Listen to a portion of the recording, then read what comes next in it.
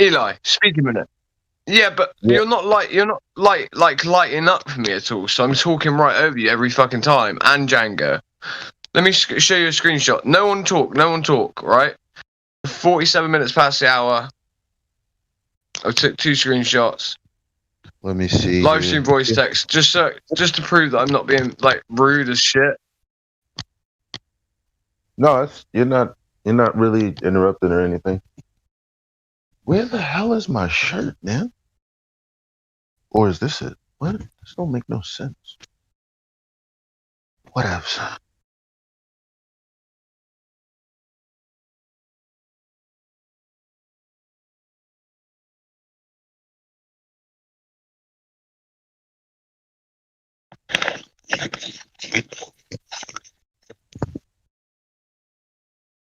Right, now you're lighting up for me, I think, Eli. But on both of those, I made sure to take when you were talking. Sorry?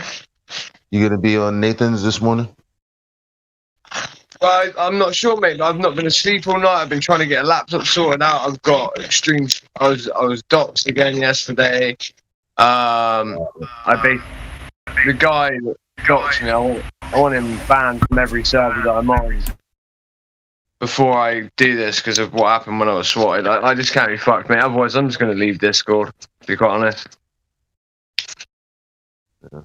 If people aren't willing to like ban people for doxing, he's a known doxer, then fuck everyone. You're not my friends at the end of the day. But you are my friend, you guys. Like, you guys that could do something about it. Like, I don't know, can you ban people at Nathan Oak, please? I don't know. I spoke to... Wait there. I've got a DM from someone actually on that exact matter. May I please hear from your witness a quick sentence? DM will do. Okay. Oh, okay. Hey, Elijah, can I wanted to ask you a question? Witness, a quick sentence, DM will do. Okay. Oh, okay. You know how like a lot of the time flat earthers will say Elijah, that we know the moon is really close or the sun is really close because we can see this you know the how clouds. like a lot of the time flat earthers will say Elijah, just above we know the moon is really close. That sort of we can see this. And a lot of people say that a lot of the time the sun is sort of sitting or the moon is sitting just above that spot in the clouds. Yeah, I don't like that. I'm not claiming I know. I don't think that the sun or the moon is an object. I'm not claiming I know what it is or how far away it is or anything like that. But I hear a lot of flat earthers say that we know that it's close because if it was further away, it would light up the whole clouds instead of just that small section, which I agree with. But it's not actually lighting up that small section of clouds above you. That's only lit up to you personally. So someone like 100 kilometers away that could see the same moon and they had clouds above them at the same time, they would have completely different clouds and they would have a tiny little section of the clouds lit up above them. Whereas, right. You know, yeah, so what do you think about that? Because I know like you're into this a lot with the moon and stuff like that. I just wanted to hear your opinion on that thought. That's what I tell people.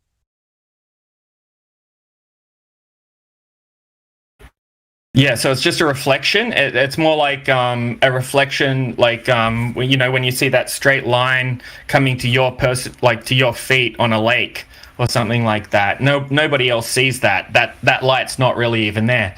Like I used to live on a giant lake, and when it was a full moon, it would light up the whole lake, and I could see that giant line coming to me, and I could see all these fishing boats out on the lake. All of a sudden, I could see them fishing, I could see them pulling in fish. But if I would drive down the road like 100 meters past the lake to where the reflection wouldn't be passing across the lake, the whole lake would be pitch black, and I couldn't see the fishermen at all. So when I could see the fishermen, that was only me that could see those fishermen. That was my personal light. And the people down the road saw a black lake. So it's quite... Yeah, no, I point that out to people all the time who think they know everything. It's like, yo, but That's just you discounting, like, that those clouds aren't where someone else is. You know that, but someone else is experiencing a different cloud with the same phenomenon. Like you said, on a lake, you can see the light extend to your feet, while someone else is like, just a few meters away sees the light extend to their feet. So it's like, people omit these things when they say stuff. I don't know why. Yeah, so what's interesting though is like if just say there was like a emergency helicopter out on that lake and it was shining a light down on the lake, anyone from anywhere could see that helicopter. I mean, anywhere in the vicinity, they could all see that same light. So a reflected light is effective only to the person that it's relative to, and it's invisible to someone that's not even seeing it. It's really weird. But an actual light from like a helicopter or something like that is visible to everyone from every angle. They can all see that light. Whereas someone down the road, they can't see the fisherman pulling in the fish from the, like, I can see that from my house. Someone down the road just sees a pitch black lake. And that kind of trips my head out. I don't know how that works. Yeah, reflection versus actual light. Mm.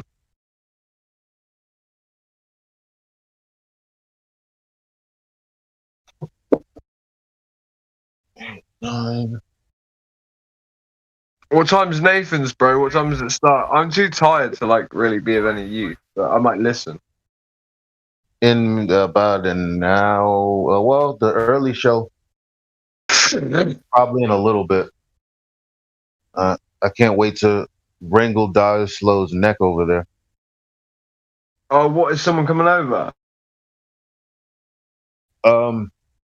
No, Slow, the guy in this server. Mm-hmm. Say that again? Yeah, so I can't wait to wrangle his neck over there. Oh!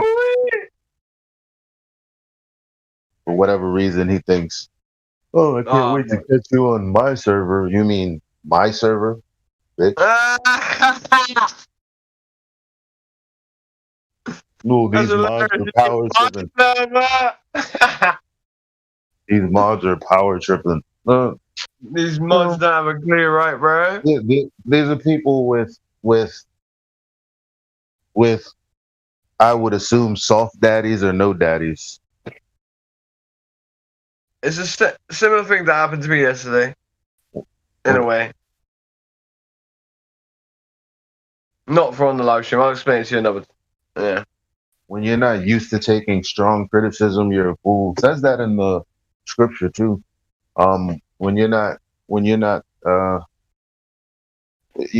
not able to take correction. Yeah. You're a fool. Right. You know, I wasn't even trying to correct him at all.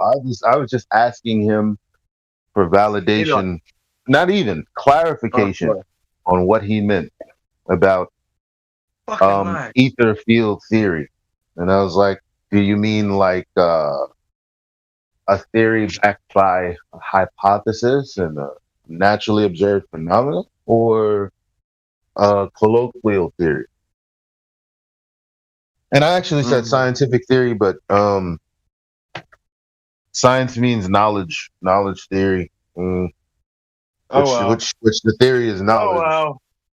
If you do it right. It's kind of redundant, but whatever.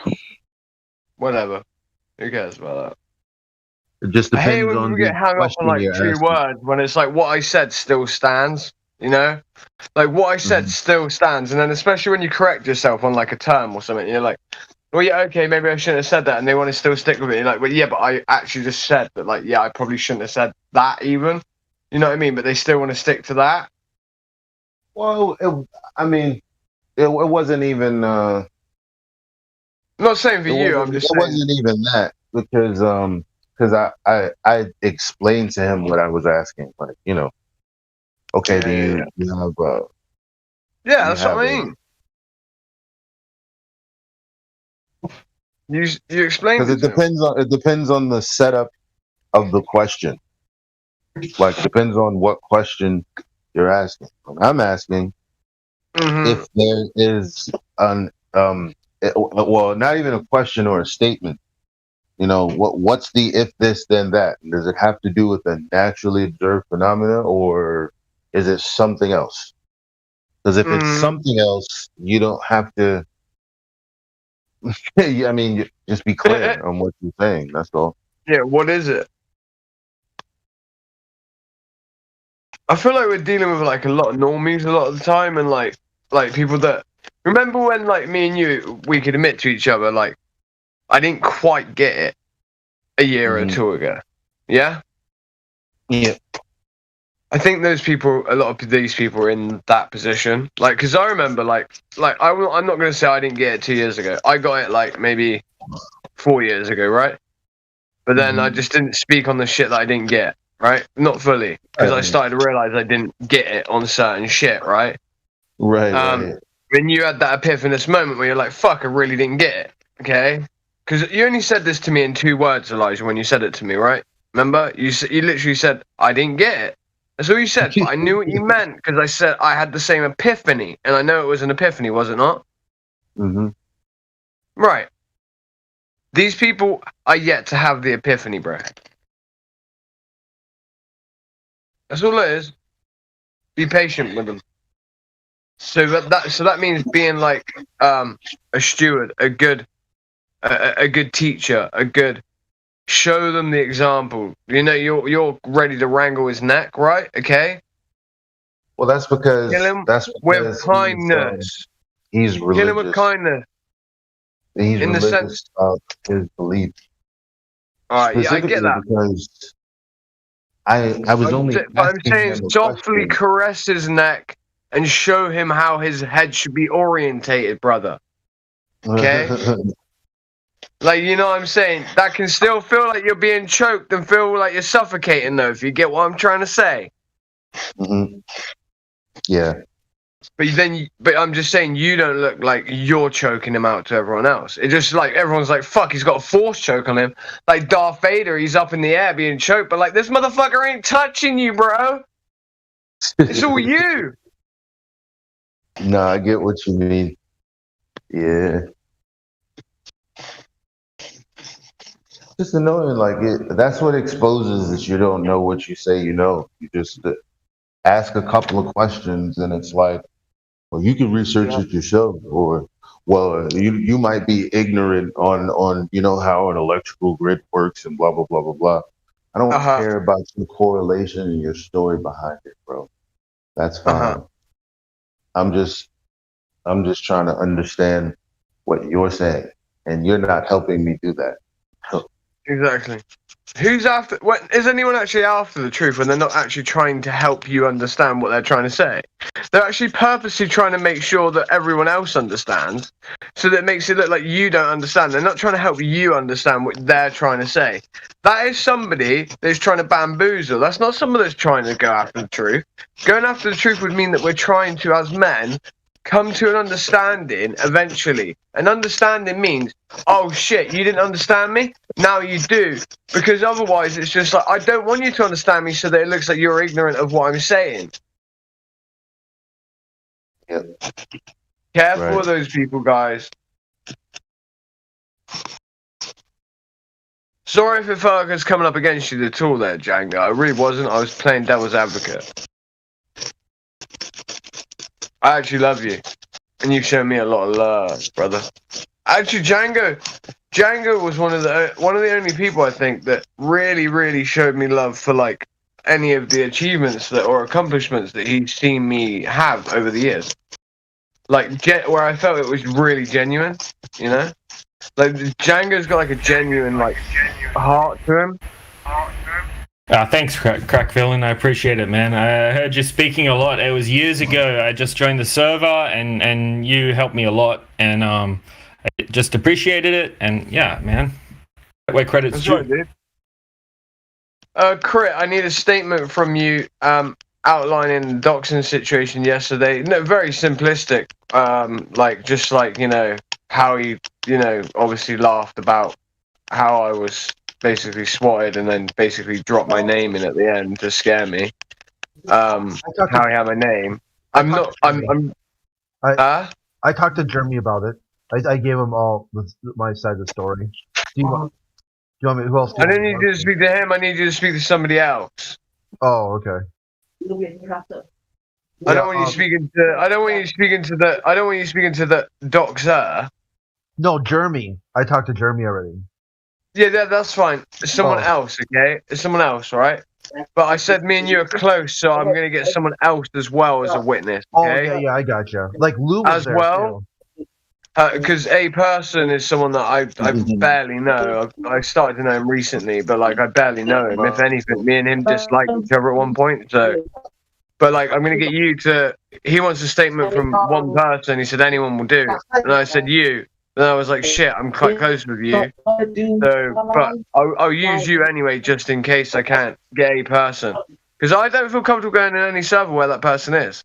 Not after what Lou said about him, and then what after he said about me and how he knew my name. Like, no one knows my fucking name. And then he tried to claim that he got it from people. Basically, he tried to claim he got my name from people like Elijah. Oh, shit. That's what that guy did. Oh, I know I'm off mute. My bad. I just realized. Oh. So was this on the live stream? No, it was on Brandon's. Oh, okay. Yeah, Brandon's beef channel. So, So what are you guys talking about? Is this? Sorry, is this a guy that comes here? Is this a flat no, earth? he's banned from here. No, he's permanent banned from here. Trust. Okay. Yeah, he's person non grata. I'm pretty sure. Okay. No problem. Go ahead. Yeah, he was sorry. We weren't being rude to you then, Roger. Sorry, mate. Oh, well, you guys had another conversation going? I know I jumped in and right away it was crit, you know? No, that was me. It was silent. It was dead silence. But yeah, he was sort of hinting towards basically that someone at 24/7 in the, you know, he's in the inner circle, and he got my name from that, and then he lied to Brandon and said that he overheard someone in my house say it when I was on my own at that time. And yeah, you might have heard sound in the background a bit. That might have been the TV or some shit. But I was on my own for 3 hours before, 2 hours, maybe. 2 hours before the docs thing. So that's a bullshit story. And then they don't even call me by that name either. They actually call me by crack.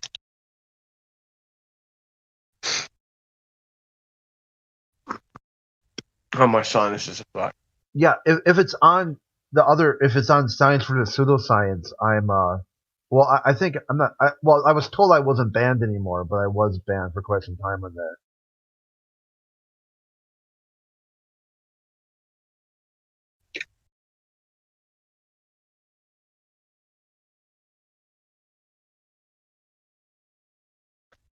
It is, but it doesn't really matter. I just need you to write a statement out to. I'll DM you. Oh, okay. Let me get someone else to do it as well because it might be a bit biased, though, mate. All right. Yeah. Plus, like Rikers Force thinks I practice witchcraft or dark black magic, so it might not be a very good source. Like he'll say I'm doing wizardry or something like that. Okay. All right, I won't DM you. I was about to DM you. Yeah.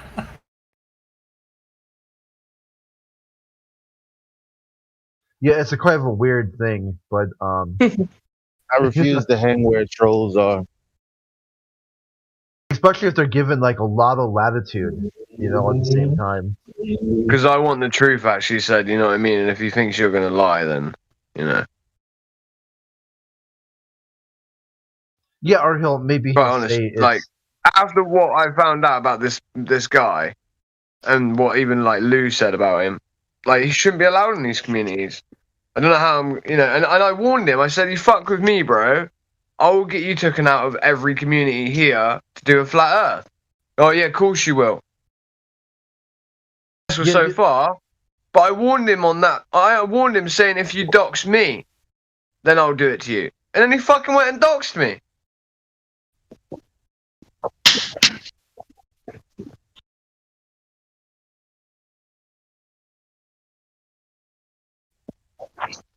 Is that you're no one? Like, no one will listen to you. All right, mate. No one will listen to me. It's kind of like what you're saying, Elijah. You know, I'll come. You know, I can't wait to get you in my server. Remember, Elijah, my server. Yeah. Right. Yeah, it was a bit like that. He's like, I built this community. I'm like, wait, what? You built pseudoscience, you built Brandon's, you built 24/7, you built. No, I don't think you did. Maybe you've got shit over gems, I don't know, but like, even there, I'm gonna try and get him taken out there as well. I don't give a fuck. I don't want him over there either. He's a doxer, and a dangerous one at that. Because he started talking about private conversations, yeah, between me and Panto as well, where he had heard the tail end of something, or if he hadn't, that means he had hacked our private conversation. Because I know shit Panto didn't repeat to him. You know what I mean? I know this for a fact. I just know that Panto didn't repeat it. So that guy is extremely dangerous. He doesn't ever talk, opens up his mic just to call me out and call me bullshitter. Yesterday after the argument. And then the person I'm arguing with yesterday, Riggs, fucking ends up sticking up for me against that guy. That's how big of a piece of a shit he is. The guy I was arguing with, like for real, sticks up for him. It's crazy. Yeah, So just be aware at the minute of these types no of mercy people. when it comes to the crack. No mercy when it comes to the doxers, mate. That's what I'm saying on the live. That's why I don't care. On a platform like I say. Personal Exactly, anonymity is key to an awful lot of people, mate. No mercy for the doxers at all. He instantly tried to turn me and Panto against each other because he knows that, like, if we were to turn against each other, he knows we would potentially fuck each other up, yeah? That's why he did that. Like he's in physically, right? Because he knows our character. That's why he tried to use Panto. And, like, yeah, dude. Yeah, no mercy for the doxers. That's why I'm talking about it right now. This guy, right, he's a piece of shit. He doesn't deserve a place in this community. I don't even need to say his name, really, unless people want me to. I don't, you know, because then I'm sort of his screen name is his actual name. That's why I don't want to say it. The thing too is that he'll say why he does it. That if you feel bold enough that you can speak about Earth not being a globe, like Earth is flat, the world needs to know who you are, because he thinks there's some sort of street justice that must be delivered upon you. Can you He DM was his offering name? to meet. Crack, can you DM his name to me? Yeah, dude. And he was offering to meet me. Just wait there. Go into Persona non grata right now, because my phone's lagging. Persona non grata permaban. Last post by me. Yeah, okay. Oh boy. Conspiracy Santa, is that you, Crit? Yeah. Hey, man. Awesome. What's up? Good. Wait, Conspiracy Santa. What the fuck's that about? Well, I get. Well, basically, we were doing a video call, on Brandon's, me, Right. Bandy, Geo, let's see here, Phase One.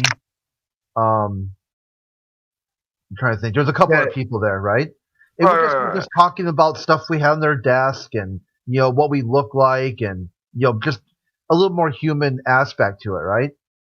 Alright, yeah, and you look like Santa. Alright. Yeah, and Nick, you know, ridiculous Nicholas, he jumped in, took a bunch of screenshots of us, and then made memes and things like that. And I go, you really think I care? I love the way I look, you know.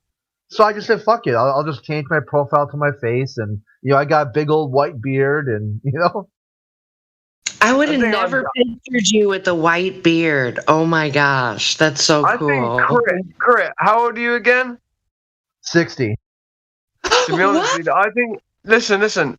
I would be so happy to look like him when I was 60. I think he's a good-looking dude. Not 60, Crit.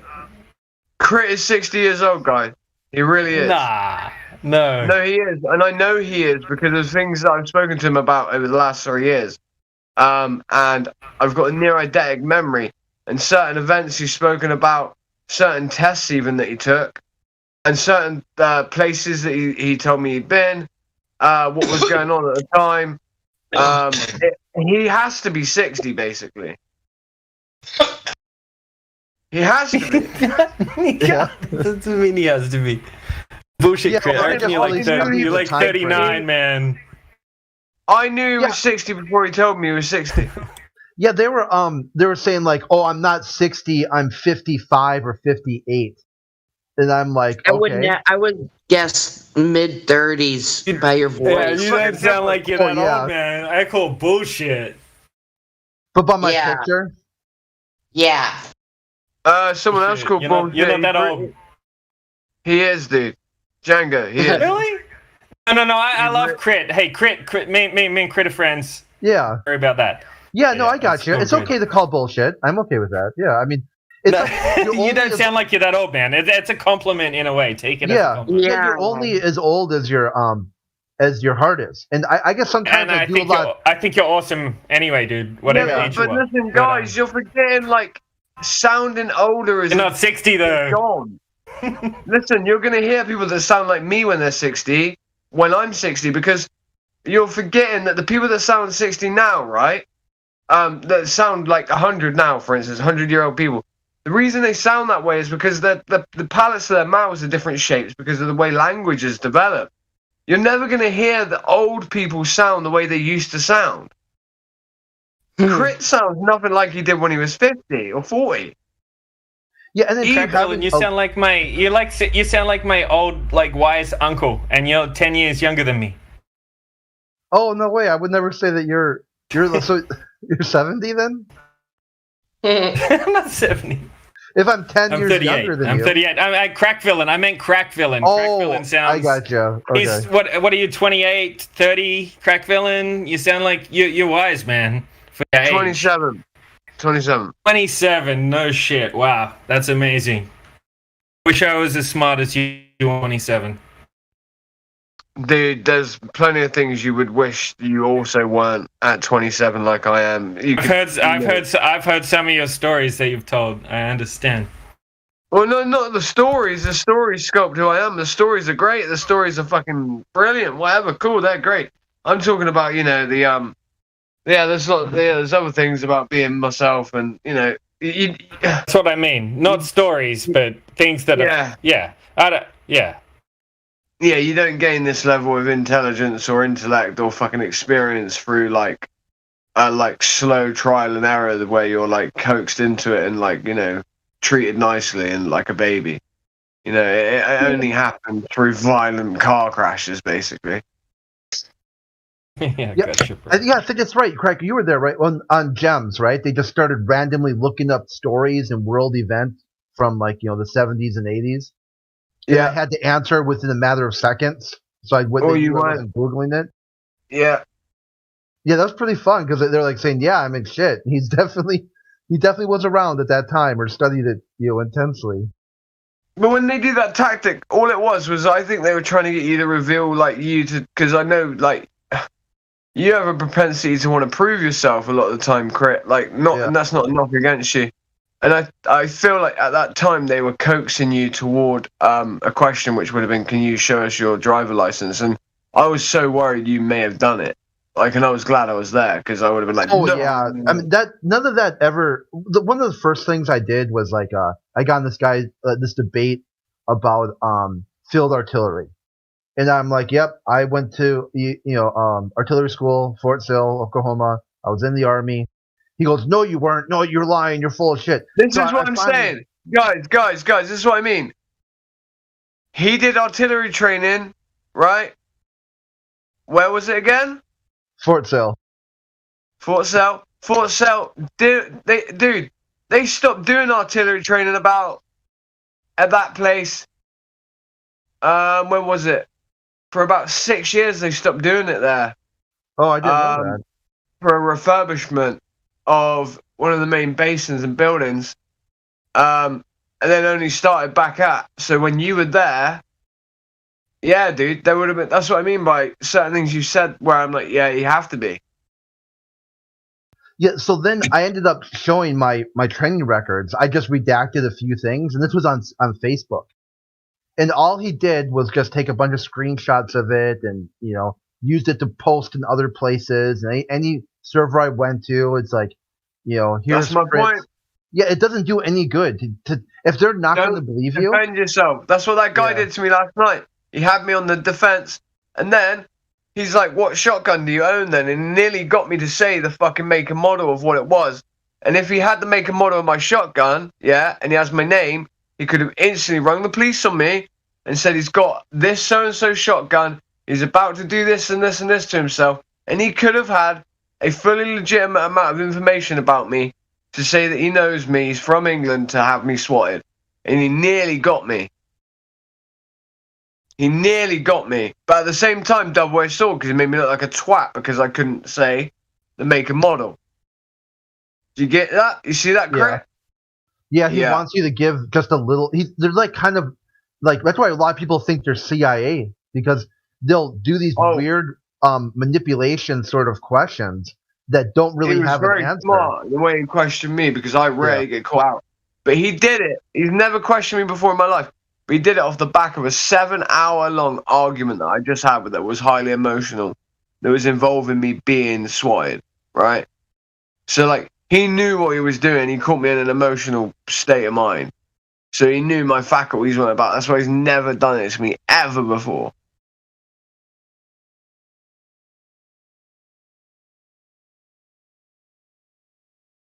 These people, these doxers, man. Some of these doxers, when they act, like, the actions and the way they do it, I'm like, fuck me, they're highly organized in the way they do it. You know? Yeah, I know. And I had some converse with him in DMs for just like 10 minutes, but I get you. Yeah, he has files on people. Ask Lunatic. He's got one on you.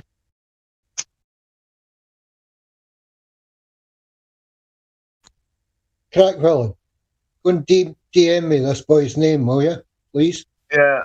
No, can you? Oh, you can't check. Can you check persona non grata? No, mate, I can't. No. Yeah, I'm not allowed to know the big thing. I can. Thanks, mate.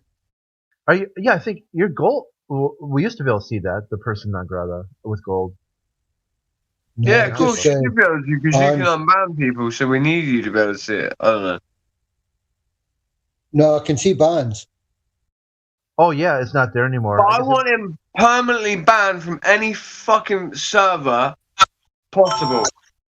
Any. I mean, any possible one.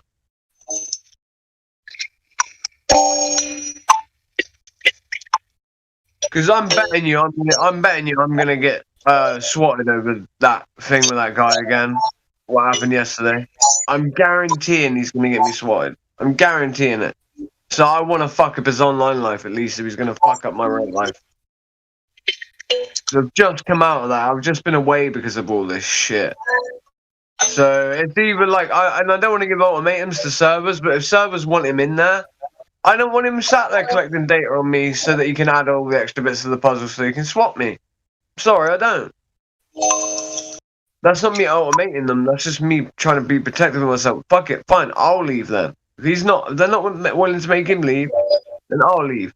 And that's what I'm gonna have to say, because Brandon and that are saying this 7-day ban, but I want it permanent. So it's up to them, you know. I think they're realising it should be permanent. If I could advise you anything, Crack, call your local crime prevention office, make them aware of what's going on, that they're liable to be called by someone with intentions to swat you. No, yeah, I already have done so. But I already did that the first time that that happened. I got a light tap on the door 5 in the morning, but the second time, not so much, because they had more information, and I thought I was clear in the woods, and then I joined the shotgun fucking club, didn't I? Like a fucking idiot. And then, because I joined the shotgun club, like, yeah, I could have had one here. So, yeah.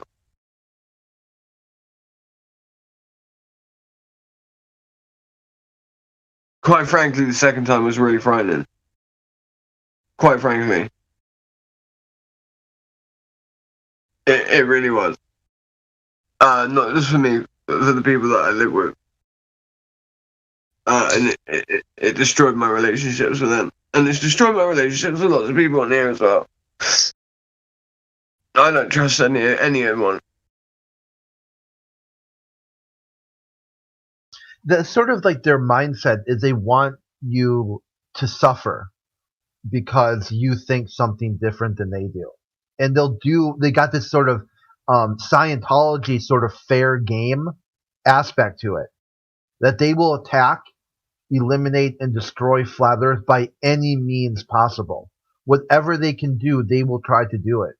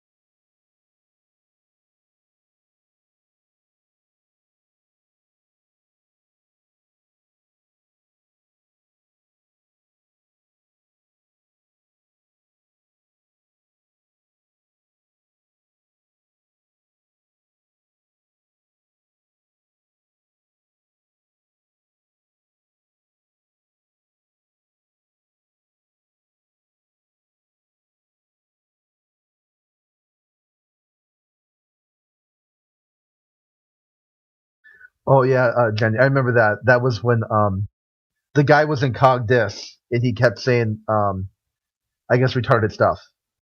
Oh man, I was crying. I was laughing so hard.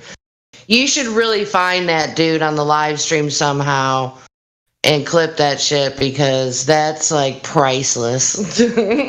Oh yeah, I know if I can remember. It must be in text. There must be a text version. Well, I know you said you were in voice, but I think I posted the original like soon after you said it. So maybe if you searched what I said, Yeah. then maybe you'll find where you were in the voice, and then you could clip it. But yeah, that was like 2 Christmases ago.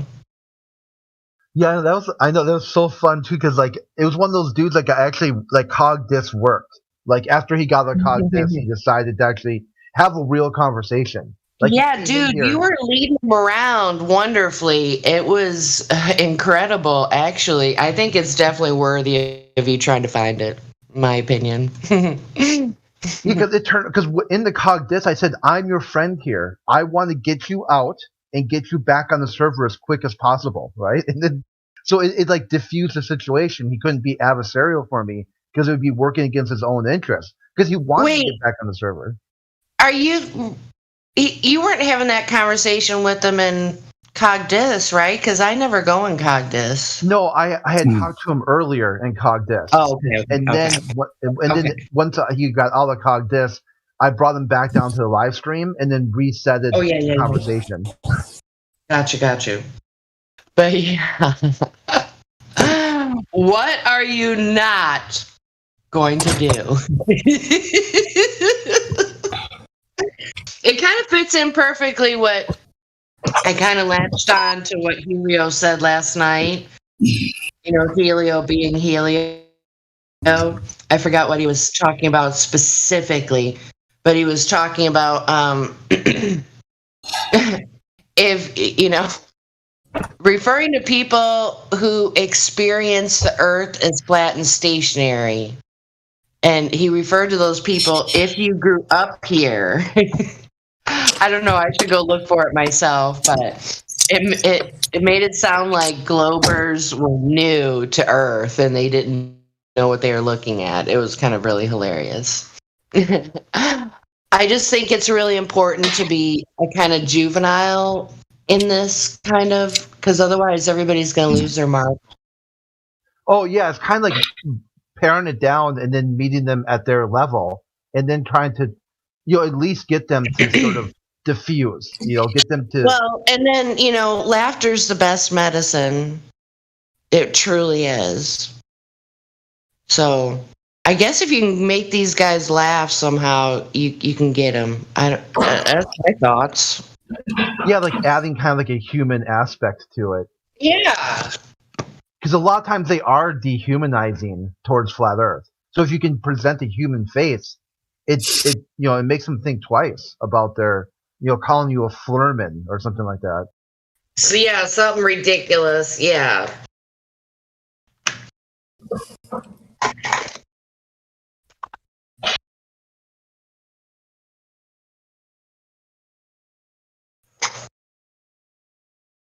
Because otherwise, if you don't humanize yourself with these people, a stranger on the street would have a better chance of communicating with them. I don't know. I just think in certain situations it's a waste of time, and I'm glad you guys enjoy doing what you do, but not for me. Oh, you know what I mean? Yeah, that's why what Witsit does is so powerful, because he's out there with a human face interacting with people in real time. There's no internet between the two. They're.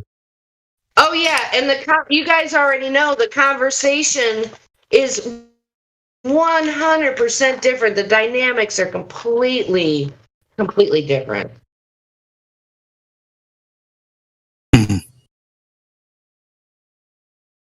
I mean, I've been approached by an in real life troll, and it's very bizarre. But, I've had so much experience listening to you guys deal with them that, it went well, I'd have to say. Yeah, the first times I talked to a troll, they were offended by flat Earth, and I thought I had done something wrong. I was thinking what? I didn't mean to. Sorry. I'm not trying to offend you. I'm just talking about. I'm just talking about Earth and my understanding of the nature of creation. It doesn't invoke you at all. And no matter how hard I tried to defuse, they just kept ramping it up. And then I finally realized this. See, that's where it becomes where the conversation is really not about you. It's about them projecting their negative feelings onto someone else because they can't handle things for them. I mean, it's just the psychology is part of it. Yeah, and whatever direction you're trying to take the conversation, they'll purposely take it the other direction just to try to get you frustrated or get you angry. You're stupid or something. You're stupid or something. They just don't get it. They do this a lot of time in text chat too. Say if you miss, like you say here, a sentence an orange is round, but you misspell orange, you just leave the G out or something like that by typing. They'll pretend they have no concept of what you just said. Just by one letter missing. They're so stupid. That's so. See, I don't have the patience for that. You guys should win a medal. I'm serious. I'm not even playing around. Yeah, it's that takes an immense amount of patience to not that I react to every single thing I'm exposed to, but you just want to snap on these people. It's oh man. Yeah, I told the one guy where he was, just kept doing a beep or making sounds and stuff as I was talking to him. I go, dude, I got a rental car that everywhere I drove it beeped because I didn't have my seatbelt on. I completely tuned it out the whole time I had the rental car. So you are not going to be able to beep and make noise in the background as I'm talking to annoy me into muting you. Yeah. I've already muted you, okay? In my head. It doesn't matter how much noise you make or bird sounds you make. Hi.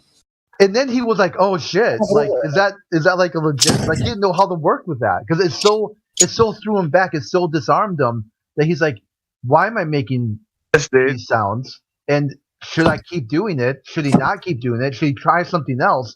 So he was just stunned in the silence. And then at that point, I just, then I went in and just started, dropping like a bunch of flat earth stuff on him.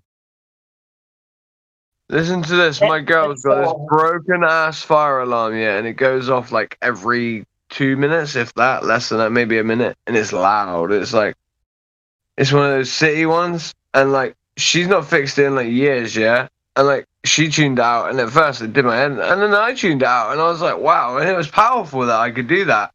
And now I find it quite comforting, right? Like, for some reason I find it comforting. Like, it's hard to explain.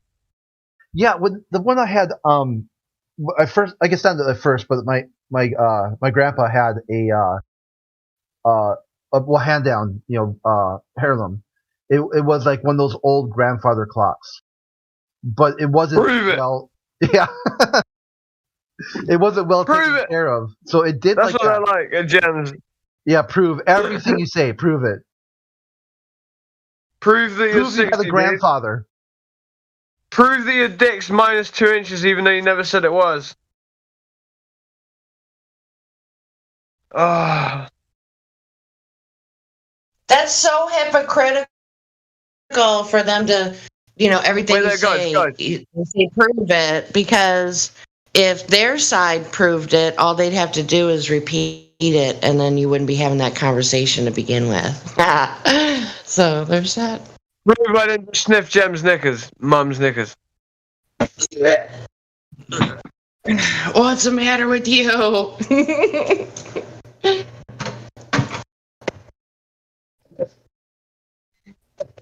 All right, nice listening to you guys this morning, but I gotta fly. Oh, wait there, Jenny, before you go, actually. I've got a bone to pick with you. Huh? Uh-oh. I've got a bone to pick with you. Uh-oh. What did I do? What the shit you've been talking about me? I've heard you've been chatting shit about me, girl. No. Yeah. If it was, I'd be calling you crack ass. I'd be calling you. I'd be calling you.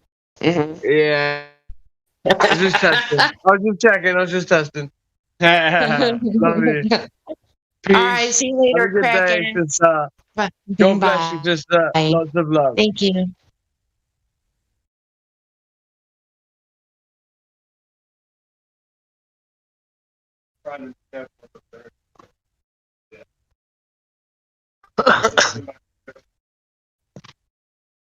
No.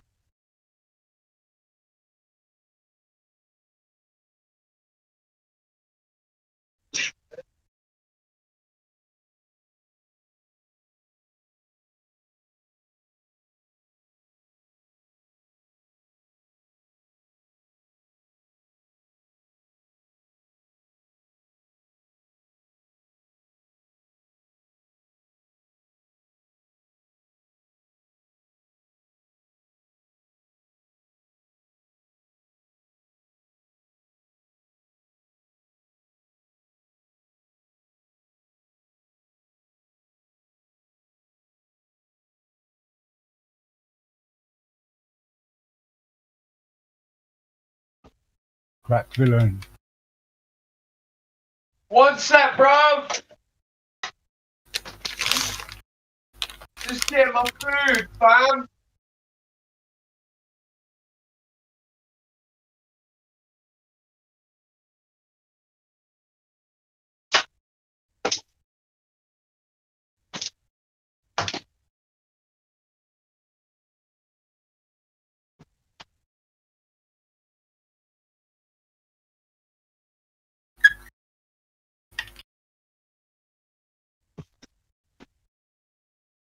Brano, we got any smart sauce, anything, brother? Crack, you're hot micing. Crack. I know, mate, but it's silent at the minute and I'm too far away from my phone. I know. Shall I mute you? I'm finished. Okay.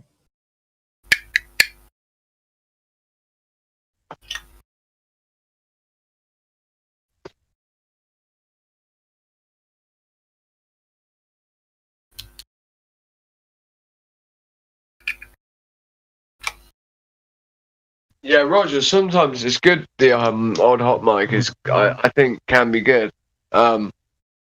because people are interested in people's lives, right? Like we become characters for people, and like I've been told people enjoy like hearing like the odd bit here and there. So like maybe that's why I forget to do it, because I'm like people just don't care. Because I don't ever do it when it's disruptive, like when there's people talking. Like, so when it's silent, I will do it, you know? Like, I'll talk, like, in my house or whatever. Just stop. Crack villain. Yes, mate, yes, mate. You right? Yes, brother, I'm all good. How are you? You alright? I am, yeah. Thank you. You're good? Glad to hear it. I tried to pop down to see you in the room last night down there. And, Oh, mate, I've been asleep after that gig this weekend. Too much. You was asleep. You was asleep, yes. 100%. Right, okay. Yeah, you alright? Yeah, man. Good sleep? Yeah. I went to that Flat Earth, didn't I? Did you? Oh, yeah, it Oh, was good. mate. Did you film anything? I streamed some of it, and I got a bit of it. I recorded some of it as well. I've missed it all, haven't I? I did send you a message. Fuck. You sent me a message? I think so. It doesn't matter anyway, Wait. Duke recorded it all. Ah, dope, man. So you can get it off G. Was it any good? I wish I could have came, mate. If I could have... I could have come. It was It's in excellent. England. Man. What am I on about? Why didn't I... Oh, I could have got a lift and came. I did mention it a few times to you. I know, but I wasn't invited or anything, so, like, I didn't hear about it from anyone, like, organisers or... I don't like to invite myself to stuff, Jason, mate. It was a little adventure, mate, I tell you. Was it good? It was excellent. It was really good. What did you get up to? Well, there was about 300 people there. It was the other side of Birmingham, so it was a bit of a mission to get there. Dave Murphy was there. Mark Devlin was there. Flat Earth British was there. That Judith from Future of the Past was there. Mark Devlin, he was there. No, you didn't message me. You only just messaged me this morning, mate. All right, I thought I had to message most people. Sorry. That's all right, dude. Mark Devlin. Yeah. He's a kind of Illuminati in the media sort of person. It was excellent, right down to the fact that I got a lift home on a boat. No way. I did. Well, halfway, yeah, into the city centre, yeah. Because Did you piss? Sorry? Were you drunk? I was quite drunk, yeah, considering they let me drive the boat as well. Ah! I wish I was there! You could have come down the river tour bike and got me. It was the craziest thing, because I'm in the most landlocked area of the country, remember, and it was the other side of Birmingham. I couldn't get a taxi at 3 a.m, so this guy goes, don't worry, you can get a lift in my boat. And I thought, no way! And he did. We came home on this canal boat, right underneath the tunnels, underneath like the west side of Birmingham. No way. It was crazy. Tartarian tunnels at that, some of them. Yeah, they are. Right, I've looked at your DM. I'm easy, mate. Whatever you think's best, I can do any of it. Well, what I'll do is I'll take it up there and get it weighed and see how much it'll cost, and I'll, Well, do you want me to send you the money? You're gonna have to, because I'm that skint. But let me take it up there and get it weighed. I'll do that later. You can do a post order where I can pay for it my end as well. I've asked about that. Apparently, you can't do that. Yeah. All right. I thought they might not with something like a laptop. So yeah, I'll take it up there this afternoon and I'll get it weighed. Then they have to just send it back to you, and then they have to get hold of you, and, all that crap. How long are we thinking until we can do this? Because I'll take it up there today and get it weighed, and then I'll bring it back, obviously, and I'll let you know how much it is. What about? Well, is there any way me of ringing you while you're there?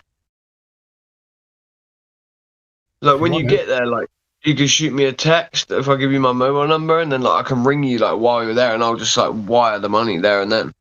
Well, DM me your number, then I'll do that. Yeah, Sam. No worries.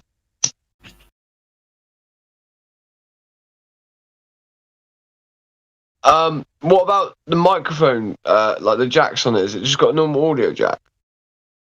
Yeah. It's got a normal audio jack. Mic, though, I think. Yeah, I'm gonna buy an adapter because I've got this fucking brilliant microphone. I've got a really good microphone. It's like about 450 quid, this microphone. It's a singing microphone, so I'm hoping it works. Got an auction for like £2. It works, mate. Oh, I'm gonna start sounding like I'm gonna be so crisp. And I've got a good headset as well, but my headset's broken. I don't know how to fix it. I need to send it away. It's so lazy. And then as well, £40 got robbed off me off Amazon with a gift card. And there's no trace of what I bought. I didn't get what I bought.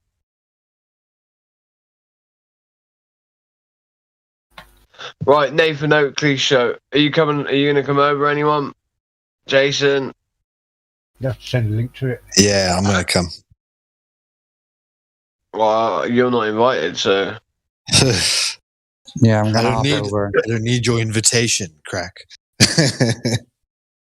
Well, I'm saying you're uninvited. I'm gonna ban you right now. I'll be on the thanks. YouTube. You're gonna go on YouTube, Roger. Yeah. Oh, don't know how we feel about that. We want you in there, mate. Flat smacking. No, yeah. Come on the YouTube, mate. Yeah. Hello, family. Very Get me, good. get or get got. How are you guys? Hello. Having a good day? Monday 13. Go get got. Yeah, I think Crack was giving us some hot mic just now, just to prove that the accent is not fake. It's not only a Discord accent.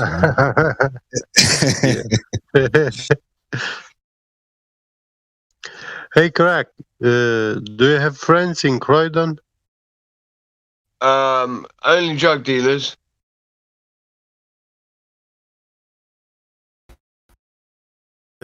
Jamaican chicken shop owner.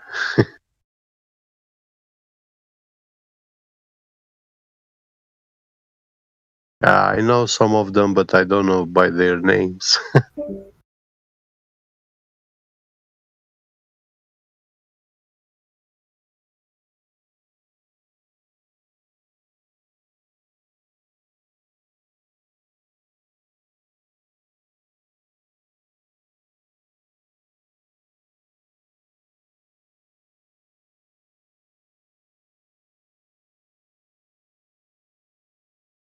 Some statues in my city centre.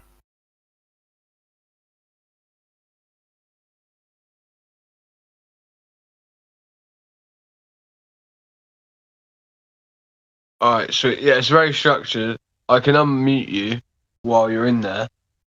If you have something good to say, just be very pertinent. It's a live stream. It's Nathan Oakley's show, alright?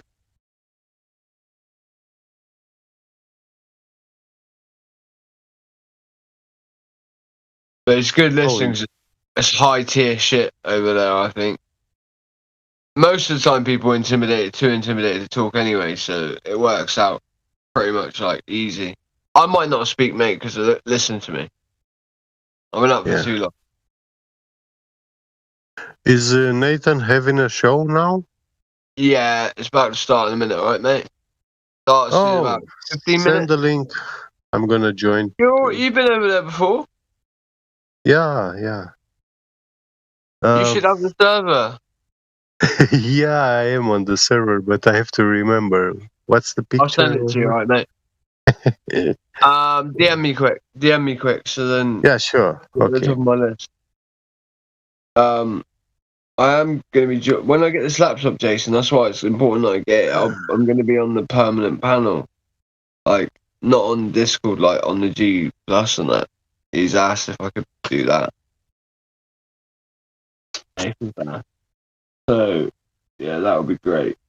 Because then I don't have to put in all my time doing it over here necessarily. I could do it in more bite-sized chunks with a little bit higher brow information, higher tier info, you know. Then I can spend my time over here with you boys in the chill be seeing that then. More. Yeah, Crack, just before I go, right? Can you hear me? Yeah, mate, I'm not leaving yet anyway. Oh, I was going to say, that laptop, right, when you turn it on, it looks like it's dual boot between Windows 7 and Windows 10, but I couldn't get the Windows 7 thing working at all. So you just have to choose Windows 10. So you're going to have to make do with that, I'm afraid. I couldn't get Windows 7 working. I have got a copy of another Windows. Should I just uninstall Windows 6 from it altogether then, or Windows 7 or whatever it is? I just use it, to be honest, mate, I just use it with Windows 10 because I had to put a different hard drive in it. It's only about 160 gig. It's the only one I could find. So yeah, I could get a better one than that. I've got a 2 gigabyte external, so I won't save anything on the internal. Oh, well, if in that case, then for what you want it for, I'd just keep it as it is, mate. Save messing around with it. I mean, I could plug in an external in though, can't I? Yeah, it works fine, man. I downloaded Discord on there, so to test that the modem was working and everything. It's all good. It's not like really slow or. It's quite slow, but it'll be alright for getting on Discord. Yeah, I've used it. Be faster than this fucking phone anyway. Because you only want it for Discord and messages, really, don't you? Or the Discord messages and maybe Google Hangouts and Skype. Yeah, well, Google Meets and Skype. I'm going to use it for literally just that. That's it. It's an i3 processor, so it's not super bad. It'll be all right. Yeah, I can get a little bit of work done to it, even maybe if I need to get it sped up. Like, I'll put a mouse in there as well for you because I don't like using those fucking mouse pads on the laptops. Yeah, I appreciate that, mate. I might even just buy myself a separate lap, like I might get one of those things you plug in, where you can put up as a HDMI, where you plug it in by the USB, and then you can charge your phone on it. You can put an external hard drive. You can put a microphone, keyboard, separate, everything. They're well useful. Yeah, they've got their own little computing power in them and all. I did order one, but like I said, it didn't show up. Got ripped off. I'm hoping to get reimbursed.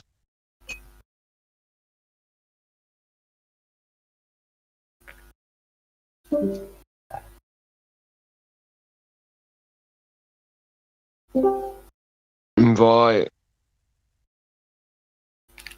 Here we get. Yeah, that thing at the weekend was brilliant, man. I'm glad, mate.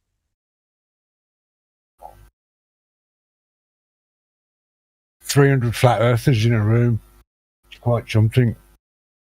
It was a good fun, yeah. What was it like? Was it just like everyone kicking off and that, like good fun, like kicking off? I mean. Oh yeah, it was. Yeah. There wasn't a bad vibe in the place, man. It was cool. It really was. Did you get stoned and that, or? Yeah. Well, the doors shut at midnight, but we were still in the car park at 3 a.m. It was good.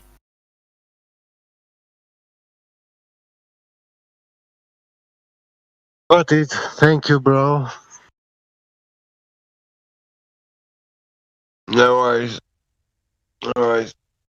Yeah. Alright, I need to. One sec, I need to sort myself out a second. I have to memorize it now by the icon image. Yeah.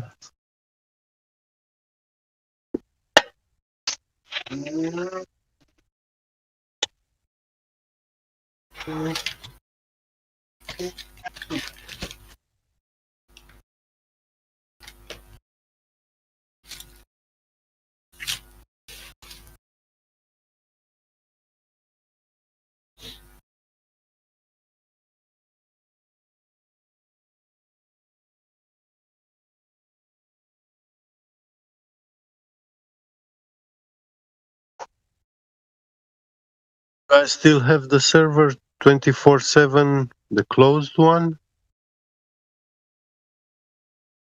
What does that mean? What do you mean, mate? I have a server 24/7 Flutter Discord, but says closed. I think it's the Well, old that's because server. you're already joined. Because I'm Oh. Wait there, I'll try and do it again, mate. Give me a sec.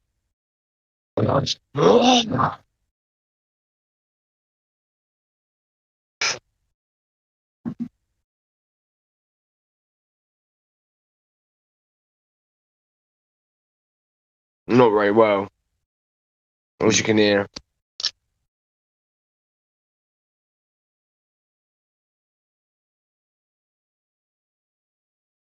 But yeah, Jason, that's gonna help me out as well in other ways, mate. Because at the minute, I need a device for more than one thing. I need a device for my money, for lots of things. I want to go in town and get a new phone in the next couple of days. If I can do that, then use the phone in tandem with this laptop.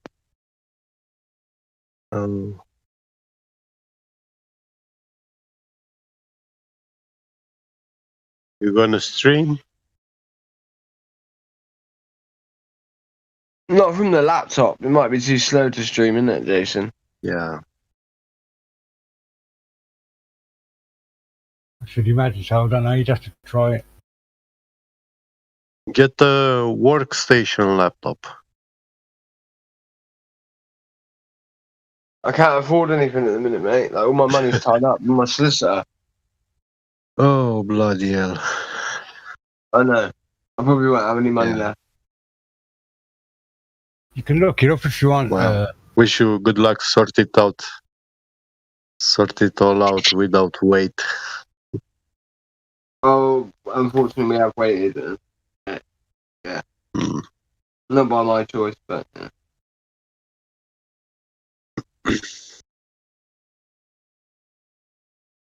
I need to eat something. I'm fading. I almost feel like I'm overdosing on some sort of drug almost. I'm not tired.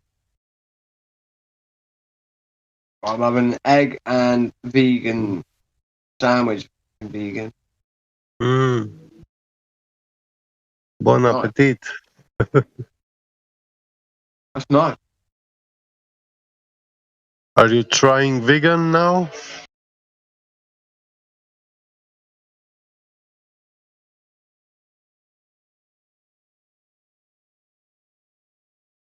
Not at all.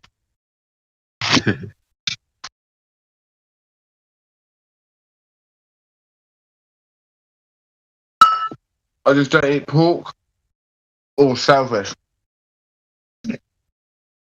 Yeah, that's good. That's good enough.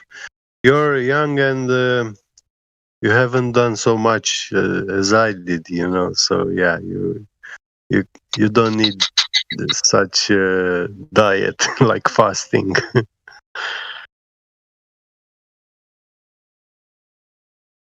My health is terrible, get me get. What's terrible? My sound or?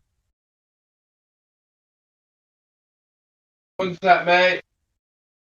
You're far away. I'm feeling really faded, so I'm trying to sit, fucking eat. Yeah, take your time.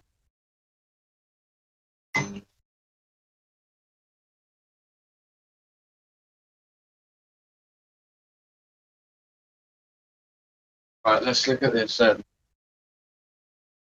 Get some water, man. Get some water and some fast digesting carbs like fruit juice or fruit. I ain't got nothing I ain't got nothing in my house. Huh. I'm gonna down a pint of water though. Do it. That's a big thing Do too. it, Like, Lars. when you get older too, like slow digesting carbs are man, they just don't work anymore. Alright, get. I've invited you to debate flat earth and pseudoscience, alright? Yeah. Thank you. I did join. I was already joined, but I didn't know how the server icon looked like. Yeah. Thank you, Crack. I don't know how to get you in there other than that. Mm. Yeah, we'll get there when it starts. I've seen Melby's in there, Well, the live and thing's about to start, mate. You want to head over? did it start already? No. About to. Okay. I'm Well, late. I'm heading there then. See you guys over there.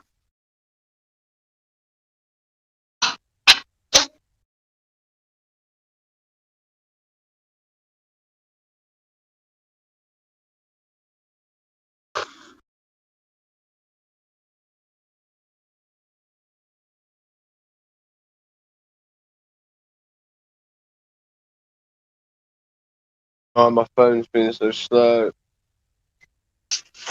I'm gonna have to turn the phone off a sec.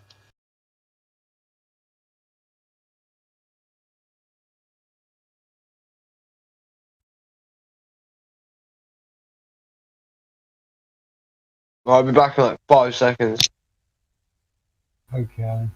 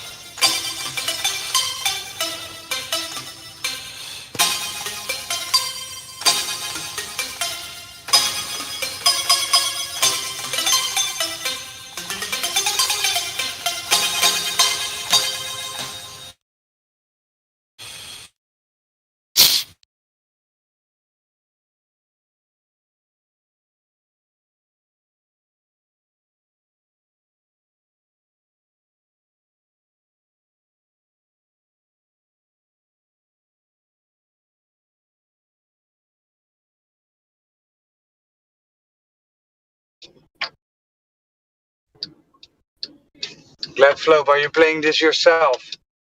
Yeah. Yeah, I'm not up now. What's that? Nathan Oakley. What about him? He's having his live show now. Good. So I'm gonna head over there. I'll probably be in the chat, but I usually, I don't even think I've been invited to speak there. no, it's not. I'm just listening always. So I'm just listening on the YouTube. So see you in an hour. All right, sounds good, Roger. Bye.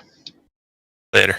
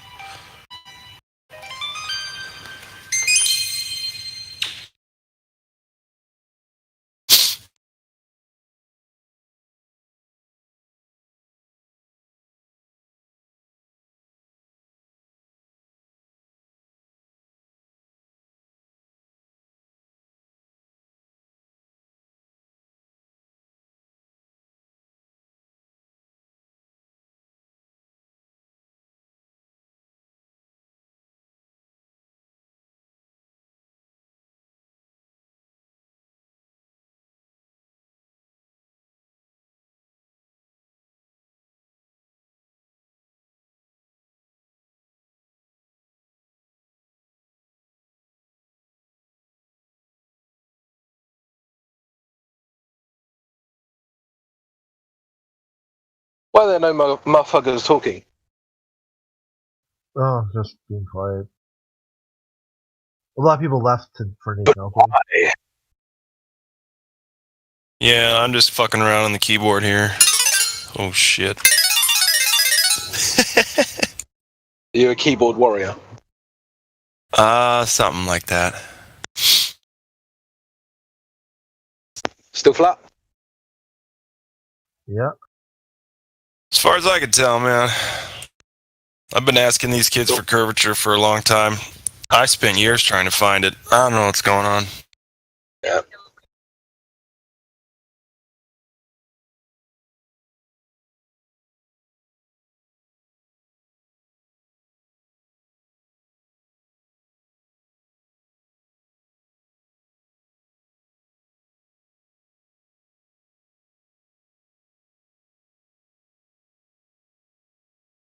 Yeah, we were talking about the old Fauci ouchie at work yesterday, and I was saying to someone, how do you know kind of that there is even a virus kind of thing? And he goes, oh, it's similar to the flat earth thing. Like, you just know it's a globe.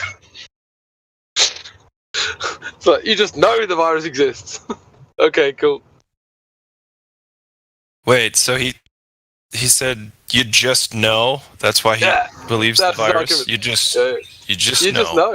You just know. Ah, super.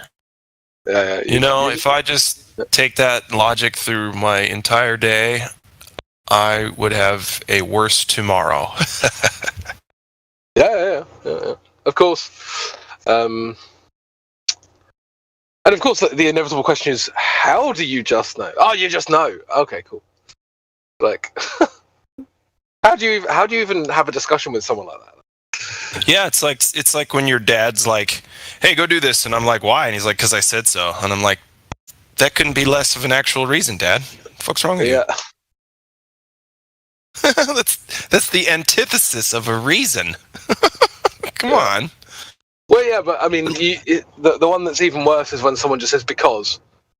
Right. Oh, yeah. Reasons. Yeah, cool. Reasons. Yeah, cool.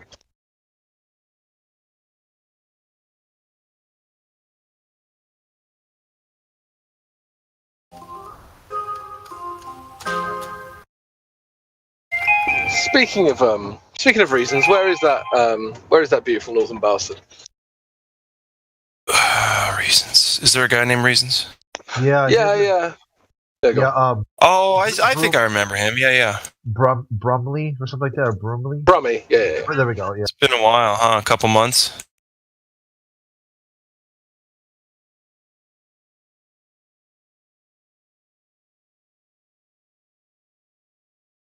Yeah, I haven't really heard from him, but then I haven't been around much myself, so. He had a baby, so I think that started taking up much more time. He couldn't just hang on Discord. Yeah, fair enough. I think my cat just cursed at me twice. Sorry, as long as they didn't call you late for dinner. What a pussy. No shit, dude. Yeah, I don't want to hear it, man. I heard that.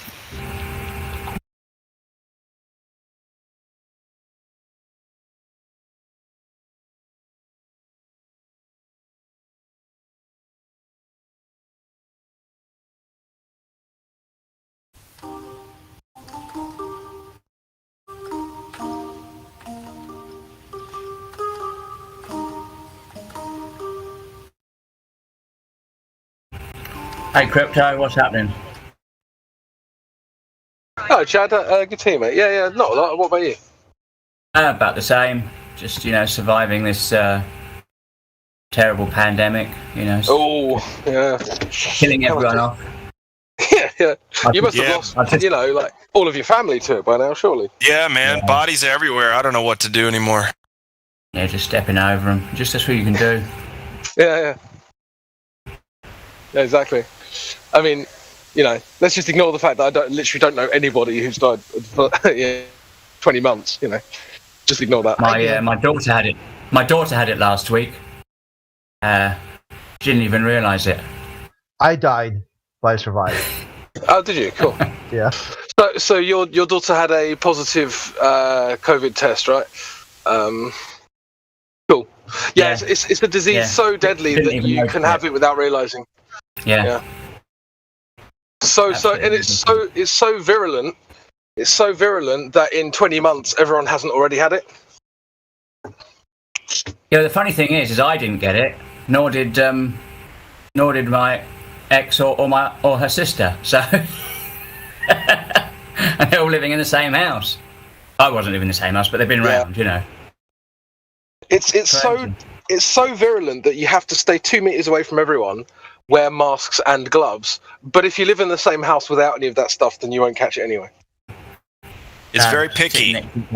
This pandemic's very picky. I think what it is because you're sitting down a lot in your house, aren't you? And I did read somewhere that if you're sitting down, then you're all right. Oh, it's the whole restaurant thing, isn't it? It's like if you sit down, then you can take your mask off because the virus just goes over. Yeah. Yeah, but if you're standing up to go to the toilet or something, you have to put it on. Do you know how packed the Olive Garden down the street from my place is every fucking day, all day? No, why don't you tell us?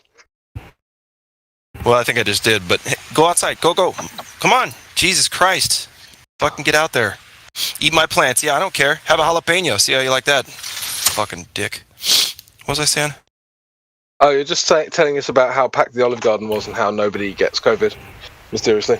Well, yeah, that's what I'm saying. Like, no masks, and they're big people, right? They sweat. They're leaving. I think maybe they did actually get the COVID, but they just got a fake. The test just didn't work on them. Well, yeah, you know, one of the best can't roll that incentives. Out, can you? No, and you know, one of the best incentives to get the jab is bottomless breadsticks. So I get it. I totally get it. How can you pass that deal up? Yeah, no, you can't. They were offering kebabs in some places. Free kebabs, huh? Free kebabs. Brilliant. Free kebab for a jab. Jesus. God bless. This is such a comedy, and people are just loving it. Like, the general public is like, yeah, give me more fear. Just give me more rules to follow and all kinds of stuff. Hell yeah, let's go. Yeah. I think that's the best one, is when people are like bribed. It's like that just tells you in a like very, very succinctly in a nutshell that there's no benefit to taking it. Right? If you have to bribe someone to do something, then the benefit is the bribe. Do you know what I'm saying? Oh, crypto. These people are so far gone. They don't think like us. You know, you wouldn't need to bribe someone to do something that would already be a benefit. Do you know what I mean? Like, right. Oh, I'm going to bribe you £200 to give you £200. Okay. Cool, I guess. I suppose. So you want to do something, but at the end of it, it's like nothing happened. Okay, I guess let's give it a shot. Yeah. It just doesn't make any sense. Yeah, very good. Yeah, it was all right. No, it makes no sense. Did you see Joe Biden's speech on it? No, I can't even bring myself to watch it. Oh, it's I will horrible. get sick to my stomach. It's really dark. At the end, he goes, "Get vaccinated." What does he say? Like real quiet? Get vaccinated. Oh my god. Yeah, even it's really creepy.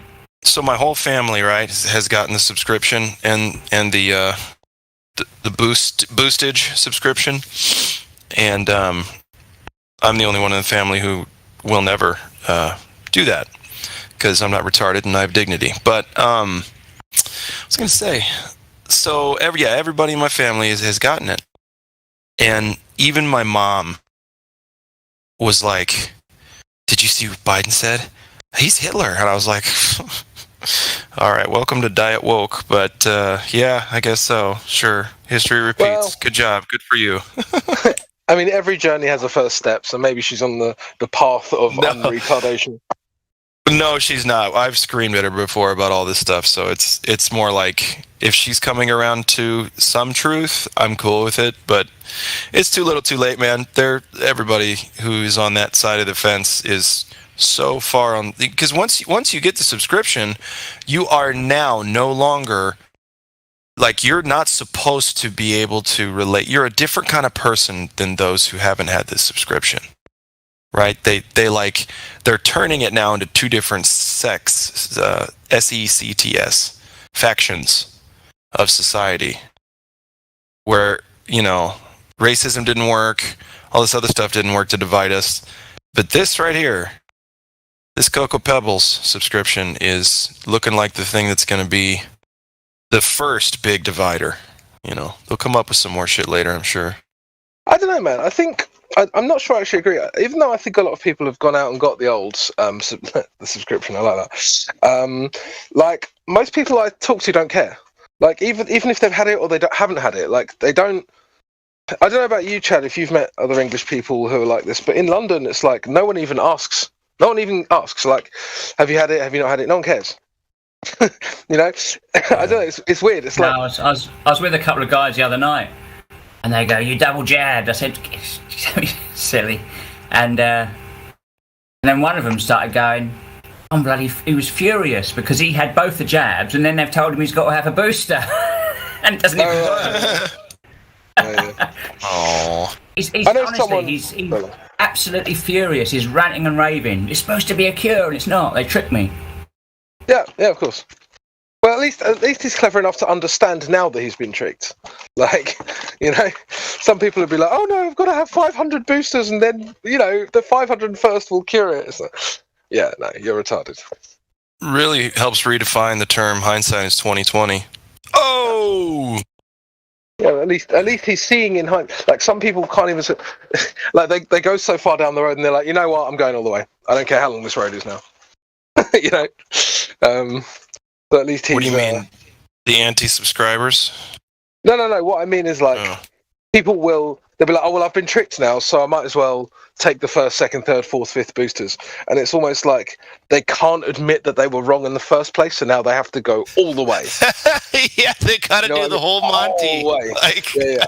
I'm going the full Monty. Like this, I'm on this road now. I am reaching the end. Yeah. It's like, because it's a pride thing. Yeah, just like.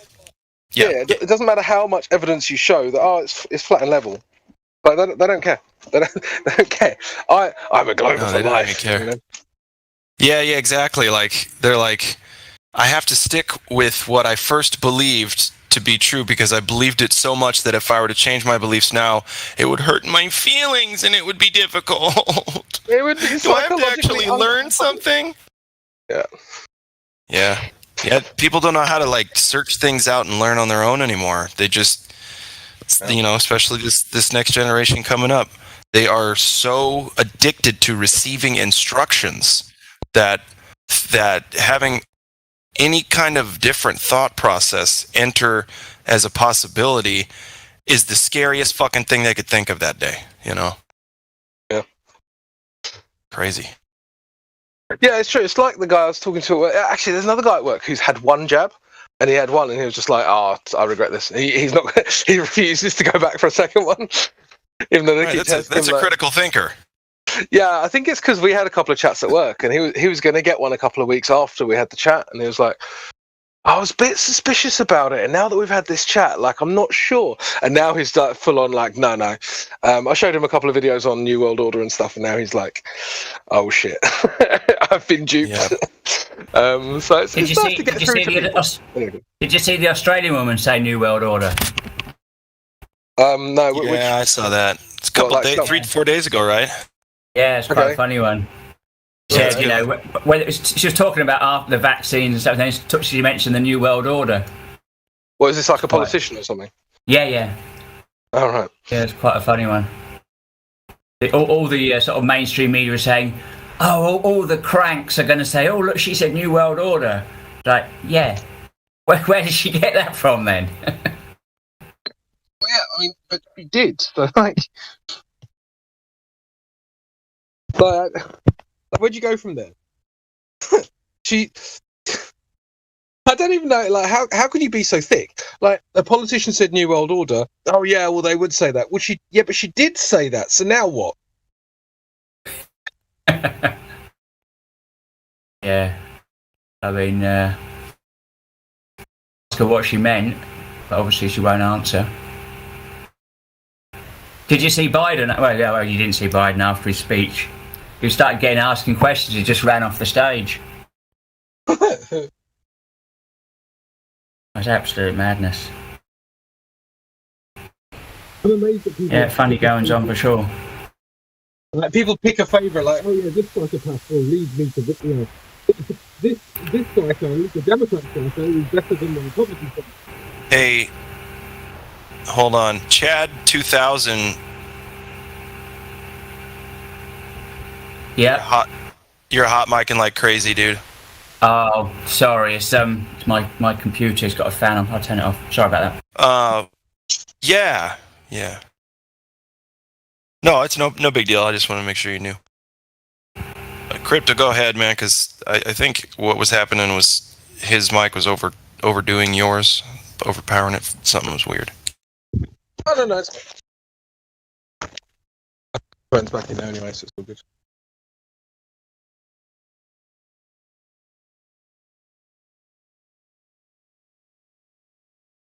Cool. So we're all double jabbed in here, yeah. Yeah, man, can't wait for the next one. Can't wait. Yeah, I've got my boosters. I've got them all lined up. Got all booked up for the. Yeah, all lined up. Excellent job. Be completely vaccinated and safe. That's all I want to be. Just want to be safe. Yeah. Yeah. I mean, I don't know about you, but I'm excited for the monthly boosters that are coming. Can't wait for those. They're going to be great. And the daily pills. I've got my daily pills ready from Pfizer. Oh, sick. Yeah, nice. Cool. Well, I'm glad everyone's socially safe. God, what a creepy term that is. Socially safe. Jesus fucking Christ. Why would you ever use a term so creepy?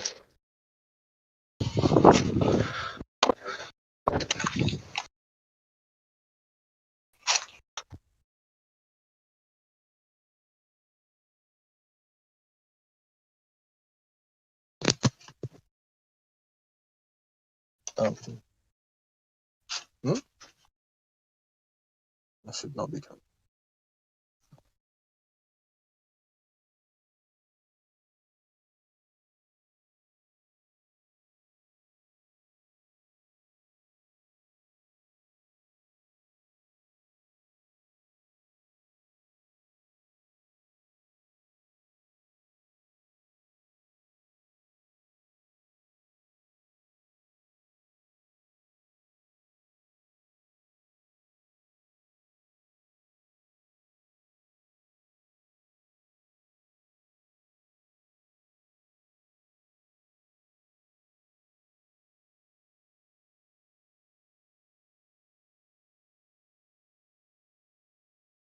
Did I cut out, or has everyone stopped talking?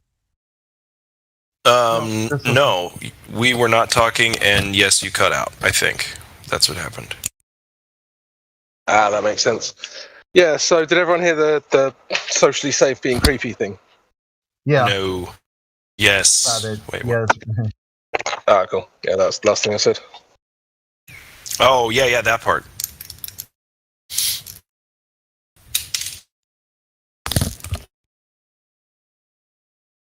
Yeah, I'm amazed that people aren't kind of twigging just based on the weird terminology, to be honest. Like, social distancing. Like, just think about that. That's really creepy.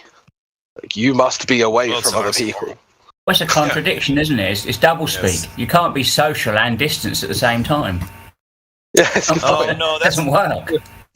But they beg the question, be like, no, and that's the point, everybody. You need to be able to be social and stay at a distance. I know it's going to be hard, but trust me, you're going to get used to it.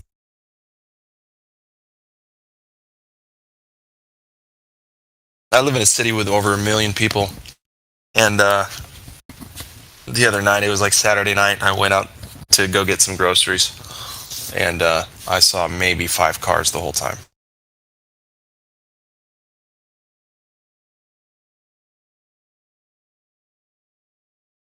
Took my grandma to the hospital the other day. She had to get some infusions and such. And I have never had an easier or quicker visit to the hospital. Nobody was there. Oh yeah, but I mean they're very, very overwhelmed. So don't go to the hospital because they're extremely overwhelmed. That's. Yeah.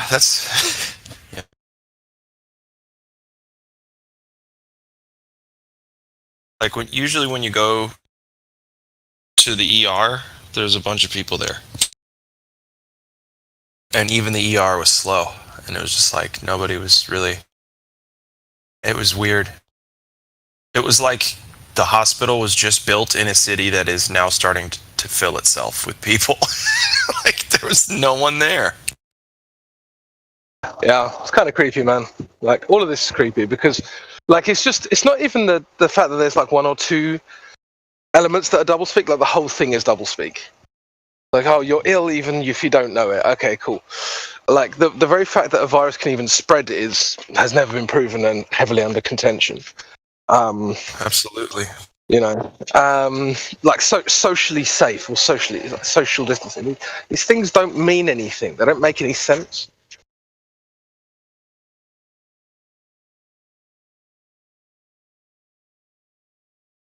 No, they certainly don't.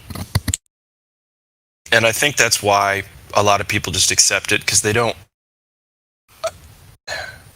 Nobody wants to admit they've been fooled or they've accepted a bill of goods, right?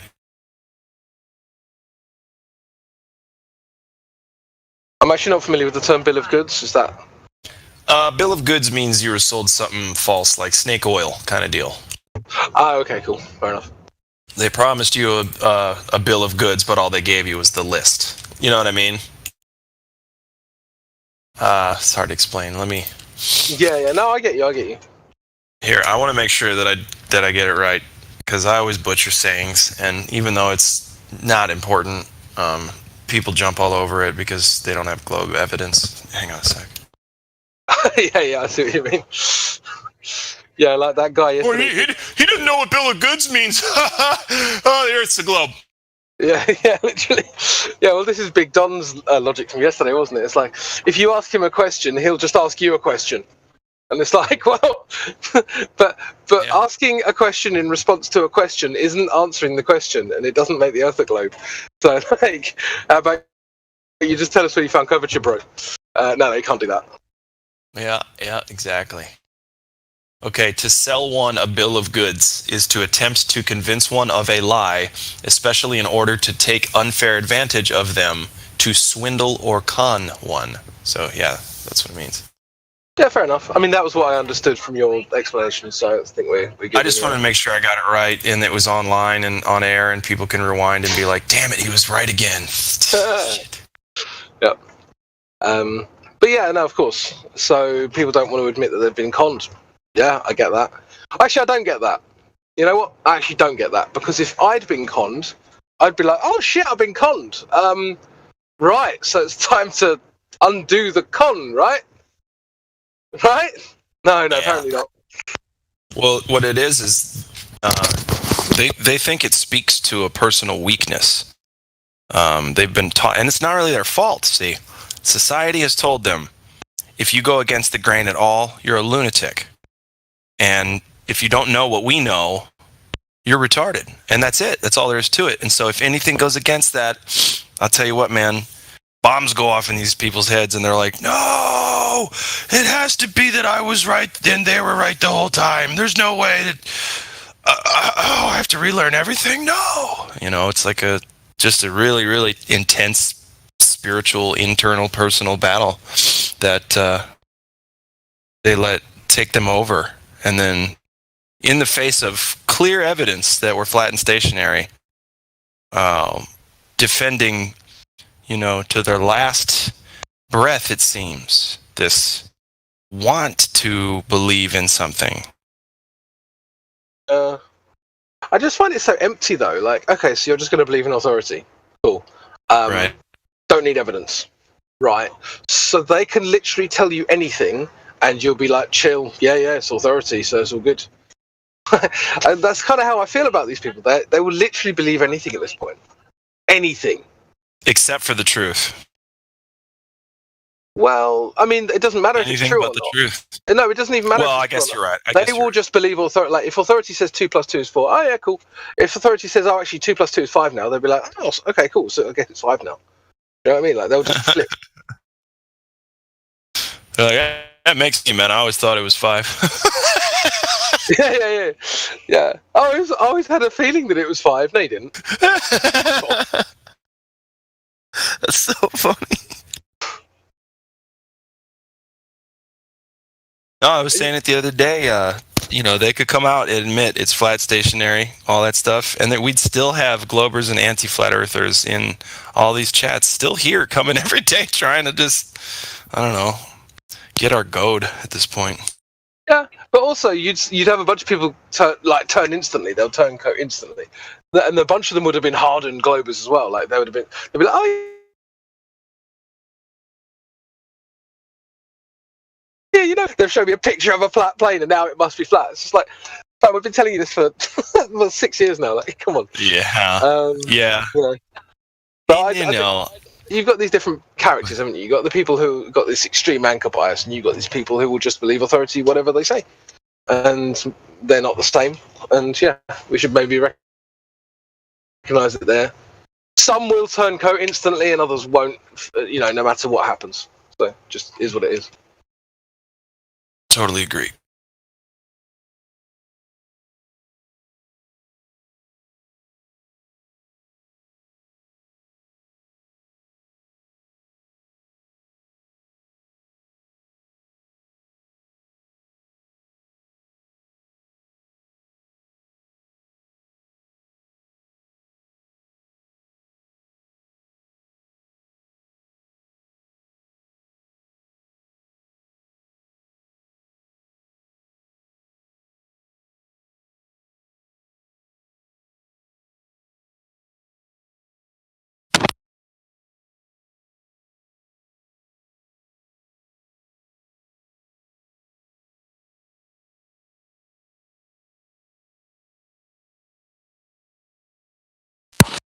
What's up, my fellow meme earthers? What up, dog? Yo, how's California? Still as communist as ever. They're starting to mandate the jab here to work. Oh, sweet. That sounds very liberal. Yeah, it definitely does, man. So I'm in danger of losing my job. This is great. Oh, fuck me. We live in a world where you can pick one of 72 genders, but you can't pick whether you put dangerous, heavy metals in your arm. Cool. Exactly, man. And I don't really like being penetrated, so no, thank you. Yeah, that's pretty gay. Hey, man, I'm in California after all. See, that's probably... I've started calling it the fag scene instead of the vaccine, right? And for some reason, that rhetoric actually works on some people, believe it or not. Yeah, I mean, it's cool if you say, like... Yeah, I mean, you let a man put something inside you. Yeah. Seriously? I let a fucking army guy ram it right in there. So whoever wants to take that out of context, go right ahead. Losers. But I mean, this kind of silly rhetoric is all that they have. So maybe it works, and maybe we should use more of it. I don't know.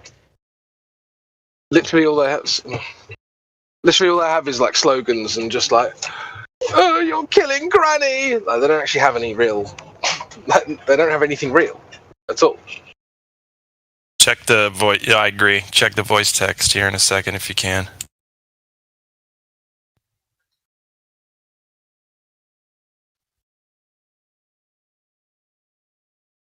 I feel like that's a kid.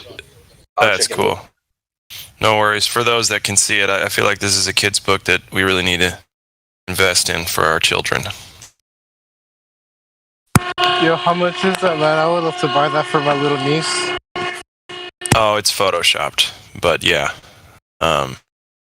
It wouldn't be that hard to make a book like that, a kid's book about denying the vaccine. Oh, that'd be great. Make it like a fun adventure to say I refuse. It was funny though. I've actually got. You got like.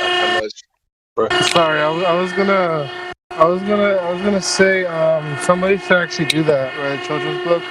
But it's 2021, and like, who reads books, or what child reads a book these days? Well, no, that's the thing. There's still a lot of good parents out there that read books to their kids while they put them to sleep. It's a really good way to put your kids to sleep. So, reading them a story, especially if it's, if they go to sleep to it and they like it, and it's the same couple stories about, critically thinking and like saying no to jabs and all this kind of deal. Why not, right? Subliminal.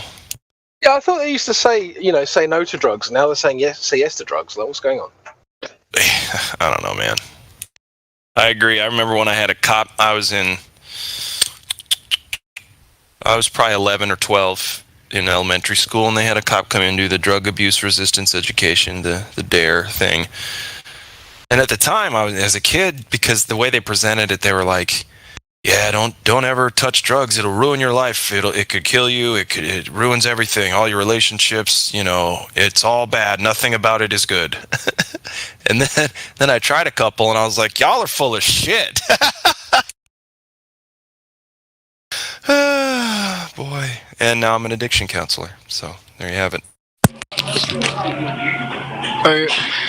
That's so true, bro. I'm with you. Yep.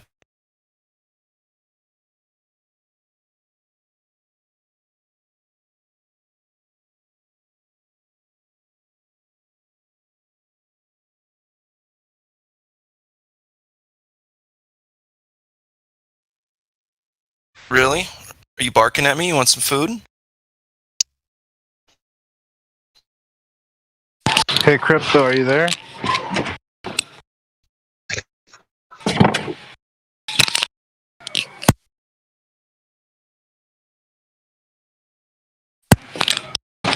Are there any Globers in the chat, or is it just you guys in here?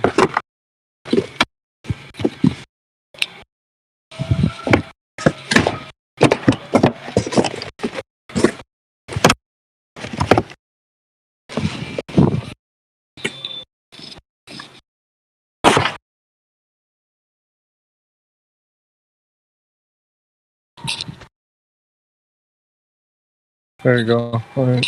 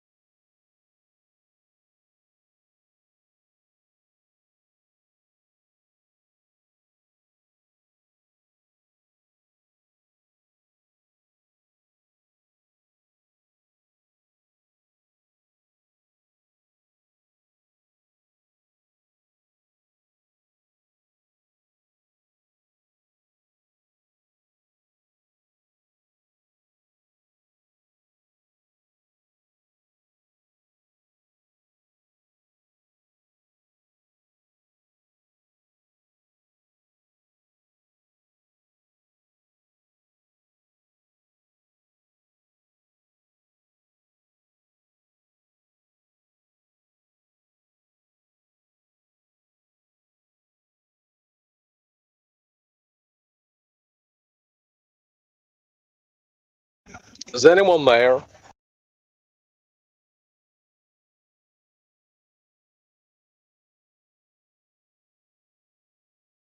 Yeah, I'm here.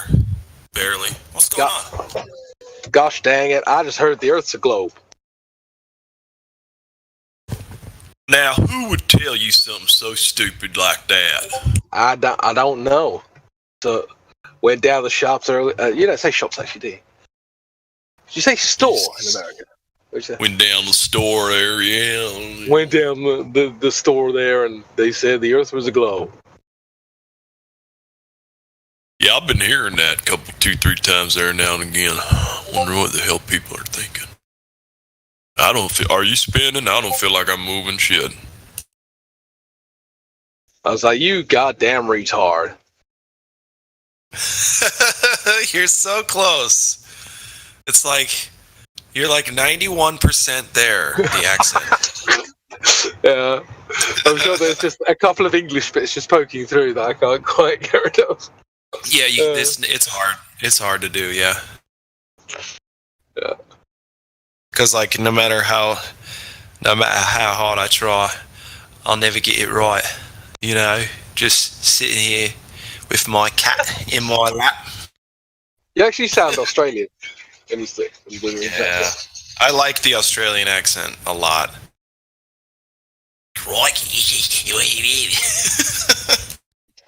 There's the old classic. That's not a knife. This is a knife. It's not a knife. This is a knife. It's not a knife. You gotta call everyone cunt, even if it's like good. Oh mate, you're a sick cunt. That's like that's good. Yeah. Yeah, I know. I gotta learn how to say cunt with the accent though. I haven't really practiced, as you can imagine. They say it like an A sound, so it's like cant, ca, no sound. Whereas in England, it's more of a sound rather than an sound. It's like a vile cunt. Yeah, you sick cunt. Yeah, something like that. Cunt. Yeah. Oh, curses. Curses me, curses I. That's what they say to people with COVID. You're a sick cunt. Wait, people have COVID? No, it doesn't exist. But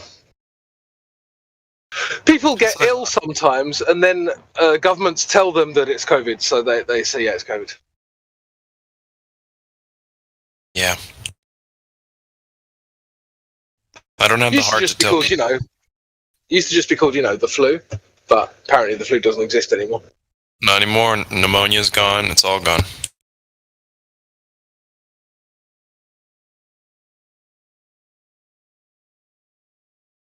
I don't have the heart to tell somebody that when they say, I know this so-and-so died of the Cocoa Pebbles, I'd say, I want to say, like, no, they didn't, right away. That will destroy their emotions in the moment. And I'll be like, no, they didn't.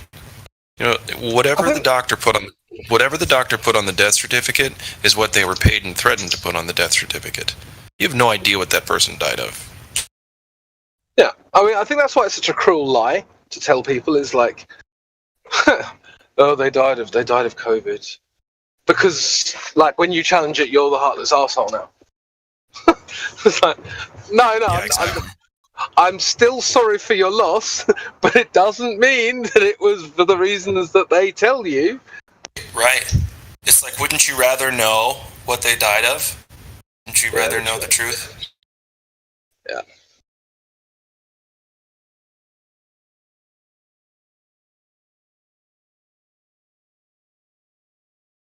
Yeah, it's like, it's like if I get stabbed or if I get shot, and I don't know, let's just say I get shot and I die, and then my mum's like, oh, I died of a stabbing. Like, if you're like, actually, it's a gunshot wound, it doesn't mean that you don't give a shit.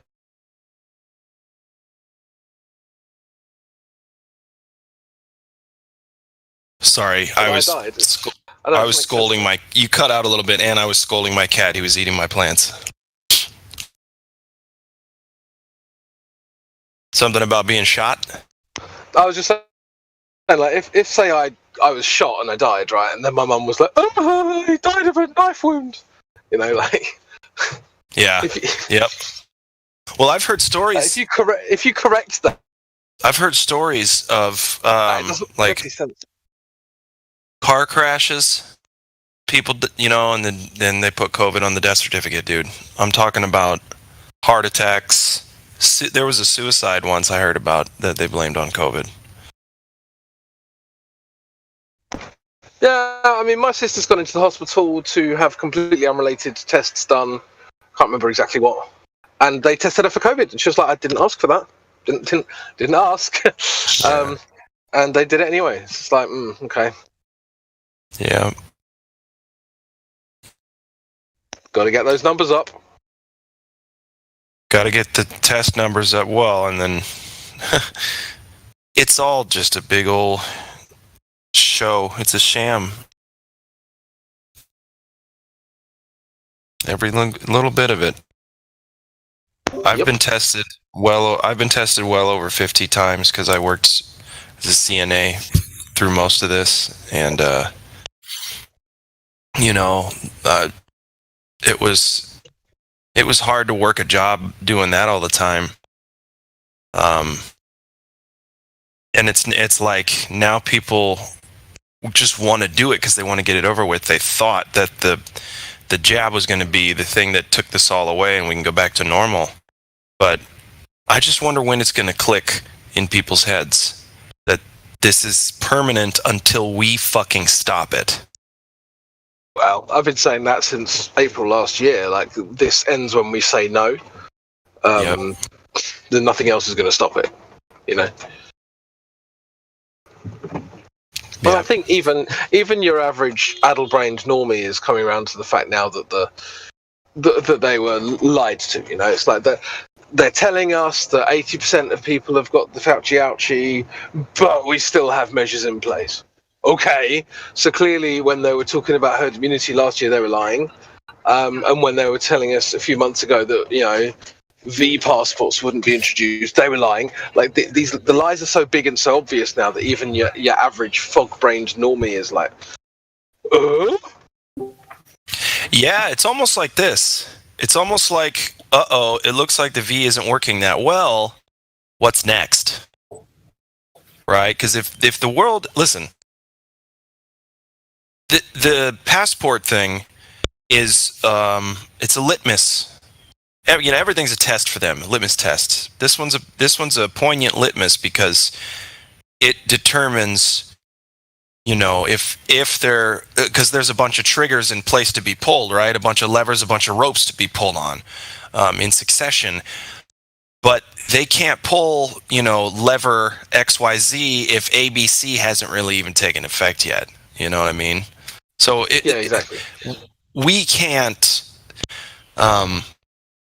do anything but stand up for ourselves. And I think by the time, like, we're talking FEMA camps, we're talking all kinds of 1984 nonsense that we aren't really seeing just yet.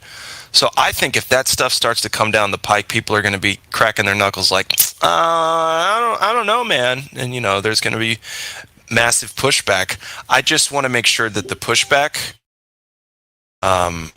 is really the thing that ends it.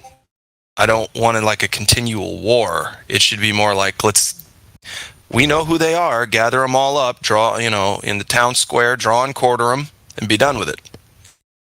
How do you imagine that scenario, bro? Can you just tell me what might happen for that? Like, how do you imagine that? How do I imagine what? Like, scenario like that people wake up and shit turns around and, like, we stop I don't know, but I'm just wanting that to happen. I'm sending energy towards it, man. Yeah, bro. Yep. I don't know if you guys noticed, nobody died of anything else in the last couple of years. Yeah, of course. There was actually a report by the Irish government saying that 0 people died of flu for the first time since records began in 2020. Wow, who could have seen that coming? Isn't the Irish government Tony was the president? I saw the video on BitChute. They did an investigation. The Irish government actually said that COVID does not exist. Yeah, a group of lawyers did a freedom of information request on what they knew about COVID and if it had been isolated and purified or whatever. And they didn't respond to it. And then they were like, "Well, that's illegal. You have to respond to it."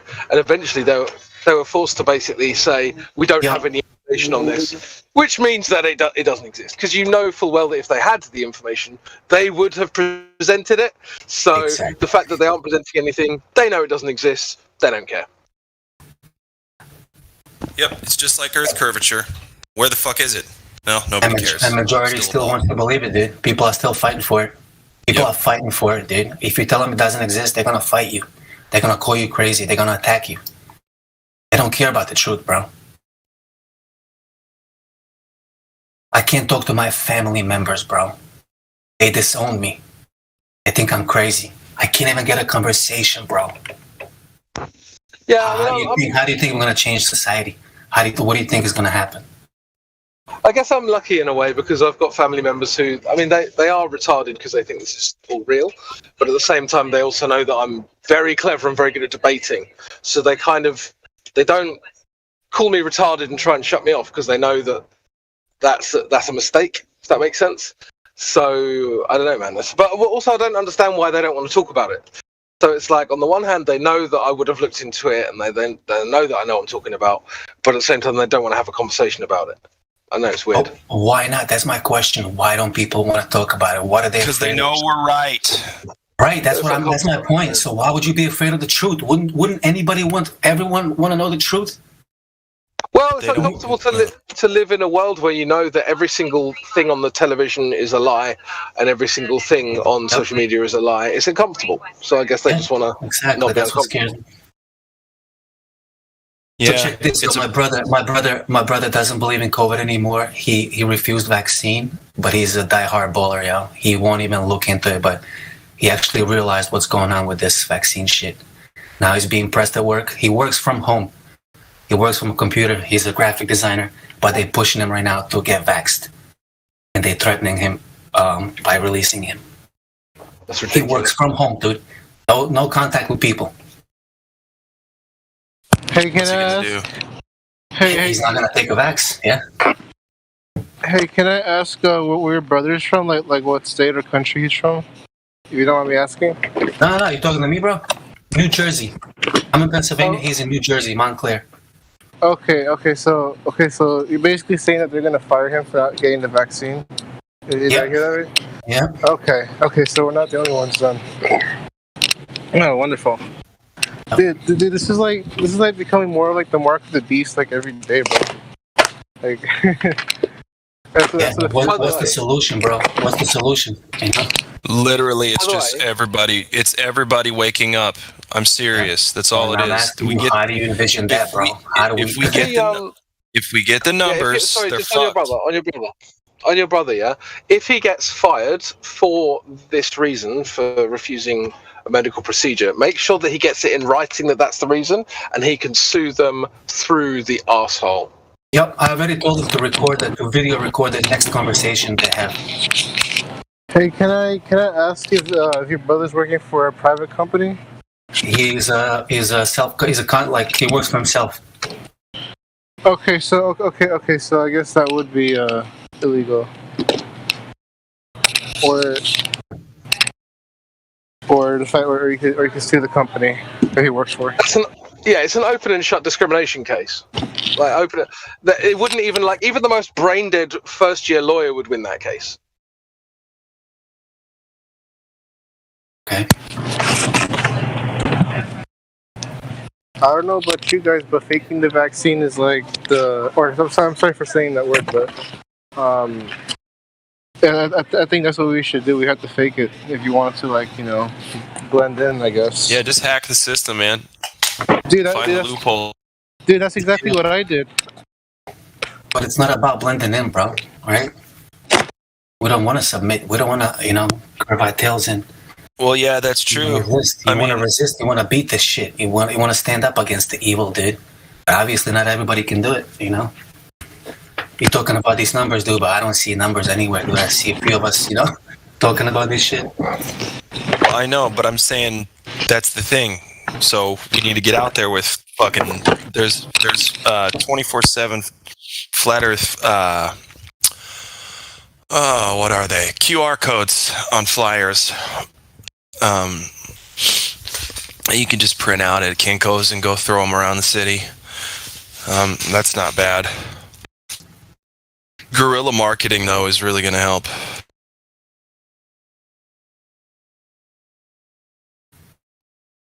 That's my opinion. Can you guys hear me? Yeah, you're good. Yeah, You're good. I can hear you. Okay. Just got to get people, just people. Fucking fuck it. Who cares if you start fights? Who cares if the cops come? Fuck it. Let's talk to people. Get out there and just talk to them. Yeah, dude. I had cops called on me a few times because of the mask shit. Really? Just because you're not wearing a mask? Oh yeah, dude. Oh yeah, yeah, and yeah.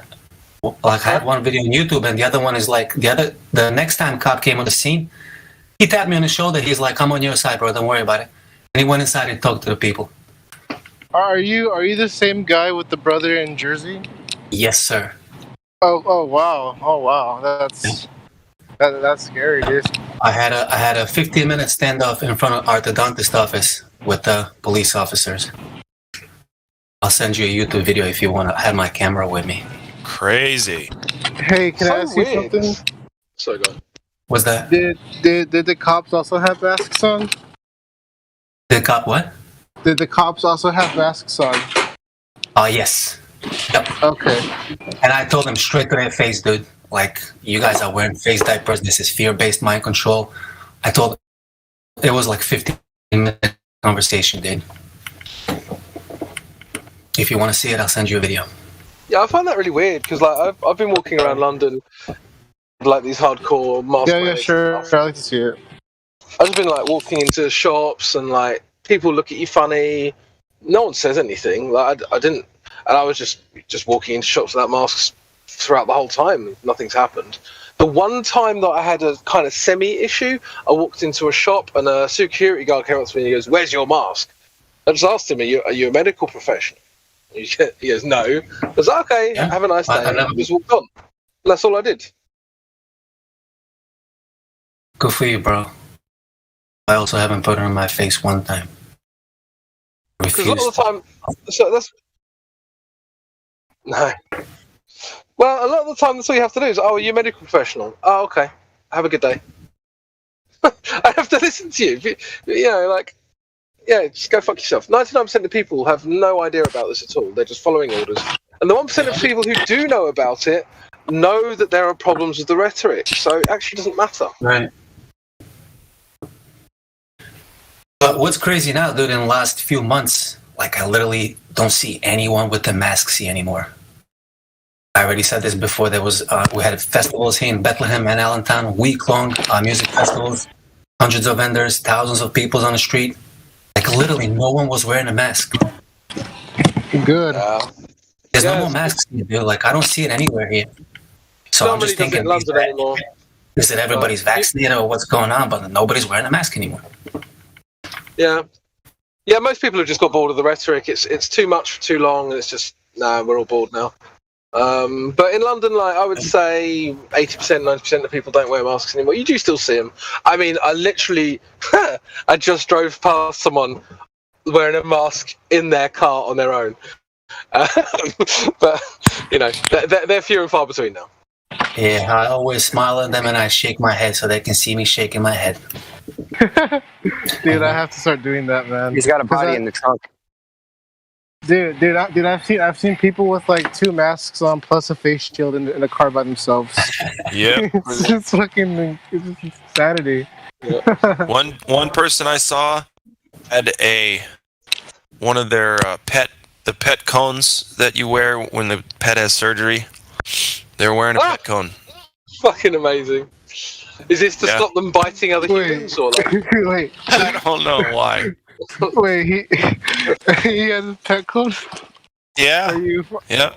No. And and no mask. No mask. That's so good.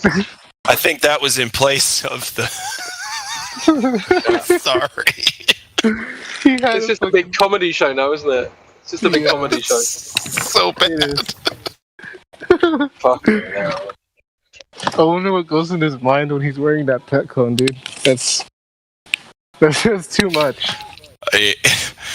Well, yeah, man. No way to know what's happening in that person's head. It's like when they do the fake alien invasion, the aliens, the interdimensional beings or the Satan demons or whatever the fuck come through, and they're like, "Hey, man, y'all are so pathetic. I think we're gonna do this other pond over here." Yeah, literally. I don't think we want to get yours just yet. Y'all don't really even deserve us, so we'll be over there, right, with the Hyperboreans. Come hang out with us with the Hyperboreans if you ever get a clue. Well, speaking of that, will the aliens or demons have masks when they invade? That's exactly right. You know, when Jesus returns, will he have to be vaccinated to deal with us? I mean, it's that pathetic. Like, you can ask someone that question and they'll laugh, right?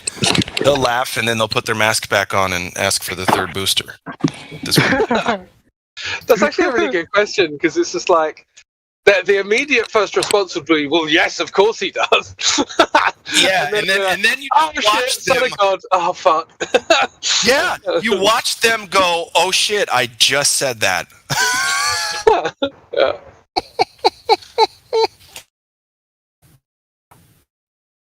I shouldn't be so gleeful about it, but oh, I love pointing it out. Just here's a mirror, right? Yeah, this is why I'm laughing. Look. Isn't it funny? You know, you laugh. Yay, we can all laugh about it. I'll forgive you. Well, I do want one apology because you were so shitty to me when I was just trying to help you. So give me one apology, and then we're good. Hey, I was wondering about this. Have you guys seen any pets with masks on yet? Thankfully, no. Yes, once. I did once. It was a little tiny dog. Yeah, it was a little tiny dog. And I was just like, no, what are you doing? Well, of course, Karen has to keep her chihuahua safe. Or is that her hairless cat? Hey, Crypto, was the owner of that dog also wearing a mask? Yes, of course. Okay. Hey, man, you never know. You could just see twice as dumb motherfuckers out there doing that. I've seen that. In good old California. Of course. Yeah, I'm in California, so what would you expect?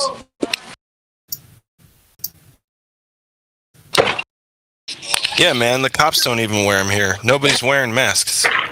Yeah, the cops don't wear them here either. People here and there. Yeah. Hey, the other guy here, what state are you from? Me? Yeah.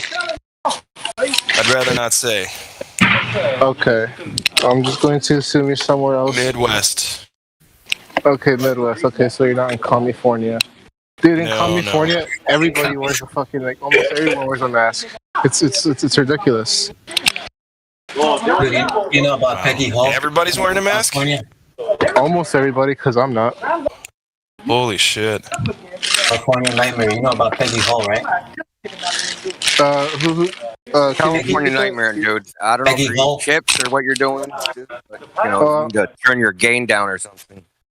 Oh, I'm sorry, bro. I'm at work. Here, I'll mute myself. Yeah, I don't Sorry. I'm sorry. No, don't worry about it. We've heard worse. Somebody asked me something. I was wondering who asked me. It sounded like Enoch. No, that was Indio. That was... Oh, Vlad. It was Vlad. Oh, okay, Vlad. I asked if you heard about Peggy Hall. No, I have not. I just posted a link and check her out, dude. She's in California. And she's helping a lot of people, dude, with the legal issues and masks and mandates. And there's a list of lawyers who are dealing with these issues. Just check her website out. All right, thank you. I'll check it out when I have Okay, time, man. yep. She's also on YouTube and everywhere, and they taking her down. She's heavily censored. They deleting her shit everywhere. Yeah, she can help you out, dude. Honestly, what's any of that matter when the courts are closed? That is the ace in the hole, is that they can violate your rights. The courts are closed. You have no remedy to fix it. I guess you're right, bro. Pretty good trick, huh? Yeah. Well, our courts are open still here in my city and state, and I was able to deal with some legal. They're not like full capacity. You know what I'm saying? They're not like yeah. civil cases are like low on the totem pole. Well, I was able to deal with the issue very, very quickly and comfortably because nobody was there. So would you just get up on the bench, rule in your own favor? I didn't even have to do that. The person didn't show up, but yeah. It was a restraining order someone put against me, and then when the judge heard the story, he was like, "Oh, okay, well, now you have a restraining order against them because of this evidence and because they didn't show up today and blah blah blah." It's pretty cut and dry.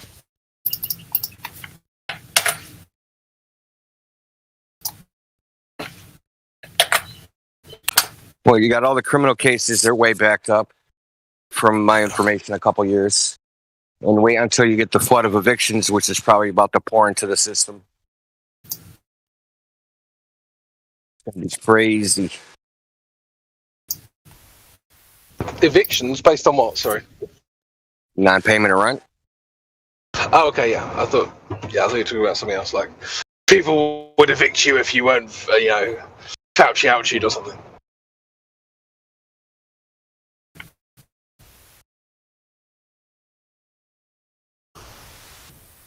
So there's a flood of evictions. Why? Do you think because obviously now that lots of people are out of work because of the fake virus that, like what?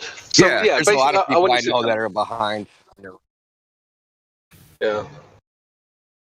They gave out $47 billion to do it, but I guess no one's taking the money, so something like 10% of it's been spent. $47 billion for what? To help people, pandemic rental assistance or something. Okay, so there's like $43 billion that hasn't been taken, but there's people in trouble. I guess I'm not joining the dots. Could you maybe join the dots for me? Hold on a second, it's about to get real noisy here.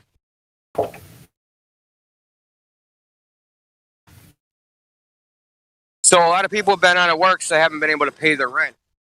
Government said, okay, we're the ones that forced you out of work. We're going to give out a whole bunch of money to help people pay their rent.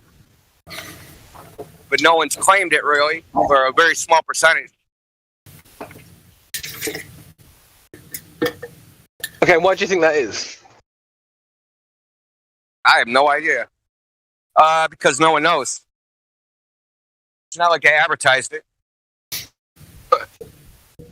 Yeah, they actually don't want to give the money away. Well, yeah, which is funny. Like, where does it go if they don't give it away? But this is the thing. I think people think that the government has like, right. So you pay in England, you pay your road tax, and then that road tax goes towards roads. No, not how it works at all. They have a pot of money.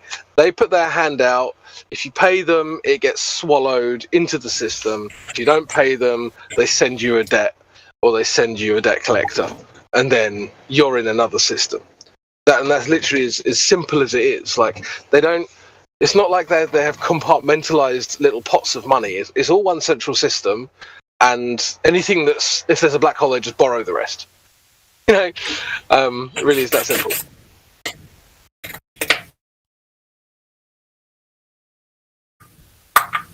Here, hold on. I'll try and get some numbers on how many people are behind on rent. Sure.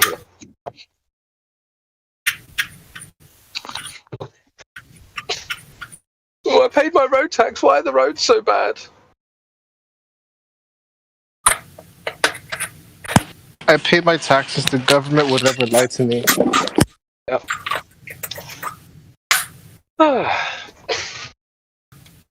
I would pay tax if A, I'd agree to it in the first place, and B, they actually did anything that I wanted them to do. And seeing neither of those things are actually true, no, I'm not paying tax.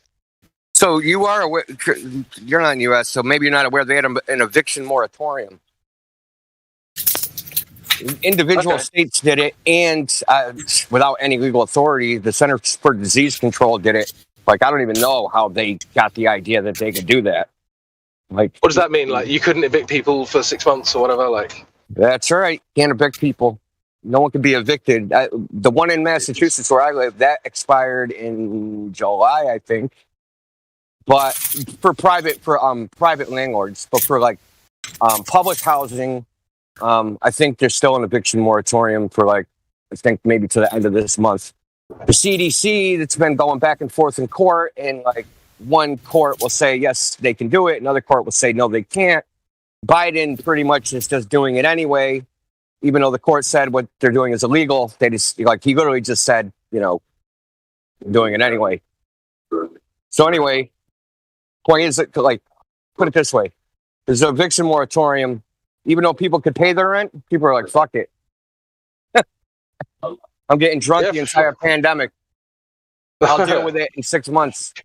Yeah, that's what 2 years later. For my work, we had to get people to pay because they stopped paying. Because I did property management, and be like, if no one pays their rent, someone's gonna want to sell, and someone's just gonna come and just tell you to move, get the fuck out. And then where are you going to live then? So you better pay something to keep the lights on. And then people are like, oh, well, Yeah, I mean, we had a kind of strange system here. It was like you had 3 months where if you were behind 3 months, then the government might help you. Sometimes if you applied for it, blah blah blah. Everything's so fucking like layered in red tape here. You've got to give 500 details, and maybe they'll give you 20 quid a month or something. It's pathetic. When they could have just not shut society down in the first place, obviously I didn't think of that. But what was it? So my sister's landlord basically said, oh yeah, we know there's a pandemic and it's really hard, but we still expect you to pay anyway. If you don't pay, we're going to evict you anyway.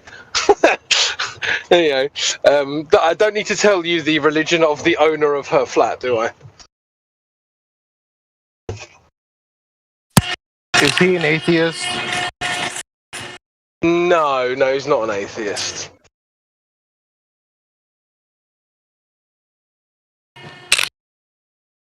So I guess he believes in magic spinning balls, correct? No, all I have to say about him is that he has a fantastic sense of smell.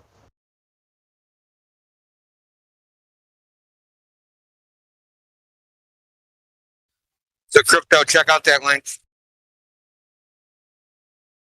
I'm driving at the moment, but I'll be parked up in like 5 minutes. Well, I'll just read the title for you.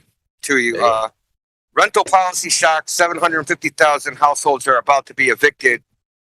2.5 to 3.5 million households are significantly behind on rent and at risk of eviction without policy support. Blah blah blah blah. Right. Yeah. Well, who could have seen that coming? Turns out when we stop people working, they don't have money, and when they don't have money, they can't pay for rent. Well,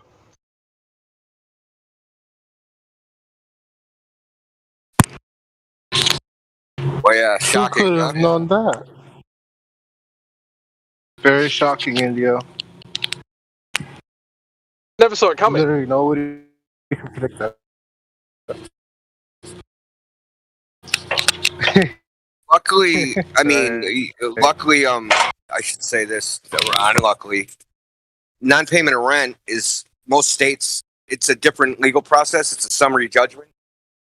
So basically, they don't have to prove anything. They only got to say you didn't pay your rent.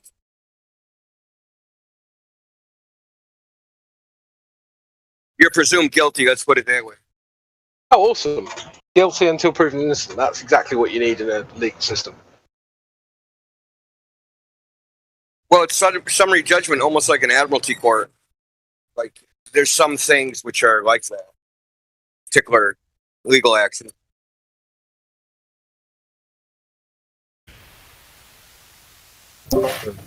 You're also treated sick until proven healthy now.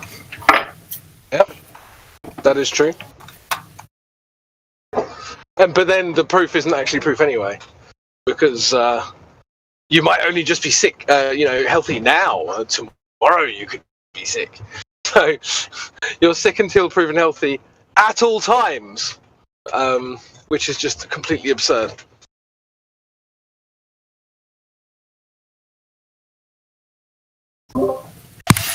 Yo, I just want to hear your guys' opinion. I know this is going to be a lot of speculation, but what do you guys think is their end goal? Like, what are they trying to achieve? What is the end? What do they want? They want control. They're just basically just control of the population. Yeah. They don't care how they get it. They want everyone onto a centralized system where they can boss you around. Yeah.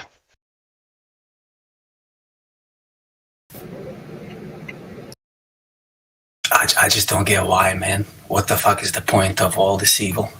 Because psychopaths. Psychopaths gonna psychopath. What they do. They want to control you because they can.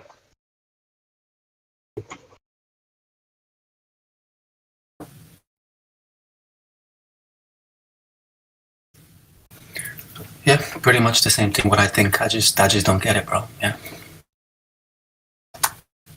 Well, it's hard to understand as a non-psychopath because you don't have that desire. Like you don't want to control anybody.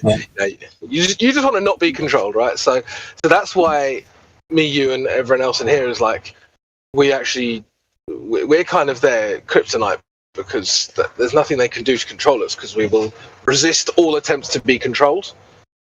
You know. Yeah.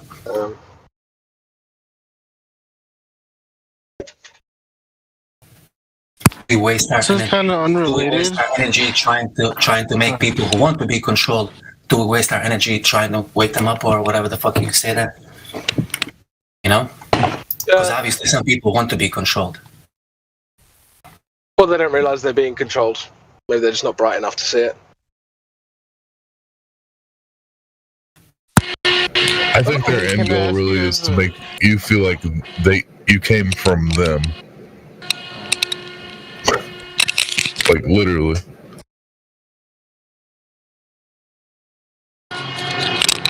Hey, can I ask you guys a question? It's not related to the topic, but I'm kind of interested in what you call incoherent electrostatic. Sorry, I can't pronounce it. I was wondering what you guys think about that. As far as I can tell, it can't be detected, so I don't know where to go from there really. Because if it's only coherent, it can be a detective. If it's incoherent, it goes all over the place. No way of detecting it. All right, cool. So could be wrong. So you personally don't believe it doesn't exist, or it just can't be detected? Well, I mean, I've only had a brief look into it, but the term incoherent just means it goes all over the place, which would suggest to me that you can't detect it. And as I say, I could be wrong, but.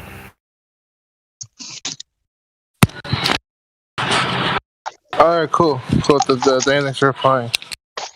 I just find it really interesting that some of the members here, like, it'll be really cool if he's here, but like, it'd be good if he was here. Probably explain this, since he's the one that's usually talking about that. But I just want to know like some of your guys' opinion on that, because some people think that that's the reason why things fall to the ground, you know? Yeah, it's a big debate amongst flat earthers. Some think there is mechanisms, and some say they're not. So, yeah. It's kind of like the sticking a balloon to the wall. I mean, you have to be really close to the fucking wall for that balloon to stick. I feel like it's almost something like that. If it does have any effect, we have to be like so close to the ground for it to even like have any effect to us that you might as well forget about it.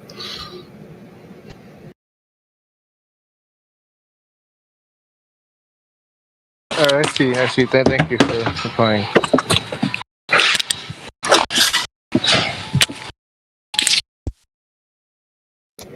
I wouldn't say it like holds us to the ground. It just makes our steps more sticky.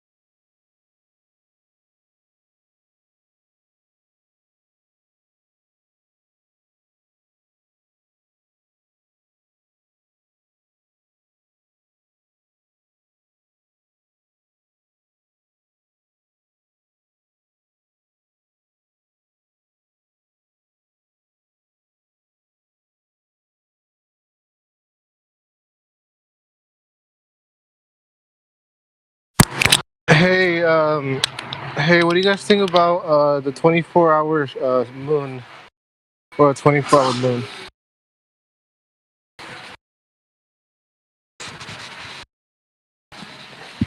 Hello?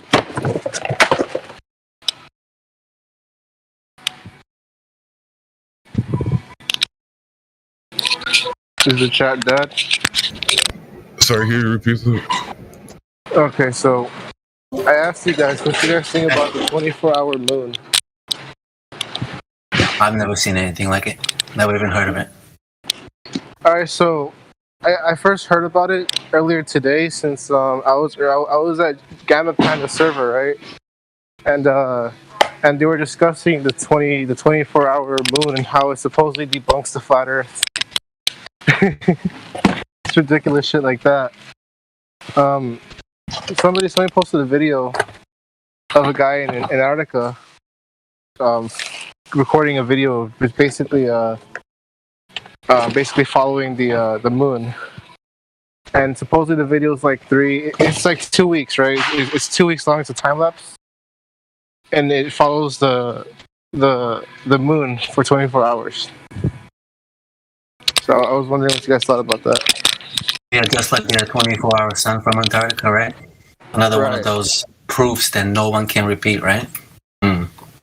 Right. Just a bunch of nonsense, man. I wouldn't even pay attention to these guys.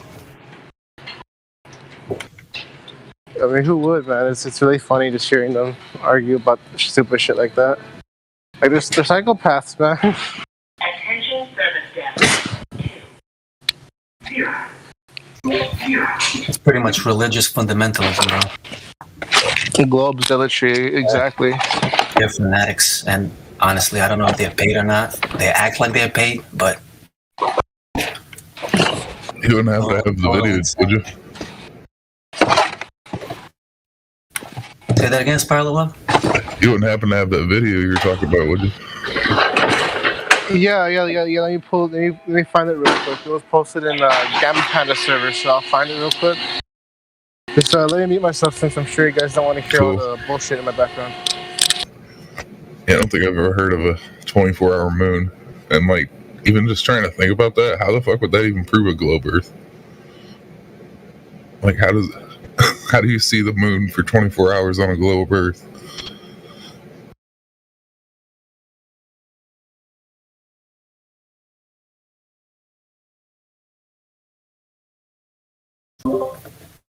I guess you're not good enough at mental gymnastics, bro. Oh yeah, I forgot refraction.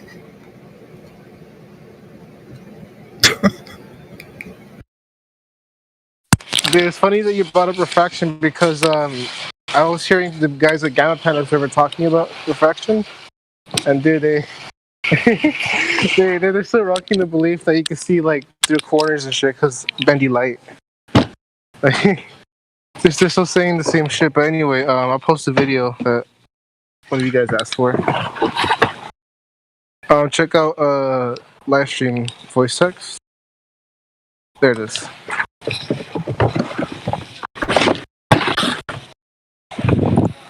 Yeah, it's got a great title as well. When it comes to refraction and bending of light, I always tell them, I'll give you a bending of light if you can just show me a bending of water anywhere in nature. Okay, that's pretty good. That's pretty good. I should start asking them that.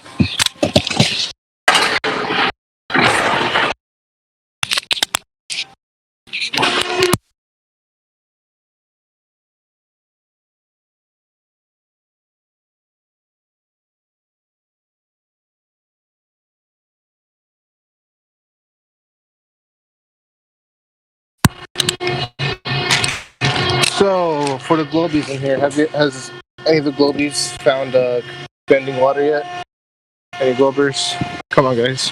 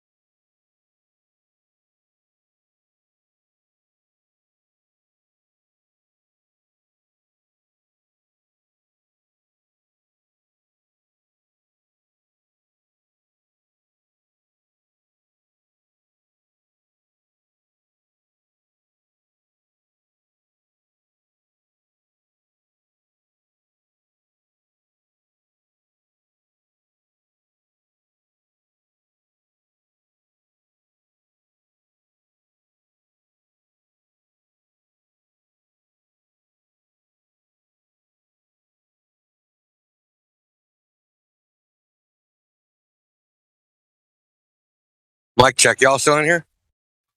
Hoorah. Yeah, what's up, Indio? What's up?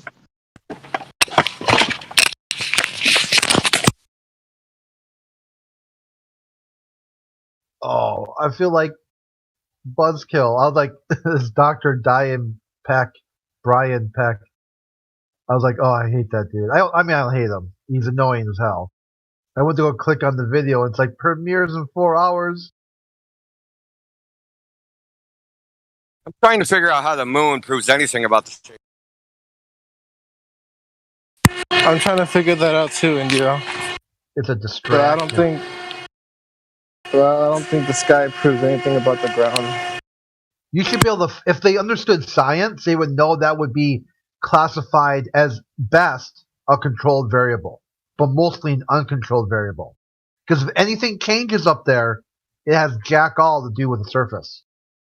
You could completely factor it out, like remove all the stuff, and it would not change Bo Diddley about the Earth.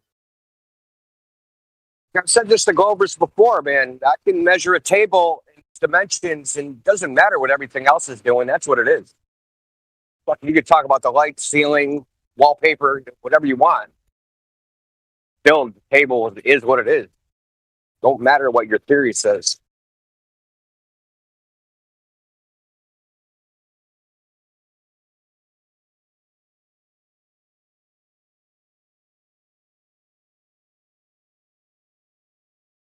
Table is curved, Indio.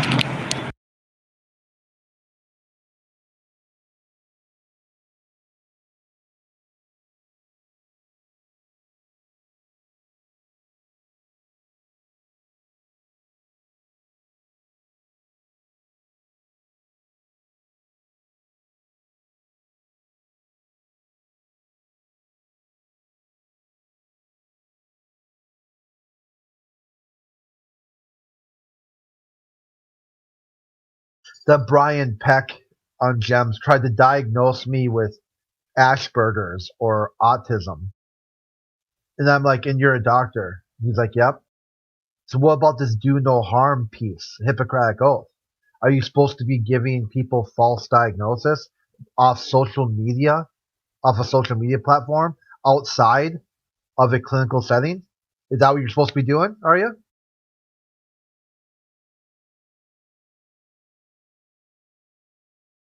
I go, if you think you can diagnose a complex neurological condition over social media, you're a quack at best, but most likely you're just a faker.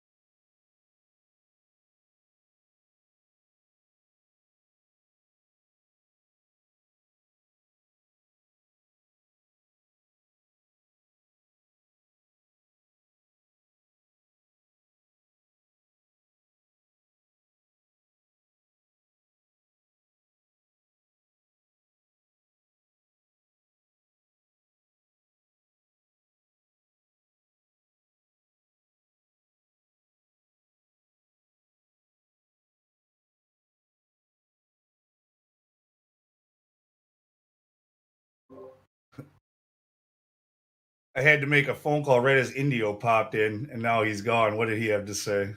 What was that? Oh, was trying to figure out how the moon determines the shape of the Earth. Like if anyone had insight into why globalists would say such a thing. That's an old conversation.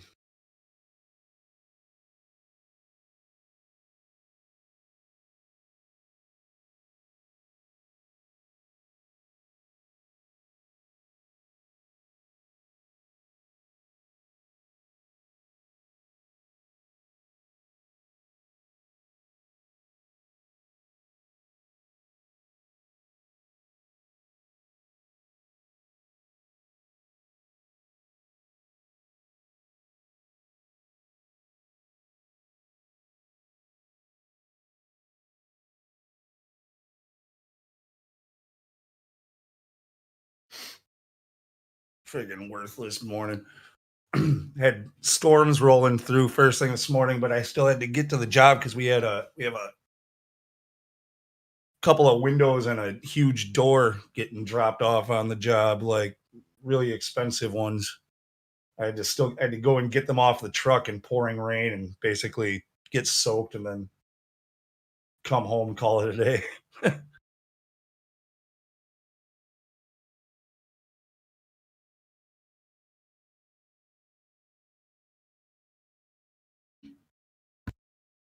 Oh yeah, because the delivery won't stop for the rain.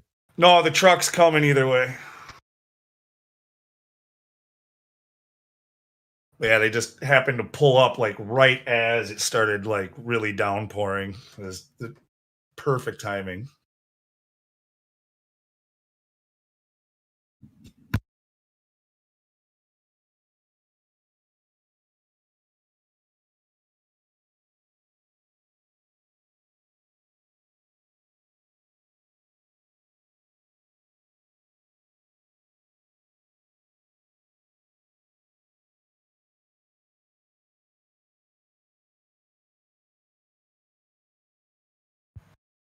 In other news, we lost Groovy about a week ago or 2 weeks ago, and Rhythm is going down now. Wasn't there a new one that they're using or something? Yeah, they're using this whatever 1S IS1 or whatever it is, but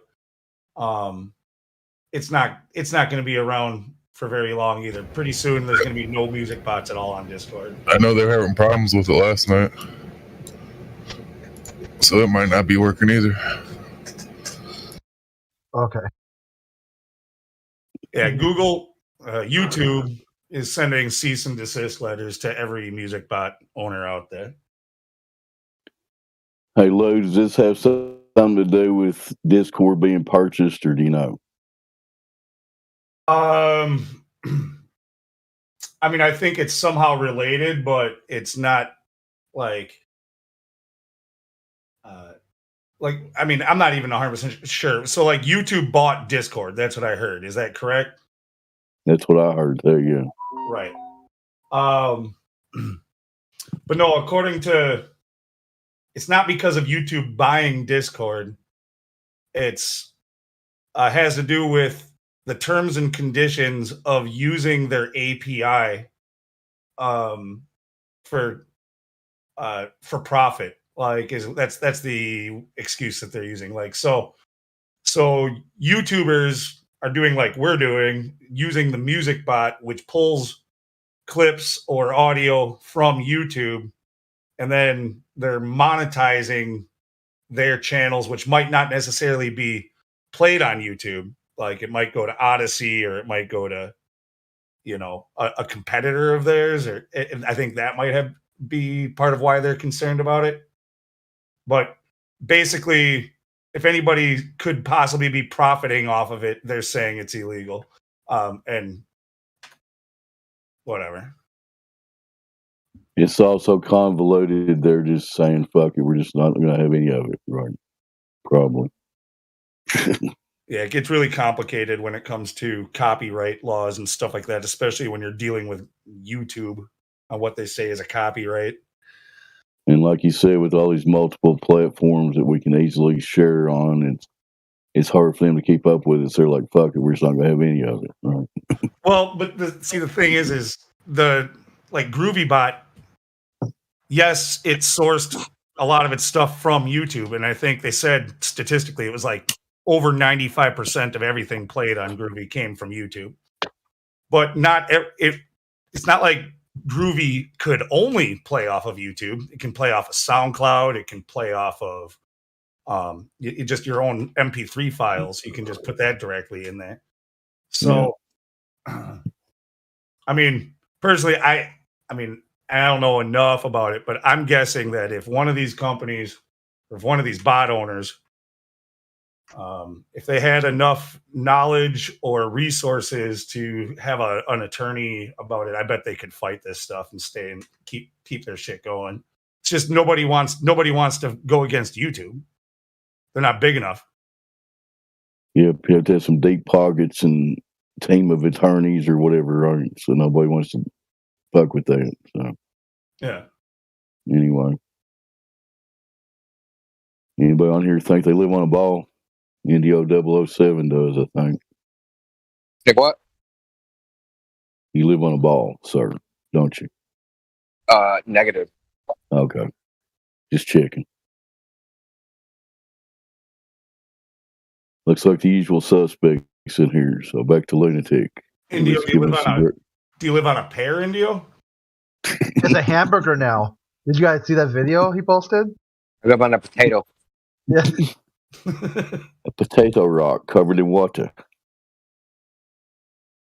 Like his new Tyson's newest video, he called it a hamburger. It's got a spare tire, so to speak. Yeah.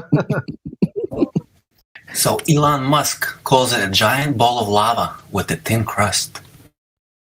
That's With what he a said on the Joe Rogan show. thin crust or tin crust? What'd you say? Thin crust. Giant ball of lava with a thin crust that we call surface. All right. Those are his words. Elon Musk. Earth is a giant ball of lava. He is a real man of genius. He is so scientific, Elon. I love him.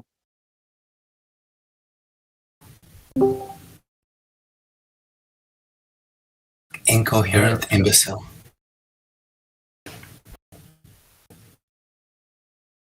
It blows my mind that people can think he's smart. Like, what the fuck? Like, he's literally incoherent. He sounds like a teenage imbecile.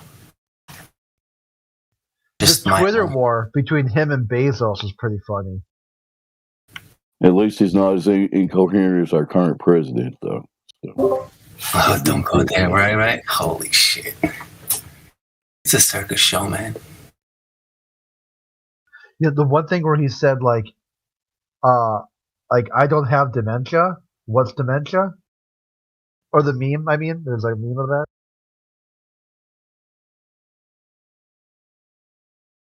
He said something like a couple weeks ago, 350 million Americans have already got the jab. You know, how many's in the country again, Joe? No, it wasn't. I think he even went. I think it was like 380 million, which is more than the population. Like,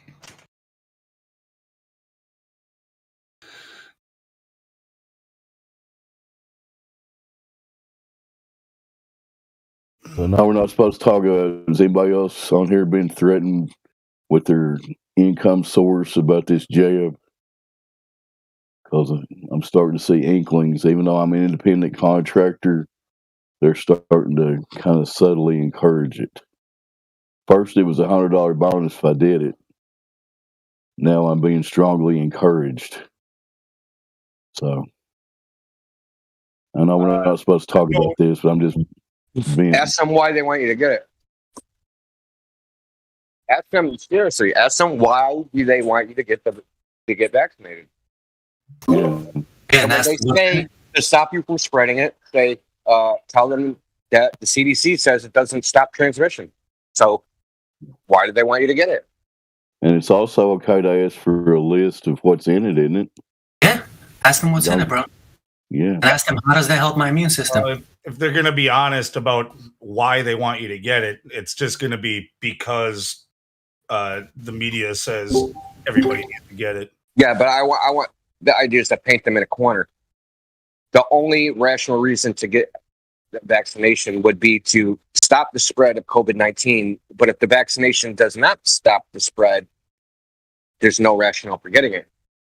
Yeah. Other than to prevent you from dying, right?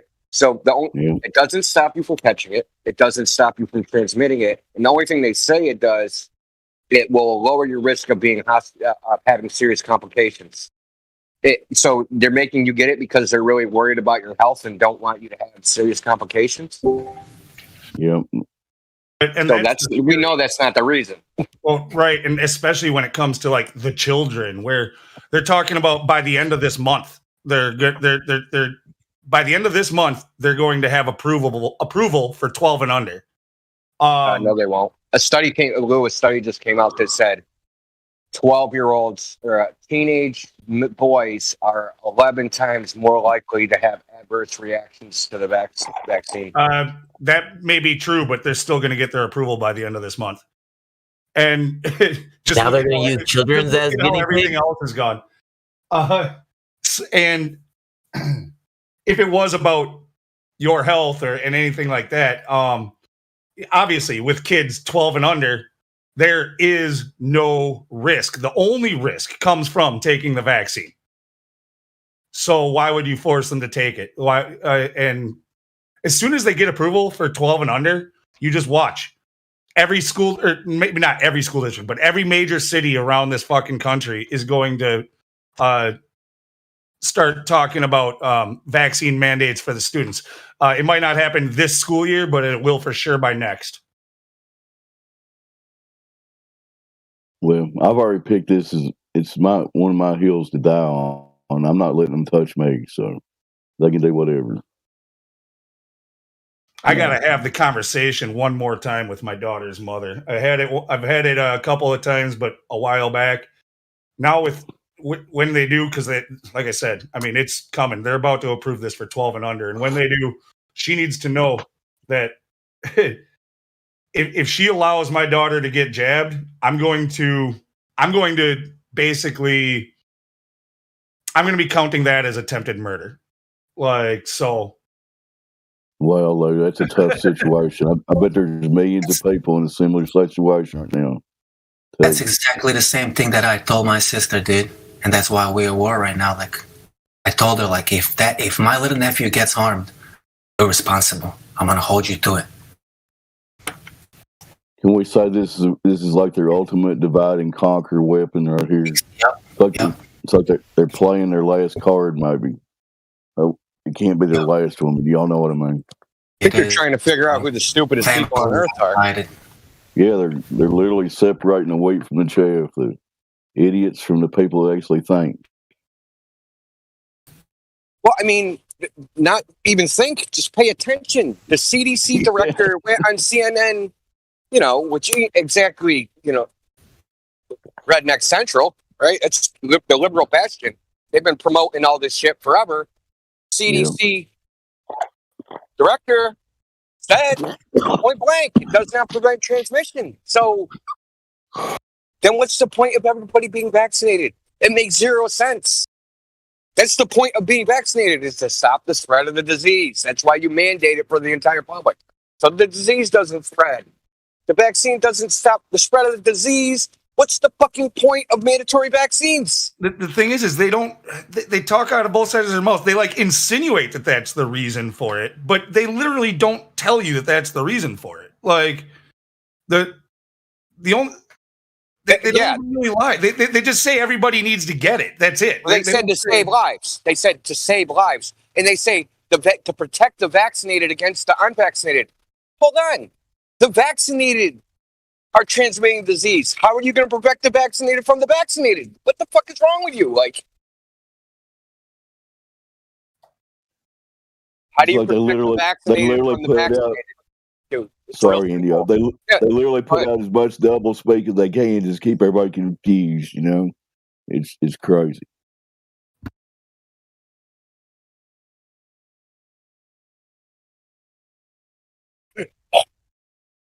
Excuse me. God damn, I think I just ate a bug. Yeah. Sorry if I rumpused you there. You were robot. It's going to be a crazy fall and winter. Yeah, the winter's going to be interesting, isn't it, Luke? It's all these hints of the dark winter and all that stuff. But I'm not being a black pillar here. Let's look on the bright side. Well, the dark winter prediction was for last winter. Now we're just waiting. Now we're just like, oh, maybe it's next winter. Is just every winter for the next 10 years going to be a dark winter? Because that's kind of what I think. Well, the next few years, at least, the way it looks, the way they've got it planned out, who knows? I'm not making any predictions, but they probably got all these variants lined up or whatever. They got the whole Greek alphabet to go through. So COVID's all of this stuff is for sure going on through the end of 2023, and after that, it'll just be another one. It'll be something else. We should probably quit talking about it. I'm sorry if I brought it up. Wasn't supposed to. Yeah, I mean, we should stop talking about it because it's been the topic of conversation for like. We have a VC 2 verified hours. here. Sorry, we got a VC verified. Compan, would you like to speak? Indio would like to talk to you. Maybe. Just throw me out there. I was gonna say, I think we all like to talk to you. You have a room full of knowledgeable flat Earth people here. And I'm all Global jacked up knowledge. on caffeine. I'm on my second 24-ounce coffee, so let's do this. It was funny. He threw me under the bus yesterday, Dave. he was saying the same thing. Yeah, Master Chief would like to speak to you about the Earth being flat, and I was like, oh shit, he put me on the spot. I got that off of Jimsy. I heard him do that a few times.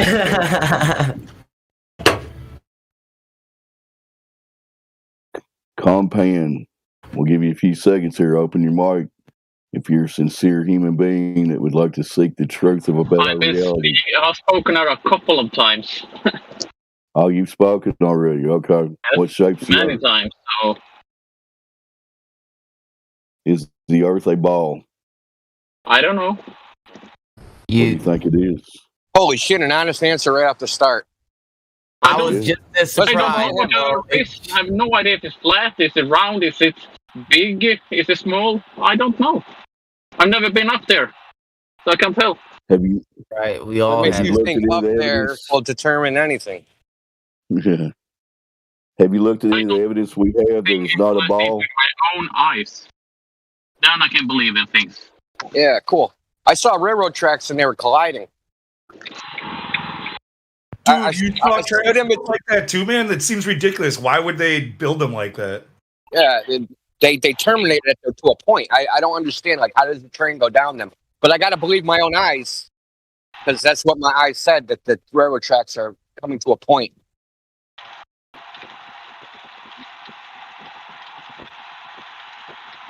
Yeah, the point of me saying that was that looking at things is subjective. Yes, of course it is. So there are objective measures. We can use objective means to determine. Yeah, what but the you truth is. understand what I meant, what I said. I did understand what you meant. You think that if you go high enough, you're going to see something that's going to tell you what the Earth is. I don't know, maybe.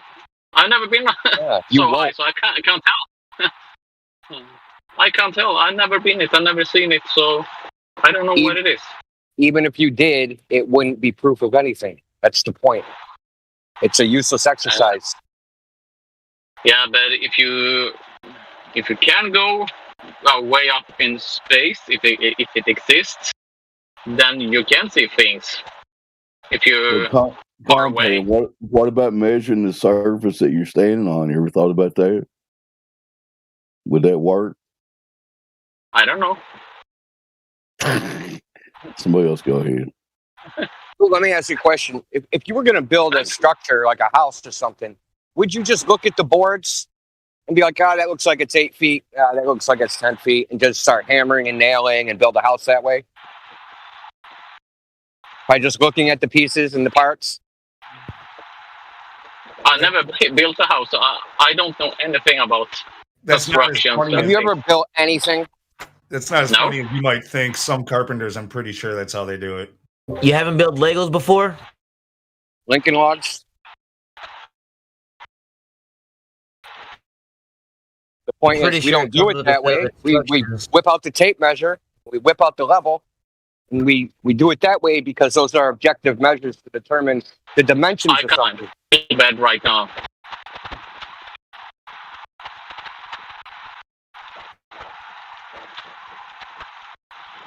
Parliament.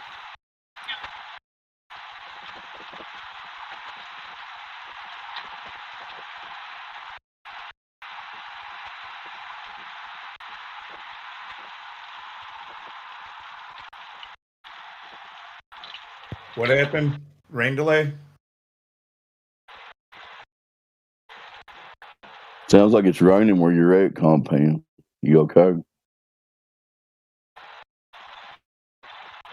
Sorry, I have a bad connection. There I'm you working go. right now, so I'm out driving. So in the middle of the woods. Well, drive safely, obey all the traffic laws and everything. Excuse me, didn't hear everything you said. I just said drive safely and be careful. You have any other questions for us since you're driving? I don't know. I don't know where he even is from, which country. So Well, there's Americans here. There's a few. Looks like it's mostly Americans that I remember. Americans and Do anybody you know else. anything else besides knowing how to drive? So something brought you to this server. You must be curious about something. yeah, I know this thing we live on isn't what they told us it is. So That's a that's why I'm start. here. Okay, you know you got lied to. That's a start. That's a good is it place to black? start. I don't know. Is it Well- 10 times bigger than what they say it is? Maybe. Who Okay, knows? that's the second time I heard you say about bigger. I want Yeah, but you know what I mean. like if you're still set that it must be a ball, but you recognize that we're making observations where we see too far, because that's what it sounds like, right? Like maybe you've done a little research. Yeah, but I'm not good at speaking English. I've not spoken in English in like 4 or 5 years regularly, so I don't find the right words. Maybe. You're doing okay. You're doing okay. You're doing good. Yeah. But yeah, it sounds like you've probably seen pictures and maybe even laser tests where we're making observations that are too far for the globe that they tell us right. But there's a problem with the bigger globe, a huge problem. Like all of the distances between continents or even city to city would have to be bigger. When it comes to the entire heliocentric model, all of that was derived based off of the assumption of the radius of Earth. When it comes to the distance to the sun and the size of Venus, all that stuff. So the distance to every celestial object changes if the Earth gets bigger. The entire model collapses if you change the size of the Earth.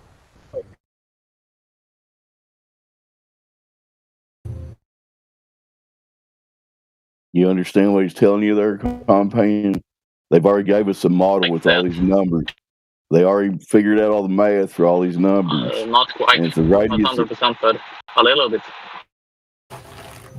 Well, what he's saying, if they've already did all the math to make all these numbers work for their model, right? So if you make the radius like 10 times further, like we've got some observations that the radius would have to be 10 times bigger. Am I saying that right, guys? Yeah, that's being generous because it's more like 30 times bigger, but yeah. Right, but go with 10 times. That means the sun, they've already got it like 867,000 miles across, for instance, right? They would have to make that 10 times bigger. So how big are they going to make the sun and people still believe it? You see? I'll shut up. You don't got to end like that. I mean, I just got to get to work here soon, but somebody else can talk to him if he wants to keep talking. Yeah, but you're making a valid point. I think what Lou's thinking as well, I was thinking as well, is like, no one was thinking you should shut up because you were making a valid point. Yeah. Thank you. I go for validity when I speak, so thanks for the compliment. No problem at all. Wouldn't have said it if I didn't mean it. So, Compen, yeah. Me and Dave both explained that to you. Does that make sense to you? Wait, I gotta put the volume up. Speak again, the connection is really bad right now. I was just need a simple answer. Just trying to clarify if what we explained to you, if that makes sense now. If you get why. Yeah, I understand it. I have listened to Flatter a long time. Okay. So, but maybe I don't know. I don't know about anything like what happened in the world right now. So there's so many things to question. Yeah, when you look into most official narratives, what you realise is that they're virtually all wrong. You only need to look into 2 or 3, and you're just like, oh shit, they lie about everything. Yeah. I know. There's so many lies, so they can't even keep track of it. And yeah, well, exactly. And one thing I would add to this is, it's really funny how people have this really kind of twisted logic around these kinds of things. So, for instance, you would say like, okay, so they say the sun is 876,000 miles across or whatever. How could you possibly verify that? How could you possibly know that, right? So that is a fair question to ask. You've made a claim. How can we possibly verify that? But then they flip it around on you. They flip it around on you and they say, well, how do you know it's not true? And they'll be like, if I already think it's true and you can't disprove it, then how do you know it's not true? It's ridiculous. Like, the burden of proof is on the claimant. They can't prove what they claim. That's it. You throw it out. Yeah.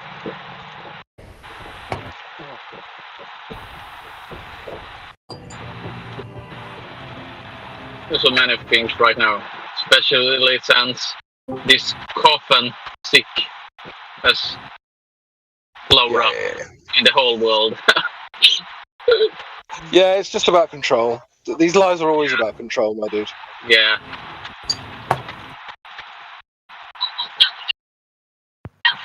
And there's so many people who have taken this fucking shot, so I don't understand why. Sounds like you're well on your way to asking the right questions and skeptical, which is important.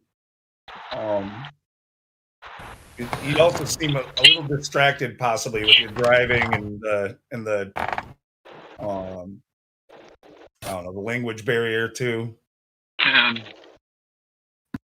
Oh Jesus! Oh, I need to think. Constructions.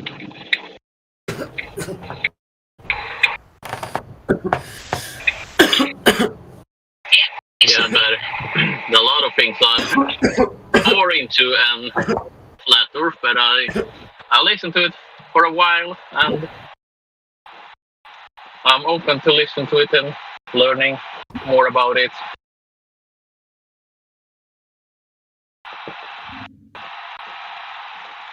Well, I'd say you sound like you need a unless you think you're more leaning towards flat Earth, even. Yeah, maybe. I don't know, but there's one thing I cannot understand that I always questioned since I was a little kid.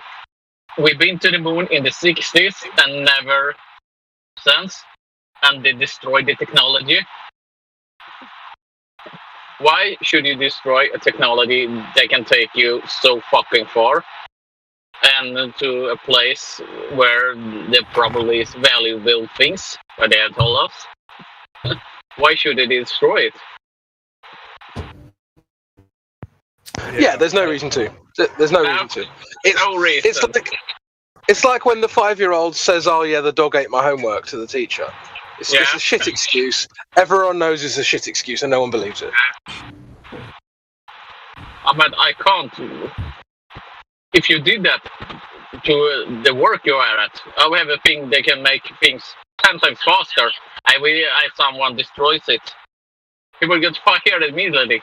It's like in high school, you ever cheated on your math homework and just taken the answers out of the back of the book and then faked like your work in between? Yeah, sometimes. That's kind of what they're doing. Yeah, a little. Not many times, but I did it maybe once or twice.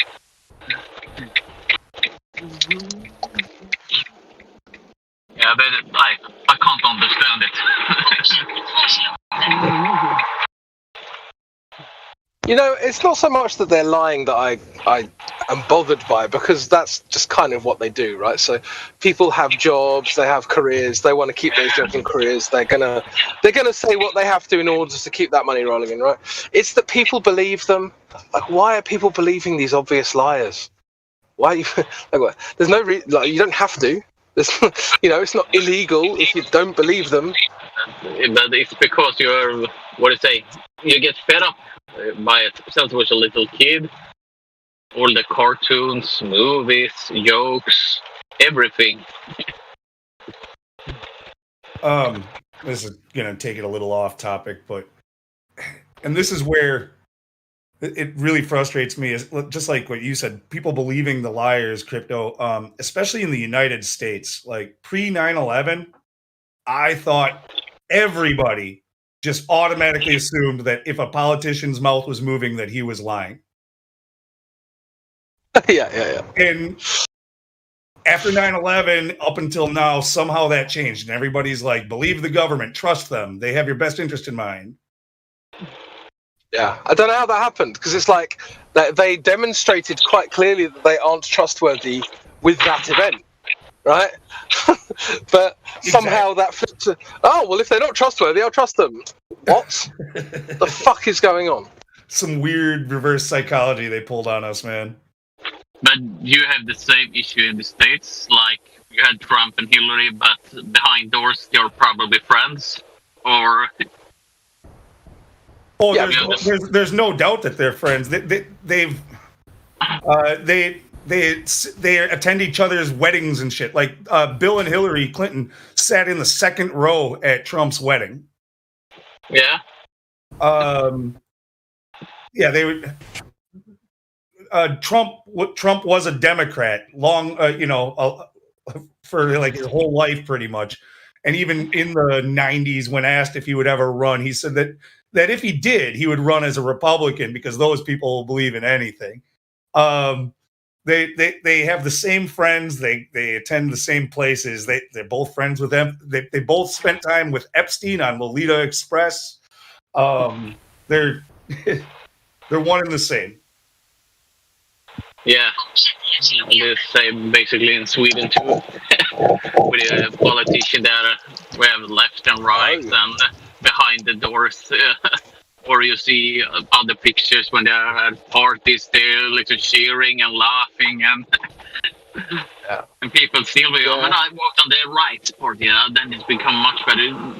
No difference at all.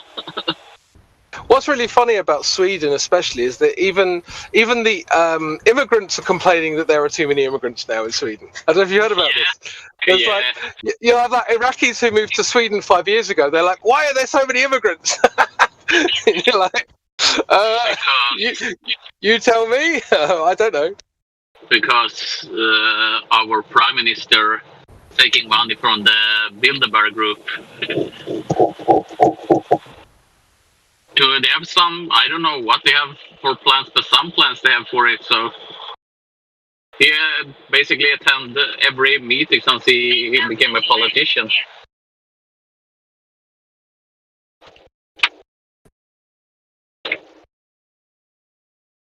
Yeah, that's just another thing. That's just another facet of this kind of New World Order, is to kind of mix up all the people. So now there are no Swedish people anymore. There are just people in Sweden. Right? This is kind of what they want to do. Yeah, this is what they want to do. This is the fundamentals of the quote unquote anti-racism, in my opinion, because we know that these psychos don't actually like us.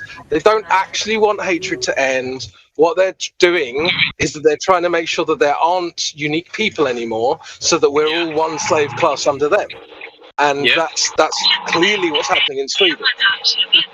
Yeah, and look, there's only one country in the whole world that doesn't have immigrants to them. Yeah, exactly. It's really interesting how in Australia, I don't know, everybody loves talking about Australia right now, but they just they're so open about it. Like their politicians literally are giving speeches like, "This is just how it's going to be moving forward in a new world order." Like they're what? Yeah. Anybody? Yeah. I heard about it. I haven't seen it, but no, I've seen it. More than once. Like there's at least 3 times their news anchors or politicians have told us that this is the new world order. Right. Yeah. Yeah, they're chill with it. They're just like, yeah, it's new world order. You mad sort of thing. That's like their attitude. Yeah, I think we are actually. What was that? There was one politician who was just like, "Oh yeah, so when you go out to have a drink, you're not allowed to remove your mask to drink." Yeah, it's Scott Morris or something like that. It's like, yeah, you can't take your mask off to drink. So you're drinking through the mask. Like, how does this work? I'm just gonna put a whole beer can inside of my mask and figure it out from there. Yeah, it's like, these people are insane. They're insane. They're nuts. Well, that was in response. He did that because he was butthurt, because after telling all those naughty little kids that they need to wear a mask and that they need to self-isolate and that they should not protest, they held a protest. And once they held a protest, he came out and went, "Now all you naughty little children who didn't obey, now you can't even drink without taking your mask off." And that's what that was. It was a childish freaking response.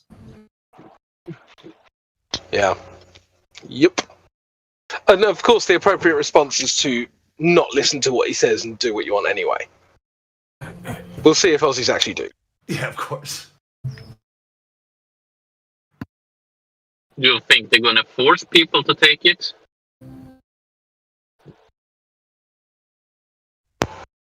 I think the mask would have slipped so far down if it ever gets there that even brain-addled normies will be like, not sure about this.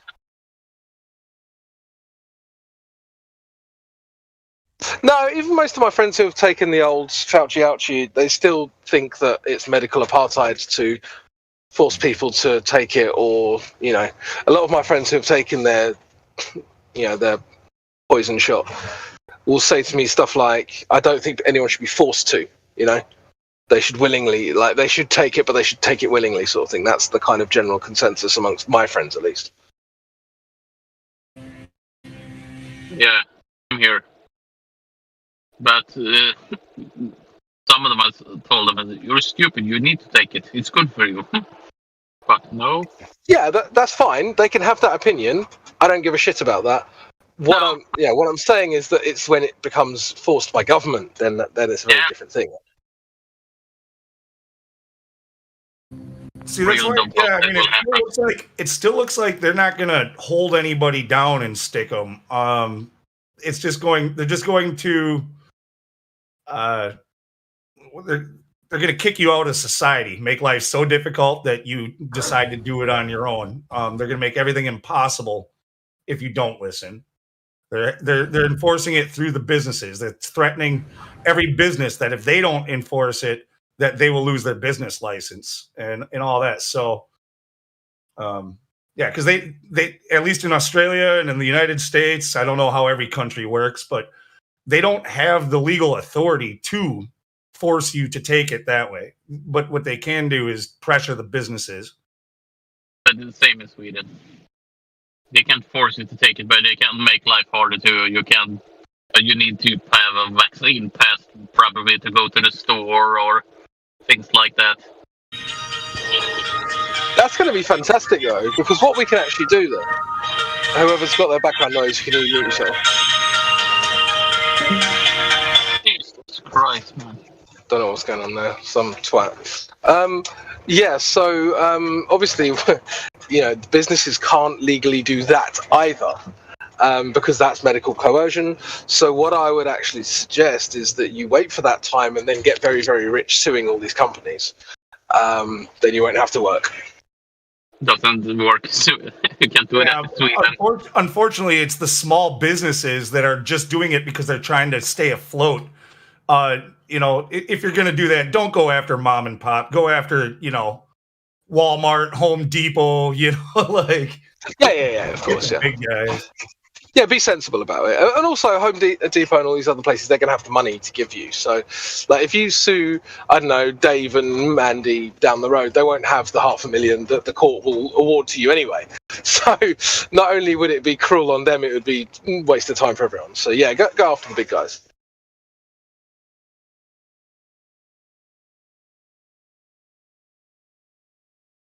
Because they know as well. They know it's illegal. Like in Asda in the UK, which is basically our Walmart, deep hidden on like page 53 of the COVID manual or whatever. It was like, yeah, we can't enforce it. So if a customer says that they're not wearing a mask, just let them shop without one. What? That's not in there because they're being nice. That's in there because they know the legal consequences of trying to force people. Yeah, Home Depot was kind of cool that way. Actually, early on last year, when they like Menards, they're dickheads. They literally like wouldn't let you into the store. So I'll never shop at Menards again. I usually used to never go to Home Depot because they were such a huge fucking business and their lumber sucks. But I as soon as like their CEO, I think it was, came out and said when they were doing the mask mandates for the stores, like he said that they would not be enforcing it. They still put the signs up that said a mask must be worn, but the CEO came out and said that we will not enforce this. And that's exactly what happened. I went into Home Depot plenty of times without a mask, right past the signs. Nobody said a word. So, business, they're doing what they have to stay in business. They don't want to cut off revenue because of upset customers or anything like that. If you want to shop at their store and spend your money at their store, they want your dollar. That's just how it works. For sure. Yeah, a lot of businesses run on very thin margins as well. I think people forget this. Like, say, Starbucks, for instance, I don't know what their margins are. I know that they make 70% profit on their coffee, but once you pay for staff wages, you paid for the shop, blah, blah, blah. I mean, you could find that some stores only make $50 to $100 a day profit. But once you've got, 500,000, 2,000 stores, that adds up very quickly. But once you've got, say, 20, 30, 40 customers who aren't coming in because you've turned them away, that kind of $100 to $200 a day profit becomes a $200 loss, right? And now if you're losing $200 across 1,000 stores every day, that adds up very quickly as well. So yeah, they definitely don't want to be turning away any customers because it turns thin margins into negative, losses very quickly.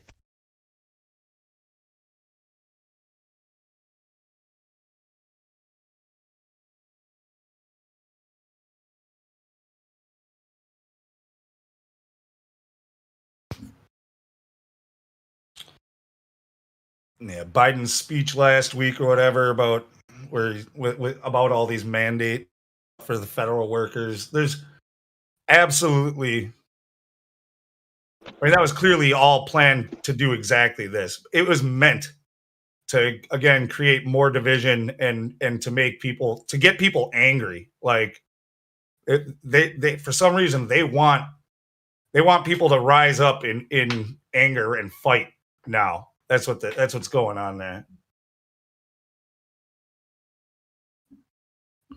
Yeah, they're actually poking the bear now, aren't they? So.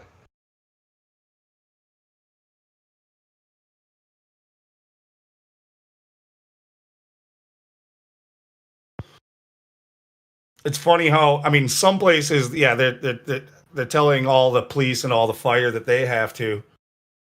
Now on a federal level, yeah, Biden said that they all have to, but when it comes to local, state, or local and state, like police and fire, it's funny, they're telling all of their government workers that they have to, except for the police and fire.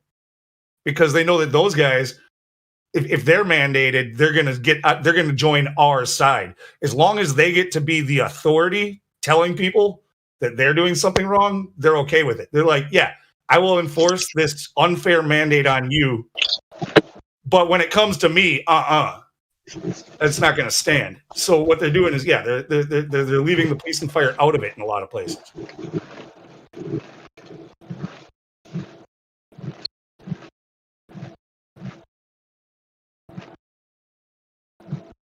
In New York, there's a hospital where they're not even going to be delivering babies now because like all of their maternity ward people quit.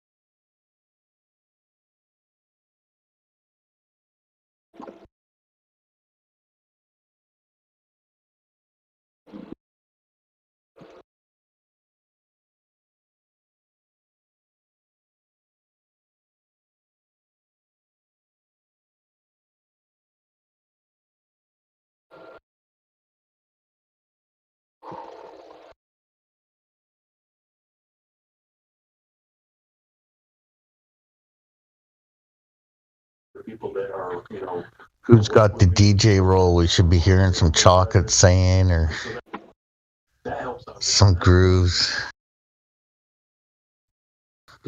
Kind of quiet now.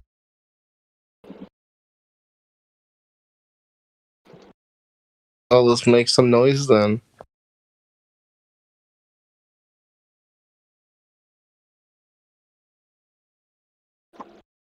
Do we have any globe heads in this chat? Still no bendy water. Oh, I know, man. But remember, man, it's 2021, so bending means on hold on. Level means curve now in 2021. It means whatever you need it to mean at the time. Yes. Like everything else. Yeah. Now. Shit, my bad, guys. Dude, I thought I pressed the mic button to mute myself on my mic, but my bad, guys. Don't let it happen again. Fine, flat Earth. Flat man can. Fine. I'm sorry.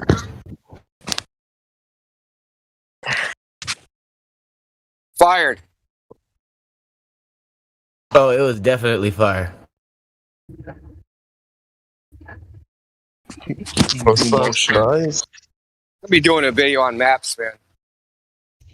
Sick of Glover's coming in here talking shit about maps and they don't know anything. I'm dead serious. Did they know that the maps are flat? Well, just about everything they say is just factually inaccurate. I mean, I would say that what they're saying is a common misconception. They believe that the satellites are up in space, right? No, not that. Just like mapping, surveying, like how you make a map, shit like that.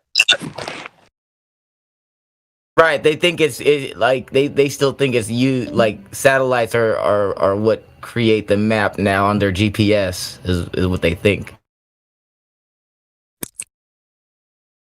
No, they think latitude and longitude are points on the ground, but they're not.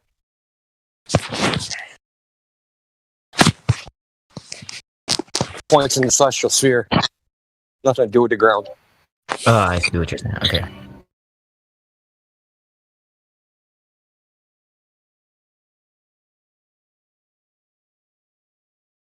Well, and the whole celestial sphere idea, that's all just a concept to begin with, right? So. Oh, yeah, I have no problem calling it that. All we want. Celestial dome, call it a freaking.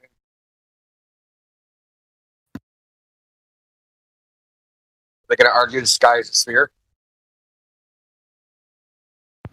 Well, your mic was cutting out there. I don't know what you said, but I still know what you said at the same time.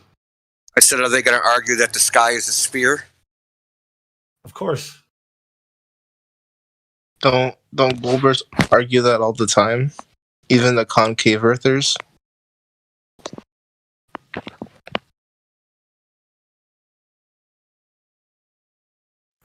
What's up, folks? Hello there, fellow flat earther. Hello. Coming in pretty low. Oh, okay. I probably have to move closer. Hold on, let me check my settings.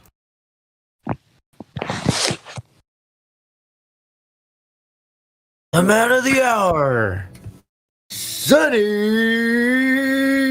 Oh, that's all I can say. Just Sunny. Stop it. Is that better? Is that better? Volume's okay? Sound better, yeah. Check. All right. I want to make sure I'm not too loud.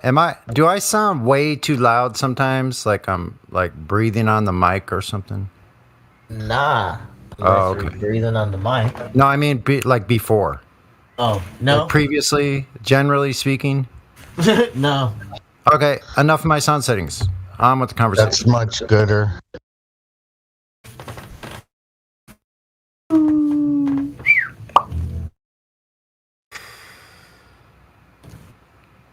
What were you guys talking about before Celestial Sphere? I was coughing. We weren't talking really. Coffee. Oh, okay. Coffee. No coughing. Oh no. Oh, you want Celestial- coffee? If anything, celestial hemisphere, right? Well, we don't know the sphere part. No.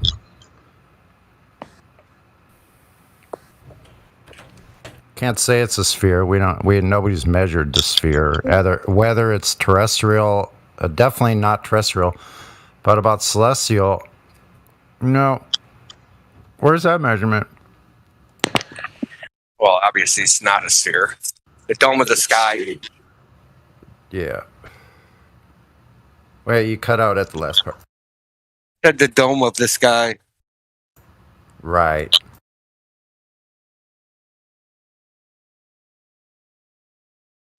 It's funny, my Bible, the one I have, says tome.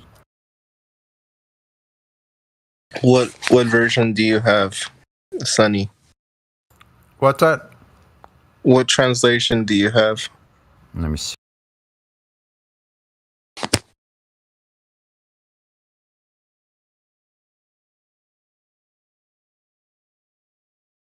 Contemporary English version. All right, yeah, I've never heard of that one before. Okay. American Bible Society. Someone at a church gave me this Bible, so I'm not complaining.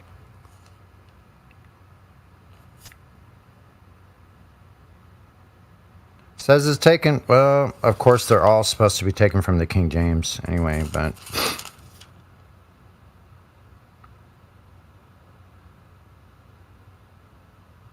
This is the word of God, which we translate. Okay, thank you very much.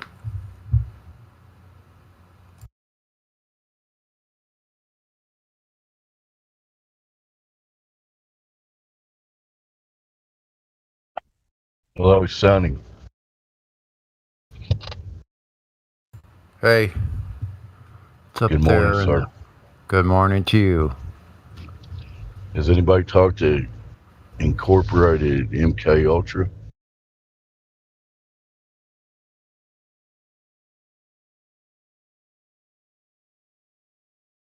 Hello, Incorporated MK Ultra. Hey, what's up? How's it going? How you doing? You already been interviewed? Have you talked on here before? Yeah. I think it was Elijah F. and Helio. There might have been a couple others. They gave me like, what's my 3 biggest or strongest proofs of the flat Earth. Oh, so you don't believe it's a globe? No, I believe it's exactly how God created it. Okay, fair enough. Sorry I missed that. We were just calling. You didn't get another role besides VC Verified, or people keep bugging you. Yeah, no, it's cool. All right. Sounds like you're saying Earth is just as it is. When a woman feels secure, when a woman feels like Well, I can definitely say it's not what mainstream narrative says it is. It's not what modern academia says it is. Good day, everyone. Good morning. Hello. So Roger, Roger that.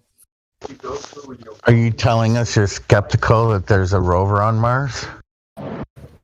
I'm not skeptical about that. That definitely is a hoax for sure. Come on, man. It's not a hoax. It's like right in your face. People aren't smart enough to figure out that 1% atmosphere. There's nothing to push against. They didn't even get that part. Yeah, interestingly enough, my grandfather worked for NASA, and he always did a good job of teaching me the difference between, shooting rockets and having them, kind of arc, and the difference between them going outside the firmament.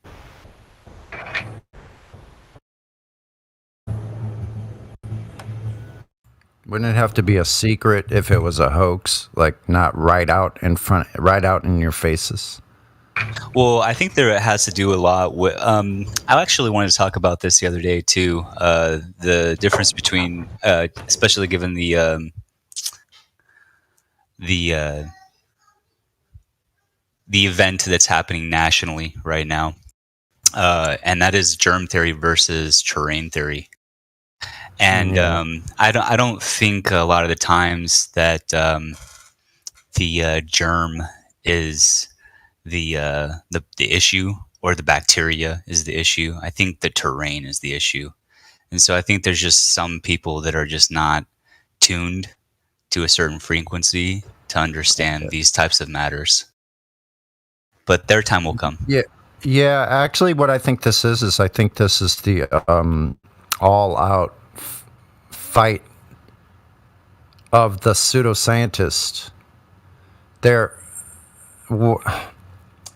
I don't know how to put this. They have to make this thing the unreal. Hold on.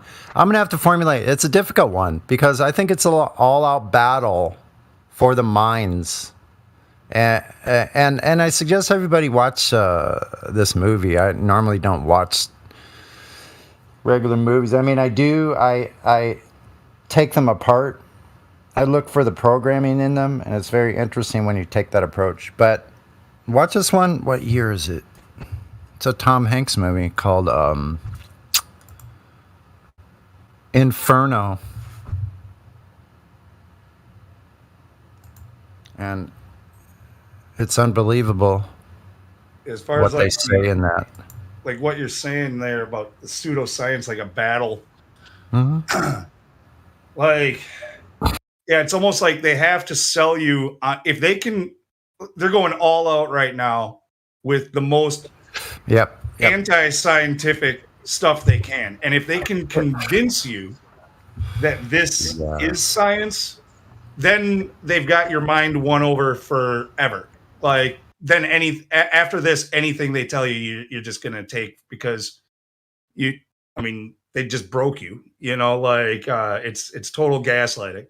Yeah, it's kind of like one deception to convey another deception to convey another. Yeah.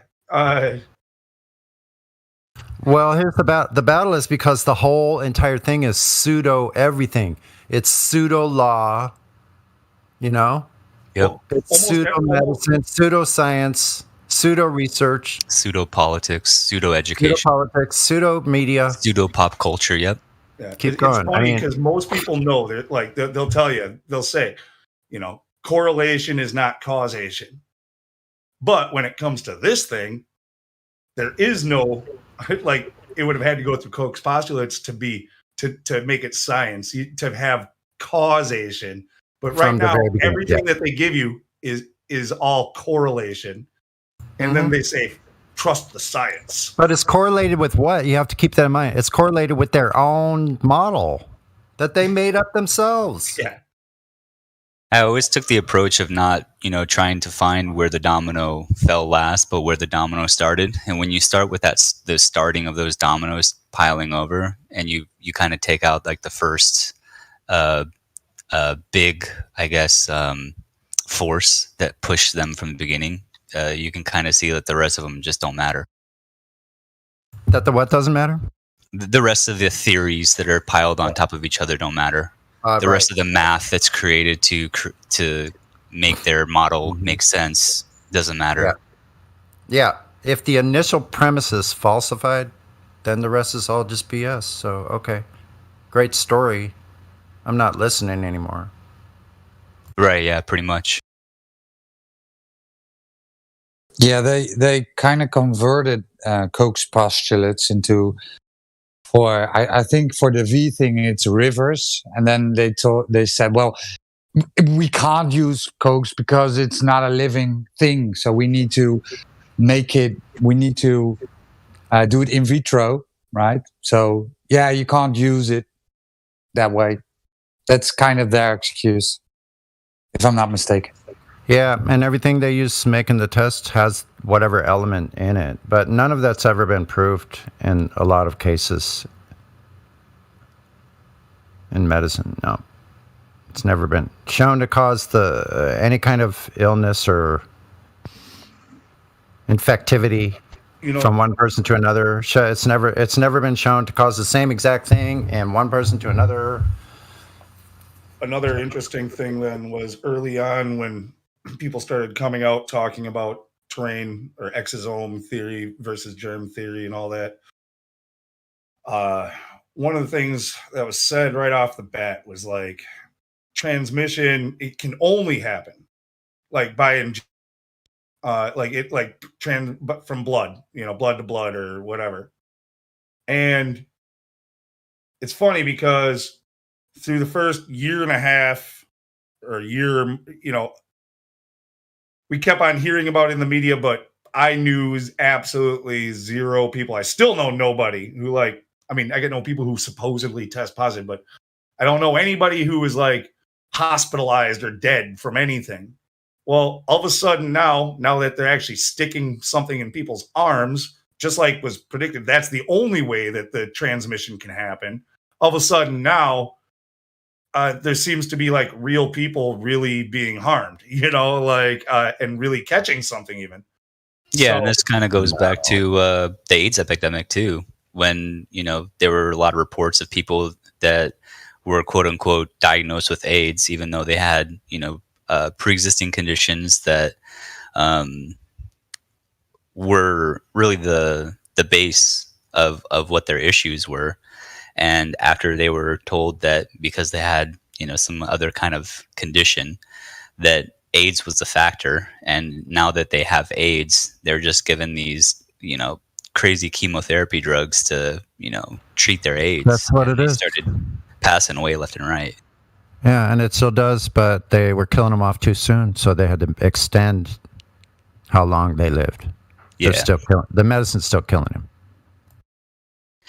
Yeah, and I watched an interesting talk from I forget the guy's name, but he had made a really good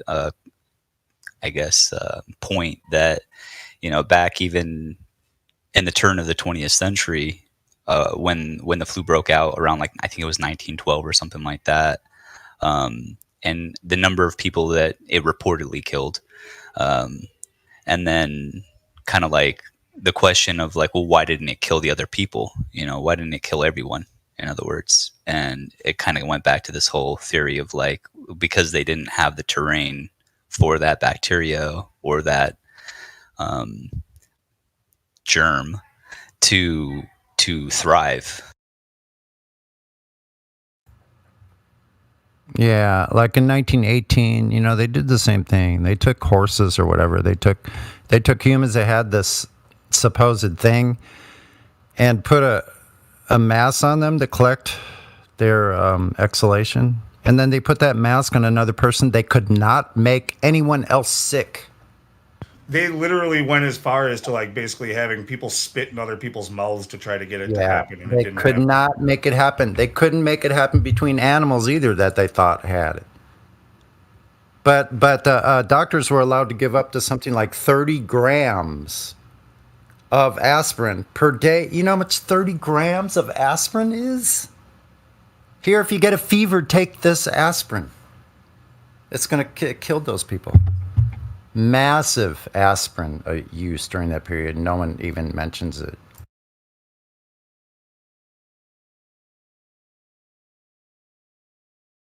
If you have a fever, you're supposed to have a fever to get rid of what your body's trying to discharge.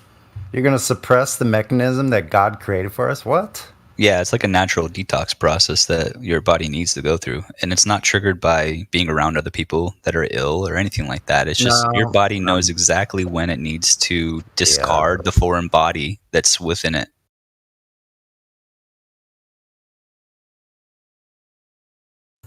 Unbelievable. So that's what the battle is. Over that, it's the whole thing. Like with the globe, we could take it right back to Earth being what it is, to the very foundations. It's literally a battle over what you believe you are. Because you're either going to have to learn for we're either going to have to learn for ourselves about the source, or we're going to have to believe what other men are telling us. You know? That's the only choice. I trust nature. Me too. Implicitly.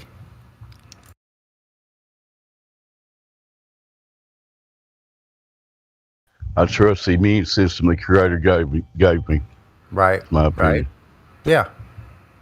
So those people want to disrespect themselves that way? To believe, oh no, I need to be afraid now and I need to have somebody else fix me because I can't figure it out myself.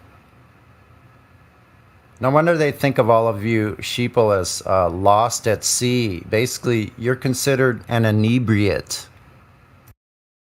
That's why they have walk signs, because the idiot that can't decide for themselves, they're not adult, that doesn't know how to look left and right when they come to a freaking curbside to cross the freaking street. They need to have freaking crosswalk signs.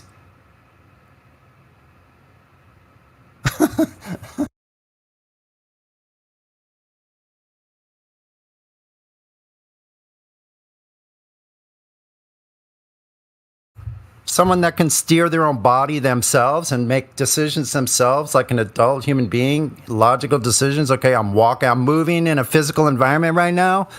Know where I'm going. Can look left and right when I'm coming up to a street. I know how to not get hit by a freaking car. I mean, cross my fingers. Some cars have tried to freaking run me down, so.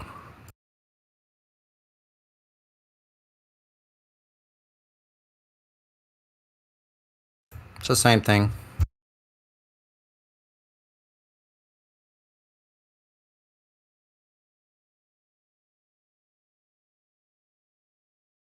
Those things apply to people that can't think for themselves. That's all.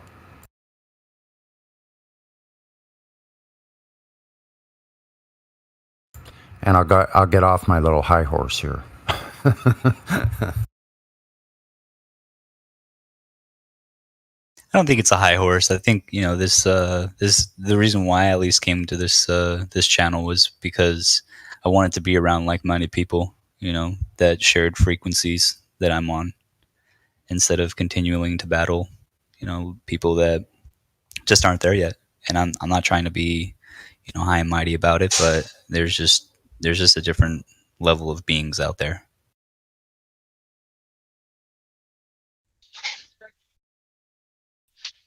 It's like people are on different wavelengths, for lack of a better word, right?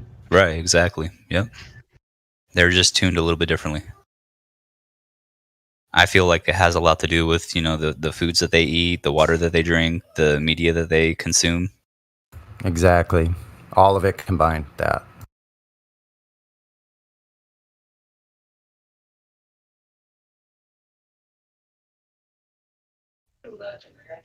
Anybody else new on here? I don't see anybody. I'm at a stoplight right now. Got Nick, no rolls. Anybody talk to them?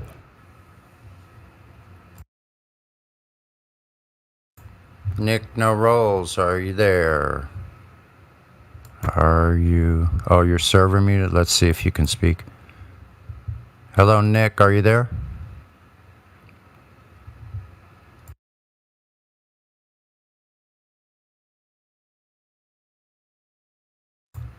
I guess that's a no. Maybe I better put him back on server mute. Alrighty then.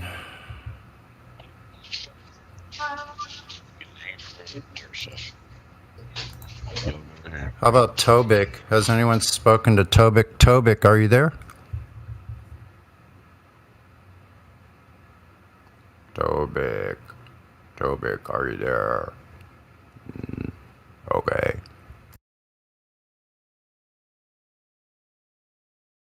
Greetings, everyone. Greetings. Top of the morning to you. It's probably almost afternoon by now for you, eh?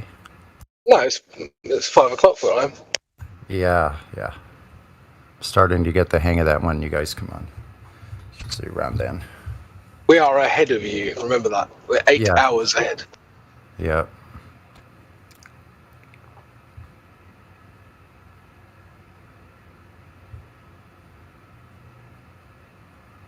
What's it like over there? In terms of what? I don't know. I know that's a loaded question.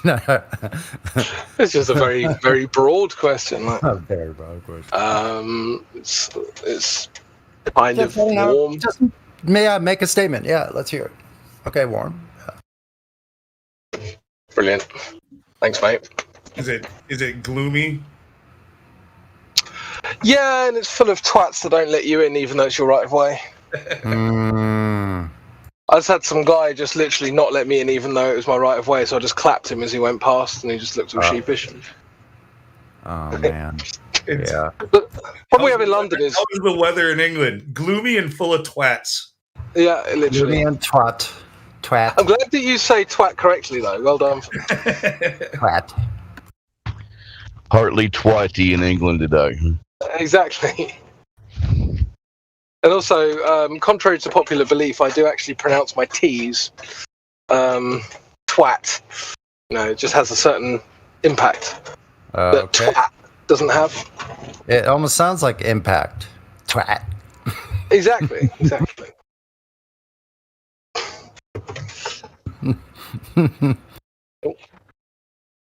Only a twat would leave off the T in twat. How would you say it with that hard A and no T? Twat. You would say twat. You're a twat. Okay. Literally, people say it like that. It's like, no.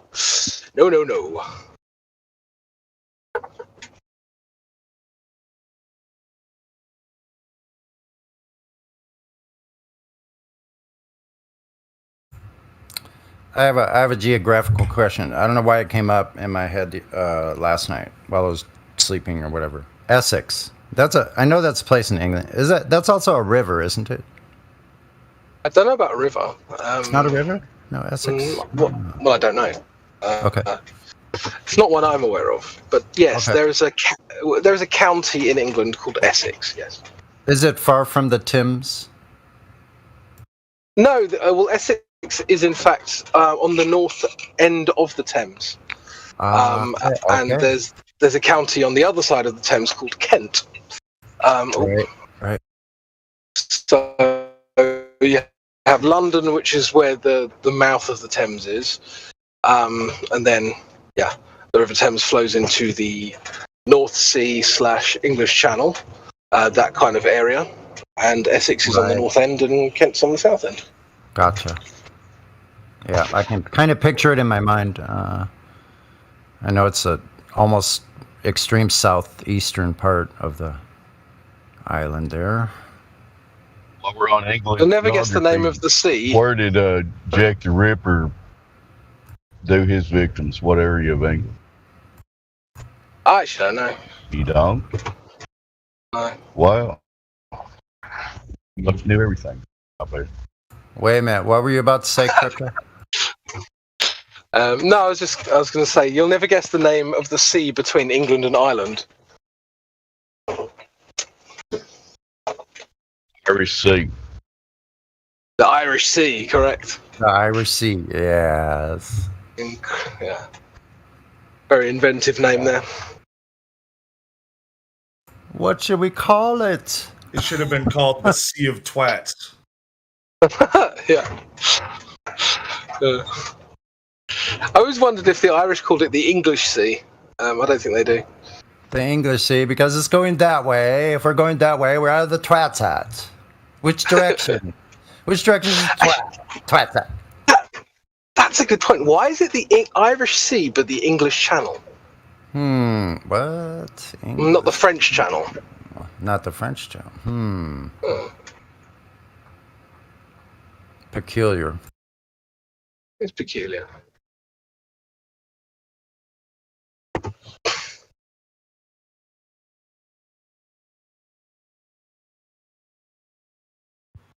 Whatever it is, I'm sure it's you guys who just decided. It's not like you talked to the French or to the Irish about those names. Well, the French actually have a different name for it. They don't call it the English Channel in French. They call it something else. Well, what do they call it? I can't remember, but I know that they don't call it the English Channel. Or the French Channel. So, Crypto, would you say that on any clear day, there's good visibility, you can go see France from the south of England across the channel? Yeah, you can. And to be honest, you can see landmasses not in the direction of France as well, which makes me think it's either Holland or somewhere else. But it has to be incredibly clear, and it's not very visible even then. So, but yeah, France for sure. Yeah. So here it is. Yeah, we're Essex. Eyeballing it, not just zooming in with the camera. I don't know why I thought of that. So that's not a globe. That's a globe issue right there. Essex River. Essex River, one of the main waterways in what is called the Great Marsh. Yeah, fair enough. From Cape Ann to, what did they say? Shoot, change the page. Is the Essex River in England, though? Wait a minute. No, this one's New Hampshire. That's wrong. Essex, Massachusetts. Wait a minute. No. Okay, let's see here. I gotta clear this up. I believed in you, Sonny. I believed in you. Well, see, this word Essex all of a sudden came in my mind, and I'm like, wait a minute, I know that's a place in England, but is it a river? Is it a tributary of the Thames? Also, is what I was wondering. That's what I don't know. So let's see. Fair enough. I couldn't say. I know it's a place. Have you ever heard of the TV show The Only Way Is Essex? No, I haven't. No, I know. Oh, okay. It's like this really trashy TV program where you get all these kind of really stupid but quite good-looking celebrities, and they have irrelevant lives that people like to watch for some reason. Just reality TV, basically. Yeah. And it was kind of the first big reality TV show that was kind of that make, where you're just following rich people around, basically. Right. Or at least they pretend to be rich for the show. It was the first big one in this country. So it's a bit like Jersey Shore, but kind of Yeah. in England. We don't really get much for like British programming, unless except for like the few things that get picked up by like Hulu or Netflix. You know what I mean? Right. Sure. Yeah. Yeah, hold on. Essex Waterway. We're getting to the bottom. I'm getting to the bottom. Beautiful 14-mile Chelmer and Blackwater navigation is looked after by Essex Waterways. This waterway runs through a largely unspoiled part of rural Essex, connecting the town of Chelmsford with the River Blackwater at Heybridge Basin. Oh, yeah, that is Essex. Okay.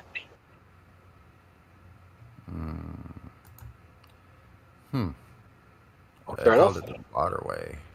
England River. Googled it. It stopped like Chapel neighborhood.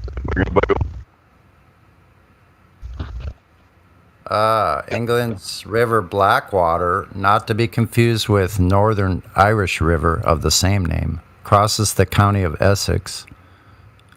One on On one side of its mouth, you'll find Bradwell, home to the decommissioned nuclear power station and a 7th century chapel. Dave, just let you know you're roboting there. I don't know if Sonny heard you or not. I just said I'm in now. Yeah, you're fine. Yeah. Not that anybody cares, but since I asked, the Jack the Ripper was in a Whitechapel neighborhood area. Oh, yeah, that's in London. Yeah. Oh, it's actually part of London. Yeah, that's right. Yeah. Well, I mean, Whitechapel is really an Asian part of London now, so I would say it's actually in Asia. I was kind of Jack the Ripper was the late 1800s. If anybody cares, anybody else shut up. I was trying to find out more about Jack the Ripper. Like I saw it just looking, I was bored looking for something to watch, and I was like looking through Netflix, and I saw something called like The Ripper and blah blah blah, and I'm like, yeah, Jack the Ripper, that old school serial. Let's find out more about it. And then I was pissed off because it's some other guy, the Ripper from like the 70s that you guys had, and I totally was disinterested. I wanted to hear about the old timey shit. We got loads of Rippers. That guy in the 1800s was like a surgeon, and he literally, without getting too detailed, he like gutted people, you know, kind of. Anyway.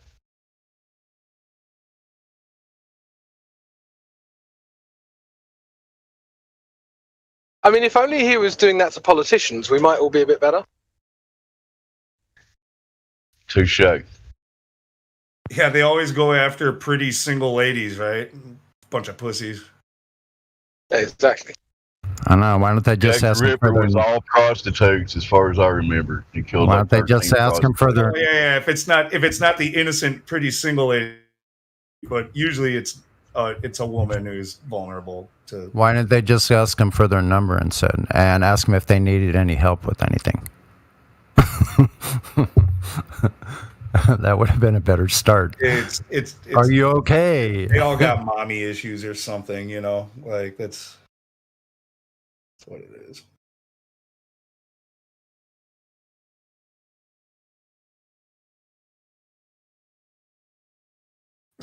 I won't name names just because I shouldn't. But there's a couple people in here that the way they talk to the women, it's like, yeah, it's those type of people who do stuff like that. In my opinion. Yeah, exactly. 100%. It's always the ones who are like, they go way too far in the direction of feminists as well, like way too far. And it's like, okay, yeah, you're just trying to avoid suspicion by being the hyper feminist of the group, you know. You must have heard about the Gamergate thing, Lou. I don't know if you heard about this. Like, The what? Say that again. You said it pretty fast. Do you remember Gamergate? No, I don't think I do. I'm not familiar. Okay. With GameStop? No. That was a more recent thing. That was the Wall Street Bets thing, wasn't it? Yeah. No, this Gamergate thing was maybe 5-6 years ago now, maybe even longer. I can't remember exactly how far back it was. But what happened is basically a bunch of these games journalists wrote articles on how gaming was dead and the gamers were dead and something like this, and then they're calling them all white male oppressors and all this, you know, bollocks from basically SJW rhetoric, but 5 years ago, targeting gamers, right? And then gamers got pissed off because they were like, why are you attacking us? They started looking into what was going on. It turned out a bunch of the journalists were banging a bunch of the game designers, or and there was actually quite a seedy underbelly within games journalism. Fast forward about 6 months to a year, and it turned out that a lot of the guys were then saying, "Oh, you're only calling out these journalists because you're sexist, right?" So they're doing the whole feminist thing. And then it turned out that a lot of these guys who were being hyper feminist in defending these women, even though they weren't defending them as women anyway, they were actually defending their own corruption. But that's a whole different thing. Turned out that like one of the guys was like a serial rapist, another one of the guys was a massive pedo, all this other shit. So it's really interesting because actually they could have just not been colluding. And instead of doing that, they chose to call everyone sexists when it wasn't about sexism. And then it turned out that they actually were rapey pedos anyway, right? So they drew attention to themselves. Wow. Yeah, literally. Yeah, literally. But I mean, you'd be surprised how common this is. This is so common, you know. Like, I'm going to defend women really loudly so no one knows I'm a pedo. Right? See it in the media all day long, I'm sure.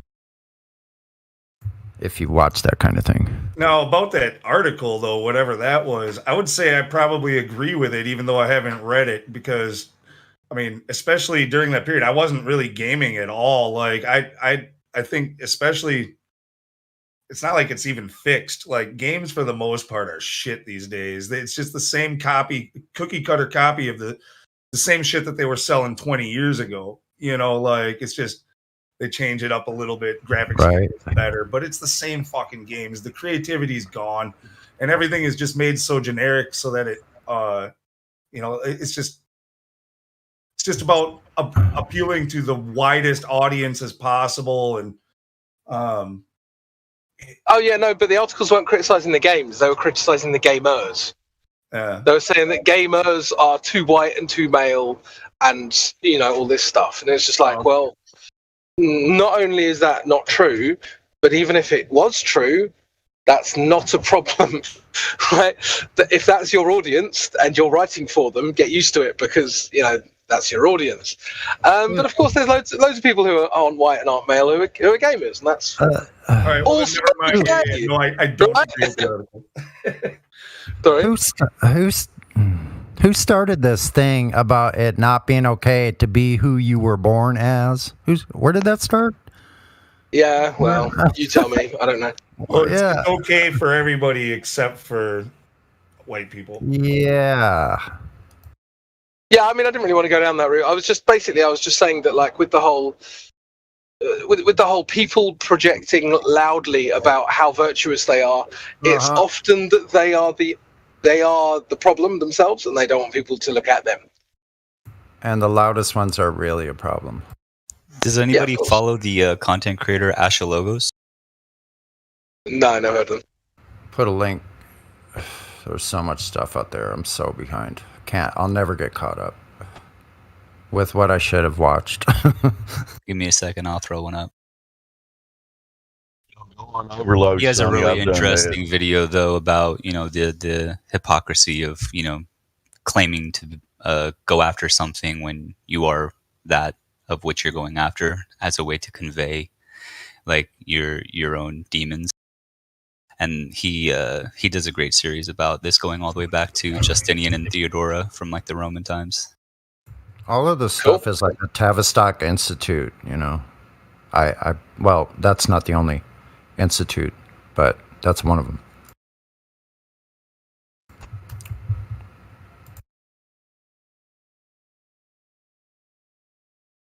Mind control. I mean, I think on the one hand, we need to accept that the kind of mentally ill people are always going to be among us. Like these types of people that are, you know, are pedos and are rapists and stuff. We're never going to cure that problem, right? I think that's always going to be amongst us. But what we shouldn't be doing is enabling that behavior by giving them kind of social power.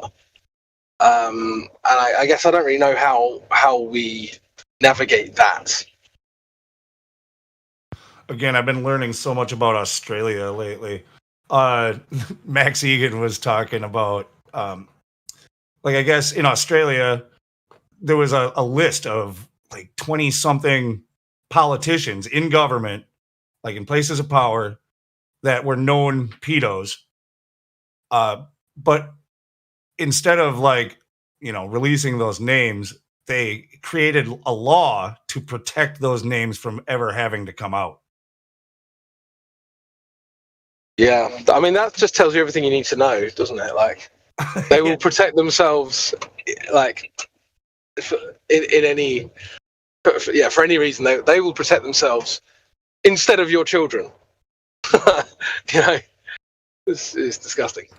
I was told that a lot of them are Fabianist in Australia. The elites are all like that club, and I got a couple clues from someone on here.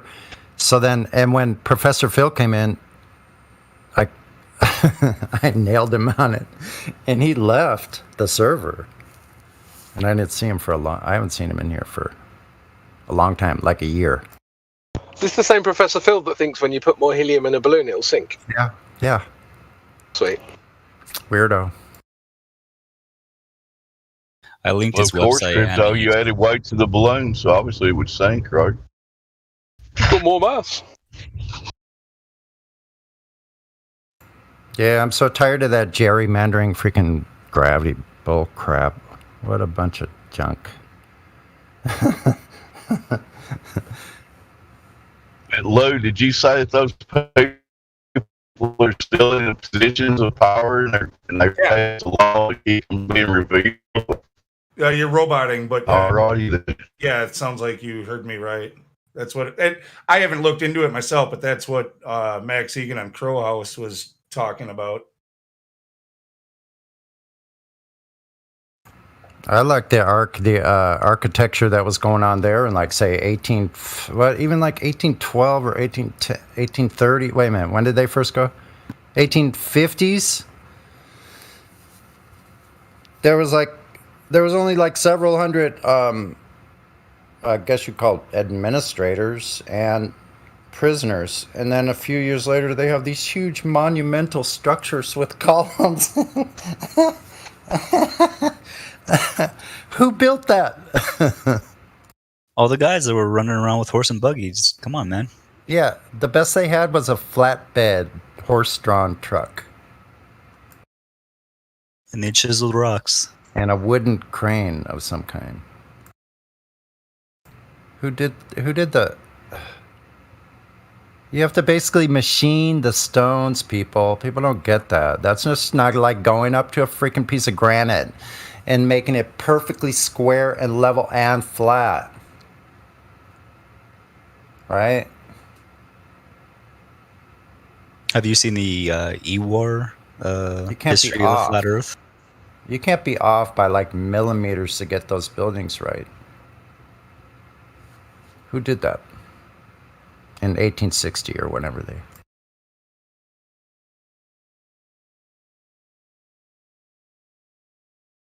The Freemasons did. Come on, man. Unfortunately, we lost that technology, and Yeah, it's a no. painful process to build it back. What was the technology? Where's the machinery?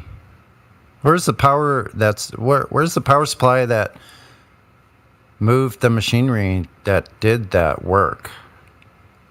You don't do that by hand.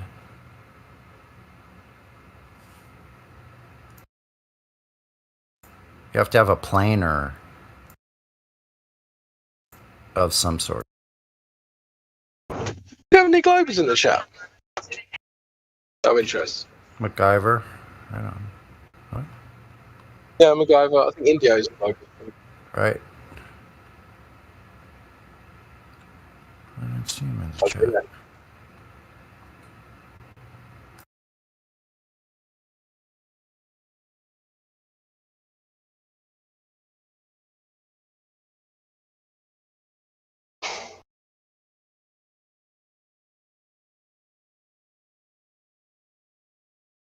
Who's Solipsistic Hermit? I've never seen that name before. Pretty good name. He talked briefly yesterday. My still robot? Yep. My robot. Not now. Looks like you're good now. I mean, it's Solipsistic Hermit talked briefly yesterday. I think he's cool. Can you That's talk right. right now, Solipsistic? Oh yeah, I'm here. Hey guys. How you doing? Right on. Welcome to the server. Thanks. Yeah, it's been a fun few days here. Yeah, I just got my my role yesterday, or yeah, I think it was yesterday. So I'm pretty new. Well, it's good to have you. There's a lot of new flat earthers all the time, more and more. Yeah, the truth is hard to combat. Yeah, it's funny. I was in it was QE server, and man, like they will do anything to avoid talking about the Black Swan. They don't like that. I know. How dare you talk about the black? How dare you? Yeah. But it's really funny because their main tactic in that server is psychological pressure. They don't actually talk about evidence. It's just all about like making you feel like you're crazy or stupid, right? No evidence. No evidence. Oh. Right, exactly. Yeah. That's all. They want to just make you feel things. So, I don't give a shit about your feelings. Like, let's talk about evidence. Yeah. I mean, obfuscate, talk about anything else, talk about, the clouds, the stars, all this stuff. But like once you nail them down to like, measuring the curvature that's not there, why isn't there any curvature at 1.2 miles on the Black Swan? They don't want to go there. So you guys are doing a good job. Keep it up. Cool. So are you, by the sounds of things. Just wanted to ask as well, Nick, NIC, if Nick's still there. You haven't got any roles, so... Yeah, we tried them a few minutes ago. Let me unmute them again. We can see if they're there now. Here we go. Yeah. Nick, are you there? Just in the nick of time. Sorry. Yeah, no, hey, Crypto, I think that's... hold on 1 second.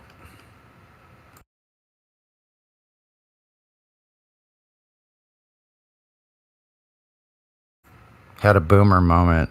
Lost my train of thought. That could also be initials for N-word in charge. Like, I don't know. Yeah, that's why I put them on server mute, because they didn't speak before either, so I'll just go ahead and do that. Yeah, fair enough. Right, we could try again later.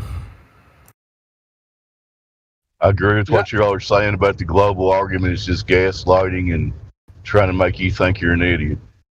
That's their argument, basically. Oh, that's what I just remember. So yeah, it's not about, I think that's a really good point, Crypto. It's not about evidence anymore. It's not about the evidence. They're having this philosophical catastrophe. Yeah.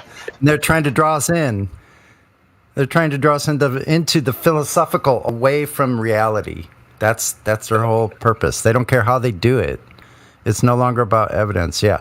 Tell them refraction. If they bring it up, refraction, the refraction only makes the horizon 1.3 miles. Thank you very much.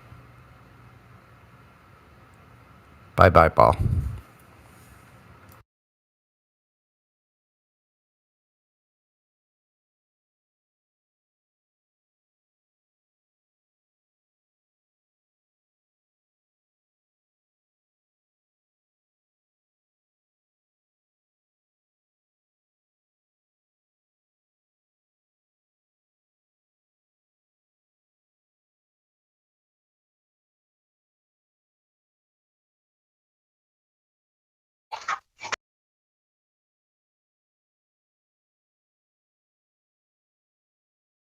So this is where we're at in this global proof investigation.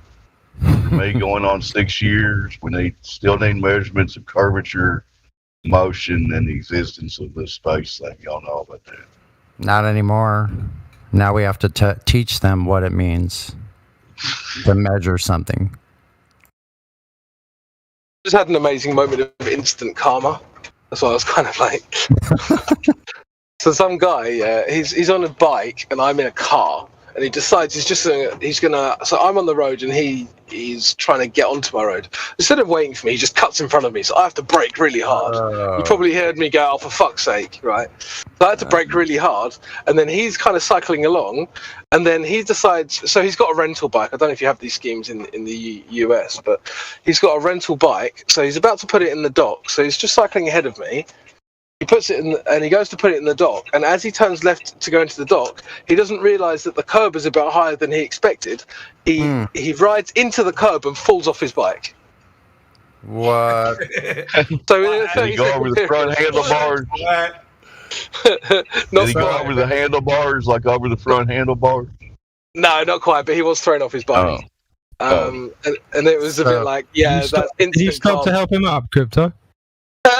Good one. So, Crypto, you have no worries. His days are numbered.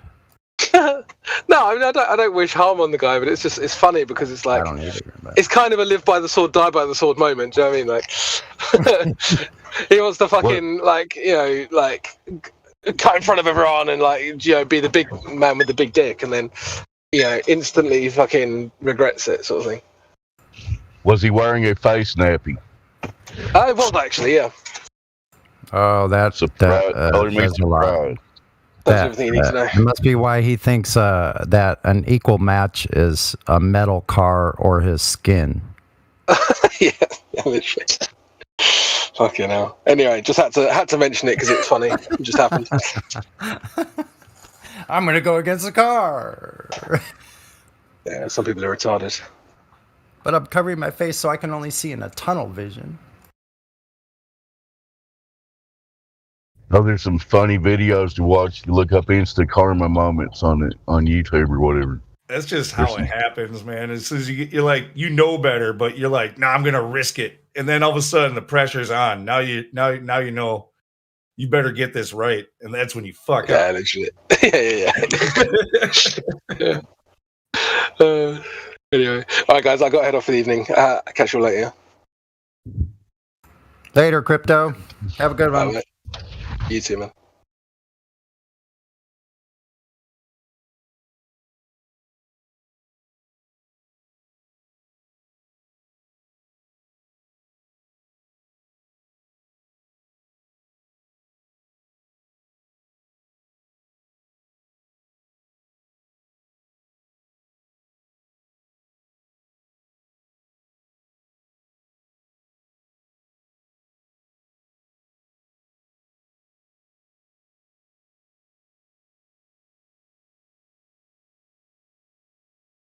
There's a new person named Viley on here, no roles.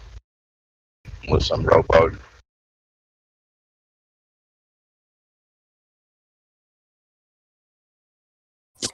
I'm pretty sure we know Veely. He's a kid. Goes round and round.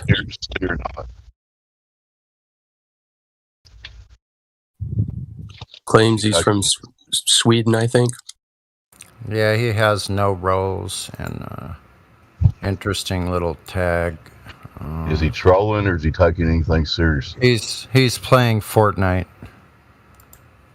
Fortnite's on a flat plane, right? He must be busy. Yeah. You'll recognize his voice as soon as he's unmuted if you do that. So hello, guys. He's already unmuted. He's not muted.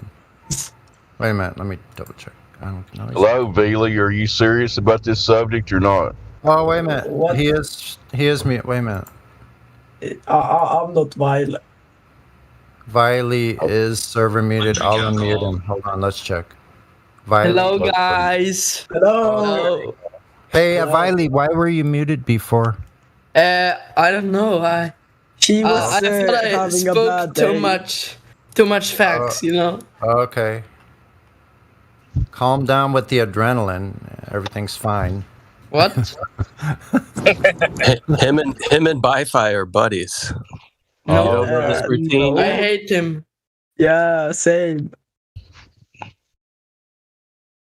He's so young. I am older than him. Yeah. I laughed and almost fell over my chair. Holy shit.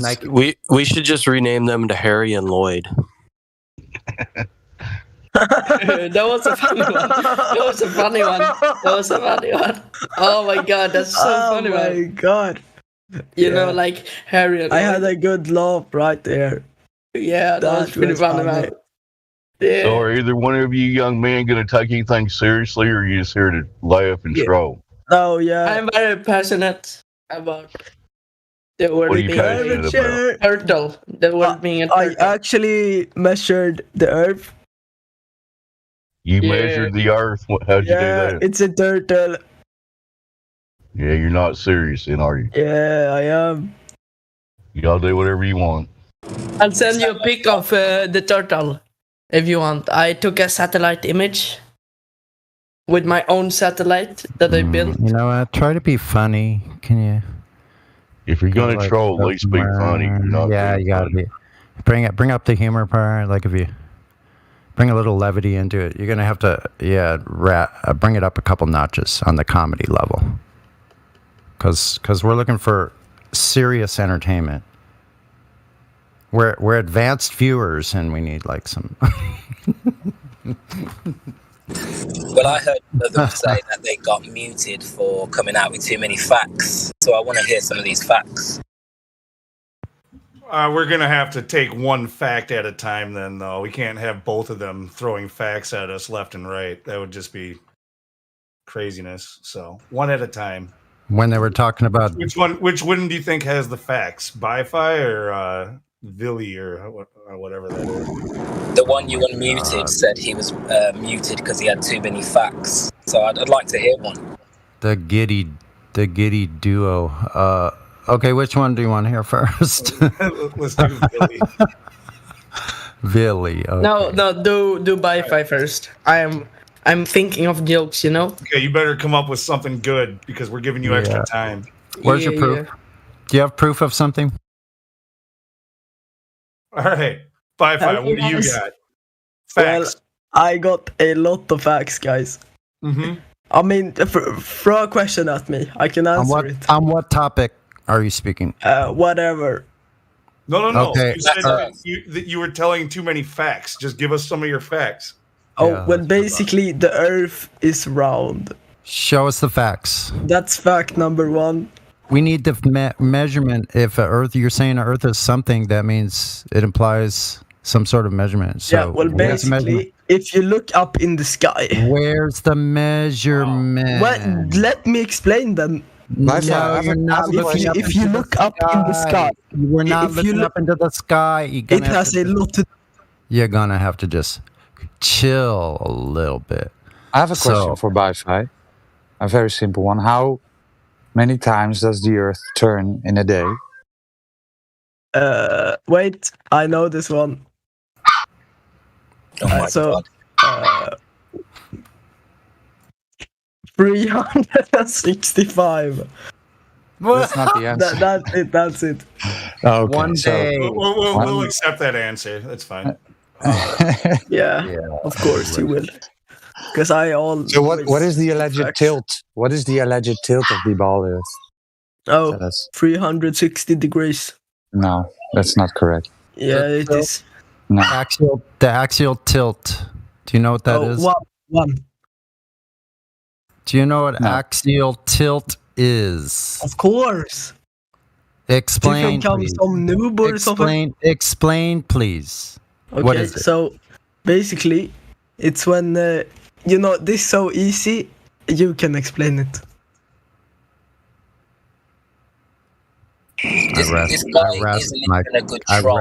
I rest my case. What? And I have a little lyric I wrote when you guys are talking about Gamba Pandas. They can stay over there with their psycho spinning global tornado. Interesting. Mm-hmm. But why would the government lie to us about this? Why wouldn't they? Why would your mama lie about her dress size? Yeah, there you go. Can we, while the young chaps are on here, this is probably the first and last time we're ever going to see them. So they haven't got a clue about the globe model. Can we give them some information? I do, actually. Yeah. Yeah, nothing. Yeah, you know nothing about the globe model. What does the government No, we're not going to answer your questions. We'll give you some information that you don't have a clue about. What you're talking about is probably the best thing. What you're talking about? Yeah, you're getting muted then. There we go. That's muted. Thank you, whoever that was. Yeah. All right, did we give him enough time to come up with something good? Yeah, Happy to be of service. All right. Sounds like your accent breaking. Yeah, I think when we get young fellas like this, right, this is probably going to be the first time we've seen them and the last time because they'll probably never come back. So if we give them some information to go away and think about, you know, they might have a look at that information and work it out for themselves, you know? Yeah, Bo. Yeah. I Do you doubt have it. a bottle of water, maybe? I doubt it. Who the fuck is that guy?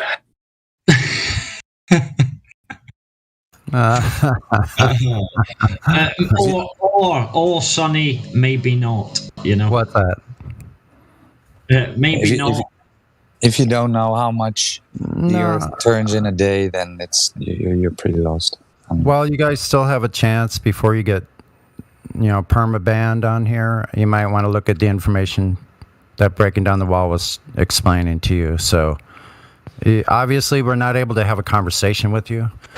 For whatever reason, that's none of our concern, but it's just an objective that we can't. So we're going to move on. You either look at the information or it's going to be probably the highway. So I think the roles need to be sorted. Probably should do what you what I've done in the past once or twice with people like this is remove their VC verified, give them what is it again? Cogdis.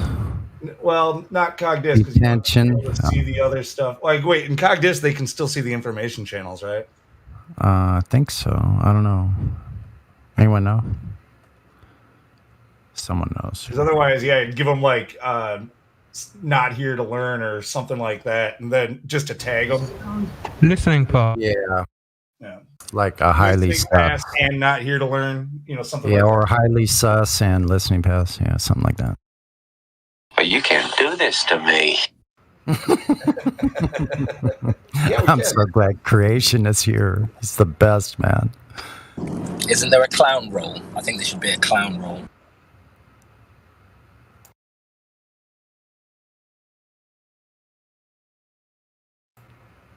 Should be a possibly worth saving role or something like that. Too long. The clown you can keep for light entertainment.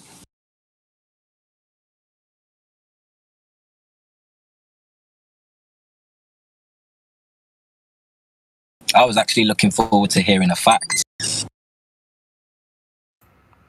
Yeah, I'd love to take a look at a fact.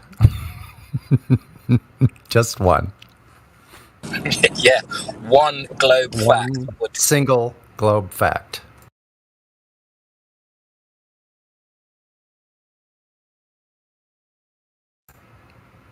But you can't use the word fact.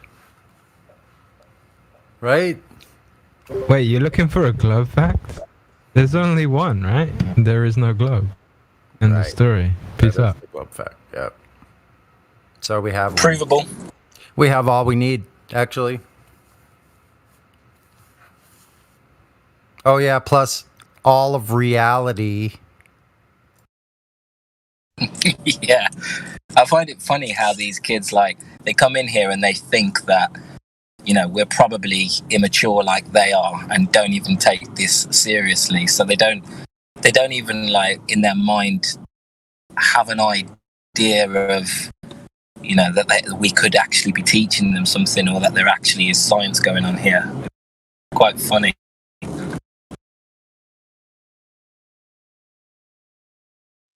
Yeah, but they're very young still. They have a long ways to go, but you know, they're probably going to realize some things if they're.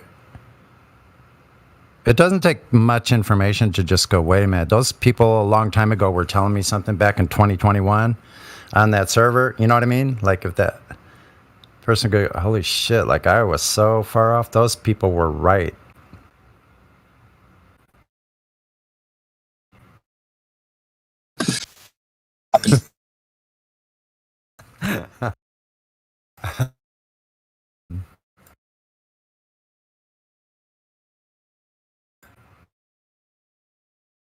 Door without a permit.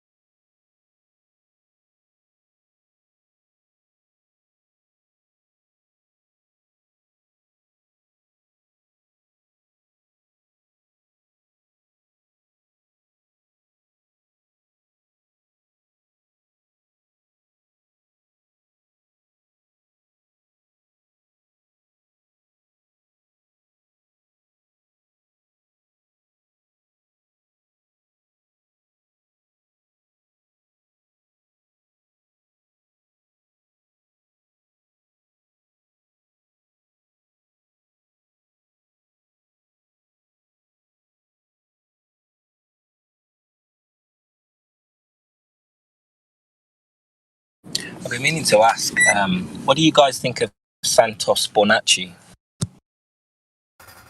I've listened to his stuff for many years, actually. Who he be? Not for a while. I like what he had to say about the whole, how the Vatican, SESKV or something like that. The account, these accounts. Wait, was he one of those ex-Jesuits that did an expose? He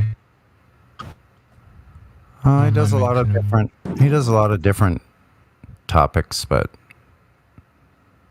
he's a really old school truther. He started teaching about law, common law, and then he moved on to the flat Earth. Yeah, I listened to his common law. That's why I listened to. I took notes actually on some of his videos.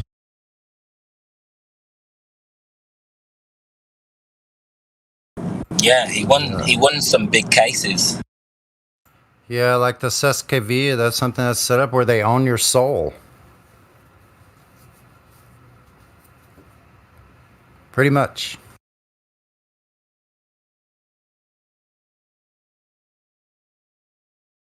Yeah, is it something to do with the 19? Was it? Well, I can't remember what year, but the Great Fire of London that year.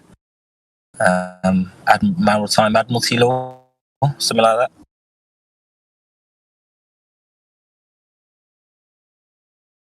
They had, after the Fire of London, they declared everybody lost at sea until you reclaim your title. You are lost at sea, therefore owned by the state. Your property is owned by the state until you reclaim it. Yeah. So that process, that's what I need. That's what I need to take that process all the way through, because any of these other little idiots, these commissioners and stuff like that, they just won't listen. They don't care what you say. They'll just go bam. Like, even though your case, like a case could not even have not even been seen on the record, and then a commissioner that has a pecuniary interest in the case itself can just stamp another order on it without the first case even being seen. They'll just do whatever they want. So you have to just cut them off at the knees. Yeah, what does it matter? That's what I would like to know how to do, and I've found nobody that could tell me like A, B, C. Here's your first step. Nobody. All these years, I've never found one person that say, "Here's the first step you take." You know, there's a good channel on YouTube called The Observation Deck. He's got like a 10-part series of how to respond to letters, how to challenge council taxes, TV licenses, and he kind of gives you over months and months of him going through it. He shows you how he responded, how he dealt with it, and he seems to do pretty well. Observation Deck, his name is. Might be worth a follow. Yeah, I've watched some of that work, and I need to go back and look at the rest of it. Yeah, that'd be worthwhile. There's two that I follow too, Tom Barnett and Alpha Vedic. I love Alpha Vedic, man. There's a good YouTube channel called Reclaim Your Securities that kind of goes through the process, but like everybody, you certainly have to pay some money to get more information, which I don't necessarily blame those people. They spend a lot of work and a lot of time researching things. But the YouTube channel is called Reclaim Your Securities. Yeah, I'm already subscribed to Observation Deck, and I just looked up that one, Reclaim Your Securities. Yeah, I got him. I'm going to subscribe to his as well. And I'll look at this information.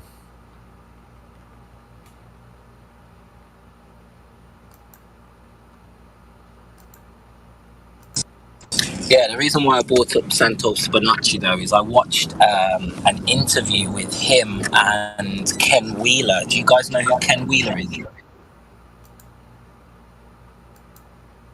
Yes, actually, I'm having some technical difficulty. Lost control of my mic. I'm familiar, and I say most people on here are familiar with Ken Wheeler. Go ahead. Oh, okay, yeah, fair enough. No, they did an interview about the ether, and I know it's a touchy subject, the ether, but it makes a very, very good case for evidence of the ether. To be honest, it was pretty not mind blowing, but pretty good work, a good interview. Who was this? When was this? Santosh Bonacci, he's got a channel called Synchronism or something, and he interviewed Ken Wheeler, who seems to be a real expert in magnetism, and he's talking about Eric Dollard and some other sort of experts who teach and lecture about the ether. It's pretty mind-blowing, to be honest. Okay, yeah, I've seen that. I follow Ken's work pretty closely.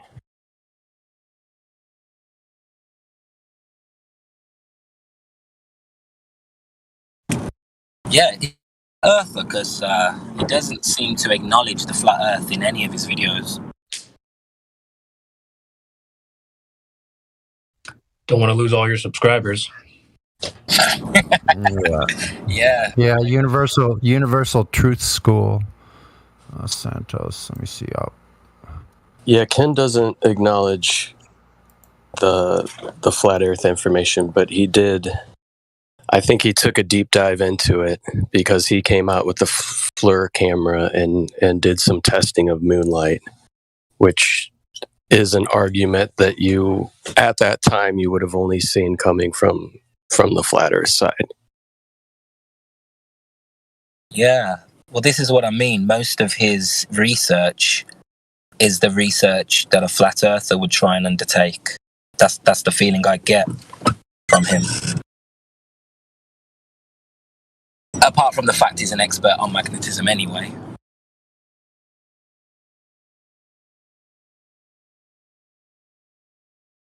I think he's just coming into the FE information, and like a lot of people, he has a hard time. I heard he ridiculized it. So he ridiculed it for quite a bit, but I think he started to look into it, and now he doesn't even mention it or ridicule it, which means he's probably gone down a path that he might not be comfortable with talking about, because he doesn't want to. He has a lot of good information that he's put out over the years, and I don't think he wants to ruin his reputation, even though he's already looked at as a little bit crazy. Yeah, I can see that. I can see he doesn't want to give his opinions very often, which is the sign of a smart person, to be honest. It's funny, right? Because he's a camera expert. So that's funny, right? He must That's know why I about think he's. Yeah. That's why I think he stopped ridiculing it, because I think he started to look into it. That's when he came out with that moonlight being colder than the shade, and since he's come out with that video, he doesn't even really throw any little jabs at the topic. He just doesn't even discuss it. Whereas prior to, he would throw little jabs here and there. Neither does Professor Dave. He doesn't discuss the shape of the Earth. Only anti-flat earther videos, though.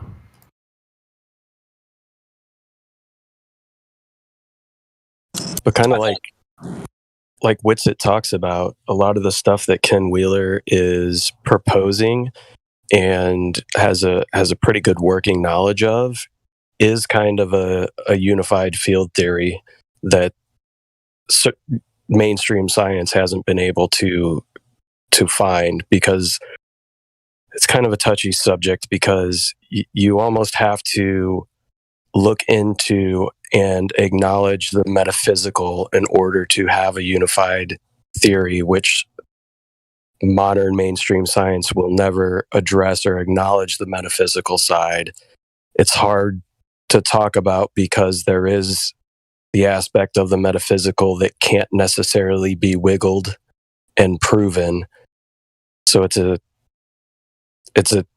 tough topic to talk about, especially when you're wanting definitive truth and facts. We just don't have that on the metaphysical side, even though the metaphysical side is part of the equation.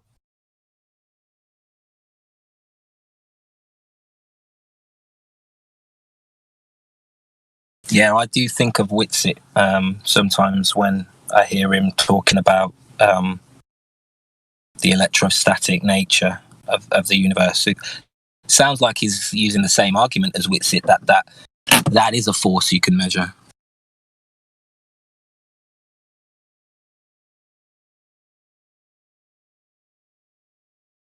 As opposed to gravity being a description.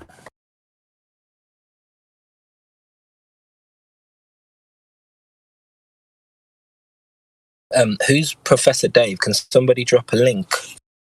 No. Not worth your time. Don't.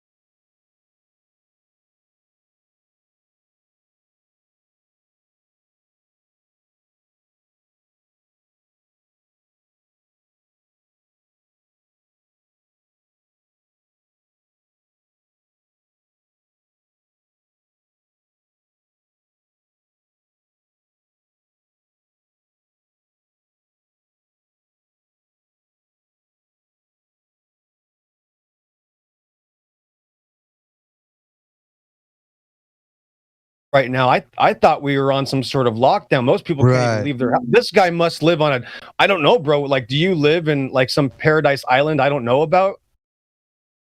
Then we would need a military grade drone, right? Or it's not that hard to do. Maybe he's Superman. You think? It's very cold and it's not that hard to do. Wait a minute, you've never done it. You don't know anybody who's ever done it, but it's not hard to do. You ever heard of the Spirit of Butts Farm? Right, so you've never done it, and you don't know anybody that's ever done it, and now you're going to talk about Butts Farm. Congratulations. You can fly over the Atlantic Ocean with an RC plane. You are so adorable. Oh, what a cute little atheist we have, guys. Congratulations, I'm not guys. You got your winner for the day. Yeah, oh, yes, you are. Yeah, congratulations, guys.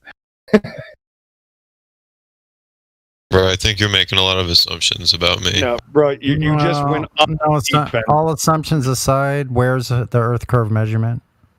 I'm not a round earther. Oh, okay. Yeah, no one else is either. No, Europe. Round is not. Wait a minute. No. Wait a minute. Sonny, we're talking about flying drones to Antarctica. No, a pizza is round. Okay, I'm done. Yeah, apparently he's flown jet aircraft remote controlled into Antarctica. So we're talking to Superman. Congratulations. Well, why don't you do it? I rest my case. Congratulations, guys. Another world record. The 24/7 Discord now finds Superman. We already found Batman. That's amazing. The handful of people that may be able to successfully pilot an RC drone with live feed. Sure. Handful. And where would you get such a There aren't going to be very many, and you aren't going to have that feed for very long. Your channel won't exist for very long. It will disappear. It could be autonomous. Where do you propose we launch this drone from? What's the starting point? Where? Argentina. And what's the purpose of this drone flight? It goes like 100 miles and comes back. What is the purpose of it? You hit the dome or whatever. So you think Antarctica is only 100 miles from Argentina? Well, you'd fly out however far, and if the Earth's a ball, it'll come back. Why don't we just measure the surface, my brother? Wait. It's just an idea. There's no independent exploration because there is no independent exploration allowed. My only point. There's no getting around that. Sure, you can maybe, from Argentina, fly a drone and come back. Again, I revert to what I said previously. Deleted channel. Content erased. Because what we're looking for is to be able to go and explore with an entire crew. 2 crews, 3 crews, 5 crews, 10 crews. I just want to actually go. So far, nobody's been able to go, even with 3 crews. Well, how are you going to shoot down a little RC plane? Holocule. Could you tell us briefly what the difference between synthetic and natural is, please? Synthetic means made by man.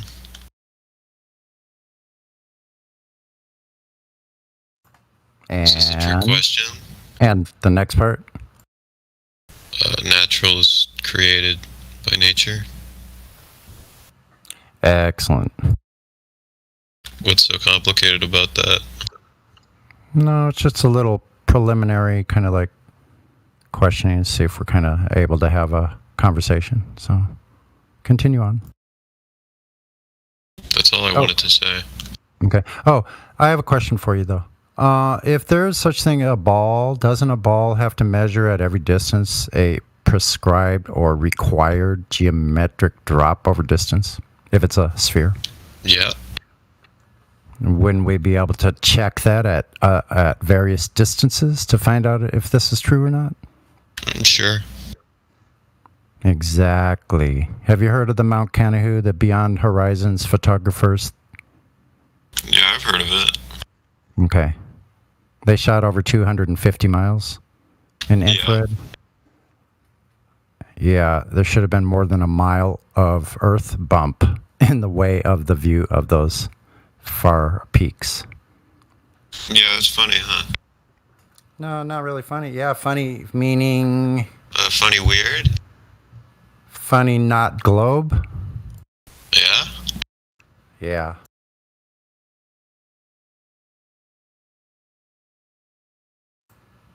Not to mention all the militaries, all the aircraft are flying over a flat stationary plane, Earth.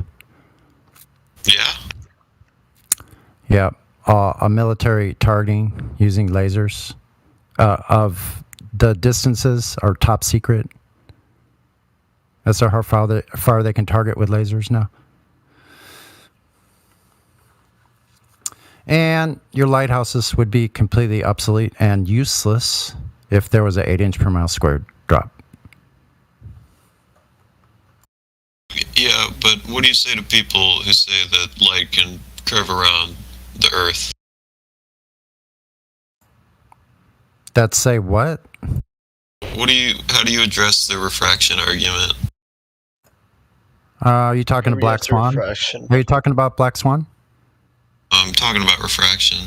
Okay, good. Let's take the Black Swan. For instance, at the horizon being 10 miles, the refraction would change your geometric horizon from 1.223 to 1.3 miles.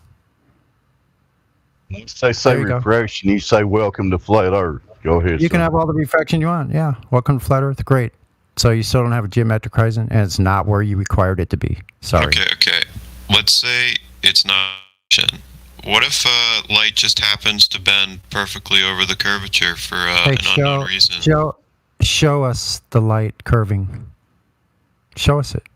Well, you can tell it curves because it appears flat, so it must be curved. Right? I want scientific proof that it curves. Can you show me that? Well, if you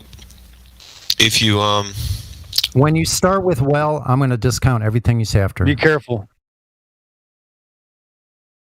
So you weren't around hypothetical. Trolling deep, guys. Just for If the you record. say hypothetical, I'm going to discount everything you say after. So you're not around Earth, right? No. Okay.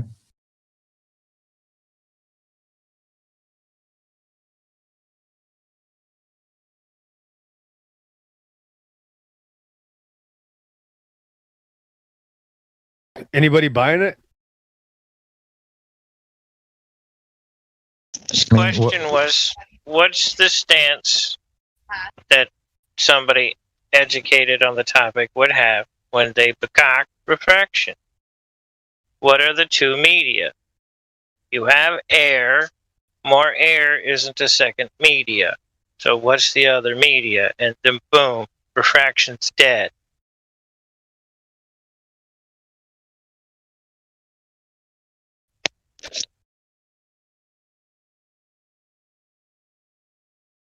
Plus, for your refraction to work, you have to have sequential denser and denser at distances from the object.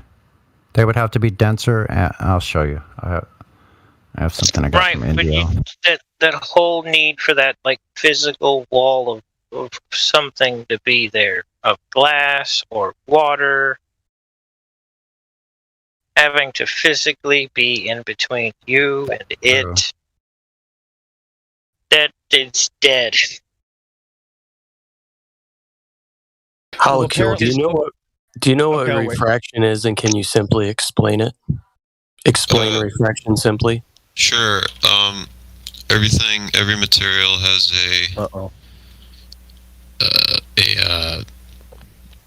I forget what it's called, but it's the speed at which light goes through it, and when the light changes speed, it turns.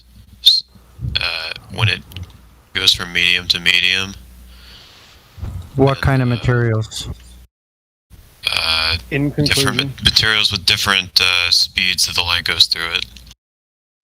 Isotropic materials. That means glass to water, water to air, air to glass to water. That kind. Yeah. Sonny, real quick, Sonny, try to put your line back out in the water and see if you can get a conclusion or a point.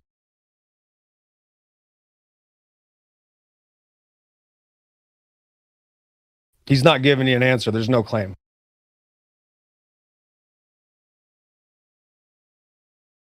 I'm not worried. Yeah, apparently we live in SeaWorld, guys, just like I used to look at Shamu through the glass at SeaWorld. He wasn't really there, so nothing's really there.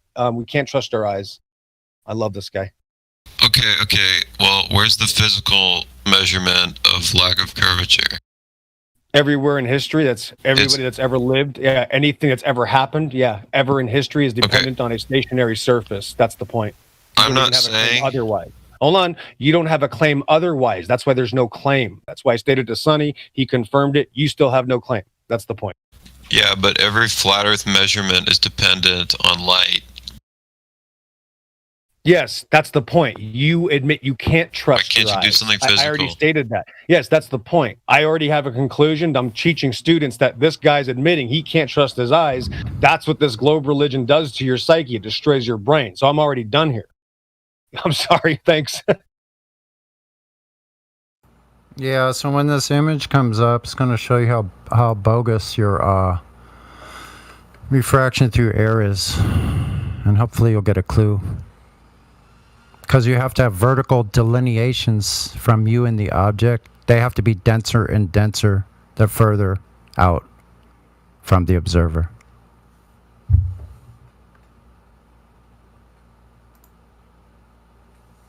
So you don't have any kind of delineation. Do you see it at top of the hour? You see that image with the text? Image?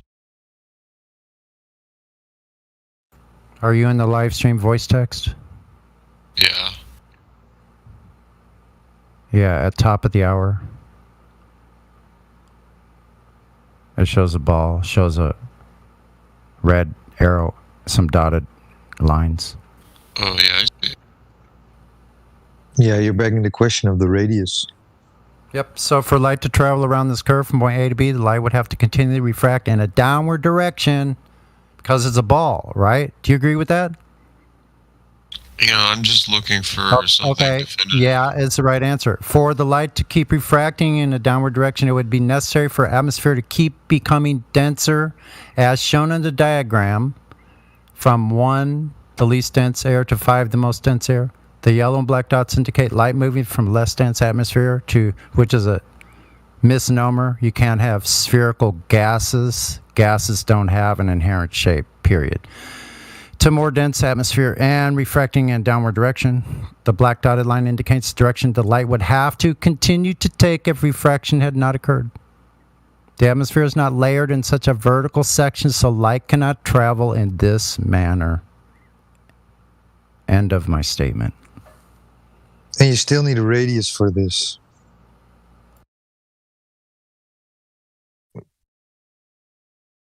Never been measured.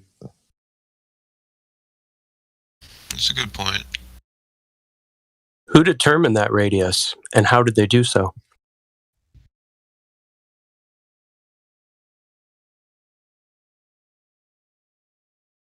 I know that one.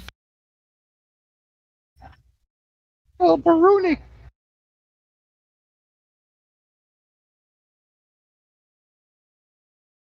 Alberoni.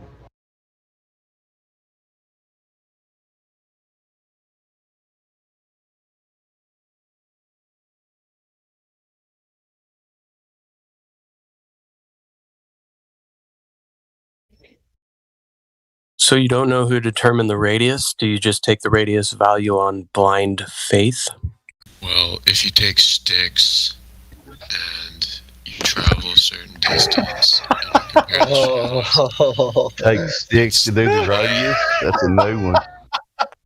the light's all parallel, right? Oh my gosh! Wow. So if I do this on a basketball court, the court is actually a basketball, huh?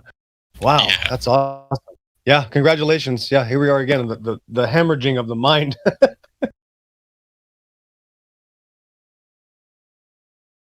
The advanced technology. Sonny, tell us about the advanced technology of ancient sticks, please. Yeah, do you have that speedometer they use? The odometer? Was that a wheel? And how did he measure the elevation heights from point A to B? I know what they did. They had a That's big just the start. rollout. They had like a several mile long guitar string or something, Sonny. What else could it have been?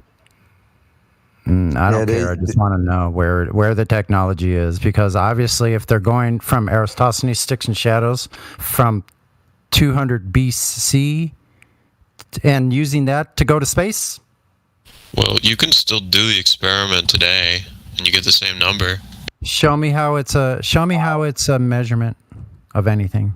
Can you provide how? Can you what? It's derived. Calculated?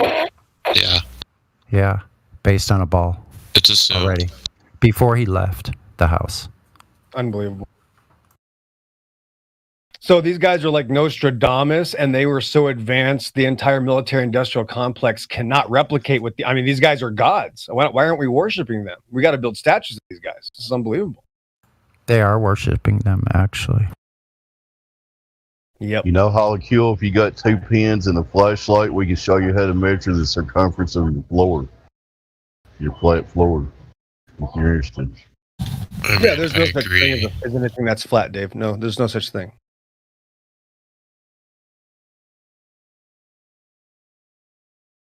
Your flat floor is actually curving with the earth curvature.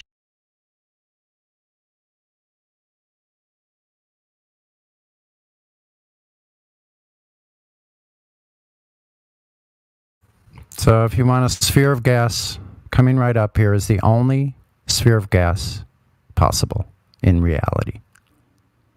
Right there. Has to be contained. What if the gravity's holding it down, though? Do we have curvature to validate the radius of Earth? Because your gravity requires the radius of Earth to be correct. We need that validated first. After you validate the sphere, then we'll move on to axial rotation, axial tilt, and gas pressure without a I heard container. the magical word. It's funny when people use magical words but can't tell you what it is and can't define it, can't tell you who came up with it, and that's amazing to me. That's like a seance, I think. It's a get out of jail free card. I know. Get It's in a a bind. seance. You can't I answer mean, the light some question. You say candles, yeah. gravity. You draw a pentagram on the ground and put some candles around it and then say gravity 3 times. Yeah, which gravity are you talking about, by the way? If I might inquire. What's your explanation for the...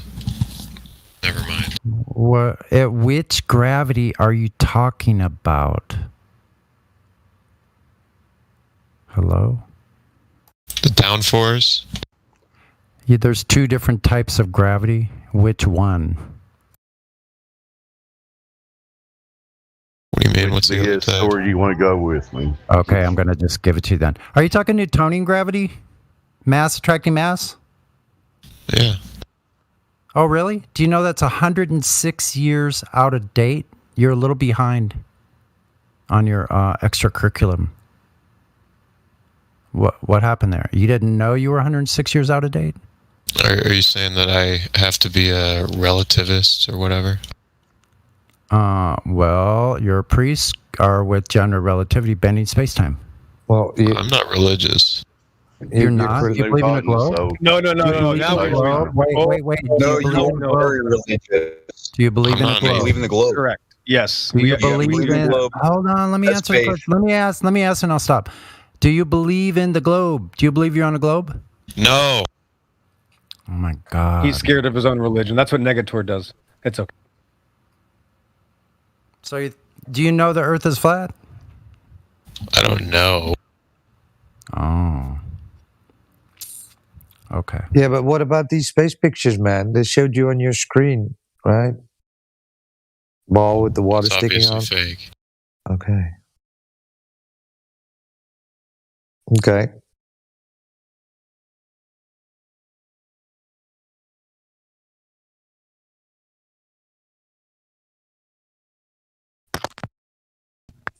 Why would you?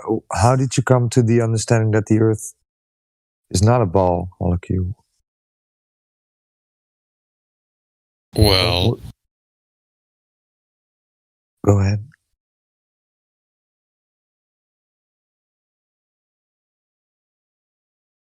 can't get a sunburn during the winter.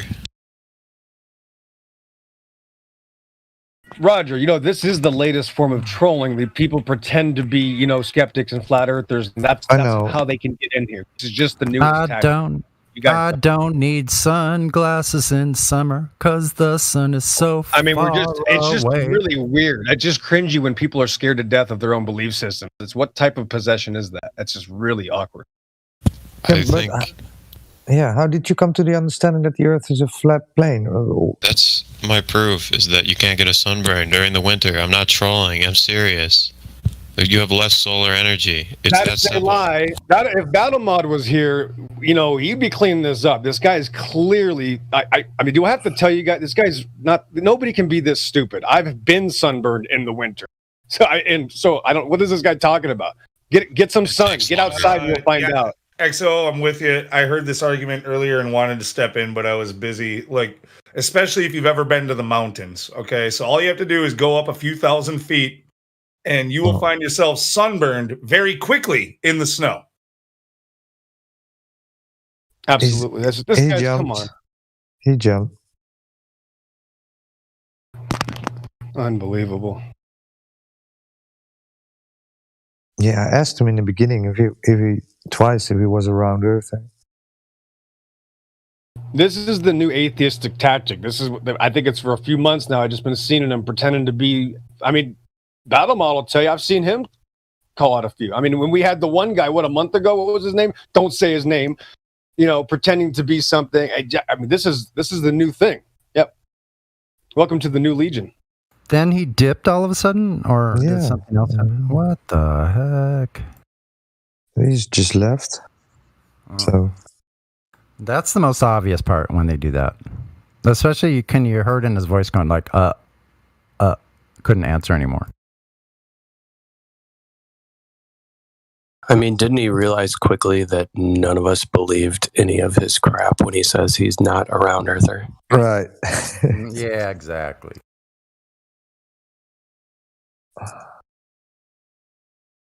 Hi, guys. Hi. Oh, but what did you say to somebody who says refraction? I mean...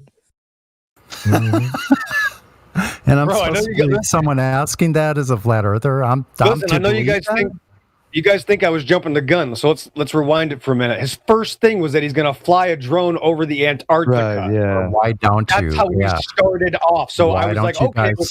Yeah. Right. So my first, so right away, nobody was surprised, and these people are psychotic. What can you say? I got it. I made a note in his thing. So that was people. Yeah, why don't flat earthers take a drone? I mean, how would you do that? And you need the money, the resources. You need Argentina to comply, right? You need permissions. I mean, and what is all of that going to do in the end? What is that going to do? Right. Not only that, why would you ask? Yeah, we're not the people that need evidence. Yeah, we have all the evidence. I don't have to do anything. You are the people that have to do anything. You don't even have a claim. Exactly. And just the fact that they come here and ask us is more evidence against their claim of this globe, because no one's they don't even know. No one's ever done it. No one can go there. They're just asking it now. It's 2021. But even if we grant them that they do have a claim, they're the ones making the positive claim. Like we can't really prove a negative claim now. Like, we observe like a flat Earth, but they have this whole mental gymnastic system to put a globe model in place. So I would say it's quite fallacious from the very start. Yes, absolutely. But how do you guys even, have the patience, and where do you get this energy from? Don't you guys ever get tired of them? Always coming in with the same arguments like a broken duct tape? Tape? We take turns, that's how.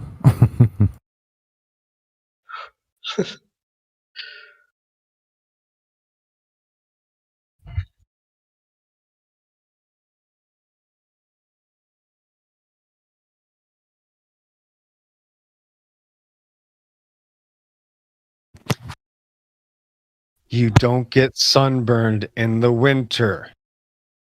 That is obviously a finale to the conclusion. Serious. this I is wanna- just congratulations, guys. I want to do a parody about my, I wear my sunglasses at night. I'm going to do, I don't need sunglasses in the summer because the sun is so far away, far away.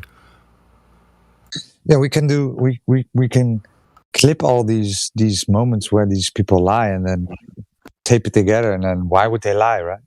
All these moments, people lying. I can edit that. I think most of us that spend a lot of time in here must take some kind of weird sick pleasure in torturing ourselves with these people. Like when you asked, don't you get sick of them coming over and over again? I mean, sometimes, but for the most part, we're here because we like it for some reason. I don't know. I like it because it's the amount of gaslighting done by globalists. They tried to make it seem like there's something wrong for thinking something different, which is hilarious because a lot of the globalists are atheists. They think differently also than the majority of the human, of all societies, other than, say, North Korea. So they try to make you think like you're crazy. So by coming to a space with other flat earthers, it's like a landing pad in a way. I can go out there and maybe deal with a globalist here or there, but I know anything they say is just completely horseshit and really debunk the worldview in the process. They just don't know it. Yeah. It's like there's the idea that somehow flat Earth is fringe, therefore wrong, when they've got the most fringe idea ever. Atheism. I mean, they're projecting a lot.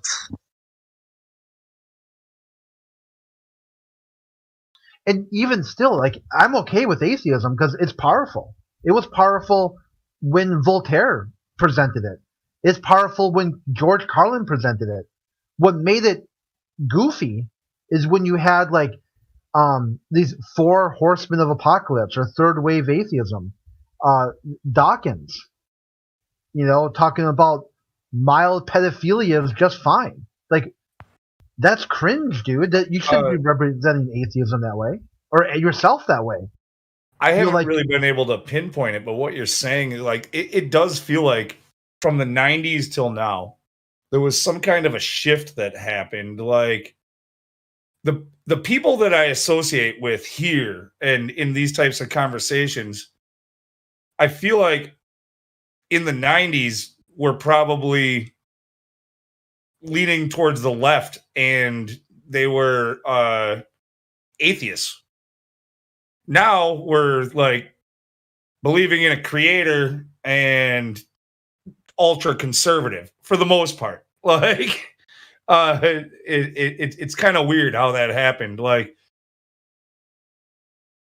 maybe my take on it is just a regional thing and the people I hung around with, but it's kind of like I've talked about this before. Just like what was the hippie in the 60s and 70s? Yeah, like George Carlin is the conspiracy theorist today, and look at the difference politically. Yeah, the government did a switcheroo there. They really put control agents and paid crisis actors and all kinds of stuff to make these movements so confusing. No one knows what they even stand for anymore. It's just people shouting at each other, acting like a bunch of Mark Taylors. By that, I mean getting themselves worked up over nothing and then making it seem like the other person's at fault for them triggering themselves. Like outrage. He's so outraged that, an American might think Nixon faked a lunar mission.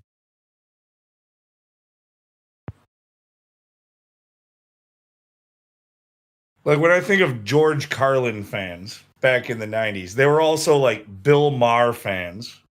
How many people here would say that they're both a George Carlin fan and a Bill Maher fan? Oh yeah, that's like two. They're so opposites. You know? Yeah, like Bill Maher is like bomb people you don't like, and like George Carlin's like, hey, peace and love. That's where it's at.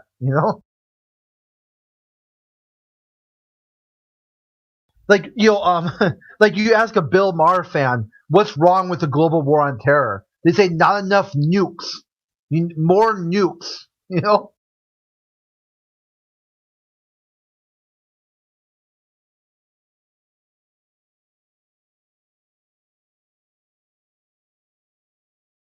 More napalm, more nukes. There's just not enough bombing. That's why the global war on terror is bad.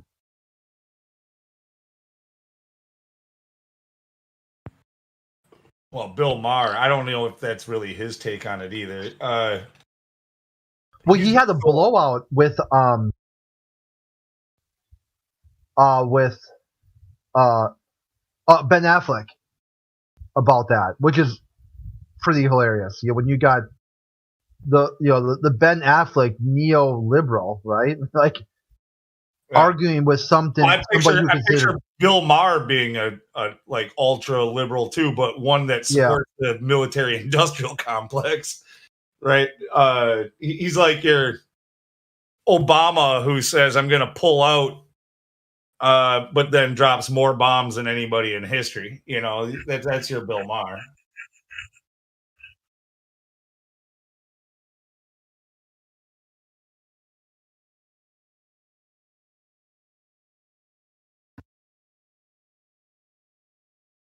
Whereas Carlin would have never dropped those bombs in the first place, even though at the time, like in the 90s, especially, I mean, he's been dead for a long time.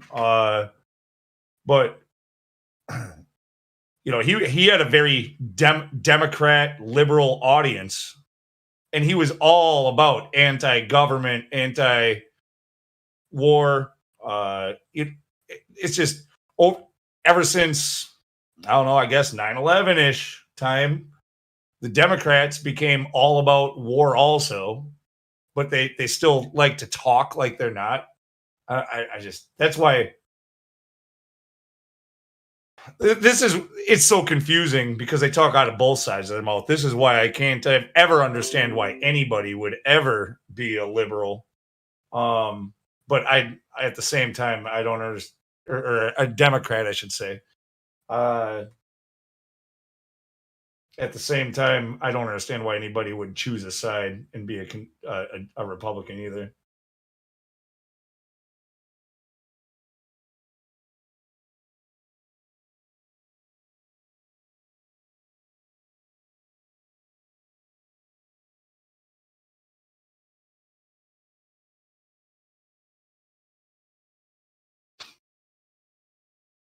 Again, like Rage Against the Machine, we keep seeing the memes, fuck you, I won't do what you tell me. That was a ultra left thing to say 20 years ago. Well, yeah, I joined Iraq Veterans Against the War, but then I realized how super liberal they are, and I left. But yeah, like it seemed like a good idea. Yeah, that's one thing too. What's interesting about veterans, like the Iraq veterans, that they are very liberal, and it sort of makes sense in that context, because when you're in the army, I guess the Air Force too, that it's very socialized. You've got government housing, government healthcare. You get a stipend for food, power, cola. Like everything you need. There's like a government version of it. There's a government grocery store. There's that's a great analogy. It's the ultimate nanny state, where the government is in charge of absolutely all of your decisions. Yeah, it's like everything. It's like when to wake up, when to go to bed. They tell you everything. Which medicines to take. Your health care is done through a triage. You've got no agency in any healthcare decision whatsoever. Another example too is like even how to take care of your property. If you're on base housing, it's almost like the most crazy level of homeowners association.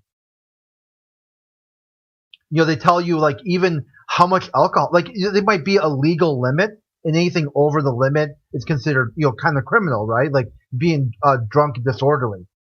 The military drops it even lower. It's like 0.05. Anything over 0.05, you're is disorderly. I mean, people can be 0.05 and not even know this. So then they just tell you. Like, in fact, I remember learning in driver's ed that between 0.02 and 0.04, you're actually a more alert driver than when you're totally sober.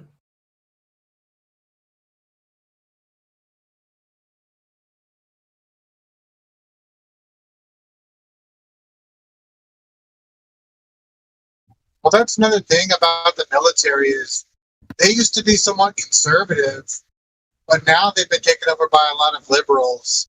Like if you look at their ad campaigns, they're not aimed at conservatives at all. So I'm glad I got out.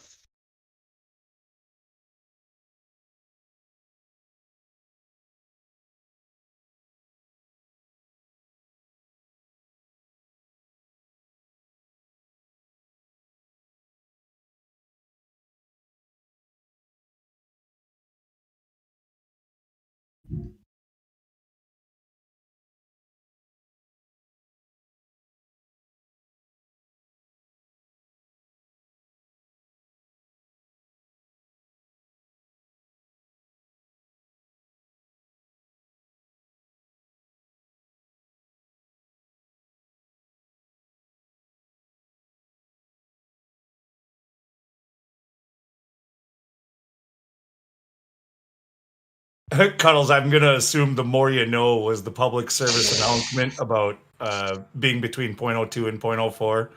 I'm going to assume that's what that was because that's hysterical. Yeah.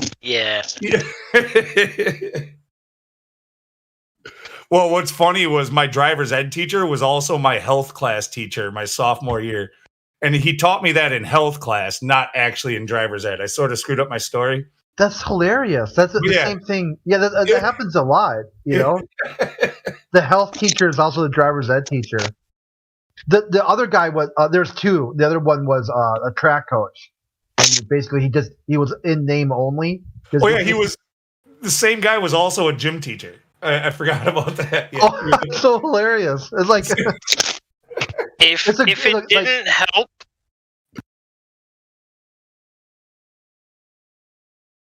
I was going to say, if it didn't help, then drunken boxing wouldn't be a thing.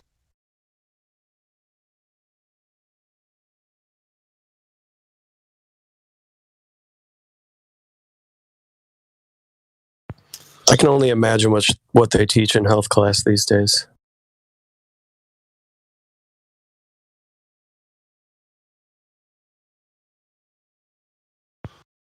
All I know is I don't remember ever being taught anything in any class that the government could come along and fucking stick you with anything they want. As long as they call it an emergency. I don't remember that.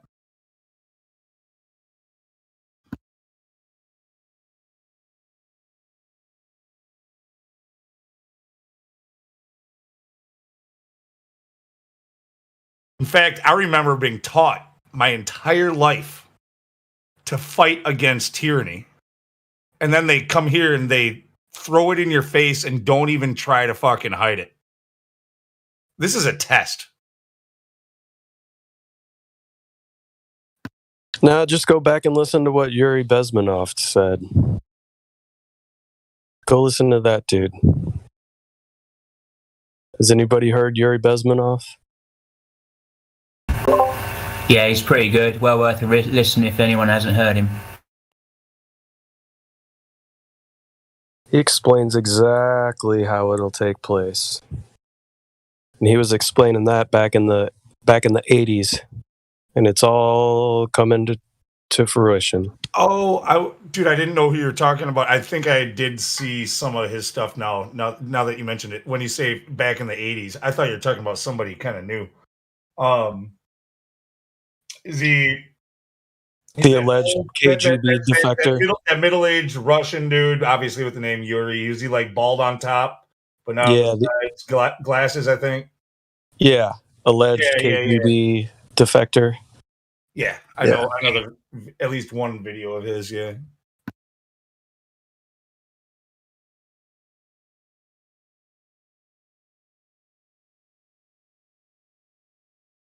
I think what he said was all it takes is 3 generations, maybe even 2. I can't remember. I guess I can't be specific to what you're saying there, but from everything that I've seen, I mean, really, it only takes 1 generation to make extreme changes. Yeah, Nick, Reagan, right? No, actually, it takes 1 generation, yes, but it takes like 2 to 3 generation to fix the changes in the If you have brainwashed 2 or generation. 3, if you have 2 or 3 generations above ground, it's going to take some work. However, if you make the change and you can get any of the other family members to join, that at least starts the next generation starting off strong, and the other people's, the other families' offspring. It gives them opportunity to have family that's, ahead of the curve.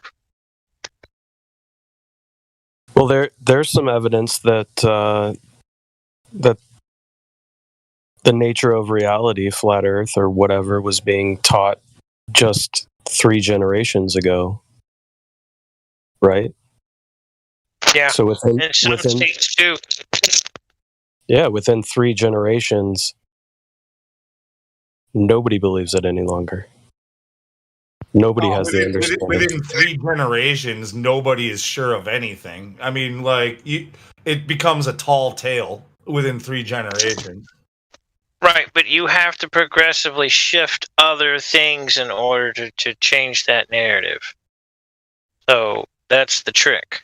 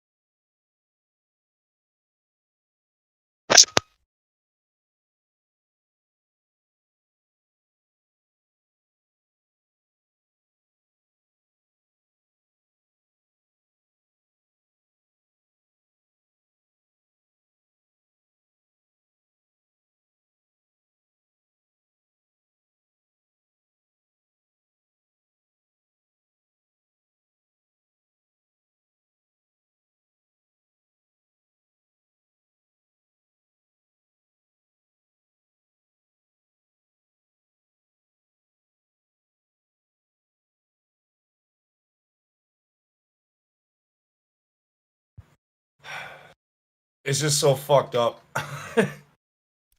They can show you everything that they're doing ahead of time. They can even put you through college courses that are mandatory about sociology and social engineering and how to change generations of people, and still people are like, yeah, I took that class, and yeah, I might even majored in it, and I still don't believe that that's what's happening around me at this very moment. What the hell?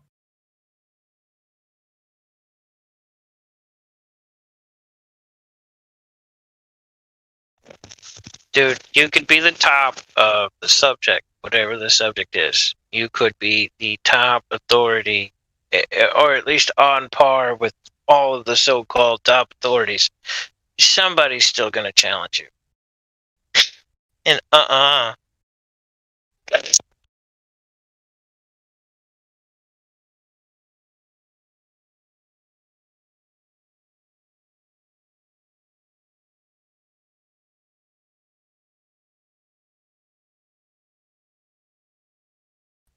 In my opinion, my humble opinion, true power comes from knowing that the only authority over you is God.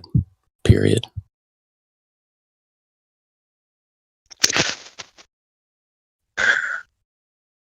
essentially.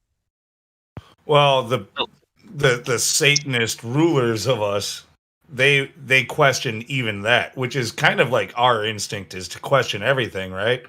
They question even that. They say, is he the ultimate authority? Can I rule myself?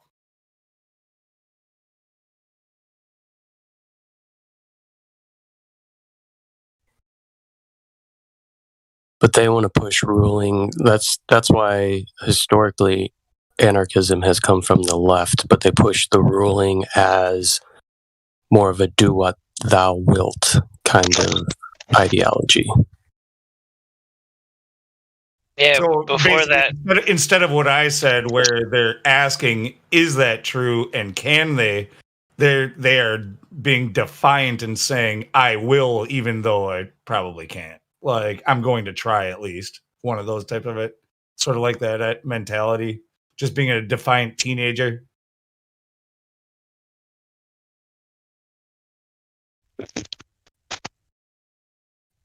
Did I lose everybody with that? Like, you don't quite get what I'm saying. No. I always like to ask a fun question, and it's difficult to answer because it takes time to think about it.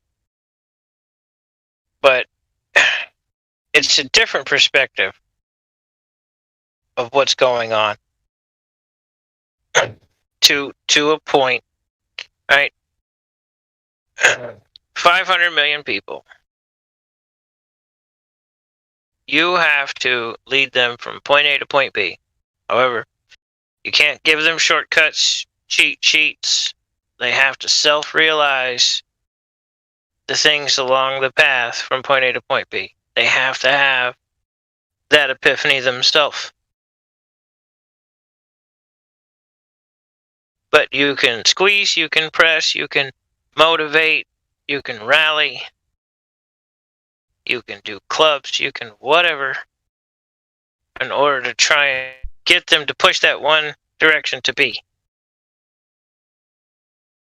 How would you do it? You create a path of least resistance ahead of them. Right, but then now you've got a group of people, say, a tenth of them that are resistant to that easy path. Now you have to change parameter for that group, that splinter, in order to get them back over, but you can't tell them the trick. You can't tell them the secrets. No. Oh, I mean, maybe I'm not getting your point, but you would basically carve the way, and those who fall out of line, you're going to call that a loss, right? And some of them might never find their way back, but most will find their way back to the trailing edge of the crowd.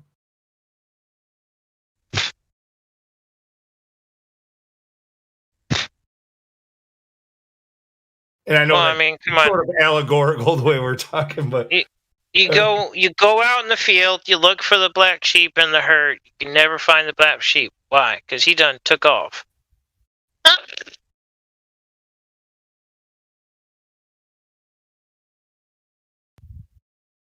He's at somebody else's house pretending to be a dog.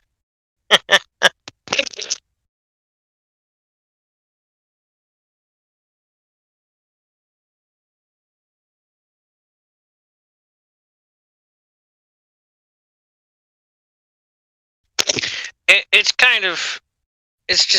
kind of allegorical because it's to understand the system that is in place. You have to look at everything from different perspectives.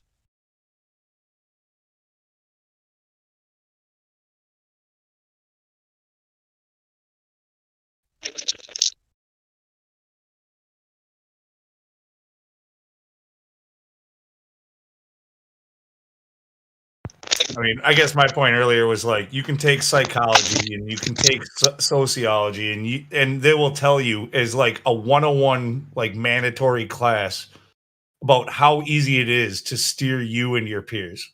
They'll tell you that.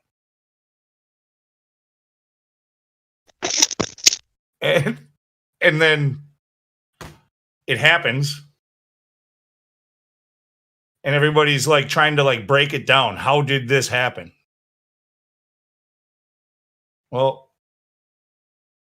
It's pretty simple. We have basic motivators in life, like love and hate, right?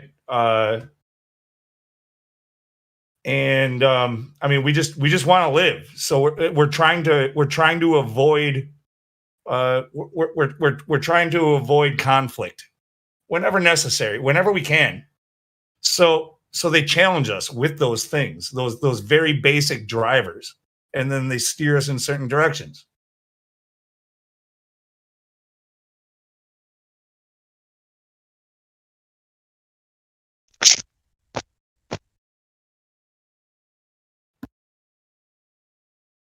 I get all the stuff, but like a lot of the stuff is more show, and that's why I'm kind of curious. That's why I posed the question.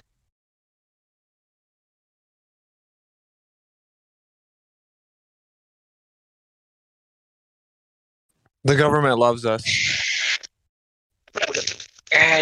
Clearfield. Hold on. No. Clearfield. Sorry, Cuddles. Wixit just made a claim. Government loves us. Fucking prove it. Well, they've made it their sole focus for the last 18 months to keep us safe. So why else would they do that? So they just started loving us? What does that mean? Yeah, they had an awakening where they realized that they love us. Oh, come on, Exa. There's a perfect rebuttal to that. So simple. Clearfield v. U.S. Clearfield Doctrine. Instant rebuttal, instant Hitchens razor, plus my razor's riding evidence. Dude, they build us roads. Dude, who else would do that unless they loved us? I would. And so would my neighbors. So wasn't that event 201 where they had this revelation, right? Where they start loving us? Exactly. Someone's getting it. Actually, The government we owe them like our undying loyalty if you think about it. You're funny. The government loves us. The government loves us like Lenny loves rabbits. With it, I need to find a new way to pledge my fealty. Remove the idols. See, this is why you're under maritime law, because the seas connect everything and they love everybody, right? And so then the doctor delivers you. And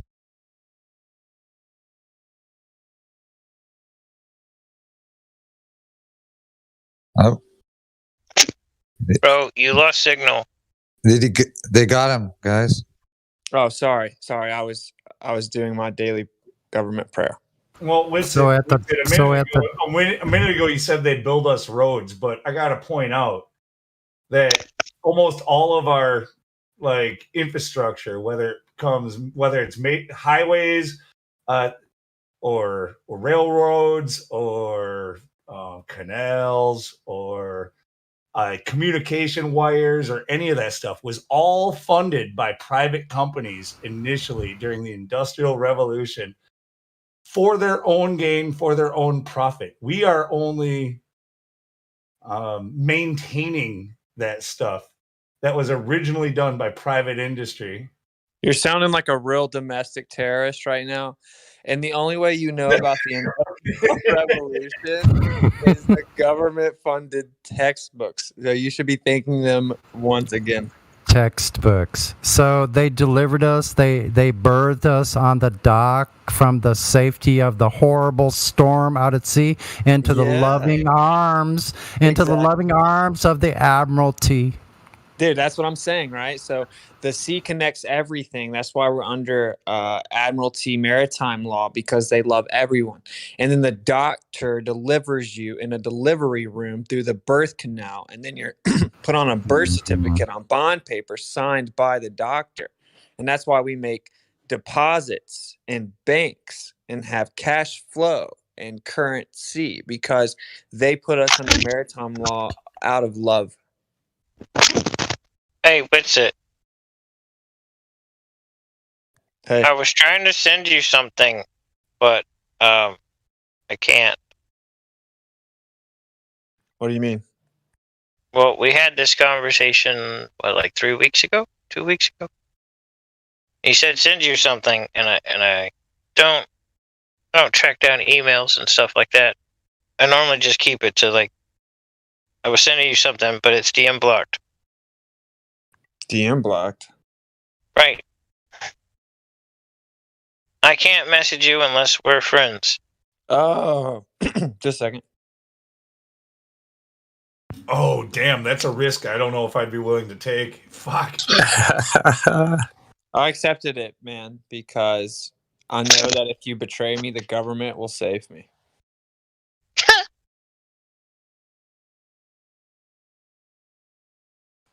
All I know is that we need to learn that we have rulers, but it's because they care, right? It's like if you had a child, right, and your child was addicted to heroin, and then they came and said, "Mommy, Daddy, can I get some money for my heroin?" You would tell them no, but it's out of love that you tell them no. So the reason that we have rules from the government that coerced us into Admiralty maritime law is because they're protecting us.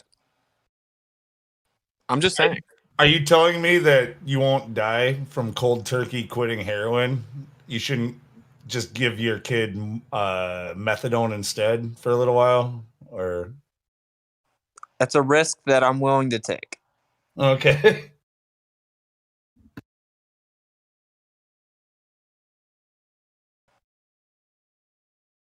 Never forget that the government loves you, bro. That was my announcement. I think, I mean, the what I was getting at there was about the cold turkey thing. It's more about shock. You don't really want to shock anybody into anything. You got to transition them. Well, that's why they've taken their time, right? They've given us 18 months or so to become acclimated to the new world. They're very generous. Yeah, that's a good point. That's all I got's good points, Lou. Stick around. You know who said it would take 18 months at the beginning? Austin Whitsitt in March of last year on YouTube. It was Bill Gates. I think he said it in an interview. Like 18 months. That dude's a modern day hero. Mm-hmm. Did you guys know that he cares about us so much that he doesn't want the world to be overpopulated? So he's actually put out a patent for remote control birth control. I'm dead serious. You take a chip and it can be remotely controlled and it acts as birth control.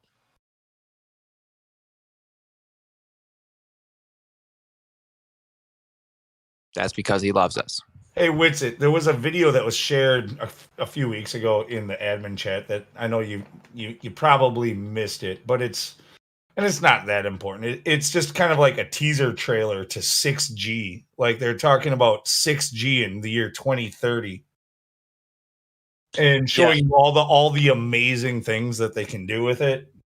But like if you play it at like half speed and just pay close attention to all the symbolism and all the graphics, because there's so many that go so fast. It's really about like augmented reality and like a neural net type control, like where you control your own customized user interface with reality around you. And how in the world, like, I mean, I guess I should go and dig up the video, but yeah, kind of like Ready Player One. How in the world would you ever do any of that unless you could somehow transhumanize people? You have to turn them into, you have to merge them with the computer in order to do it, and that's what this is. That's I'm excited. That sounds awesome. It does sound awesome, but like there's a lot of really awesome shit, and that's how they're going to sell it to you. But there's all of the bullshit that comes with it. Yeah, I mean, I'm being sarcastic, man. Like, dude, you know, Trump said that. Trump was like, yeah, 5G is cool, but you guys just wait till we get 6G. He said that a couple years ago. He said 6G is going to be unprecedented technological advancement. So 5G is cool and all, but you guys just wait until we get 6G. It's really awesome. Well, 5G we can for 5G for us is not that cool. I have a 5G phone, and I can tell you this: it works nowhere. 5G is not for you. It's for them. Like it's just a selling point. They put a big 5G, and you're like, I got the latest tech, and I'm willing to spend more for it. Like, but it does nothing for you because the 5G it's not for you. Yeah, it's pretty trash. But at least my bill went up a little bit. Yeah, it doesn't, funny. It doesn't work sorry. half the places you go. You're good, go ahead. Yeah, it's funny that you talk about the movie Ready Player One. I saw this movie yesterday, Surrogates, with Bruce Willis. You know it? Yeah, Surrogates is a good movie too. Yeah. I think I haven't seen it in a while. Yeah, Why it's is old. 2030 sounding so familiar? I don't know. It's because they keep making that a fucking like notch on the X. Like this is our turning point right here. We have to get all these goals done before then. And so far, you all are playing along perfectly. We might even beat that goal by 4 or 5 years. There's something about an agenda or something, I think. I don't remember. Oh, yeah. Agenda 2030, Sustainable Development Laws. That's what we have world peace. Yeah. Dude, if you don't think that it's a worthy sacrifice to let them tax you for air and water so we can have world peace, you're selfish and probably a bigot. Plus, we're only giving you a couple of years to live anyway, so, yeah. Hold on now. Yeah, all jokes aside, like if someone wants to plug themselves into the augmented reality, bro, good riddance, bro. I'm tired of communicating with the zombies anyway. Stay in your house. Really? I know. You're outside. If you're outside taking a walk, why do you have to cover your face? Stay home. Duh. It could be a lot worse than drastically eliminating the amount of zombies outside. I'm just saying. Yeah. Best apocalypse ever. And why are you trying to talk to me if you're covering that part of your face anyway?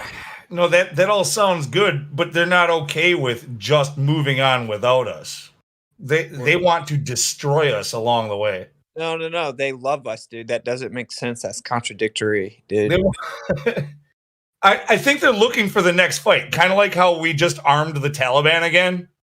Like they want society to divide into two. They want us to start up little colonies. They want us to become the sewer people in Demolition Man who come to raid them and cause havoc.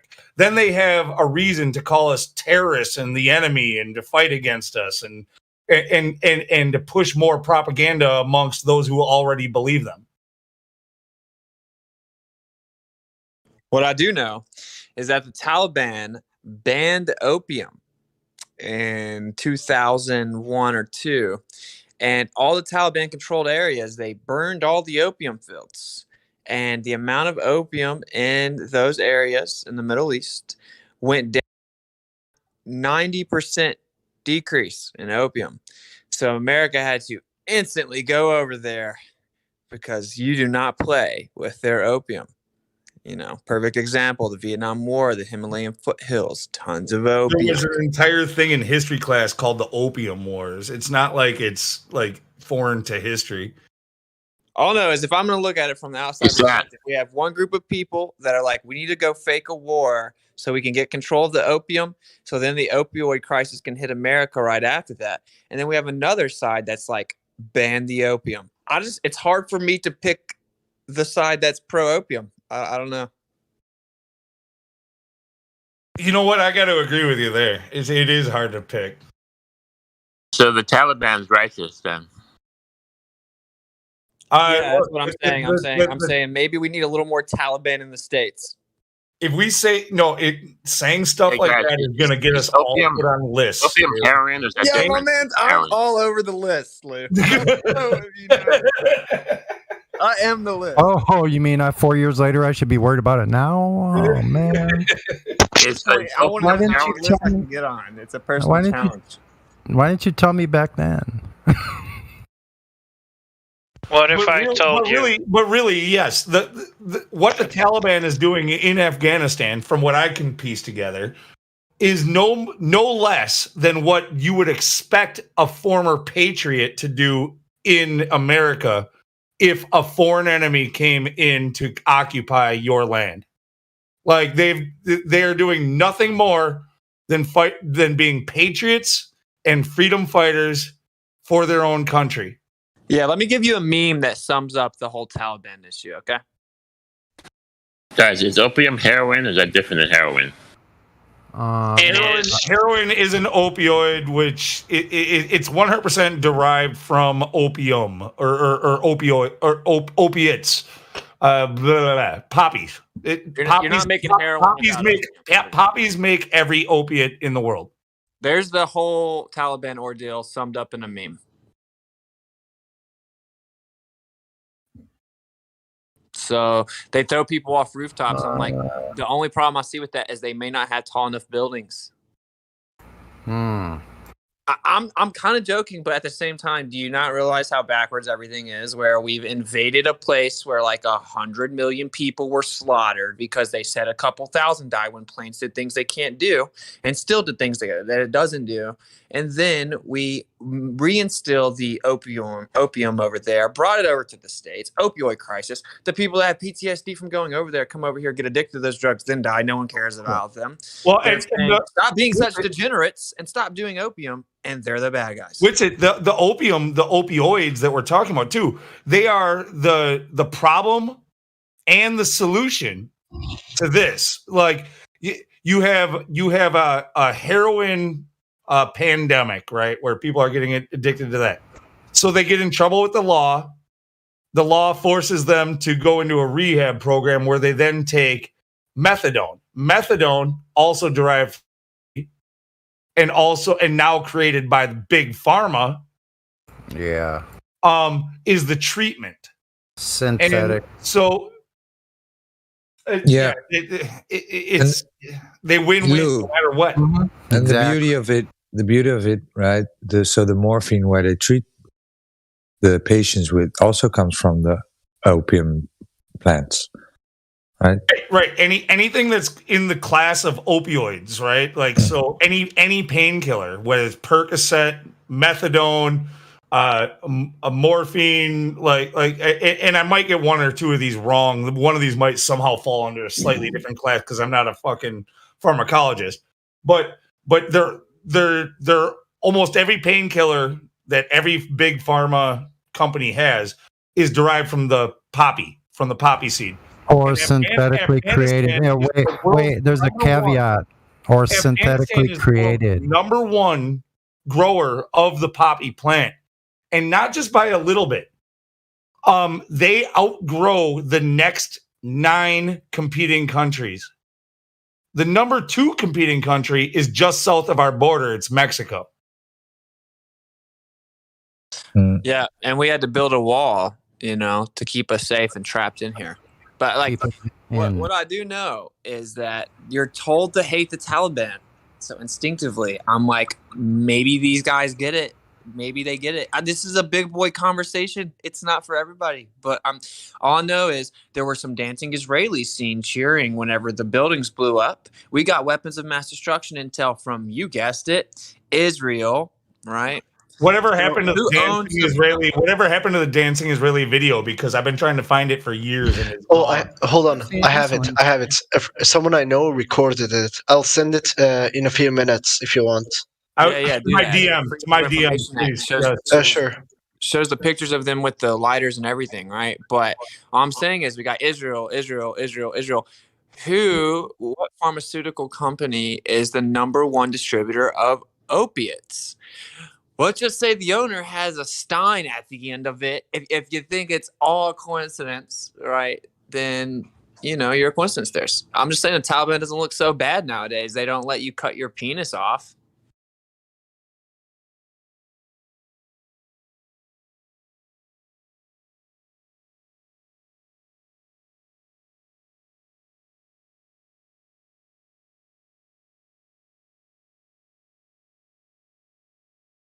Remember back in the days, shortly after 9/11, when people burned DVDs and thumbsticks and stuff and passed them out on the street or at a club or wherever else? We need to get a good catalog of like very valuable videos, stuff that's already been tried to be erased, especially, and like redistribute that, because that stuff goes away. Like I remember my initial like bringing into the 9/11 truth was getting Zeitgeist on a burned DVD written in magic markers. Zeitgeist, like that shit. You'll still have it sitting around your house 15, 20 years later, and it might be long gone to the internet.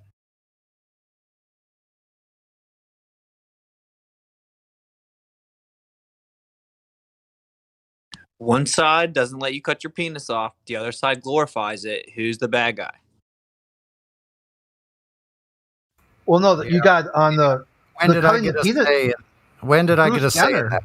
I never got a say in that shit. That's Bruce unfair. Jenner, a huge Republican and reality TV star, virtually another version of Trump, and he's, like out of dignity. Virtually is right. Yeah, like they are. They're just different real. stages, right? Both reality TV stars, both some sort of businessmen, Republicans. They got all these, things that they didn't. They're the greatest ever. The reality stars, but they're not actually real. Trump loves us, bro. That's why he Trump started loves Operation Warp Speed, and the entire world shut down underneath him. And he Should goes I- around bragging about being genetically modified, and he's an Assyrian, and his symbol is a lion and an eagle, which is literally how the Antichrist is described, a lion with the wings of an eagle. And Trump literally means little horn, which is what the Antichrist is called. Yeah, it's because he loves us, bro. Trump is draining the swamp. You really had some good points on that back in that period when you're doing that. I was paying close attention. Yeah, MAGA is the top level of satanic priesthood. That's how you know he loves you. How bizarre. They love you so much. And they're connecting you all as we speak. Yeah, because they're all connected, right? Yeah. Yeah, and God Like told us to always everybody. obey Israel. That's what God said. So when Israel printed him on the coin, we know we have to also support Trump because God said so.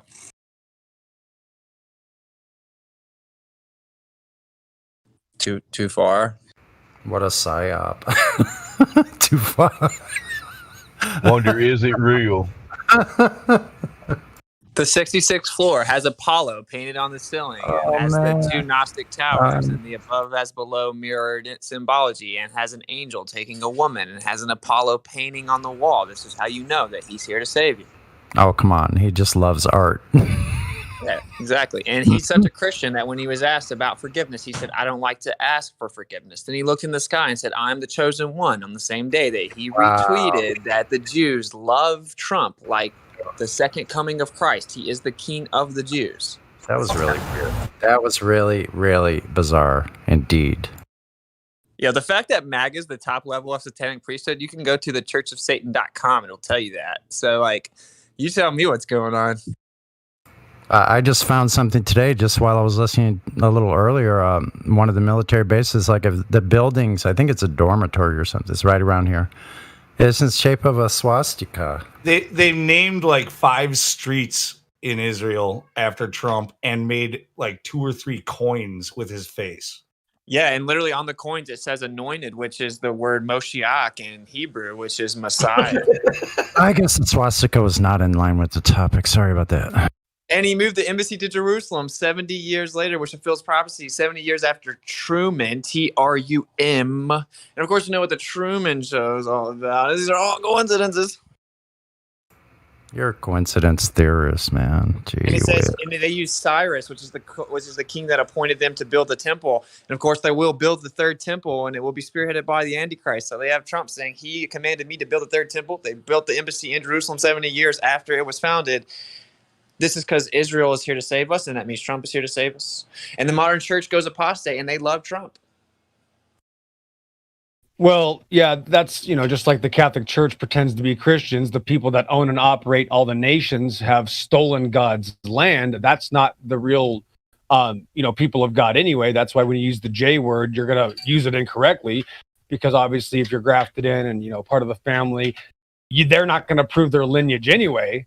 Right. But Trump is just like the jab. He's preparation, but the jab is not the mark of the beast, and Trump is not the Antichrist. I actually agree as of now. He's bringing it all in, man. Trump,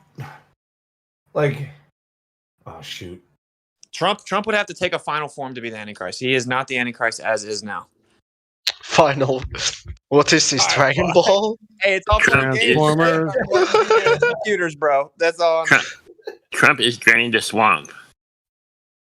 No, what you're getting at is the. I think you forgot to jump out of the swamp first. I don't know. Bro, you gotta jump out of the damn swamp if you don't want to be in it. I just want to point out to any listeners who happen to be still on that Trump train,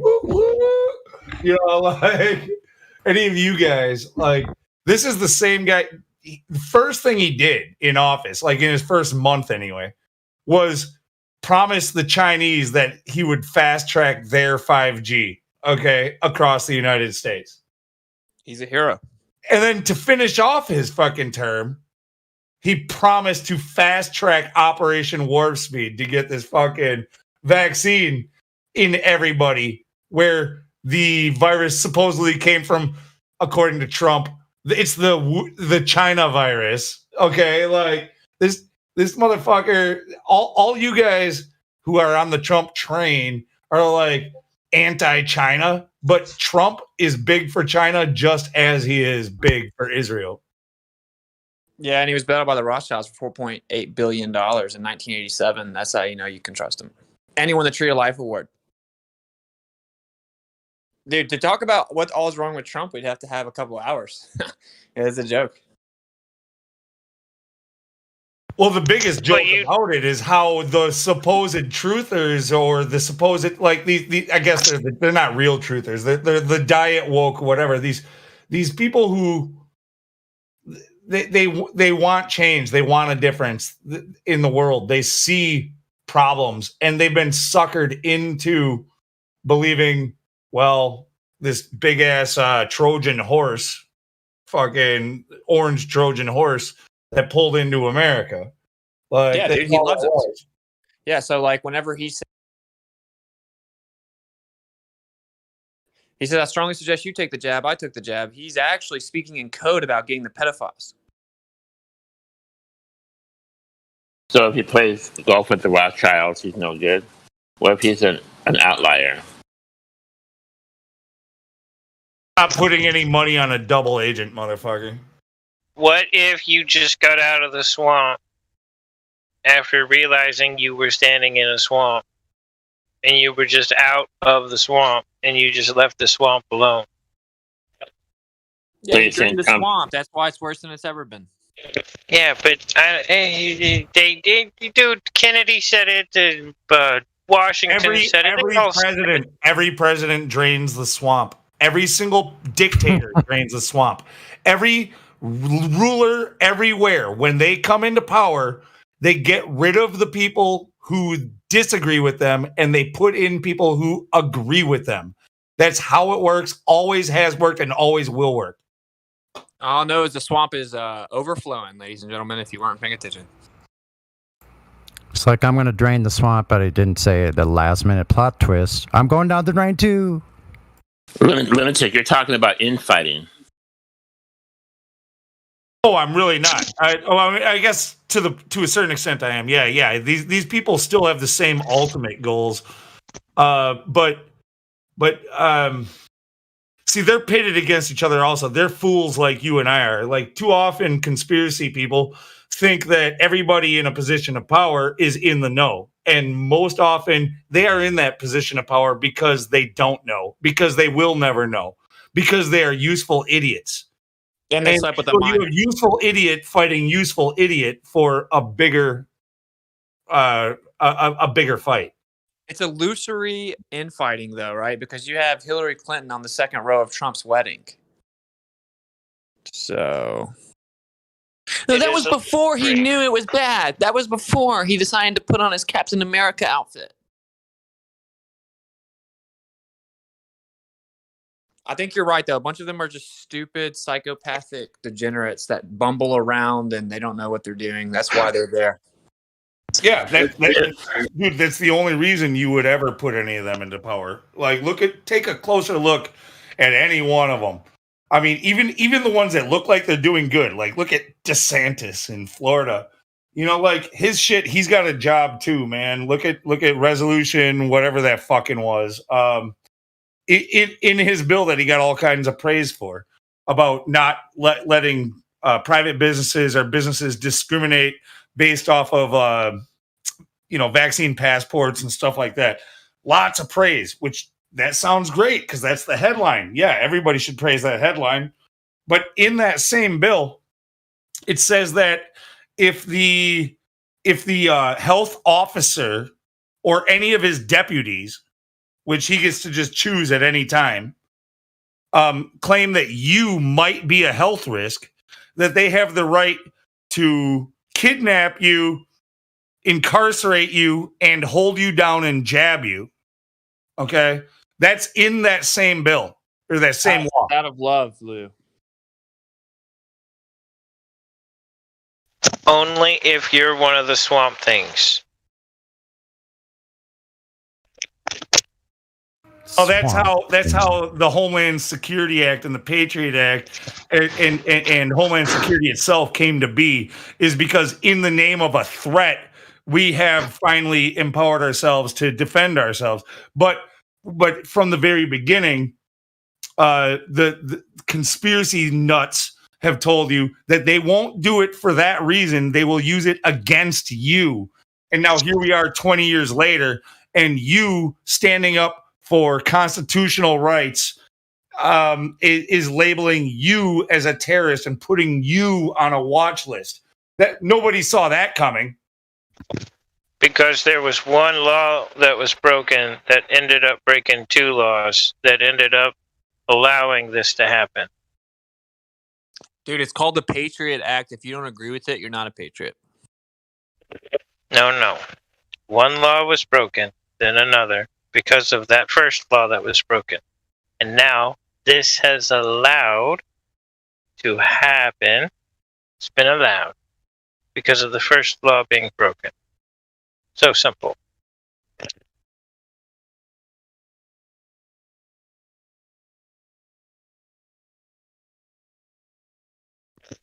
So the Alabama governor or whatever, Trump was doing a rally and he introduces him. He's like, he needs some help. He's only up by he's only got 90% of the votes. Anyway, the guy walks up to the podium. He says, "I'm so excited to be the first to announce the second coming of Donald J. Trump." Word for word. A couple days ago. Well, no, you announced your idea of what might be happening a few months back, and I agree with you. Where we've been in conflict about that. I think you may be onto something. Now, again, I think as we get closer, we're gonna probably argue again about what's gonna happen. But you were 100% right about what's gonna get him into that place. Yeah, but what a poor choice of words. The second coming of Donald J. Trump, bro. Like, he may not be the son of perdition, but they're trolling us super hard with him if he's not. The second coming. I mean, he's obviously going to come back and win. And they're going to come out with all these audits. It's very, very obvious. They're using Biden to be the worst president you can script. All right, he's going to come out with all kinds of federal mandates. Right away, because whatever you think is obvious, I'm going to say, no, they're going to throw us a loop. So if it's obvious that Trump will win, then I will possibly say, no, a random Democrat from out of nowhere, not Kamala or whatever fucking, somehow a Democrat wins the next election, but it's not Biden or Kamala. I don't know how that happens, but well, I think it depends a lot on how they roll out the whole audit thing, right? I reserve judgment until I see what they're going to do with that part of the play. You know what I'm saying? Do they come out and release the audit numbers Yeah, I mean, my point here is only like when it's too obvious and too predictable, when it's the most obvious thing, I will almost always say, yeah, that's not going to happen. Yeah, you were right. Last time I owed you $1. Yeah, dude, it could have been way more. Yeah, I would have taken the bet too, for sure. Yeah.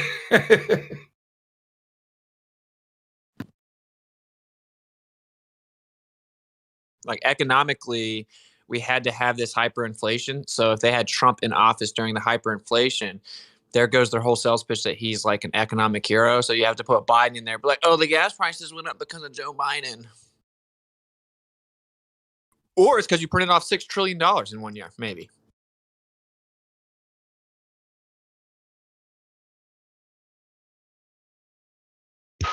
I sent you something that explains that too.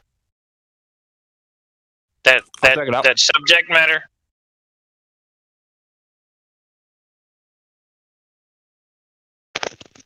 Yeah, I know the topical stuff. And I think you cut out, buddy. I'll check it out. Sorry, I'm eating. Oh, yeah. No, the deeper side of that subject matter. Yeah. The law that was broken, the one law breaking that became two, that's there. There's more. There's a lot. Cool. I still think that Trump comes in and replaces the entire economic structure with a new one.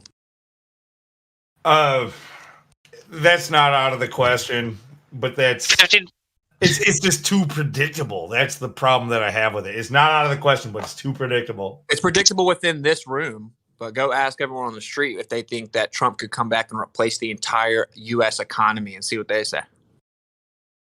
$50 says it's digital. Oh yeah, of course it'll be digital, bro. But that's the whole point, though. There's so many mistakes going on. Understand the damage control that has to happen, but this is not seeing the logistics of something as like what the thing is. Different perspective. It's just totally different perspective. If you were a CPA, you would understand how big of a nightmare it is.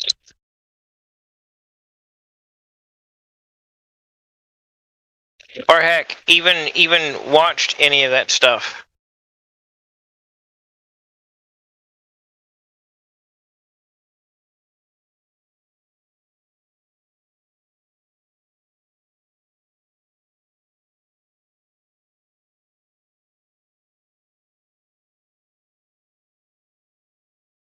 He's also going to update the way that we quote unquote vote to some place that can't be fake, which will also be digital. Well, here's the thing. Babylon has reached its end of what it can do in its current state. So it must upgrade its capacity and how its capacity functions. So in order to stay in Babylon, you must adhere to the update. However, come out of her, my people. No doubt. But they have to do it gradual. They have to instill the changes and normalize them, and then they're going to swoop through with the exclamation point. That's my opinion. I think that's what.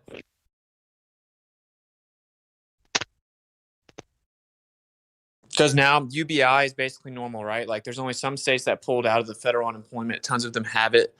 They're going to continue to normalize UBI, totalitarian orders, and then the digitalization of everything. It's got to be gradual so that you sleepwalk through it, and then they're going to come in with the hero figure, which I think could be Trump, but it could be someone else. Doesn't matter. You just have to have a centralized hero figure that comes to update the system. Yeah, but the digital's only for secure transfer. It's not the creation of. So again, there's a layer that's missed, a whole subject matter that is literally a whole study in and of itself. Yeah, this is where it gets real crazy, right? Because if you really wanted the hero figure to really look like a hero, you would have him reintroduce tangibility of the wealth. So, like, I don't know, precious metals or something. Like, if he was going to actually look like a hero, he would bring real, tangible backing to the money. Well, you'd flop a game.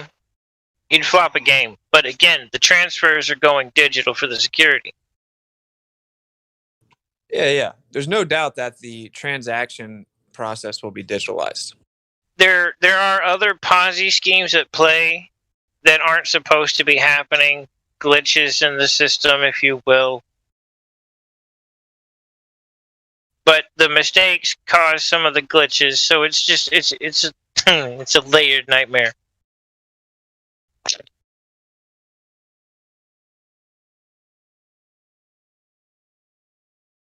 I don't know. I mean, they've done such a good job, but like in the 50s, people would listen to Trump and be like, this dude's an idiot. But now they've made a climate that's so desperate for any logic and reason from quote unquote politics that Trump is revered. It's like the movie Idiocracy. It's like if he says, we should incentivize labor in the United States as opposed to other countries so we can make more money here.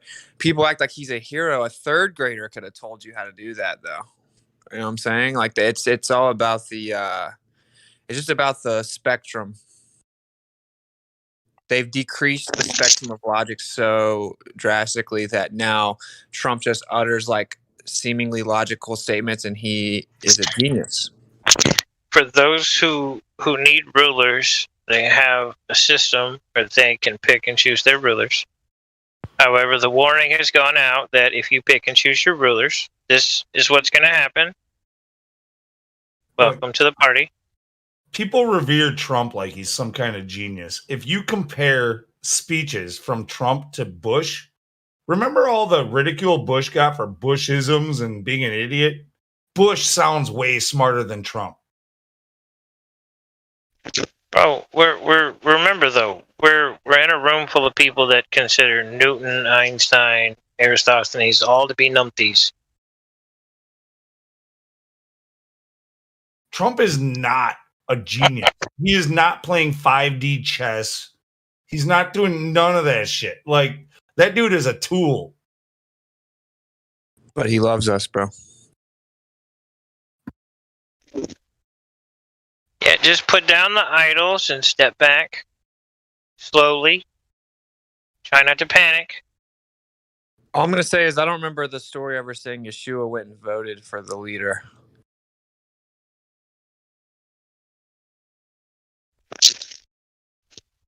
We'd have to go into another room for it, but we could hit that one.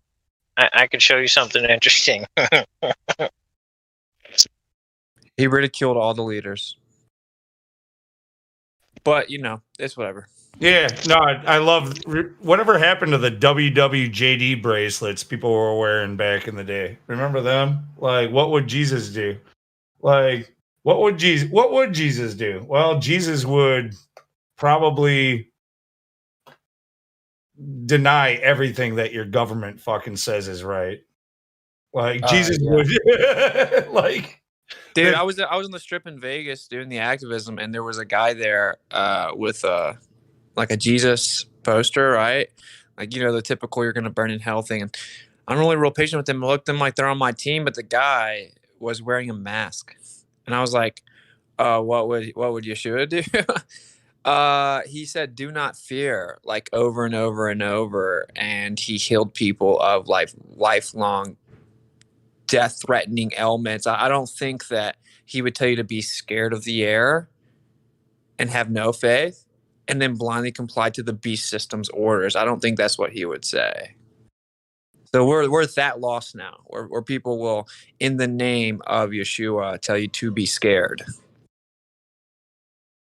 Yeah, and those people are propped up as our religious leaders too. Not just like guys on the street, but those are the people who are like leading the entire community. Like if you and that's not like it's so mainstream to hate on Trump. Like, yeah, but worship means obsession. So like the people that don't like Trump are still obsessed with him, still talking about him to this day. So, right, like worship just means to be obsessed with. No, you know what's mainstream is to pick a side out of the two-party system. The real woke people have been woke since long before you were ever coined a truther. The real woke people knew that the two-party system was bullshit before 9/11 ever fucking happened. Okay, so it's you guys are trying to catch up a little too late, and you're purple pilled and diet woke. Yeah, like the eagle only has two wings, so there can only be two choices. Well, it's the same bird shitting on you, dude. Yeah, of course. Like, I wonder why the independent never has an actual chance. Well, there's only two wings, bro. That's why they're called left and right wings. Well, then you got the tail. As whoever that was earlier, I liked that serpent, the serpent analogy, where the snake knows its direction that it's headed. It's going from point A to point B, but it slithers left and right on its entire path to get there.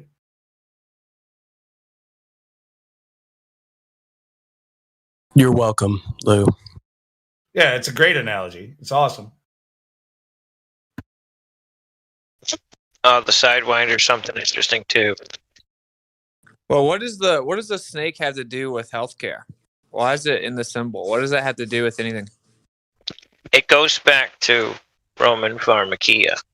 Well, yeah, of course, and all the way back to Hermes. I mean, I know this, but like from the logical perspective, right? Like, what does the snake have to do with medicine? Like logically, it's the deception for the control. They're actually the opposite of health, right? They're typically poisonous. So, because the opium wars, like the stuff that they have talking about that now, like the updated modern version is, it's good. However, this was a problem back in Moses' time. Logos are a universal language. And they're still pushing the same thing, and it comes from a puppy. Ta-da! But see, the Egyptians, the Persians, there's a bunch of them that use the same symbol all around pushing opium. Which it isn't. I think it's a biblical symbol. Like when Moses did that in the wilderness, he held up the snake. Yeah, they all started getting snake bites, and then he told him to build a snake out of bronze. And if you looked at it, that the illness would go away because many of them were dying. But no, it's long predates that. That was just a response to the snake bites they were getting, right? Like to show the power of Yah in what Moses constructed or instructed him to construct. But like it's long before that. It's like Hermes, right? Well, even the symbol for like for pharmakia or whatever, it's that like that's what you're talking about, the snake where it's half of the double helix behind it, like, and the snake makes up the other half, or like that symbol is long before anybody claimed to know what a DNA strand even was. Yep. Right. That's what we're saying. Don't they treat a snake bite with venom? Different types. It depends on what you got bit with. I think you're supposed to suck it out, right? You can also piss on it. I'm just saying. Oh, I think that's jellyfish, not snakes. By the way, I'm pretty sure. I think you can piss on snake bites too. No. I've heard that, but it's wrong. You can just get an infection that way. That's the myth there, like from what I've heard. But I don't know. The old treatments where there were certain venoms that neutralized certain other venoms because of the chemical structure. They didn't really probably comprehend the chemical structure to like how we could do it today. However, they knew this. Sam got bit by that snake, and then the next thing you know, he got bit by that bug, and he was fine. Everybody else that got bit by that snake died. But they didn't get bit by that bug. This one dude got bit by that snake, pissed on his own leg, because he thought he was going to die, and then he lived, and they were like, pee on the wound.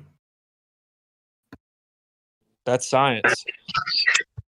Yeah, I had a cousin got bit on his foot. His dog was barking, and he went outside and it bit him on his foot, and it's swollen up a little bit, but he went to sleep, stayed calm, and the doctor said, "Well, you're lucky you stayed calm. If you would have started running around, it would have just went through your bloodstream." I've been bit on my hip by a ground rattler, and I mean, man, it felt like fire, and all the poison stayed right there on my hip, but it just oozed out as I was standing there, so it's pretty cool. Nice. Why does the World Health Organization have a snake on it? Because they're sneaky snakes, man. Yeah, dude, it's just so blatant. I want to hear snake- Normie explain it. And it's a Right. azimuthal map. Like even the normies, even an atheist normie will tell you that if he just wants to stick to history, historically, the symbol of the snake has been a symbol of evil. So why would our governing officials everywhere around the world be using this symbol in places? There must be somewhere in history where the symbol of the snake was something good, right? Go ahead. It's a deity. It's right there in the live stream. Deity associated with healing and medicine. It's a deity. It's a god Tell of me where the medicine. snake was associated with healing and medicine or anything good. Yeah, it's pretty creepy, eh? Yeah, the venom is toxic.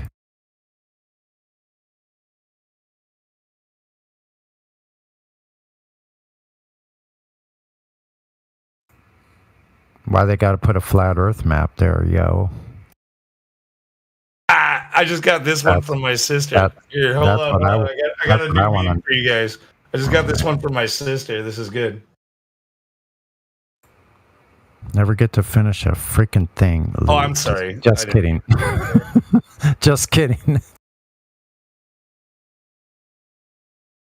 It's just when you get woke shit from your family, it means you're winning.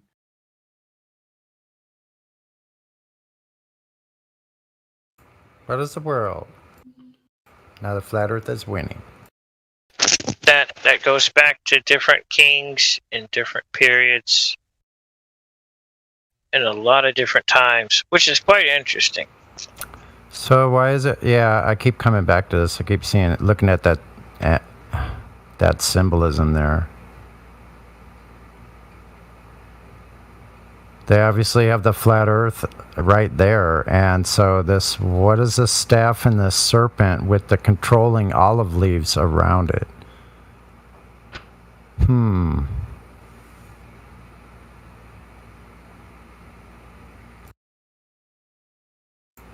Yeah, they have these symbols on elevators. So it has the same symbol as, I guess, the gurney manufacturers have it, all that kind of stuff. Well, was the snake really viewed as evil in other cultures outside of the Bible? Because it's the Bible that turned it into an evil symbol, right? It was a symbol for a specific thing prior to.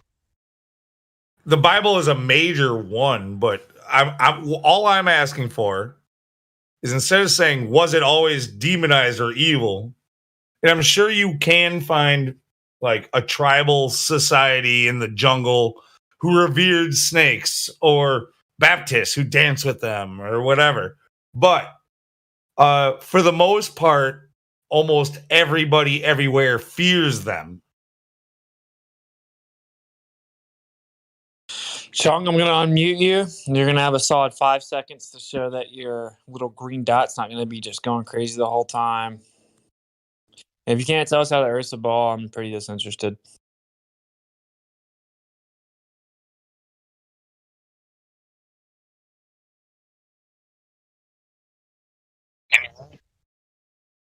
Chong, take it away, my man. Yeah, he's been here before. I recognize him. Yeah, you were server muted, so I'm trying to help you out here. How's the Earth a ball? It's not, dude. And the truth is, in my mind, is you have to accept Christ as your Lord to get to heaven. And you guys are talking about the serpent, and that's all I have to say, really. I just, I want to be a part of the community. I don't want to do anything wrong, to wrong anybody here. But yeah, stay away from the serpent and stay close to God. I can rock with that, bro, but why did you get muted? Sorry to. So I got muted a long time ago, actually. I got muted 3 months ago. All right, well, we're just gonna rock with you until you do something stupid. All right. Yeah, I'm not gonna disappoint, but I do like what you guys are talking about because I'm really close to the Lord. I think now is more important than ever to have that relationship with Jesus, because I feel like we're in the end times and Revelations is constantly being fulfilled.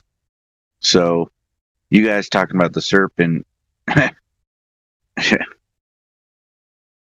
Yep. Get yours from the style. We don't get too. Whoa. We don't get too far into it in this room because people get real triggered. But yeah. I mean, that's why we just try to keep it specific to a topic that pretty clearly shows what we're talking about. Oh, well, you guys are talking about the serpent, so I thought I'd chime in because that's what I'm all about and stuff. Specifically as it applies to the World Health Organization. Why would they use it? Without getting too, without trying to indoctrinate anybody with your religion, what do you have to add about the serpent? Because it's a great topic, yeah. Yeah, so you're talking about the symbolism, how I think it's what is it? It's the World Health Organization or it's the CDC, either one of them. They have their crest, and it's like a nail with the serpent wrapped around it, right? It's in the live stream voice text now, if you're able to look there. Yeah, it's World Health Organization. 29 minutes after Witsit posted it. Oh, hey, by the way, is Witsit here? Yeah, you were talking to him. Anyway, the question that Lou is asking is, are there any civilizations that feared the snake? That's it. Does anybody know? Wait, any civilizations what? I'm sorry, I didn't catch all that. That revered the snake. There's the Egyptians, right? Egypt. Yep, Egyptians. I wouldn't say they revere the snake. They see it at for the deceitful symbol and a sign of hope. That makes sense. Yeah, I mean, every ancient depiction of the snake, it's typically deified. There's a big difference with what I said. I was talking about some culture. Some people revered the snake. Others might try to dance with it to become in a mystic way, but all of them respect it and fear it for its veracity. It's the reason, the reason why anybody reveres the snake is because it can do damage. Because I have an answer. Fear it, right? That's, if you revere the snake, it's not because it's giving in kind. It's because that motherfucker can hurt you. I have an some answer. civilizations worship the snake because they thought they could infinitely shed their skin as if they were immortal. And, you know what I'm saying? And the Sumerian civilization had a serpent god. They're all over the ancient world. Yeah, I have an answer. I have an answer to Elijah's question. The Mayans revered the snake. But I'm talking about. Hold on, Lou. I want to know about the definition of reverence. And in some respects, the Aztecs also. See, you can revere the snake, but reverence, I think, comes with respect. It not just in a way like you worship this thing, and like the Indian, like Hindus with a cow, right? A cow is not going to do shit to you. Yeah, but you're taking this way too deep. If we're just talking about why would the symbology be used in this reference? No, I'm not taking it too deep when it comes to symbology. It's all very deep. I know, but okay. Yeah, I mean, I'm open to all the conversation, but Look into some of the Native American tribes. I think North Star's trying to talk. Look into some of the Native American tribes, maybe the Cherokee. How the snake sheds its skin, and I believe they thought the snake bites were somehow related to the thunder gods. So there's many different tribes you can look into. That there's so much information on it. I can't give it all to you. I can't remember it all. The Greeks also thought that snake was divine. I mean, reverence, and look, I'm not on etymology. I'm not like an expert or anything like that. But reverence brings to mind like revelations and stuff like that. Hey, Lou, Lou, all the live stream voices are coming through your mic afterwards. Really annoying. No, they're not coming through mine. Yeah, I was North Star. I'll disconnect and reconnect to see. It was North Star. Can I ask my question? Oh, I'm sorry. I apologize. I could have got it wrong. Can I ask my question real quick, please? Yeah. Do you think that the reason why the snake is so revered is because of the venom? We're talking about snakes in general, right? But yeah. I think it's about the poison that's very misunderstood, and that's probably how it got its way into pharmacology. Also, is because right. So they knew it had to do with the blood, it getting into the blood, and yeah. I didn't get done asking my question. Do you think that the reason why that we're so afraid of snakes is the fact that there are certain snakes that we talk about, but they have these venom? The venomous snakes are what you're supposed to be afraid of, right? But that's the reason why they're so deadly. It's because they have venom. They have that poison, right? So we're not talking about snakes in nature, right? We used to catch snakes when we were kids. We used to catch garter snakes. They're not venomous. Yeah, no. You used to be afraid of the poison that's capable of poisoning your blood and poisoning your brain and poisoning your mind, right? A gardener snake or a constrictor, they're not they're not as deadly, but a good constrictor can definitely kill you.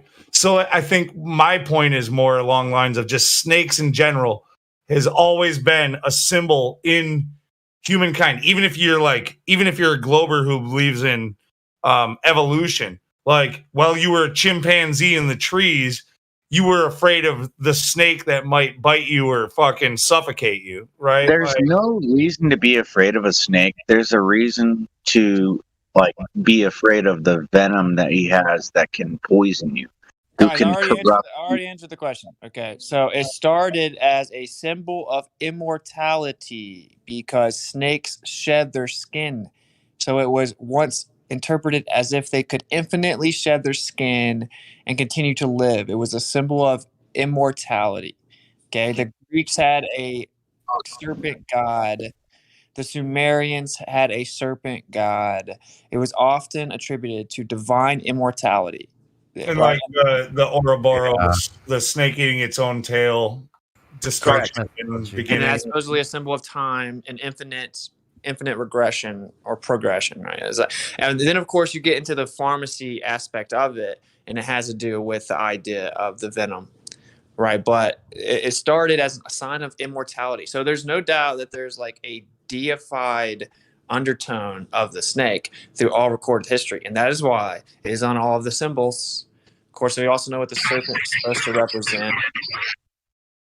Did all the snakes always have venom, or did we have some kind of? No. Not all. There's always, as far as we know, there's always been non-venomous and venomous snakes, right? But no, what I'm saying is, well, just to relate it back, we've not always had thorns. Go ahead. Do you have the YouTube going in the background too, North Star? Because I hear everybody's voice repeating through your mic. Just mine's turn now. You still hear it like that, or is it good now? Try again. Hello. Yeah, still hear it. Okay, I'll go out and come back. No, it's just that his mic is open. Whenever he's trying to talk, it's echoing. So that he just needs to close his mic when he's not talking. People need to try to be conscious of interrupting North Star because it's going to echo. North Star, when your mic is open, it's just echoing. Is it good now? You guys hear me now or no? Yeah, we can hear you. Test. You're still getting the feedback through, though. You gotta. I don't know if you can turn your volume down on your side for what you're listening to, or if you could change the sensitivity input to your mic. Yeah, if you can't hear me now, No, it's not a problem with hearing you. We can hear you, but we hear everybody else's voice coming through your mic when you have it. You got to close your mic when you're not speaking, or else we're hearing the echo. You gotta be or put headphones on.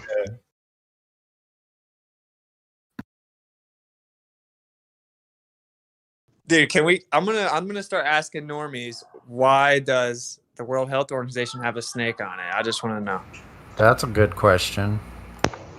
It's hilarious, bro. It's like there is no logical reason. I don't care. Even if someone's like, well, historically, it goes back to Hermes, the sign of medicine. Okay, so why are we using ancient religions in 2021 as a representation of who? And Greek mythology.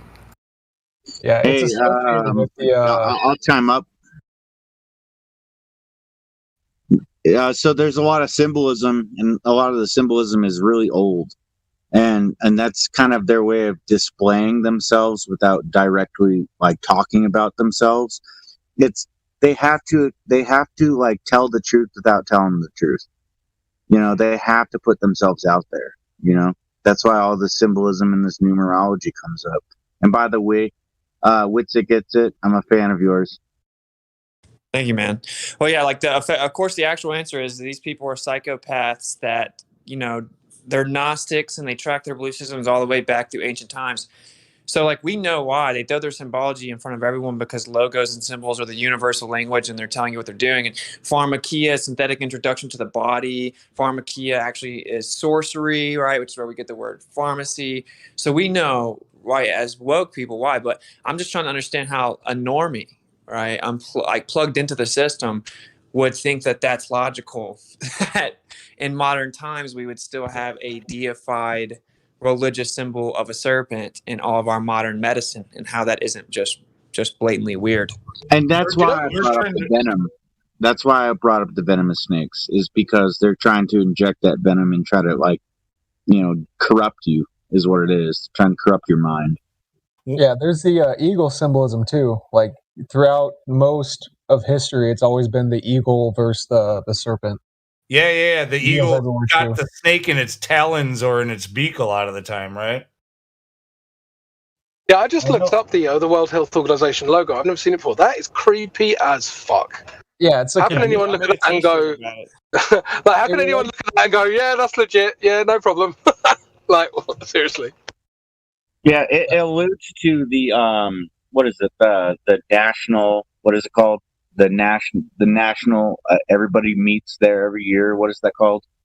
There's NATO. Are you talking about NATO? Yeah, the NATO thing. That's a flat Earth map, and obviously this tyranny is coming through an organization that has a serpent. You know, it's all symbology, if you ask me. Oh yeah, United Nations. Well, can you guys see though how, like, look in this World Health Organization symbol, like everything that we talk about scientism, about the flat Earth, about pandemics, like it's all coming to a head. Clearly, even though we think we're ahead of the game, we're being used as a part of this plan and a part of this system. Yeah, well, I know that the serpent symbolism, it's representing the caduceus, but what's interesting with the World Health one is it's only the left-hand path. So, you know, there's like, I think this is in Cabal or something, but they have the left-hand path and the right-hand path. The World Health Organization logo only has the left side, which generally means evil.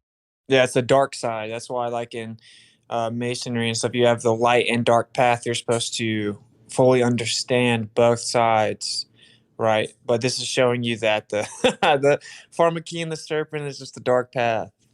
The Yeah. elite do not take modern medicine. Oh, of course not.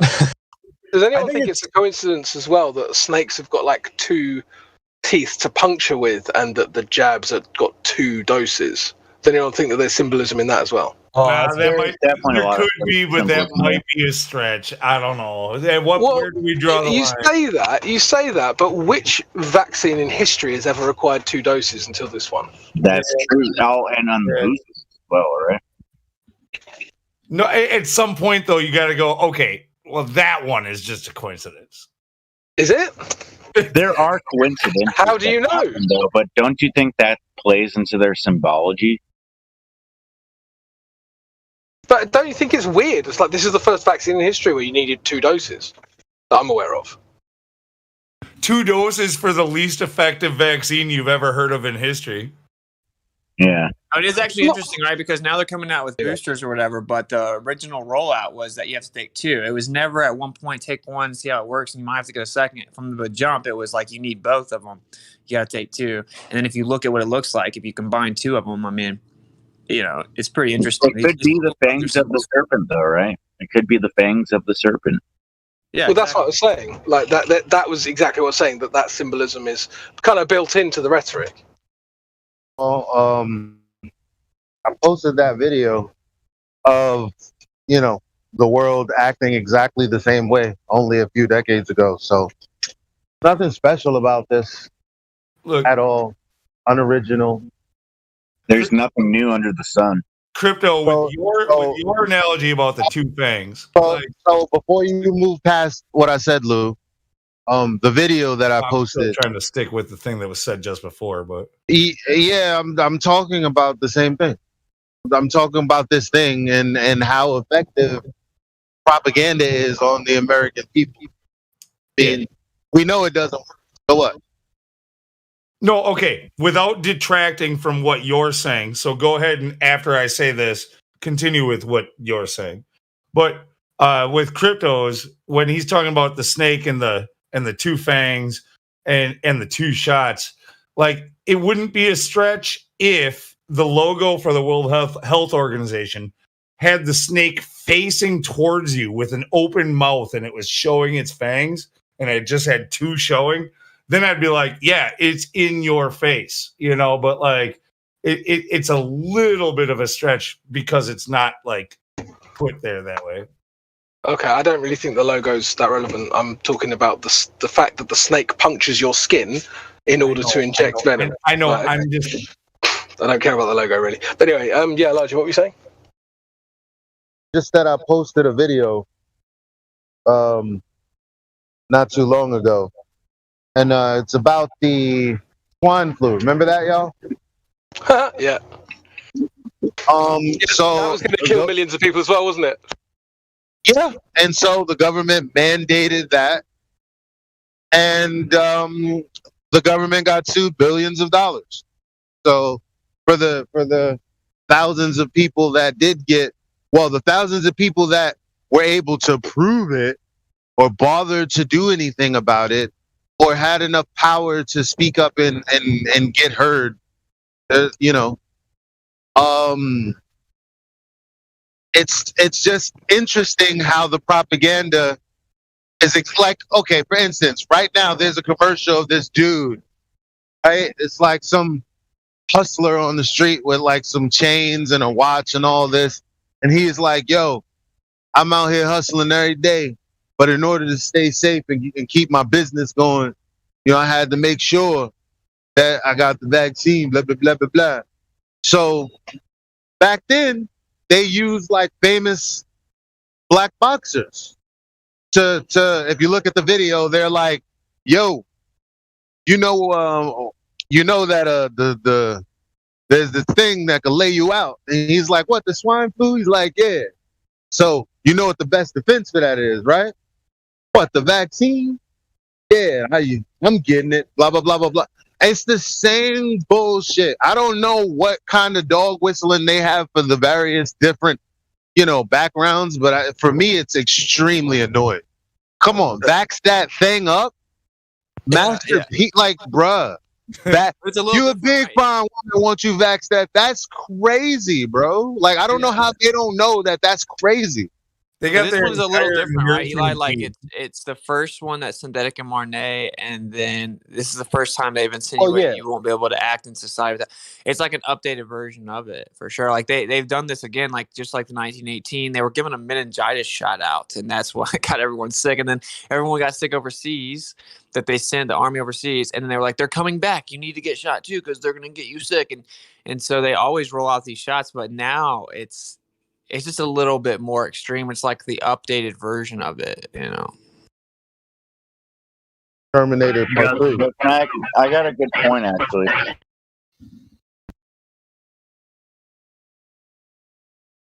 Well, the best thing to do then is to make that point instead of like just like leave us hanging. My point's really good.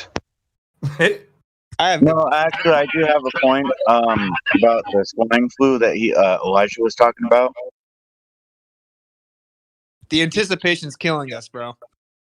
Sorry. Okay. All right. I'm literally on the edge of my seat. All right. Yeah. So. Hold on. Let me turn my volume up. Oh my god. Oh, brilliant. All right. I just want to ask a question. Who else besides me was like graduating high school around the time that swine flu was going on? I'm class of 2010. Anybody else? Yeah, I am too. 2010. Oh, for real? Okay, so like obviously the year before us, you know, we all had different like T-shirts and everything. And for example, the class of 2007 was 007, and the class of 2009 was Swine 09, because that's the year that swine flu happened. And allegedly. Oh yeah, Swine 09. They wore pink T-shirts at their graduation with pig on it, and there was Swine 09. Yeah, but And what phrase did you have for those of us who were graduated in 2000, a year before 9/11? Like I'm We're just sure you proud could of you have. for knowing how to work the internet, Lou. We had you know, coins that and you snow have your own globes. like intricate thing, but Swine 09 was a really big thing. And I grew up in a small town in Massachusetts, and more than half the whole school, right, like 500 kids called in sick because of Swine 09. And swine flu was like a real thing. People were actually getting sick, right? But we didn't have mandated vaccines because of it. We didn't have it's just a joke, right? And now we're in like this, tyrannical, bullshit that we're in right now, where they're telling you that you can be infecting other people without showing nothing, no symptoms, nothing like that. It's totally cattywampus. It's upside down is what it is. It's an inverted world that we live in. Yeah, of course. The thing is healthy people anymore. You're either asymptomatic, symptomatic, pre-symptomatic, or post-symptomatic. So everyone's sick, bro. You didn't know? Yeah, it's all based going to on point out RT-PCR your Swine too. 09 and all that stuff. Swine flu and all that shit, it got a little bit of buzz, but it was a non-issue with 99% of people. Okay, like No. I'm not talking about 10 years ago, though. I'm talking about the old one. No, I'm not talking about what you. I'm talking about what dude just said about like these different, like the swine flu and the year that they graduated and these phrases that they had. That was a non-issue. Like nobody gave a second thought to that. Bird flu, swine flu, Ebola, all of these things fucking just blew right by most people. 99.9% of people. They didn't even know it was a thing. Yeah, there were measles vaccine mandates in New York City. When I first heard of it, I was like, "Oh, word, okay." I don't get the flu shot. I'm not getting that. And then time went on, and it was over, and I was like, "Oh, I guess it wasn't a mandate." So I feel what you're saying there. Like on this scale, well, I mean, but then again, the shit that I'm talking about from I'm thinking the 80s or somewhere around there, because that clip looks old as dust. 70. They did the same thing then. 1979. Yeah, you know what's crazy too is that I for was them to close. pull it, they pulled the swine flu jab after 3 people died. According to VAERS, we have 15,000 people in the U.S. alone. So they pull a jab with 3 deaths, but they don't pull one with 15,000. Yeah, but that's It also the doesn't same make time that Brady Bunch was on TV and everyone just got the measles. It's just what happened. You know, now people are Yeah. like way more indoctrinated. You guys remember the Zika virus? Yeah, virology is Yeah. such a meme, dude. It's such bad science. Oh, you know what it was? Another one that they pushed a lot was West Nile virus. Basically, that's the way they were trying to. Yeah, remember West Nile virus is like, be afraid of mosquitoes, don't go outside, all that. Yo, It's just like, more and more. Every time I think about this stuff, I think about that. Like, damn, the poor little mosquitoes. They probably didn't do shit. Now that I'm thinking about it. Well, Let they me pushed say Ebola something. as well, if you remember. They pushed Ebola really hard. Oh, it's going to kill everyone. Then it turns out it didn't kill anyone. yeah, no, Ebola thing is like, you're gonna die, you're gonna bleed out to death for no reason. Yeah, what's it To going? be fair, what's happening is North Star's trying to talk, and then as he's talking, someone else talks, and it makes the echo happen. Right? Because I'm being raped in my eardrums. Can you Yeah, guys hear whoever it me? is. Yeah. Whenever someone's talking, it seems to be coming through your microphone because you've probably not a headset on, and it will stop. Okay, can you guys hear me now? Yes. We can hear you the whole we can time. hear The you, but problem the is problem is we hear too much. we can hear everyone else as well. That's the problem. We got some kind of echo issue or something like that. Do you it's have just- headphones it's just- on? Yeah, it's just the open mic. So, like, if North Star's talking, then try not to interrupt him, and just be conscious of if someone else is talking while you're open, it's going to make the whole room echo.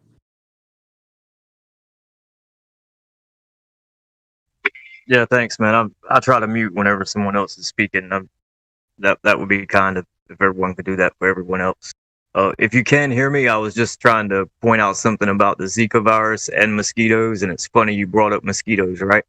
So I remember when the Zika virus came out, and approximately a year before that, I had heard talks of them catching these mosquitoes and giving them a virus to kill off the mosquitoes. Now, what's funny about that is if you go outside in your yard, can you guys still hear me? Yeah, you're good, man. Okay, so if you go outside in your yard and you'll see a certain kind of mosquito, and then if you go to the wood line, if you have a wood line, or you go into the woods, you'll see a different kind of mosquito. Mosquitoes only inhabit like a certain a certain square mile, right? So it's not like they just travel on and on and on. So there's different ones in different places. But what I found funny about that is that they infected the mosquitoes with a virus, told the people they were going to do it, and then about a year later, everybody gets Zika virus. And I just thought that was, you know, I mean, it's like a single mosquito travels less than a quarter mile in its entire lifetime. I think they say. Yeah, what they did was they took a male and then they injected it with a certain virus because the idea was that they would kill themselves off because it would only transmit into certain mosquitoes based on their male or female denotation. That was the official experimentation excuse, and then like a year later they said that the mosquitoes are going to kill us. Wait, hold on. I got a quick question. I don't believe that though. By the way, just to let y'all know, I'm not rocking with that. I'm rocking with just getting rid of mosquitoes regardless. So. Yeah, you know what? I'm with that too. Even if that means the end of all life on Earth, I'm down with it. Dude, sometimes you just gotta weigh out the pros and cons. Yeah, I got a quick question for you guys talking about mosquitoes. If you want to get rid of them the easiest way, the most efficient way, and you want to get rid of every one of them in your yard, you have no standing water, get you a 5-gallon bucket, put a regular light bulb about a foot above the water that you put in the bucket with some any kind of liquid dish detergent. You just turn that on at night. You turn that on at night, and they're attracted to it, and they go right in the soapy water, and they Your drown. advice might be good in the south or southwest. That doesn't work like in the Great Lakes area. Like there's just too much damn water everywhere. They Well, like we say, everywhere. I got you. Yo, can I ask I want to ask my question. Yeah, go on. So when it comes to like mosquitoes, right? And this is so stupid. I feel stupid asking this, right? But like, you know how to get rid of mosquitoes? Do you know how to get rid of them? Lavender and citronella grass. Right, yeah, it's like burn the candles and just like spray yourself, and then you don't have to worry about them. Well, no, you can actually have like citronella grass grow around your yard or lavender, and it'll repel the mosquitoes. I like what North said and what you said. What's it? Because I can't stand them buggers. But yeah, did you guys know that killing mosquitoes are extremely easy? You don't have to slap them up. Like if you have like an annoying mosquito problem in your house, all you gotta do is get like a spray bottle, and it could just be water. Just spray it.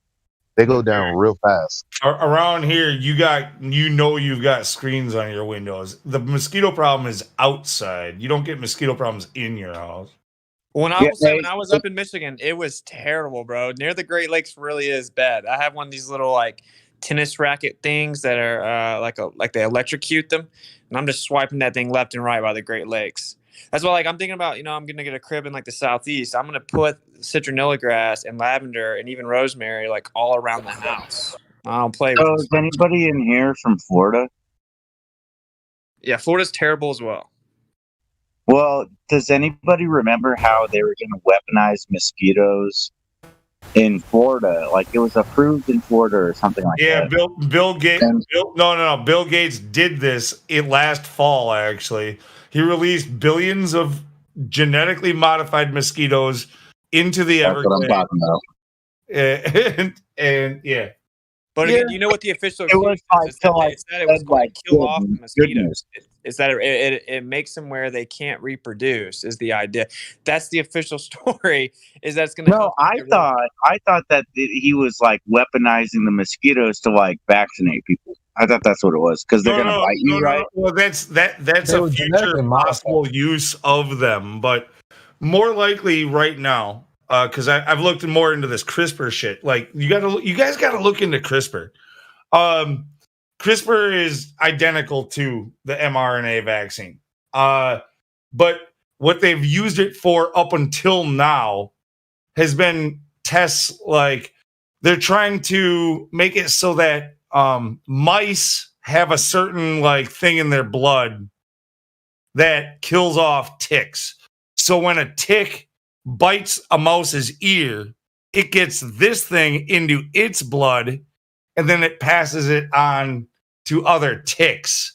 And then so ticks become basically kill themselves off, but you're doing it 2 or 3 steps later. And so more likely with the mosquito, the mosquito is not going to be, they're going to release mosquitoes to kill all mosquitoes. They're going to release mosquitoes to kill all birds, or release mosquitoes to kill, or to infect all mammals or something like that. It's a bigger game than what you're thinking. Yeah, have you heard of Plum Island and Lyme disease? And how that was genetically engineered too? Like they made a bunch of mutant ticks that gave people Lyme and still do to this day. Yeah, I've heard. Yes, I've heard about all that stuff. Yeah. So the thing about using mosquitoes in that way, they don't travel that far. So logistically, like the amount that you would have to release to be effective would be ridiculous. But no, that's not true at the same time, though, because you could do that over a wide, surface area. The problem is that anytime you mess with any of this stuff, and everybody who's done zero research already knows this, every time you try to introduce a new species into an environment, it creates problems. So when you start genetically modifying very basic components of life in an ecosystem, you are doing major irreversible damage, most likely. Not like possibly, most likely. Yeah, I don't know if I was like, I'm obviously not saying the official narrative is legit. I'm explaining what their excuse was for doing it and how ironic it is that they had publicly admitted that they inject them with different illnesses, different viruses, quote unquote, right? And then the excuse was it would stop them from reproducing. So they admitted what they were doing. Like, I'm not one of those guys that are scared of mosquitoes, though, dude. I'm not scared of mosquitoes or the air. You know, I think we're fine. Yep. You're not scared of the air? I think so too. And I just want to go ahead and throw it out there is like, that was just like an article in the newspaper. So if I was scared of mosquitoes, bro, I sit outside. Just because they claimed it happened doesn't mean it actually happened. But it's a fun idea to toy with, for sure. I mean, certain things are possible because again, they got this like roach gel that they came out with. I don't know when, but it's for me, it seems like it came out of nowhere, like Jesus or Yeshua himself, like put it on the shelves and was like, this right here, because I've helped countless friends as well as myself with this stuff. And what happens is the roaches eat it, right? And then they go back into the nest, and then those roaches die. And then the other roaches eat them, and then they die. I don't know why the hell.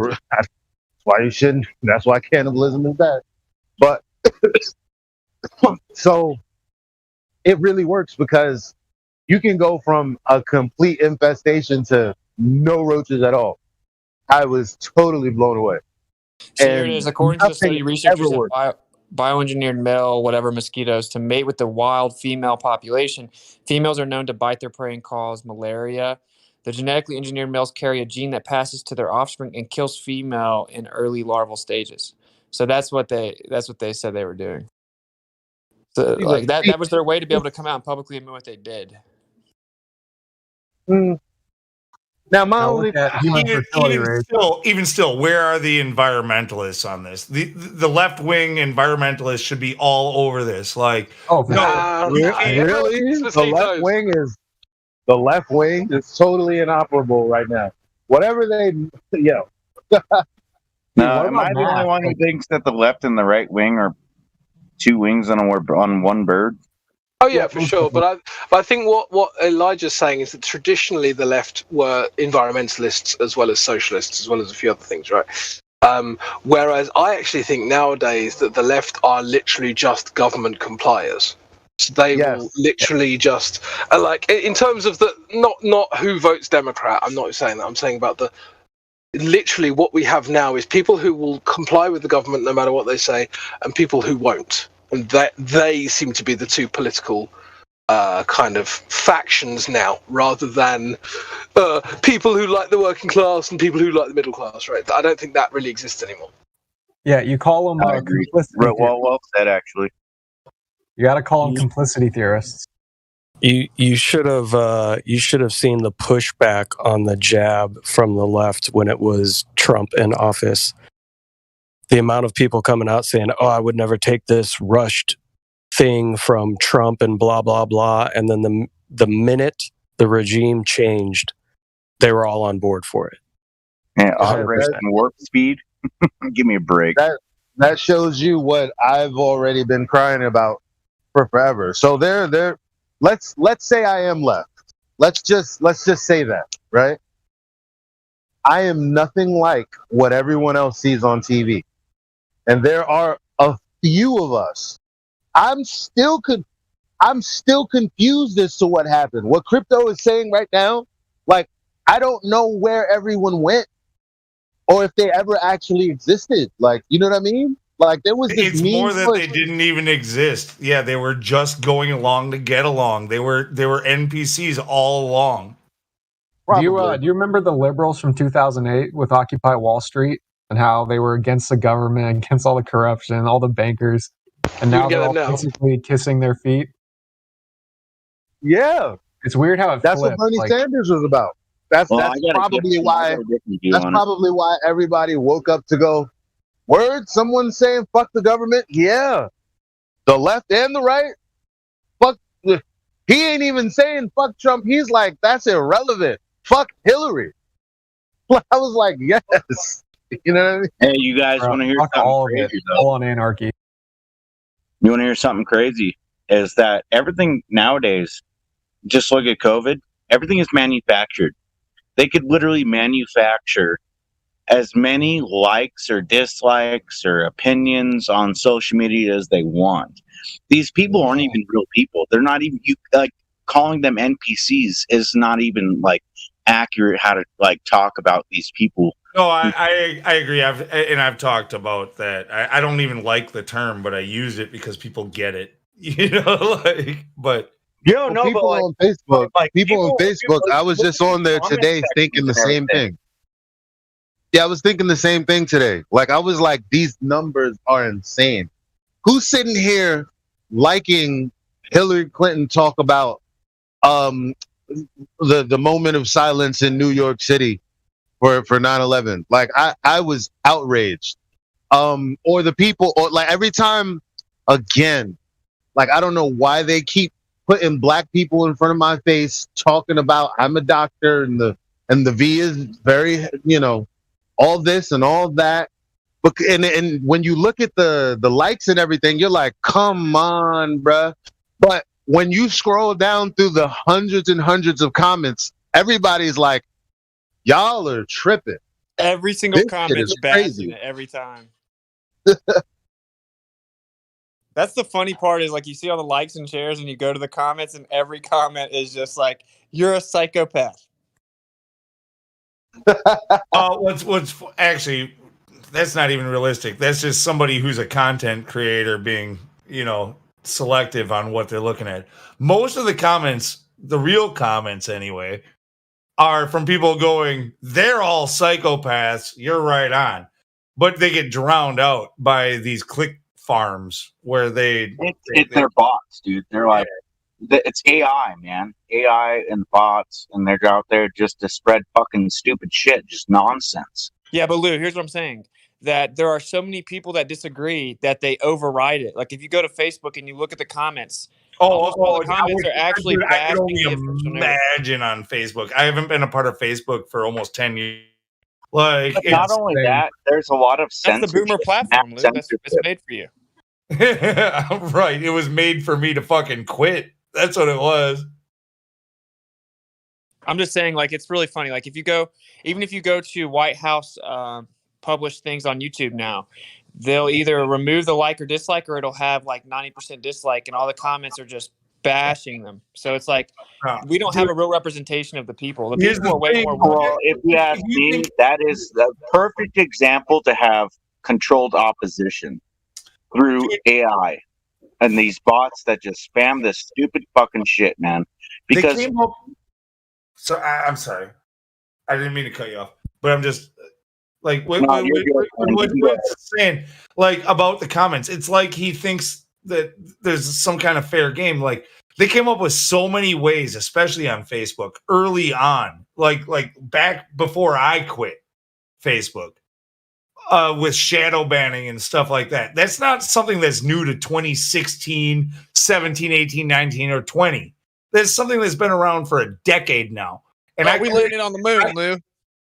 I did. Yeah, didn't Facebook? Wasn't there a DARPA program? And honestly, if you're looking to like comment sections to like validate any sort of opinion you have, you need to be more opinionated, and you need to realize that there's controlled opposition everywhere you turn on the internet, even here. Yeah, that's so. Yeah, but the point is, we're just pointing out an observation. It's not like I'm like, ooh, look, there's a whole bunch of people on Facebook. I'm ready to fight now. I'm sure everyone's gonna join me. I'm gonna go out with some, no one's thinking that. I'm just saying it's funny how the likes say one thing, but weren't you the guy that brought that up anyway? Which is why I said what I said. Dude, I'm telling you, you can actually glitch out the Matrix sometimes. I have like 35,000 views on my video on Facebook talking about how Comirnaty is actually not in stock availability, and that's what was FDA approved, and it's all bait and switch. You know what I'm saying? Like, they shadow ban me, but still, sometimes the shares get out. Facebook has this weakness where you can actually share it. On YouTube, no one shares anything, so when they shadow ban you, you just sit there. I'm not like pro Facebook. I'm not saying that there aren't obviously algorithms and shadow banning, and there are not bots. There obviously are. Eli and I are just telling you that when you go read the comments, right? So if you just are a normie and you scroll by, you'll be like, wow, Hillary Clinton said this, and there are 40,000 shares and 50,000 likes. But when you actually go read what the people say underneath it, it's awful. It's just like everyone's bashing them. That's all I'm saying. Like, Right. like Yeah. There are preferred opinions that get pushed, really far compared to like anyone else who has something else to say about it. Right. Dude, before I quit Facebook, Facebook claimed they had nearly as many users as they do people on Earth. In fact, I think they might have claimed more than people that there are supposedly on Earth. Okay, that was like 10 years ago. That's a great question. That's a great question to ask. Fake How many news. people are around?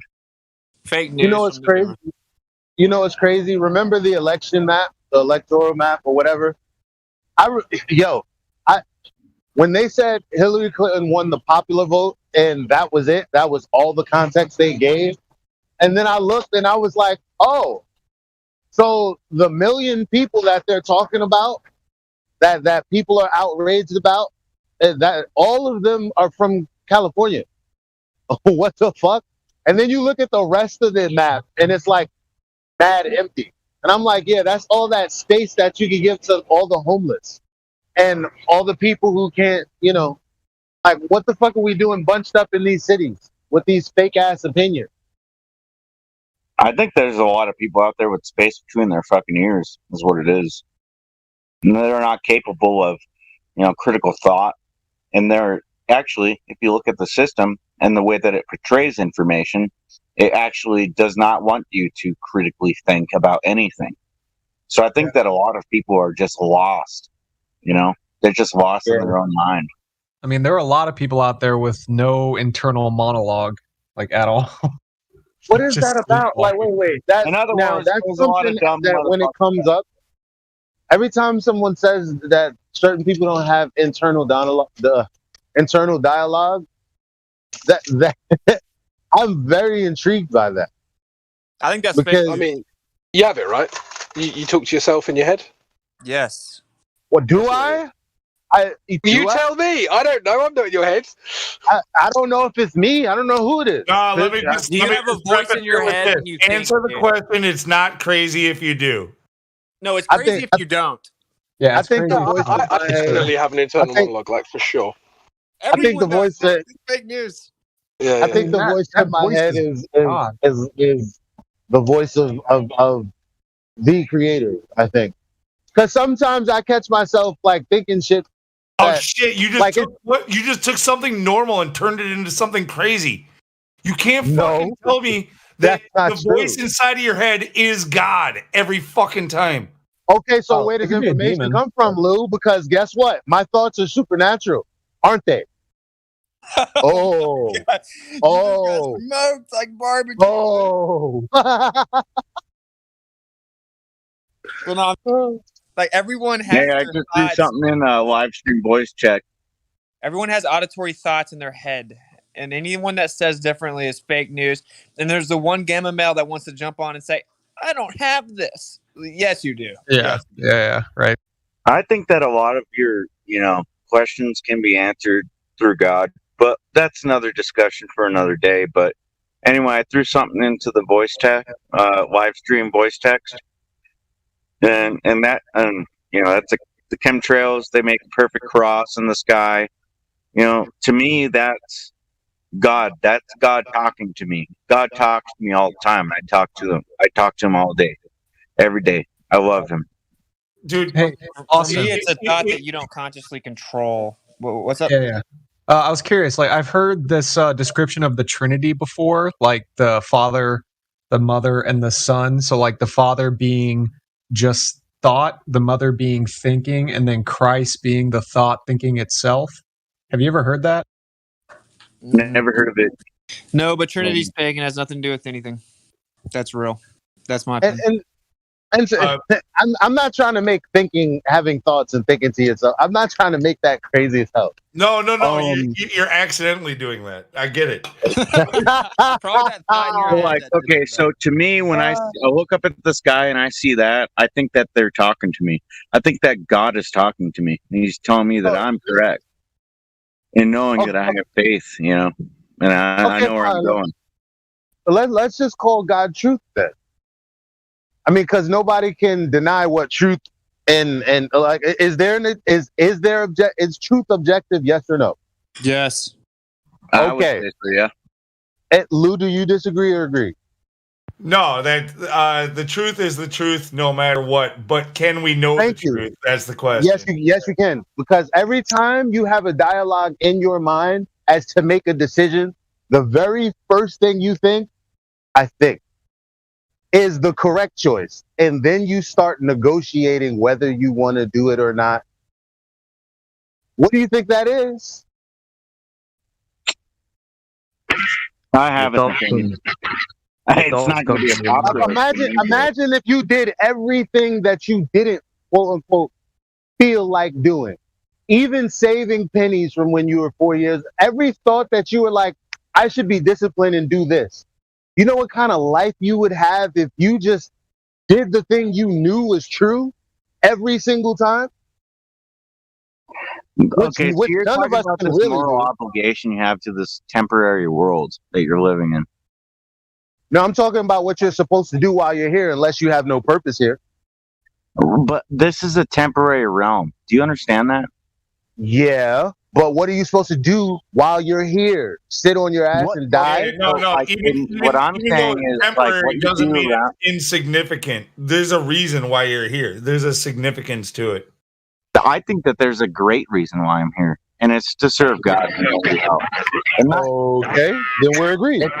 Okay, so like we're on this. So you say that everyone hears this voice in their head, but I wonder if we only do that because, like, think about this. Like, if somebody's been deaf their whole life, do you think they still hear a voice in their head? Yeah, I think. Really? That's a great question to ask. Somebody's been. Do they still have? I mean, do they understand it in our language, in English? No, that's the question. That's the no, but they will still have internal thought. Like that's guaranteed. Just ask a deaf person. How do you know? You don't need to think in a language to like know that you want to go get something. I'm sorry, I gave her the phone. Just What? What?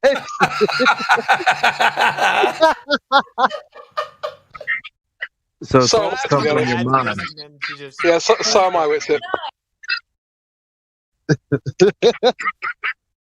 So thoughts come from your mind, and that's not physical, right? So no one's ever said make up your brain.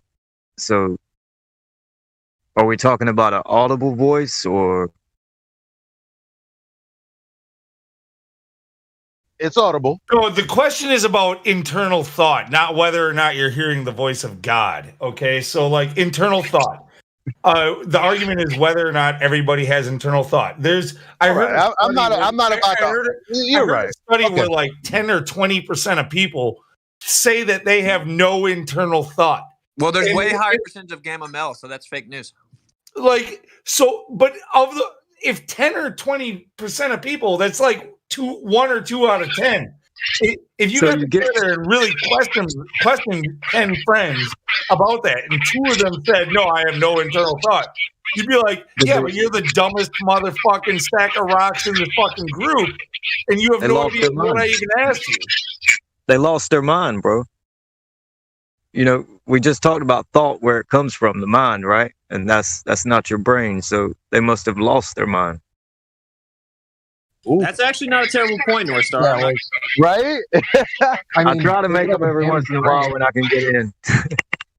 That was good. That was good. I mean, it could be straight up brain damage, like their pineal gland is calcified or something, and that's what disconnects them from it. Like, Well, let me ask you there's this physiological explanation. Let me ask you a question.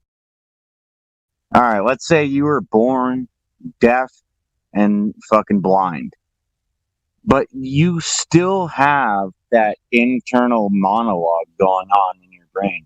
That's what tells you that, oh, I'm hungry or I'm thirsty.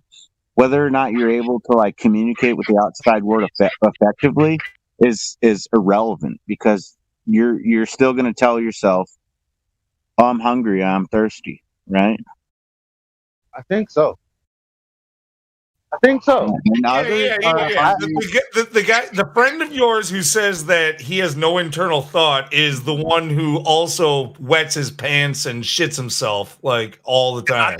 I think North Star has a good point, though. Is there a point that you can you go to such a debased mind, right, that you effectively lose it? Like, could you be so depraved and spiritually disconnected that you're turned over to where you're actually like a robot? Oh, there's exactly people out there like that. Yeah. Well, it's like you're working off instinct. Like your pure instinct. Like you're just doing the first thing that comes to mind with no self-perception of it. You're just sleepwalking. Did y'all know that there are people? Sorry, didn't mean to go over it.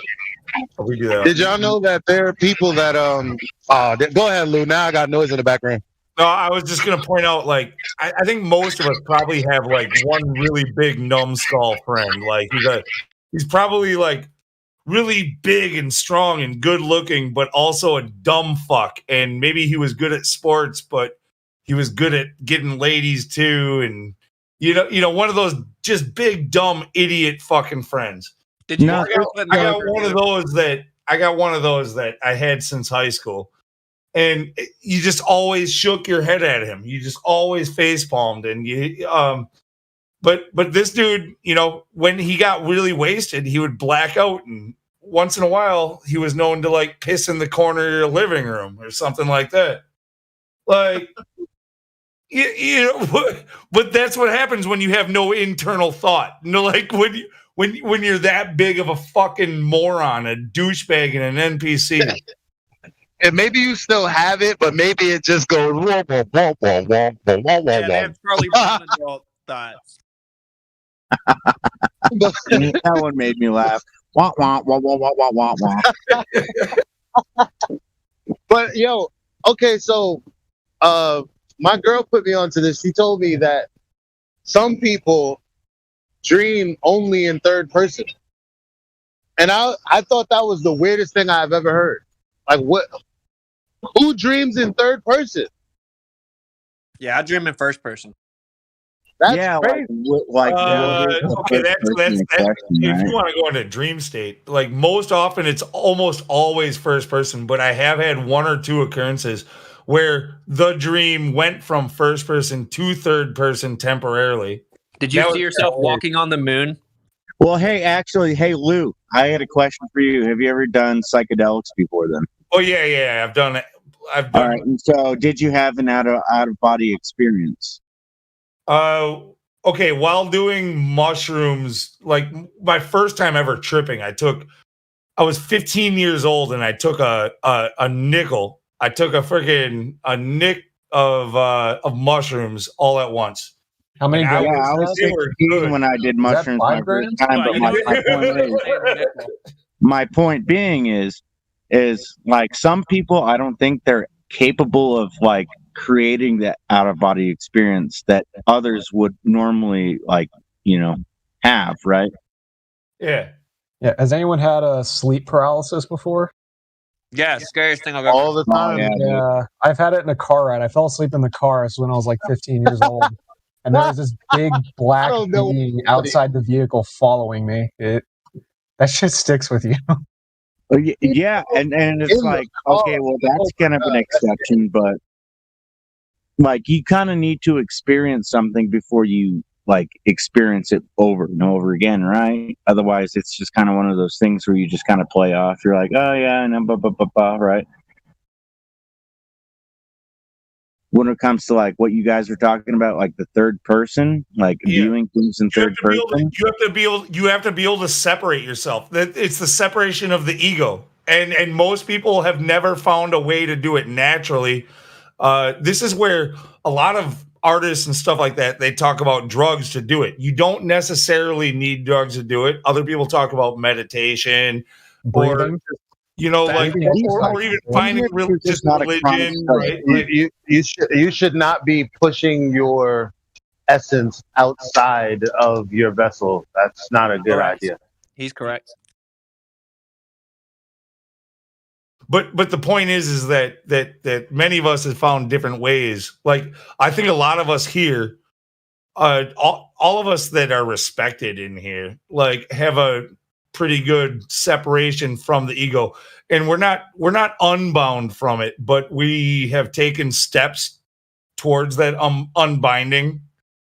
And I think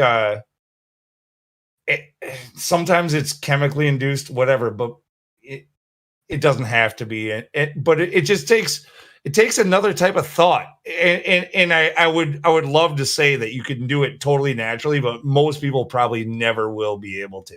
They're going to. I thought that we were talking about you can do it with breath. Capable of this, like they're just, and like what we were saying is they're just total NPCs. They're It's not because they don't capable try. of No, come on, guys. Well, it's because they don't. I don't recommend it, but it's easy if you try. It's like anything that you do is going to be hard or impossible at first. It's impossible for me to juggle 3 anythings today, but I might be able to do it a little by the 3rd day, and I might be able to really do it by the end of the week, right? Like, so this is the thing. People don't exercise their mind. That's why they commit logical fallacies, because they can't string thoughts together, remember them, categorize them, and push them out when necessary, because they don't exercise that part of their mind, or their mind at all. Here's the cheat code, bro. Okay. You turn off all your devices. You don't get on the internet. You don't eat food. I know I lost most of you there. You fast in silence, and you focus on truth, i.e., the source of that being the creator. And if you fast for a day to 2 days, maybe 3 days, depending on how fat you are, then you will literally reach a state that is much stronger than any of these synthetically induced experiences. Yeah, ketosis is our default state. So yeah, getting into a fasted state, it really it wakes your mind up. Like when you're deep in ketosis, your brain is sharp. Like your perceptions are higher, clearer. Nah, come on, guys. I think that's I had a quick bullshit.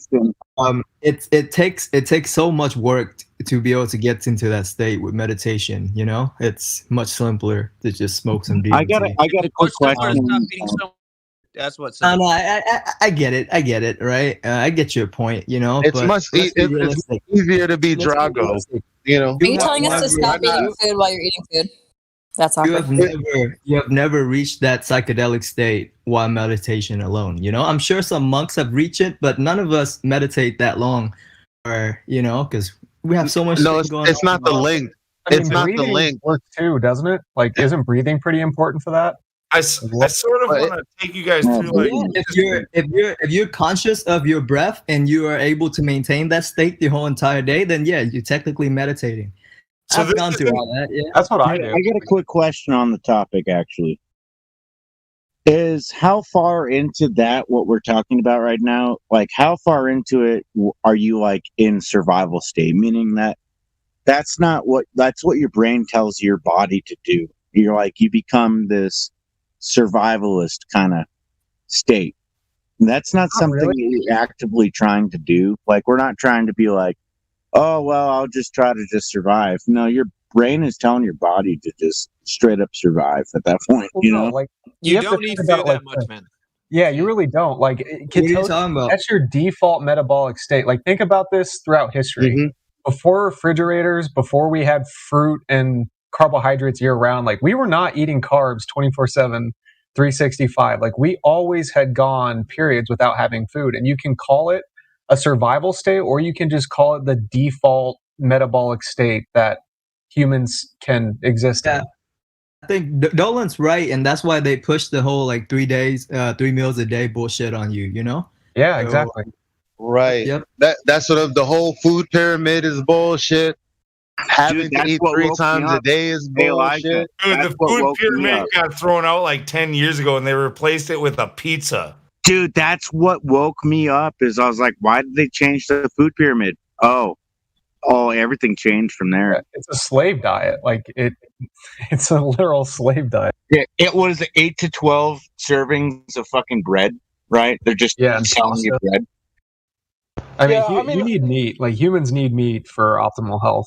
The fixation on fat being the cause of disease too is just, it's so inverted and backwards. That fat and meat is life, and then carbohydrates and sugar and all that, those are cyclical foods. You're not supposed to eat them constantly.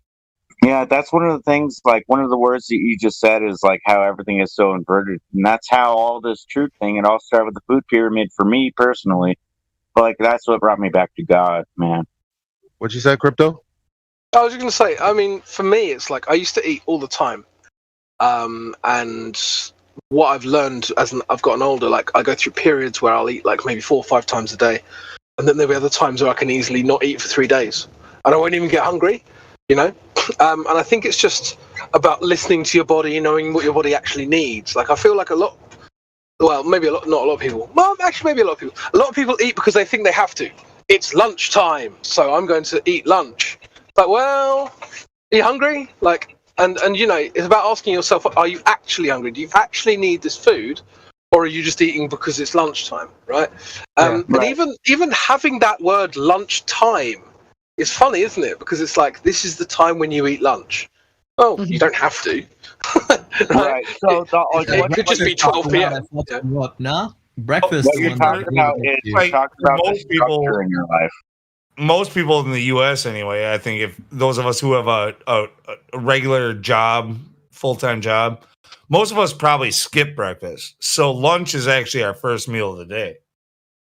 Well, what he's talking about is you might skip food, but you're still ingesting calories, right? One at a time, guys, please. One at a time.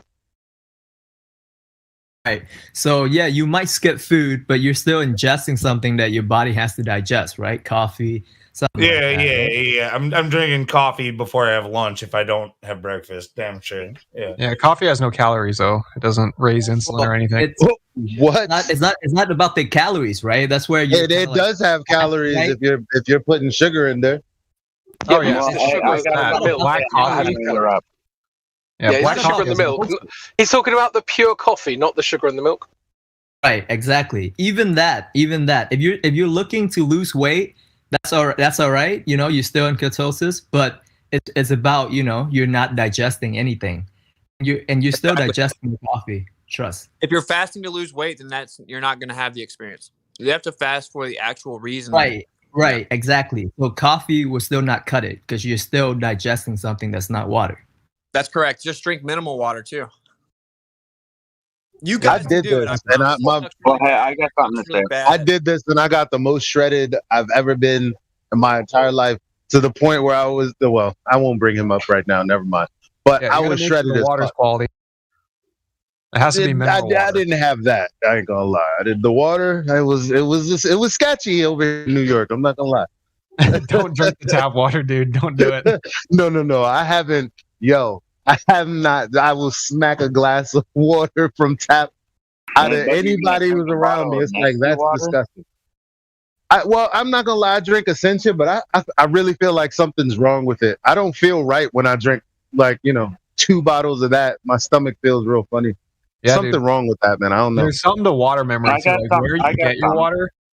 Like I get all my water from Europe. Like Gerolsteiner mineral water is my favorite. There's just it tastes amazing.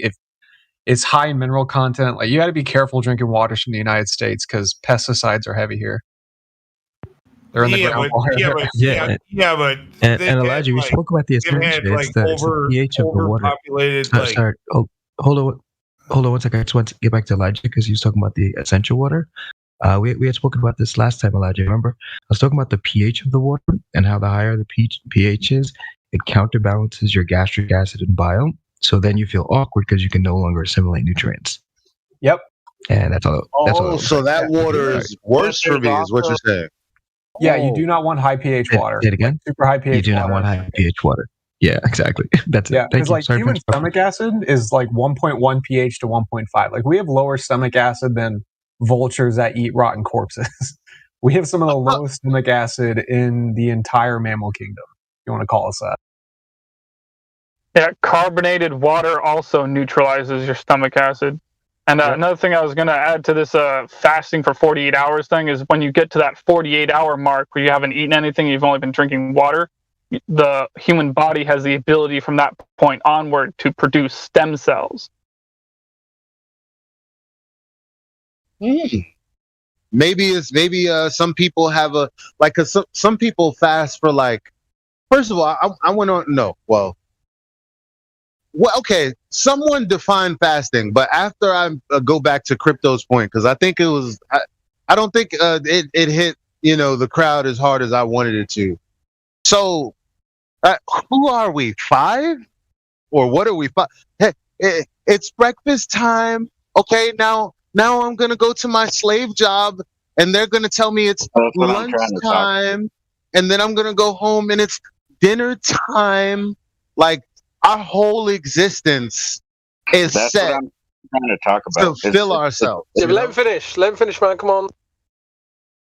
I'm just saying, like the way our schedules are set up is not natural at all, and filling ourselves with this food is probably the reason that we think that fucking COVID is real right now. This is why people are getting sick every fucking year. Who's the guy? It was some dude that came in here that was talking about, I wish he was here to correct me if I was wrong, but he was talking about 2018 and how more people died from the flu that year than it was unprecedented and nobody talked about it. 2018, I think it was like a 40-year high or something like that in the United States. They claimed as high as 60,000 people died that year of the flu, according 80,000. to Yeah. It's all based on the same test though. Like there's one test that they're using to diagnose all this, and in and of itself is fraudulent. Like it's not supposed to diagnose anything. It's called No, we're not talking about diagnosing the flu. I wake up and I feel kind of woozy. Oh, okay, I got the flu. Who's going to the doctor for the doctor to tell them they got the flu? You kind of know it when you're sick. You know what I mean? This is one of the biggest truths, seriously, when it comes to like the corona shit. Everybody worries about, I might have corona or pass corona or give corona to somebody. Like, according to their statistics, corona is far less dangerous than the flu. Hey, before we get off topic, how many people do you know who have ever been hospitalized or killed from the flu? None. Well, they always die from pneumonia anyway. Hey, before we get off topic, can I ask my question real quick? You just asked one. Go ahead. All right, so who here has ever had to call out of work because of a certain reason, right? We all do it from different occasions, obviously, but when's the last time you really were sick when you called in for that reason, right? But does it really show up? Is it a real thing? Is that something that you're honestly doing to try to protect people from, or is it just some bullshit fucking reason? It's bullshit. But look, if I have a cold, first of all, most of my bosses, if I have that's the cold and coughing to death and sneezing to death is not a reason not to go to the warehouse and shuffle around some stuff that day. He's like, you better be dying if, you know what I mean? And here's the thing. There's the you ought to wear a mask, right?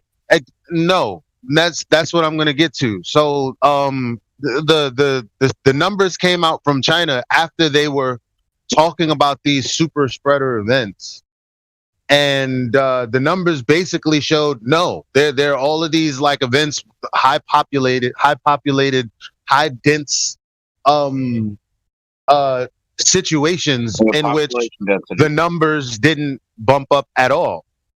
And then there are these studies where they literally try to inject someone or try to get someone sick by literally having them around people with, like, sickness symptoms, whatever you would call flu-like symptoms, whatever, and those people don't get sick.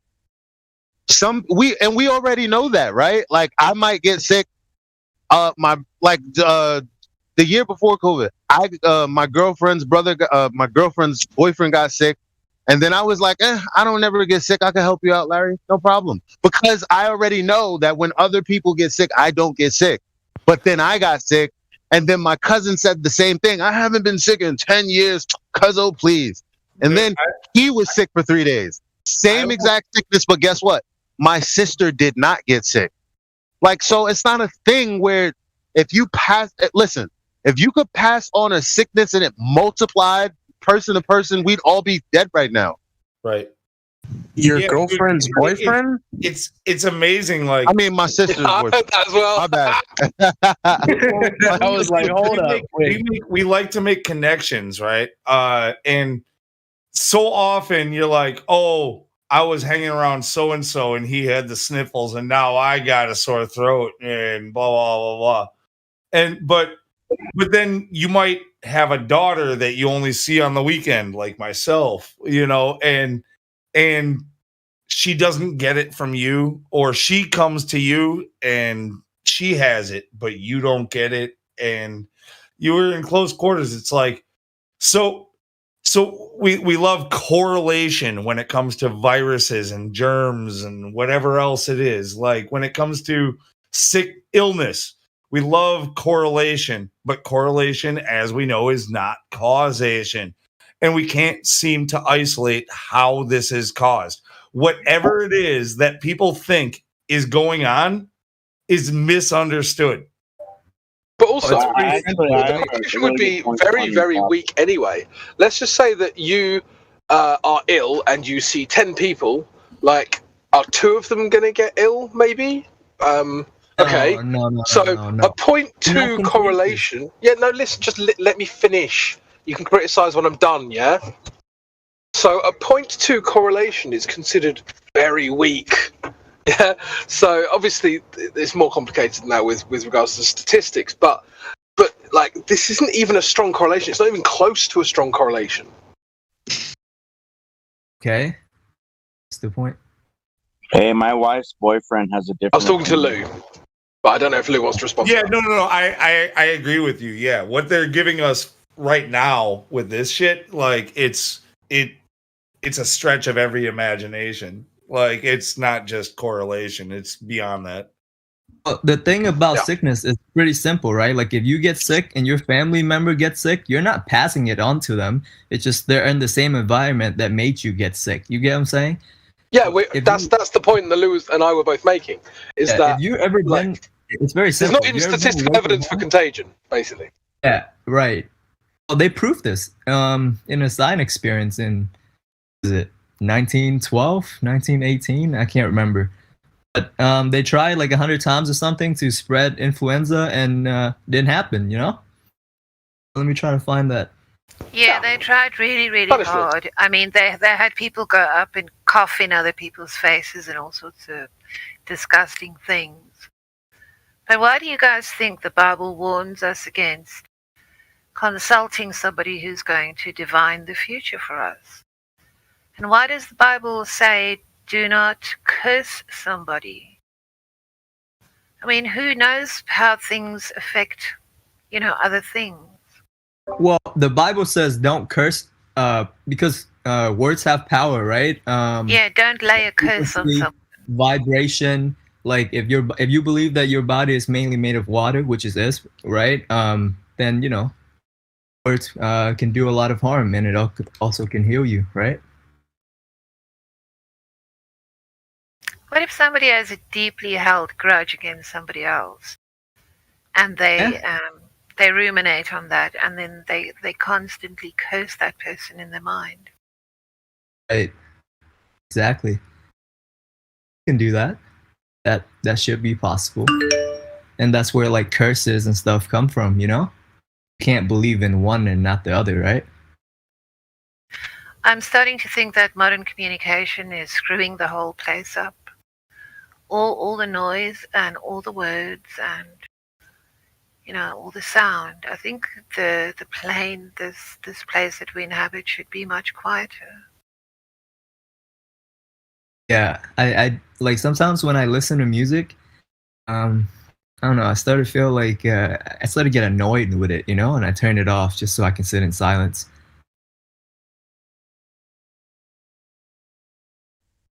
You know what? I was just talking about music. Go ahead, Ariel. Sorry. Sorry, Elijah. Just another thought. I mean, when you speak to God, how many times do you just do it silently in your head? You're supposed to, right? God doesn't Apparently, speak that's the language. crazy. You need his phone number because the voice in your head is reserved for just talking to yourself. You don't please, no. You don't talk with the voice in your head. You don't say it in your head. No, it's intentions. You know what I'm saying? No, I was just, like I think that we all have our own Meditation is talking to God. That's why DMT is called the spirit molecule, right? Because you're seeking God. So when you're meditating, you don't think about anything. The only reason I have to disagree with that, because when I say God is truth, I don't care what God people think they serve, but I specifically serve truth all the time. And if that puts me to hell, I don't know. But I'm saying that to say, so we know that there are poisons that can kill us. Okay. And I read a lot of documentaries. I mean, what does it have to do with, like, say, DMT and LSD? Well, these drugs actually exist because they were used to drug people and make their minds malleable so that they could do mind experiments on them, right? I don't think So that's I'm not saying that. No, that's I'm crazy. That's crazy. Well, I mean, you can get a DMT experience naturally. Yeah, by breath. If you breathe a bunch, you can. Bro, I don't know about your life, but listen to what I'm saying and disconnect the emotion from what I'm saying. I've seen documents. All right, then don't interrupt. It's no emotion. So I've seen documents that list these drugs that the government developed to do things like what's that called? I forget what it's called, but these drugs specifically were engineered for the government's purposes, and what's in them is poisons. Now, I've taken LSD. I know exactly what you're talking about, but in retrospect, after reading through these documents, I accept that, hey, I basically poisoned myself.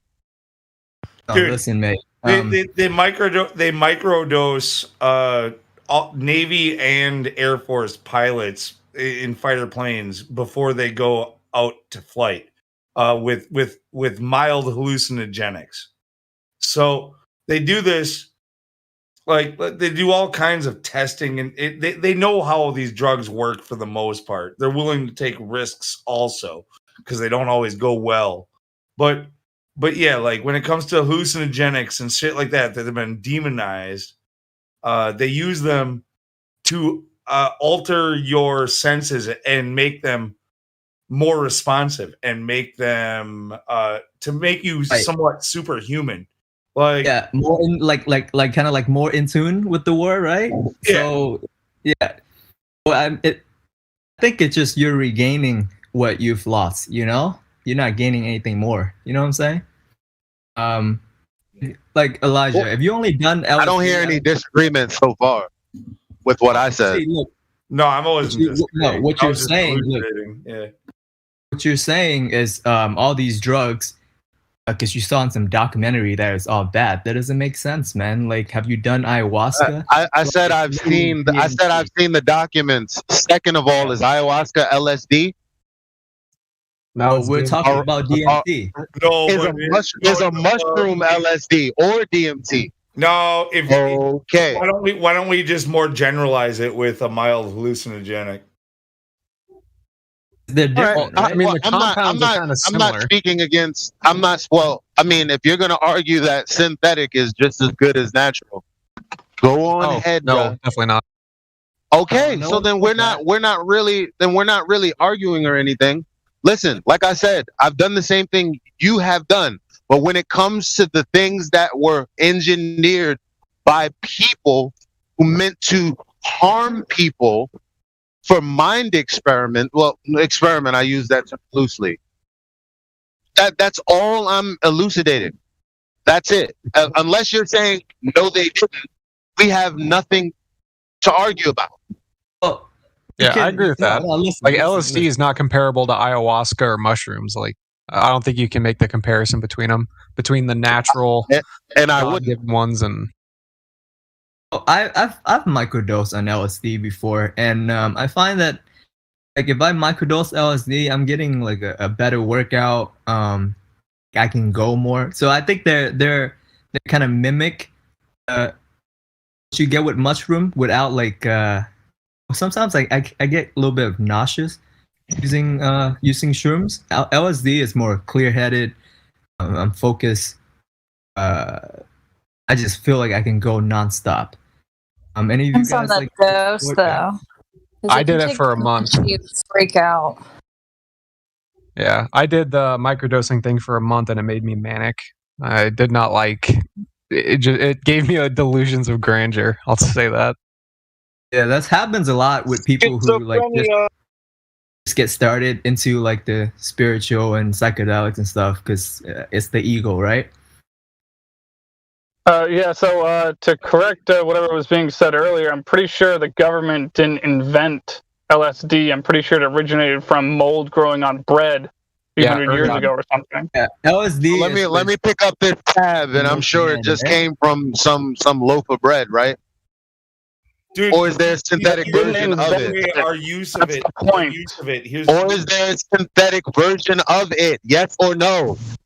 Yeah, there is. All right, then. Stop arguing with something that I'm not. Listen, you guys invent disagreements where there is none. It's unnecessary. Well, I don't understand. Just because you speak louder, it doesn't make my point right now is going to be that I don't understand why LSD is being demonized over ayahuasca or DMT or mushrooms. Like it's honestly, like, I mean, I've taken mushrooms and LSD. I haven't taken DMT or ayahuasca, but I agree with you, man. You get pretty much the same effect. The thing with LSD is it's a much, I don't know. While you're on it, let me ask you, Lou. I'm sorry to cut you off, but I just want to start back with your premise. Did I demonize LSD? No, you didn't. I heard somebody else that they were trying to like compare. Right, I'm just trying to correct the record. Okay, so am I only informing that there are documents that exist that go with what I'm saying? And it's not like you can peel a tab off of a loaf of bread. So somebody synthetically made it in a lab for a purpose. That's all I said. Yeah, I also said I used it as well. I also said I used it as well. I've talked about it multiple times about how I went to YouTube to play music, and 30 minutes later, I was listening to the most beautiful music I've ever heard, and I had never pressed play. So I'm not demonizing it. Yeah. So crazy. Don't point your ire towards me. Elijah, look, the person that I'm actually literally talking to is the person before you, who was comparing ayahuasca and mushrooms. As he was saying that they were pure, like they were okay, but he was saying that he didn't touch any LSD, like almost demonizing LSD. And I'll tell you, as someone who's tried both, I am a personal favor to natural. I think natural is good, but Same. But when it comes to LSD, it's a more pure trip. Lunatic, let me explain. If I think people could- who've never done This is LSD way or, better than like, Bible talk. try a lot of psychedelics. It's mainly old people who get like suckered into like these like Love Tribe and shit like that, doing ayahuasca. You know, I've done that. I've smoked DMT and all of that. I feel like people are more drawn towards the ayahuasca and stuff like that. This is the first time they're doing the drugs, right? Before that, they've never done anything else. You get what I'm saying? So they don't know. Like, I think people who do drugs LSD is the synthetic version of Morning Glory. 25, 30, get suckered into that shit. Yeah, just in case kids run out of options. It's not even like that. Like, you gotta go to South America to fucking get like real ayahuasca. It's not like Yeah, I did that shit, bro. I was in Peru, man. They have these shamans and shit that came. It was fucking weird, man. Yeah. Did you hear those stories about people like when you guys all do it together? You all see the same things, like you all see the same entities or whatnot in your area. I've heard that from like 10 people who all saw. And We've all seen the video from Terrence McKenna. Yes. Do I know anybody personally? No. Does anyone else in here? I've done it myself. What do you mean? I didn't hear it from Terrence. Hold on. I know, but everybody that I heard it from has seen Terrence McKenna talk about it. I just want to know which buddies have actually went somewhere and did it with a group of people and experienced what Terrence McKenna has said. That's all. Yeah, you want to hear my opinion of Terrence McKenna? He's probably CIA. You know what? Never mind. It's all right. Forget it. No, the point was is I had a friend that went down to South America and they did. I think it was like him and like 4 other people. They had the shaman, like they did the whole traditional preparation with ayahuasca, and all 4 of them said that they experienced relatively the same thing and saw the same thing, like in the trip. It's not the ayahuasca, and it's not doing it in the group. It's the shaman influencing your trip. You get what I'm saying? Because they're singing the whole time, and they're leading you, right? And they actually said that, like, the shaman's gonna lead you, right? Crazy shit, man. Like, in some, like, when I was there, I felt a little bit unsafe, kind of, you know? Weird. Yeah, all I want to know, man. Ayahuasca. Catch up XO with his last comment. Like, all I want to know, man. I understand how it sounds like just druggy talk or something like that, but really what this stemmed from was talking about breaking the ego and reaching like a meditative state and stuff like that. And many people choose to do it chemically, which isn't, encouraged by this server or anything like that. But it is one method of doing so. It's an easier way to get into the door, I would say, you know? All I want to know, man, is are the stairs melting up or down, man? Yeah. Well, okay. So to speak to that, to speak to that, of course, it might be easier, but to the person who thinks it's easier because they've never done the other thing, they don't know if it's even the same experience, right? You would have to reach the state both naturally and chemically to say, oh yeah, okay, I've come to this door before, but one was one way and now here I am this way. So all I'm saying is just because something is easy, that I would, because it's easy, I would seek the hardest path toward it because it has the most gain. That's just me. Sure. That's Yeah, exactly. me. Do not you, take right? the path of least resistance. That's you. And from my experience, I didn't believe in meditation. I thought it was fucking bullshit, you know? Like, so it wasn't until I started doing these drugs and partying and stuff like that I got into meditation and went to a Vipassana meditation course, right? So we were there for like 12 days. So I've experienced both sides a little bit, and I think most of my insights came from actually doing drugs, DMT, ayahuasca, LSD, shrooms, right? Taking microdose for a prolonged period of time. And I'm an athlete, and I own businesses too. And I felt that combining weed, because I was a stoner, man. I was smoking weed. I still smoke weed every day. But I feel like it became a healthier habit once I introduced LSD or shrooms into it as a microdose. And the two in conjunction with each other just made me like so much more in tune with my body. I started taking care of my health more, caring about my family more, you know, more loving, more expressive, just more free. Yeah, isn't You know what I mean? cannabis in the Bible too? Like the anointing oil had Yes. canna something in there. Christos. It's called the Christos. The Egyptians right. anointed each other with Yeah, the and weed Christos. also wasn't genetically modified to have the highest saturation and percentage of THC. That's the most Wait a minute. psychoactive chemical known to man. So to compare Yeah. weed back then to now is laughable. Yeah, it's nowhere We near can the same. use the term genetically modified because you're using that incorrectly. It's not gene splicing; it's artificial selection. They're very different things. Yeah. Oh, I just wanted to go real quick. I just want to say so the conclusion is so there's weed in the Bible, therefore we can do crack. Like that makes no sense. Yeah. Who said that?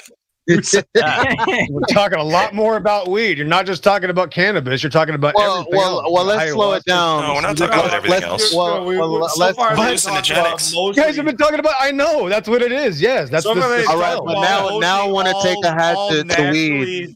Now I want to take. Come on, one at a time. But if y'all let me, if y'all we're let me, having complaints about this topic. I want to ask people to move it on or move it to Bible. Yeah, it's in public. Please, thank you. Who's complaining? I'm not going to cover it in live stream, bro. XO. Let's snitch on them, Mike. Go ahead, tell it. Nah. All right, guys. All right, we had fun. We had fun. We knew it was gonna happen. We knew the hammer was gonna come down. We were wild, right? To be fair, I mean, we have been talking about DMT for like 30 minutes. Yeah. Thank you. Feel like Joe Rogan, man. Yeah, dude, let's just ask Joe Rogan to come on and then we'll talk about it. Yeah.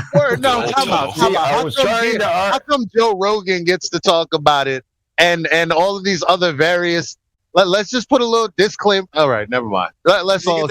All right. Okay. I don't know. I was trying to have a scroll up argument and admin mods, and I got chose to be the one to come up here. So, I mean, I guess I'm already an asshole that makes people change the subject on this. So, you know, I get picked. I was about to do it anyway. Let's do Earth. Can I get back to my argument? In a world. It's not a globe. So our takeaway is Deepak here? This state of mind by fasting and being healthy and cutting out distraction. Yep. Who's Deepak? Is he still in here? No. Deepak needs the 3-point. Hello. Welcome. Yeah, thank you. I was interviewed by Northern Rebellion just about 10-15 minutes ago, and I was just listening in. It's the conversation you guys were doing about drugs. Sorry about that. Sorry. No, it's interesting to know, really. I just wasn't expecting that sort of discussion. Yeah, trying to keep it balanced, obviously. So, what brings you to the server? Well, I'll explain the story that I explained to Northern Rebellion. Hopefully this time it will be more succinct. Basically, I was introduced to Flat Earth as a, the concept of it and, the various arguments and tenets associated with it by watching the debate that I'm sure all of you are aware of, the debate between Witsit Gets It and Vegan Gains. And then okay, well, Witsit's here. I guess I'll give the mic over to Witsit if you don't mind. Did you say Vegan Gains? Yeah, you can give it over to him if Oh you my want. god, I hate that guy. He is vegan bodybuilder. Wait a minute. Wait a minute. This and arrogant. You guys are okay. That's why he's got He's a so second evil. strike on his channel. That's why he's got the second strike on his channel. And you know what? Maybe he needs to work a normie wage slave job to change his mindset and to remove the utter arrogance that that person has. I want someone You're to. never gonna get rid of that arrogance, dude. He's Ever. been like that forever, dude. He has videos of like he wants to stomp babies and like murder people. He's a legit psychopath. There's no. Well, we're there's no not Jim fixing Server where we talk about people for 30 minutes. What's Yeah. it? Anyway, Do you want to talk to this? point is, yeah, I was watching the debate between the two of them, and it was every tenant that Whitsitt proposes. Actually, come to think of it, it doesn't add up when you kind of correlate it with what you've been told. It just the one that was like actually that actually makes sense. The concept of the near vacuum of space and how can gas pressure exist on Earth, if we're adjacent to a near perfect vacuum. It's actually, yeah, that's absolutely true. Because so, the word pressure, where does that come from? And the concept of gravity as well, also called gravity, where it's like, well, we've only really ever proven, if we consider gravity under the connotations we've been told, the only thing that's been proven is local downward acceleration. Okay, but then also things can float up or down depending on the medium, and it's like gravity itself. You only see the effect or the consequence of what we call gravity, not the force itself. So yeah, these are the things that got me thinking. Actually, you know what? This flat Earth thing, this has some. This may have some legitimacy to it. I'm still to learn a lot. I mean, the physics alone is scary to me because I'm a life science student, not a physical science student. So I've still got a lot to learn. And I guess I just came here to complete that educational journey, or at least commence it properly.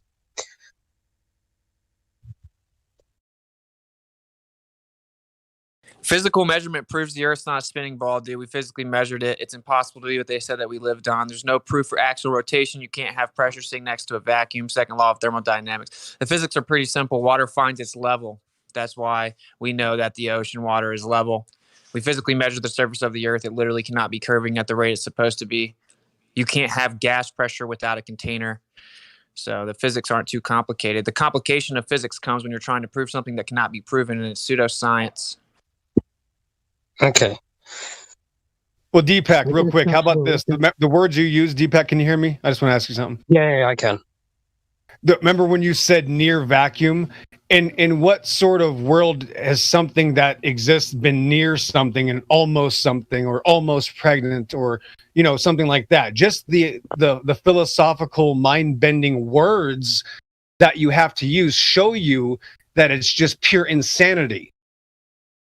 Near what? Near vacuum? Like what kind of words are these? Aren't real words that mean things in reality. These are spells. Thanks.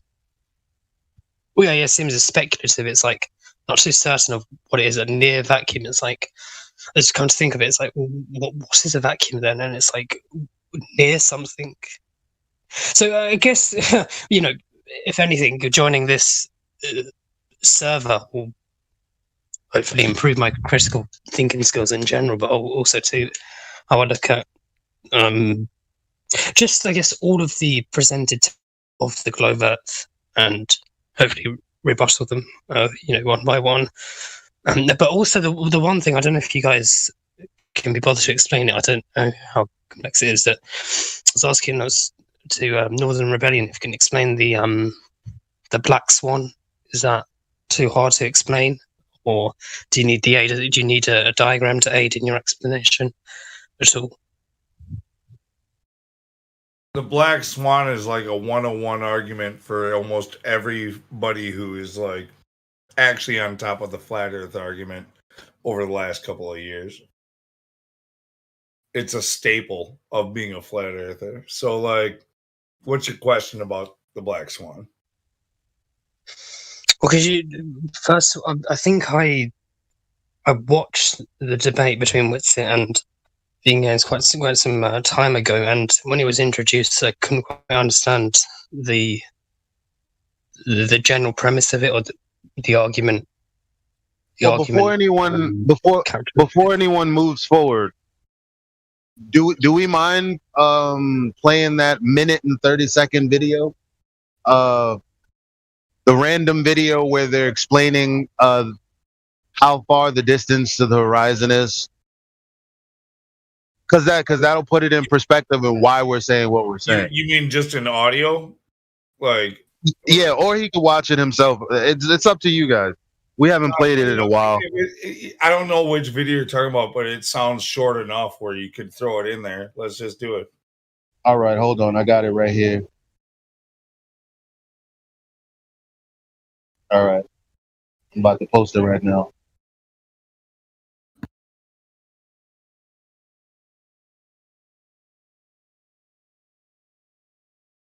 Yeah, there it is.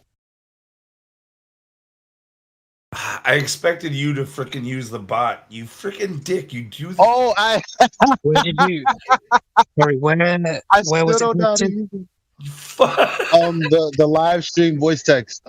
Wait, do you have let me see if you have permissions like other than like VC verified, you need like a links. Okay, cool. Let me give you that so you can see the live stream voice text. And so you can post in there. Because you seem genuine. Somebody said you seem genuine, so that's good enough for me. I don't detect any sauciness just yet.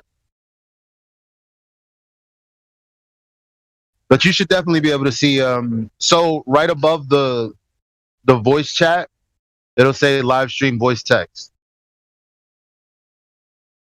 Yes, am I to watch the guy in the shirt explaining the horizon concept? Yes. Okay.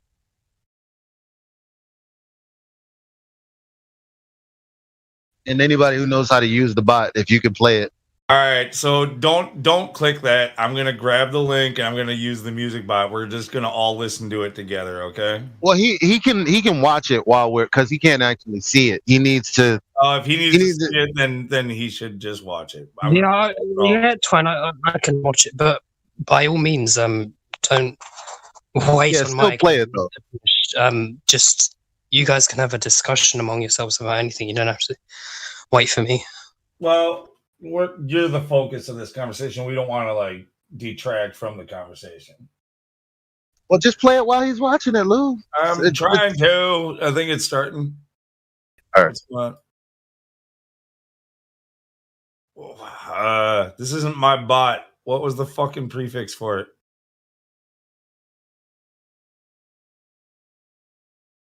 Mplay. Yeah. I stuck a space where I didn't need to.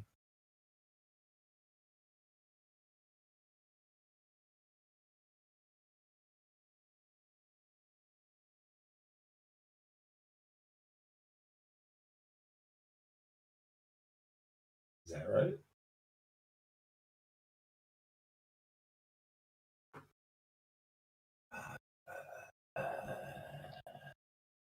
Oh, no. Fuck this new bot.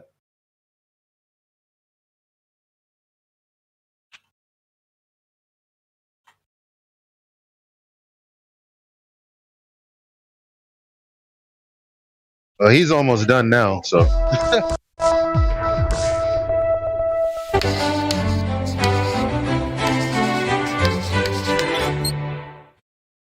Hi, I'm Josh Clark, and this is Brain Stuff, and I'm here to answer a very pressing question. Have you ever been standing at the edge of water, say like an ocean, and looked out on the horizon and said, I wonder exactly how far away that horizon is? You know, where the sky meets the sea? That's the horizon. Well, it turns out because the Earth is curved that it depends on where you're standing and how far above water you're standing. Let's say that you are in the water, right? And you're up to, say, your eyes are about 8 inches above the water surface. Well, again, remember the Earth is curved, and despite the ocean seeming flat, they actually curve themselves, which if you've ever really looked at the horizon, it kind of goes like this a little bit, which is pretty cool. but it also goes like this, right? So if your eyes are 8 inches above the water, right then you're about a mile away from that horizon point where the sky meets the ocean as far as you can tell. If you're standing up above water and you're like I am about 6 feet tall, that means your eyes are about 5.5 feet above the water's edge, which means that you're about 3 miles away from the horizon. Isn't that amazing? Going from 8 inches above water, 5.5 feet above water, is the distance between 2 miles between you and the horizon. Mind-blowing, if you ask me. If you like this video, there's plenty more where it came from. You can subscribe to us on this YouTube channel. You can like us. You can just spend the rest of your life watching Brain Stuff videos. I advise it.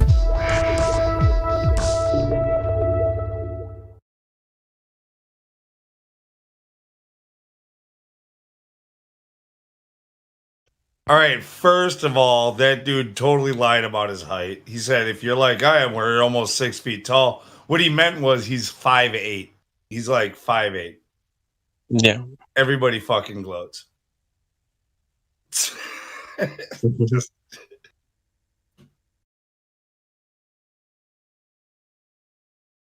Yep. So that should just give you a general understanding of why Lou's about to tell you and show you what he's about to show you.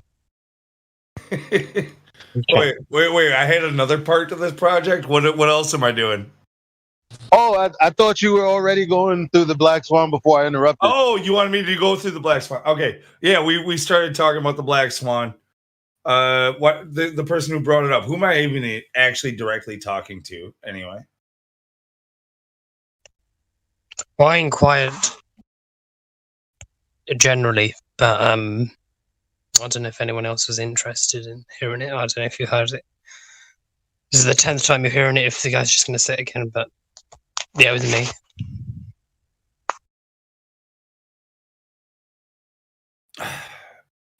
I mean, if like to go over the Black Swan, I can do it generically, but he brought it up, and I just kind of wanted him to bring us casually into conversation, and then we can talk about it.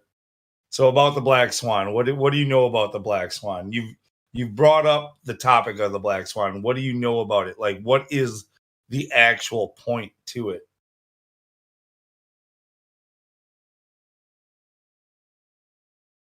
Well, I mean, this is going to be a very crass and crude overview of it, but from what I remember, it's just to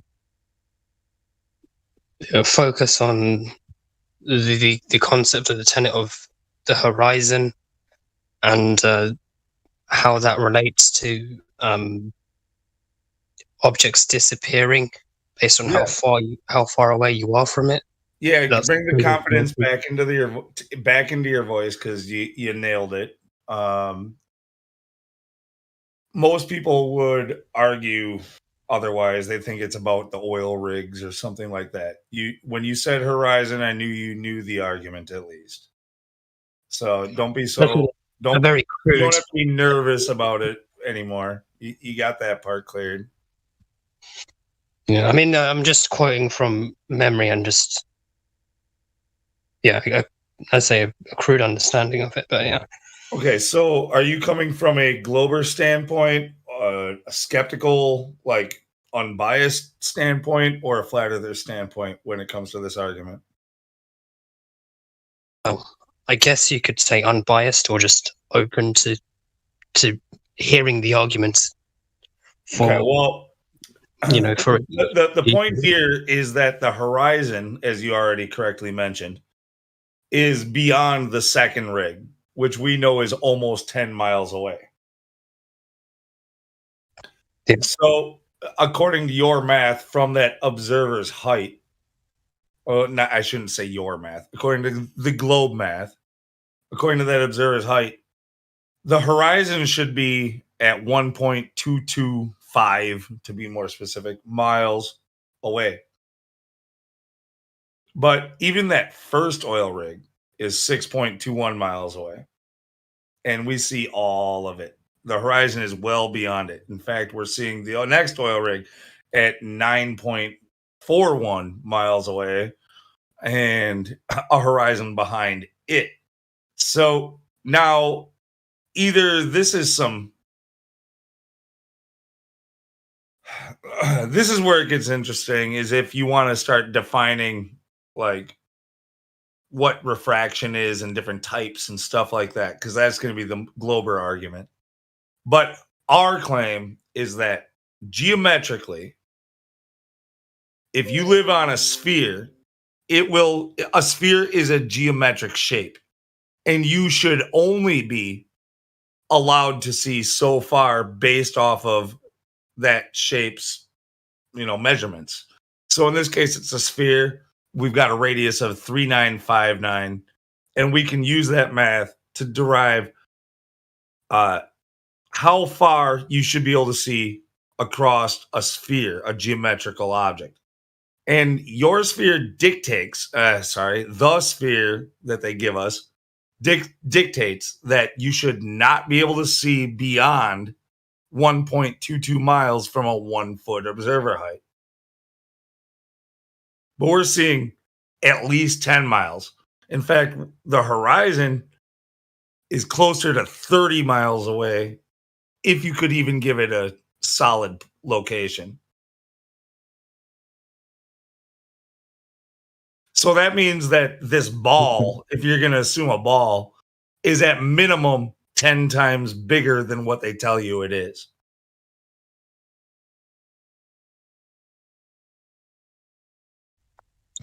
Oh yeah, no, I suppose that is that makes sense in terms of even if it were to. Oh shit!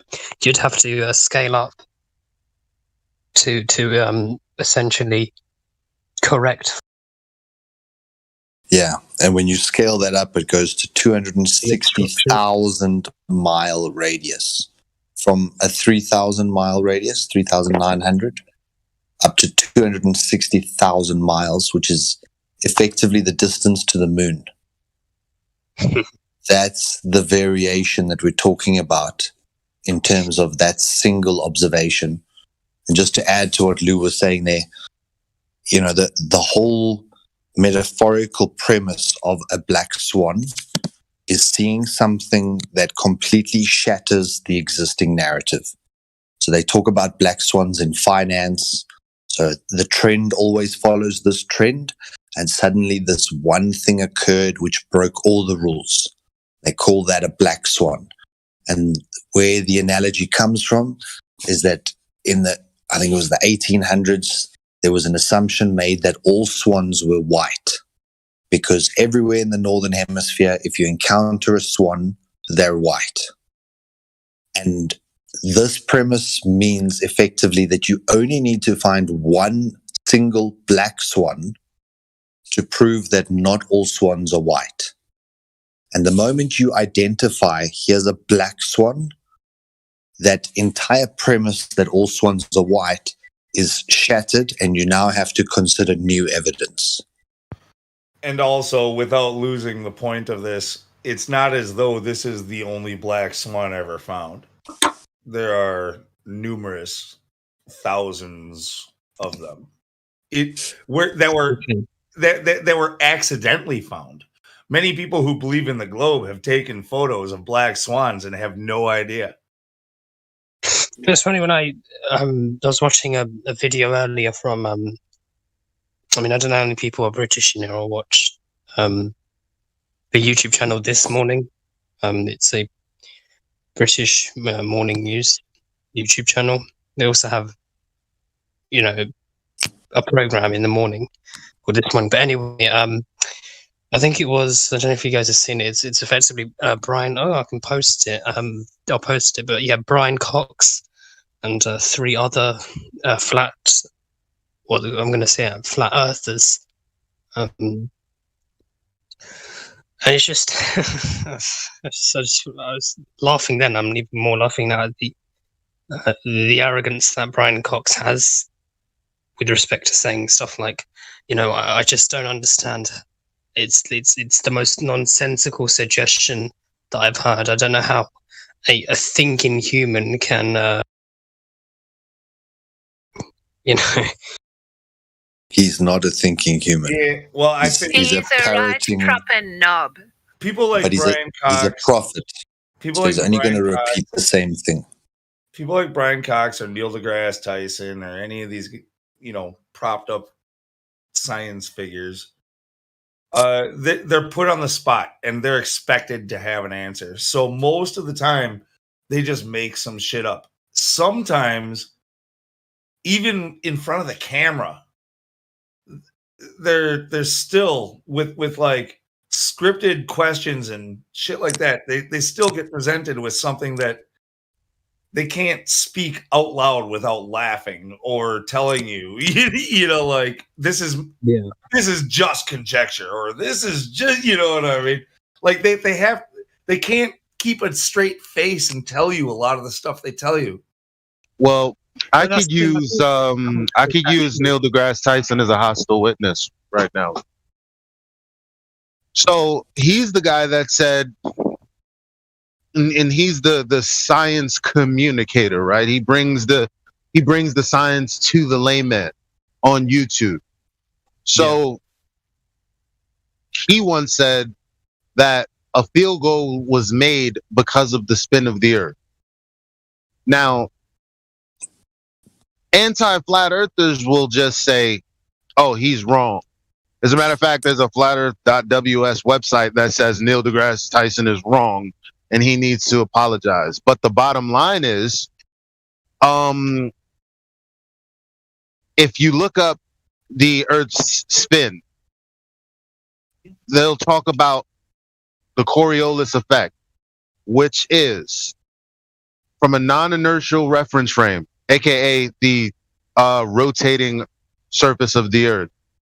If you were to see anything that wasn't attached to that non-inertial reference frame, the rotating Earth, that thing would appear as if it had a curved path.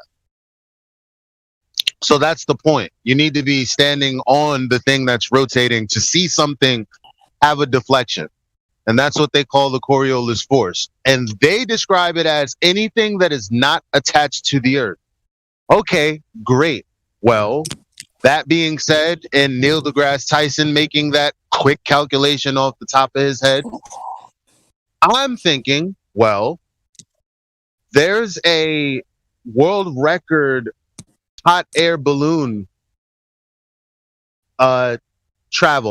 distance, and that distance is over 5,000 miles, and it took them 6 days. You know how much Earth spin should happen in between 6 days? But it doesn't happen. Never does. The Earth doesn't turn towards the east, making everything appear to go west. Why? Because we've never actually experienced that ever with anything other than the things that we claim are moving in the sky because we're moving, which is the sun, the moon, the stars, yada, yada, yada. But when it comes to anything else that's not attached to the Earth, like Lou's drone, it doesn't happen. That's a big oh no.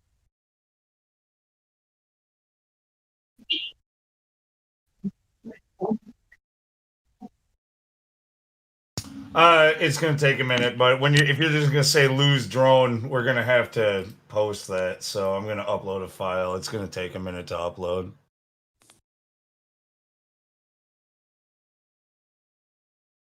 And in the meantime, while we're waiting for it, just this whole thing about this is stupid. Don't let me detract from you once again.